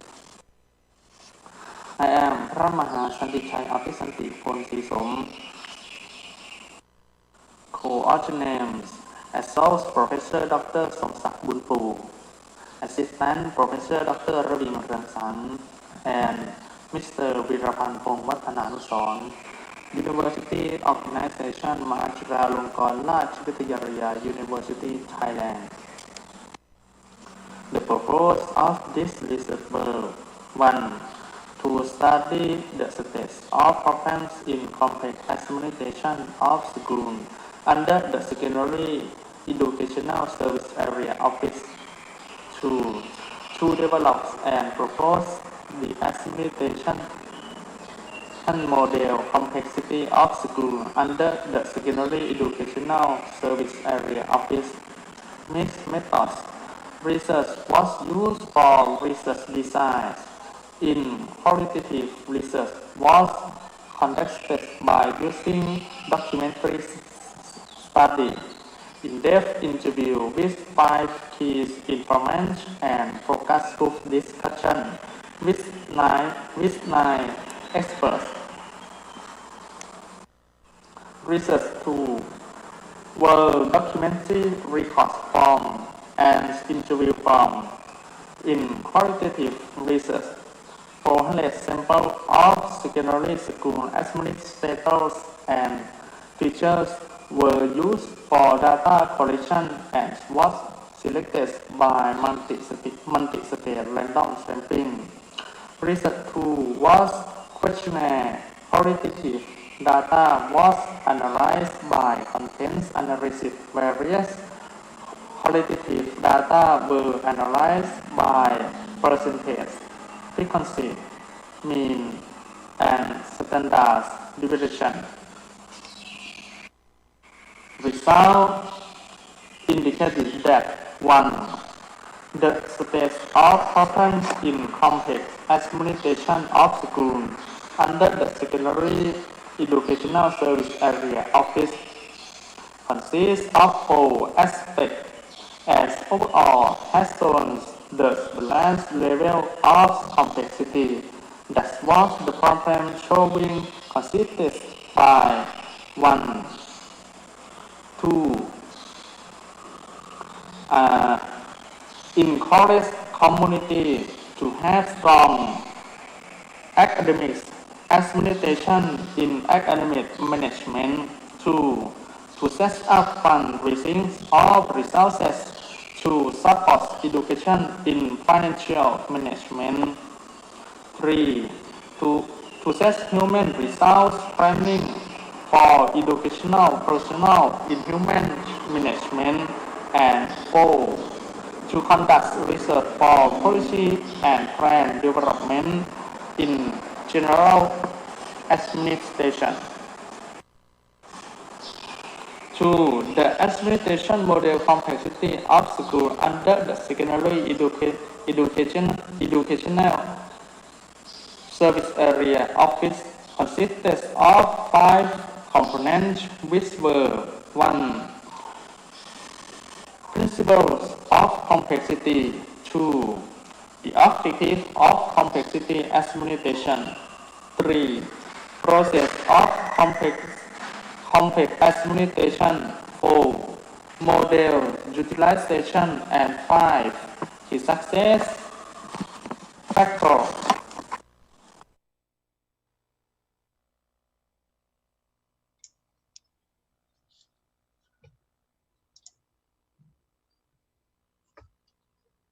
Thank you, Mr. Framaha, for the presentation.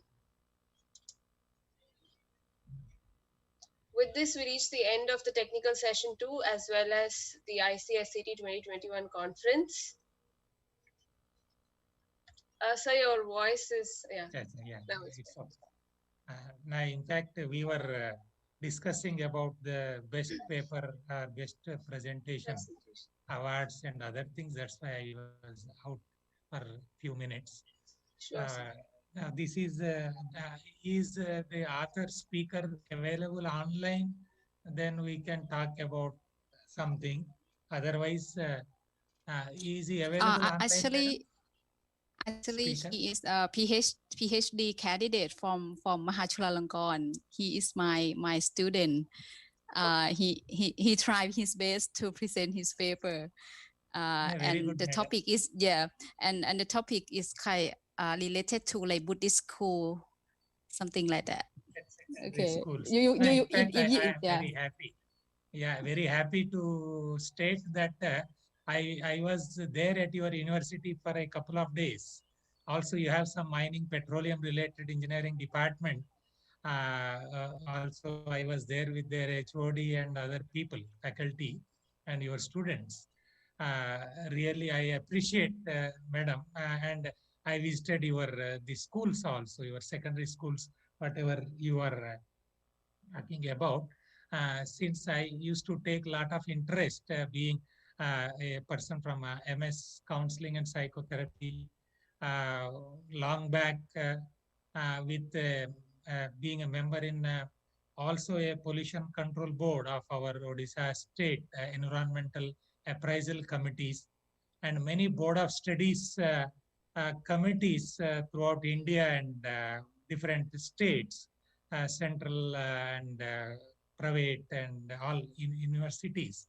So I used to take a lot of interest in the next generation, building up our next generation through this transdisciplinary, translational, industry-oriented research. But for all that, that education starts from your schooling. And that's why I say once again, I appreciate you have taken up the issue of the secondary schools, whatever it is. That is what I wanted to tell, madam. And since it is a last paper, I would like to say a few more words if organizers have the time. As a total sum up, I hope that we can take up in the validatory session, it seems. But since that work is done, this last paper, under the guidance of our Professor Madam, can we know through our professor from Chulangankan, Maharaja Vidyalaya, that how many total secondary schools, how many numbers are there in your Thailand, madam?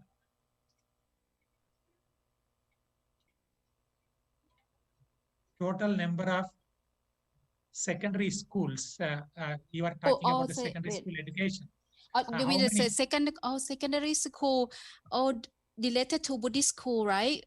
Actually, I think more than 100 school all over Thailand. We have the Buddhist secondary school. In Thai, we call Pariyatitham school. Very good. Yes. So yeah. We is this located in the temple? As a part of your studies, as your student is doing temple, and how many that schools data you could collect, or you could, your student could observe? Oh, you mean in this paper, right? I have to go through with my student work. Okay. It's okay. Actually, this one, for the benefit of our audience. they collect. Wait.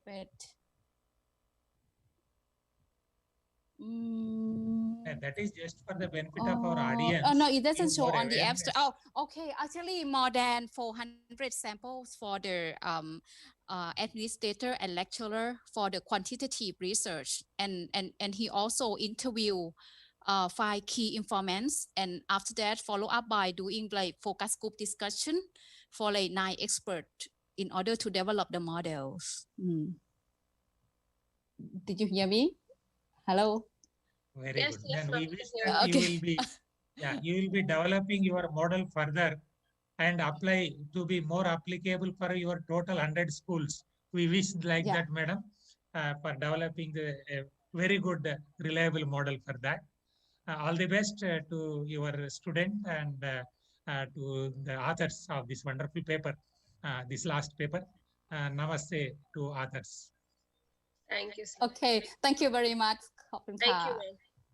So with this, we move on with the valedictory session. And sir, our session chair, Dr. Singham, will be announcing the Best Ever Presentation Award for the presenter. So if the results are ready, we can proceed, sir, or we can also wait for a few minutes. I think we can wait for a few minutes. Okay, no problem, sir. We'll wait. Meanwhile, you can play our international conference covering many countries. Nice music you can play here. Yeah, sure, sir. Sure.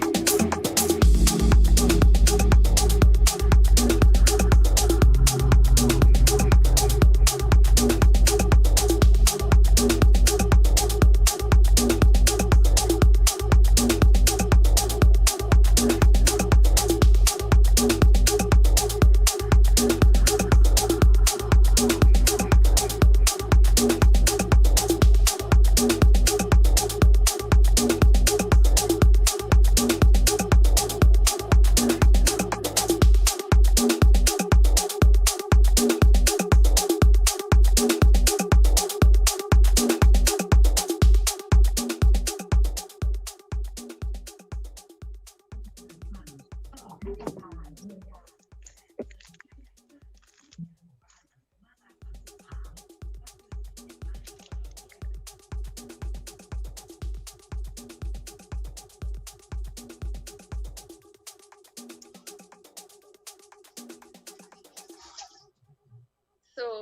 I think we are ready, sir. Our chief guest will now be announcing the award for the best paper presentation. Dr. Singham Jalandu, sir, you can announce the winner, as well as I request you to address the audience and the winner also. Okay, if I am given the permission of screen share, that Sure, also I can show her paper before announcing. Okay, sir. No. Then, since it is a valedictory function, before announcement, let me say a few words addressing all our organizing committee and also the delegates and audience who joined through YouTube link, including many from many institutions world over.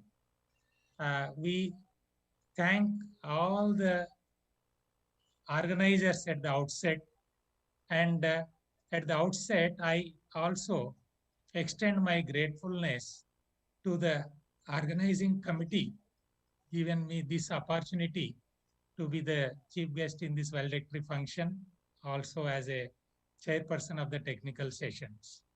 Here, there are wonderful papers of very high standard I could observe, covering many areas of science, engineering, and technology throughout the world, showing the best of the best what they could do in their countries, including in this pandemic COVID-19 situation. Many papers were related to COVID-19 and many papers were related to our information security, applications of the latest disruptive technologies, whether it is software engineering, artificial intelligence, machine learning, artificial neural network, whether it is agricultural field, whether it is the behavior, even the behavior and the performance, even the agricultural cultivation products and value added products in the agricultural fields. Many areas, I can say this is in a holistic way covered many areas and befitting our theme of our international conference on science, engineering, and technology. It would have been more beneficial had we met personally, physically at the place, common place, but because of this COVID-19, we could not do that. But this is like a blessing in disguise. Let us take in that spirit, and that spirit of improving ourselves. And that also we made, since I am from our India, Republic India, we celebrated just 2 days back our Republic Day celebrations, our new education policy 2020, and our digital India. We have been moving ahead with so many center of excellences in artificial intelligence, whether it is in our beloved state where I am now under our chief ministership of our Naveen Patnaik Saab, Honorable Naveen Patnaik Saab, and also president of our CSIR, Scientific and Industrial Research, our none other than our Honorable Narendra Modi Saab, Prime Minister, has given this wonderful platform of digital India, and we are going ahead, and it is spread also as an international yoga day to improve your immunity levels. And these all are the part of the total education for the holistic development of the humankind or the total society. Sustainability framework is also discussed today by many authors, many speakers. So with this, I would like to say once again that this is a grand success we should consider in that way, although we could not meet, but even through it is through online, it can be considered as a grand successful event in the science, engineering and technology, covering all the areas and many countries throughout the world in all the topics, starting from agricultural for the food to the information security and dealing with the COVID-19 situations. All the best, I will say. And if now, if Madam Nisha Madam gives me the authority to share my screen, I will show who are the best presenters. With a committee, we try to decide uh, uh, after seeing all the presentations by our esteemed Yes, sir. committee. You may not be observing all the committee members, but we have a esteemed committee of experts in deciding for the best paper as well as a best presentation. And here I would like to show who are the best presenters. But before that, I would like to have some guests by the audience as well as those who are online, that which presentation you would like to say as the best presentation today as a part of our international conference on science, engineering and technology 2021 being held at the platform of Singapore uh, uh, now. Any guess? Our authors are available, but I don't think anybody is coming forward. Acha, others are available, then it is fine. So Yeah, may I yes, know who are the others available through Nisha Madam? there are Can you show their faces here, the others? Because unless I the think you can. cooperation of others are there, there is no conference, no seminar, no event.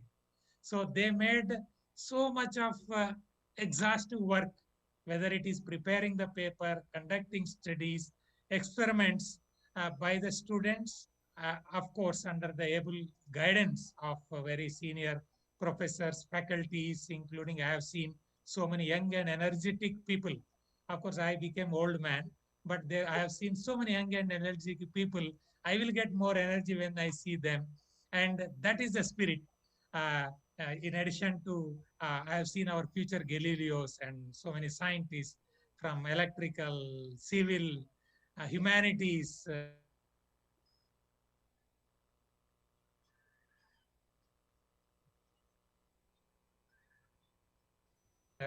mechanicals are there, at least in this valedictory function. We should allow them, uh, need not speak so many things. Let them say even hi, saying their name. Then our audience will feel very happy that they have seen the authors also. And it is up to the organizers, of course. There is no compulsion. Yeah, we are If they ready. feel We are ready, sir. comfortable before announcing. Yeah, Yes, we madam. are definitely Please. ready, sir. Anybody who is Nisha available, madam is you ready may always. you may come forward to speak with that today chief guest. So you can interact.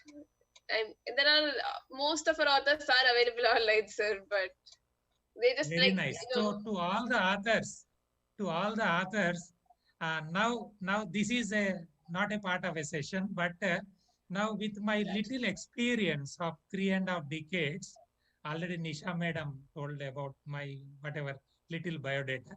With my yes, little experiences of around 20 years as a scientist in premier research institutions in our Republican India, Ministry of Mines as well as Ministry of Science and Technology Council for Scientific, Industrial and Research, and also as a professor for about 1.5 decades, heading the Department of Mining Engineering, conducting more than 100 projects.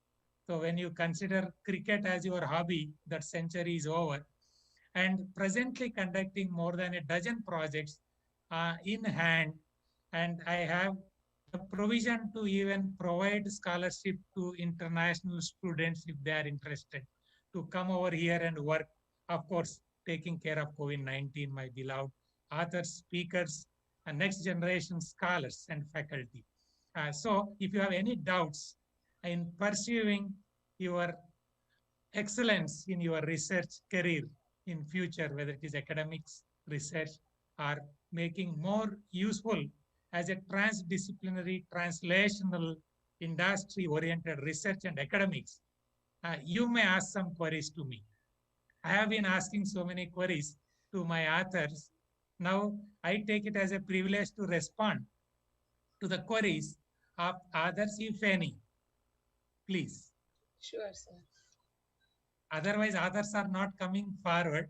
Now I made others not as a speakers now, but as a questioners or as a person who can ask questions to me. In this uh, August gathering, in our valedictory function, we used to conduct our conferences also as a chief editor of Indian Mining and Engineering Journal, also honorary secretary of Institution of Engineers India, council member and mining division board member. With all these, we used to give a different ending, not a traditional way of doing a just for the tradition of just saying vote of thanks or something like that, but giving something to our next generation, to the society worldwide. That has been our intention. And we have a team of more than 20 PhD scholars with a lot of experience, even presently working, more than 15 PhD scholars from different disciplines, computer science, electronics, electrical, mining, of course, working for the mining industries, whether it is environment, productivity, mechanization, or whatever, safety, many issues of even the health. That is the way how I coined the word transdisciplinary, translational, industry-oriented research and applications. That is a team we want to build for our worldwide global scenario in near future. Any queries by our authors, please, if any? I don't think we're getting any, sir. It's okay, no problem. Now, if Nisha madam shares or gives me permission to Yeah, share sure, my sir. You may. screen, You can just click on the then share I will, screen option, sir. yes, then I will give you the best presenter of today based on, this is not my single person's decision. It is a committee of experts. We have been there deliberating on these, and as a inspiration also to the next generations. We found that there is some papers. Of course, this is nothing less more. When I decide that more than 90% is excellent as far as our India is concerned, or my National Institute of Technology, Rourkela, India is concerned, we give a grade which is excellent grade when they secure 90% marks. This itself implies that there are 10% mistakes in that. So I used to encourage my next generations, don't worry even if you commit mistakes, but there are people who know how to make you more comfortable, more experienced, covering these failures as a stepping stones for the success instead of feeling shy. You should go on experimenting, conduct more and more research which is societal or useful for the society. Society includes all industries, medicine, whatever it is. That's what I used to say. With this, instead of taking much time, I know this is a wonderful evening. You should drink something hot and be very happy and enjoy this grand success of our event. So I should not take much time. And madam, how to share the slide? You please give Yes, knowledge, sir. because you are Yeah, all sure. smart generation. Next generation are smart generation. We are not so smart. So I would like to learn from you, madam. Nisha madam. Yeah, sir. It's How to can you? share Yeah, my sir. Can you screen? see the share screen option at the bottom of your browser, sir? Like that is the bottom of the Zoom page. Share You mean screen. I am seeing one in a red color as a leaf. No, no, no, no, no, L-E-A-V-E. not leave, sir. Leave, I could You see the leave red the color. room. No. You can just Right. come to the left So of leaves. left to There are that. four other buttons. Yes, Record then I reaction think I share should screen. use my two more eyes. My 2 eyes are not sufficient to see this. I could see here reactions, record, Yeah, record share screen. Very good, share madam. screen, sir. Right. So generally, I as a trustee member over more than 1.5 decades of Utkal Yoga and Naturopathy Center with physiotherapy, Panchakarma Yoga, research center and hospital also. I want to be more natural all the time. Even I don't want to use the specs unless it is very much required when it is there. Okay, madam. So now I am sharing the slide. Yeah, you can click on the share screen option, Yeah, sir. just to show which paper we tried to judge based on, already I told you, many people got from out of our papers, many people got even 89% marks, 88 or 87, so 89.1, 89.5. So, but we are supposed to give something, right? So that's why don't feel that those who got 89 is less than 89.1 or 2.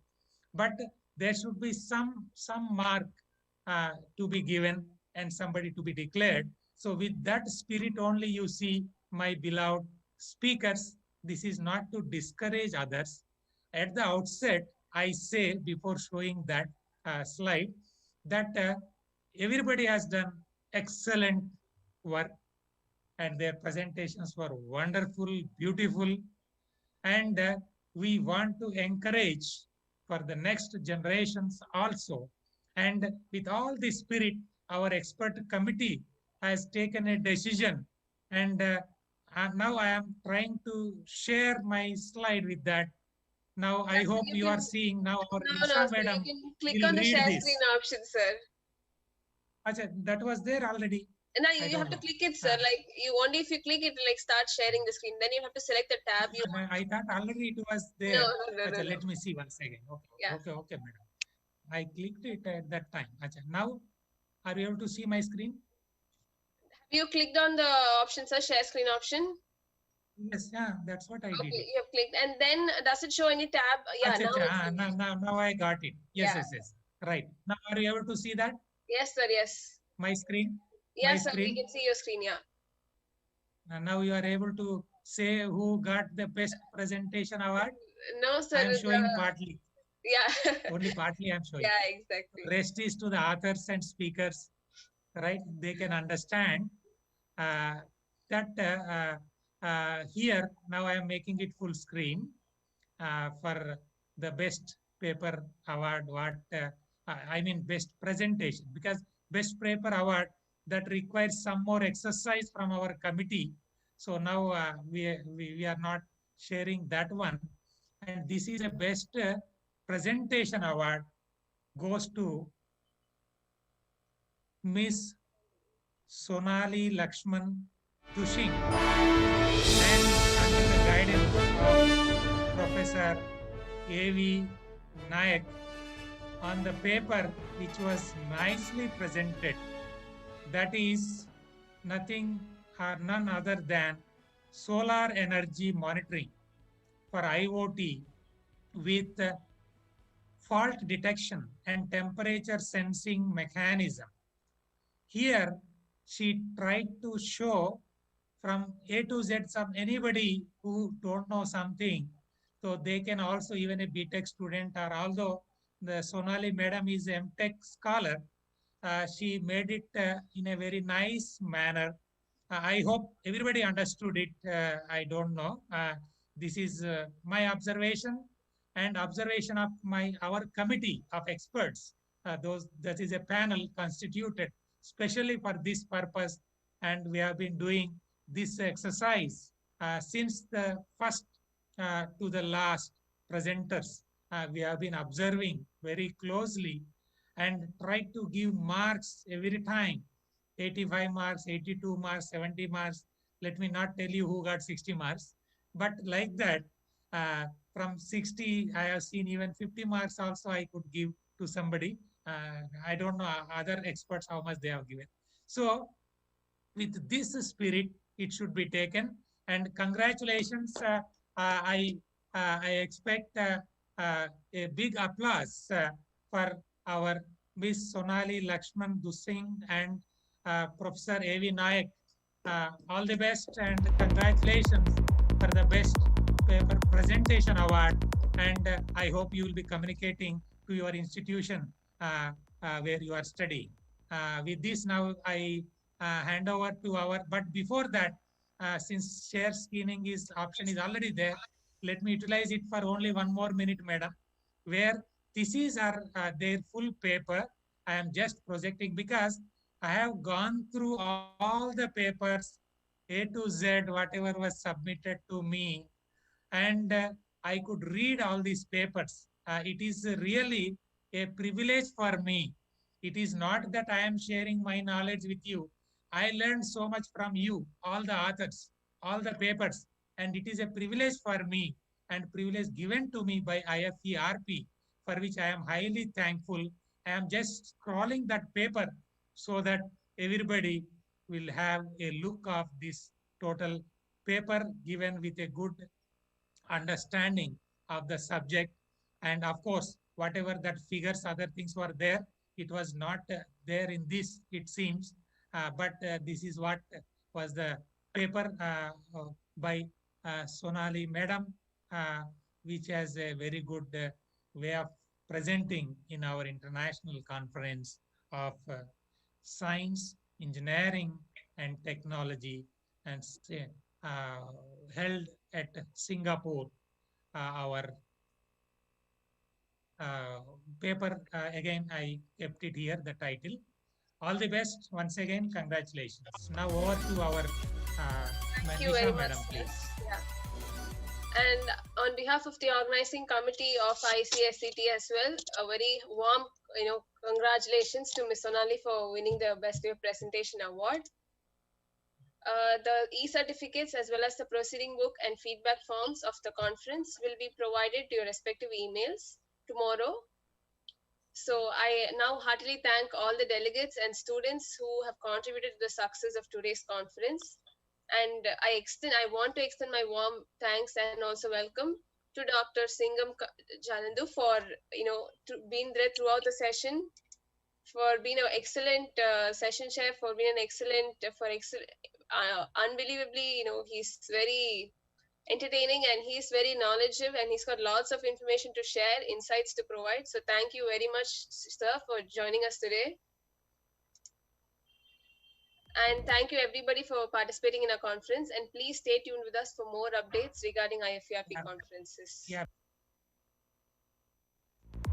Sir, it's in mute, sir. Yeah, you can speak now. Yeah.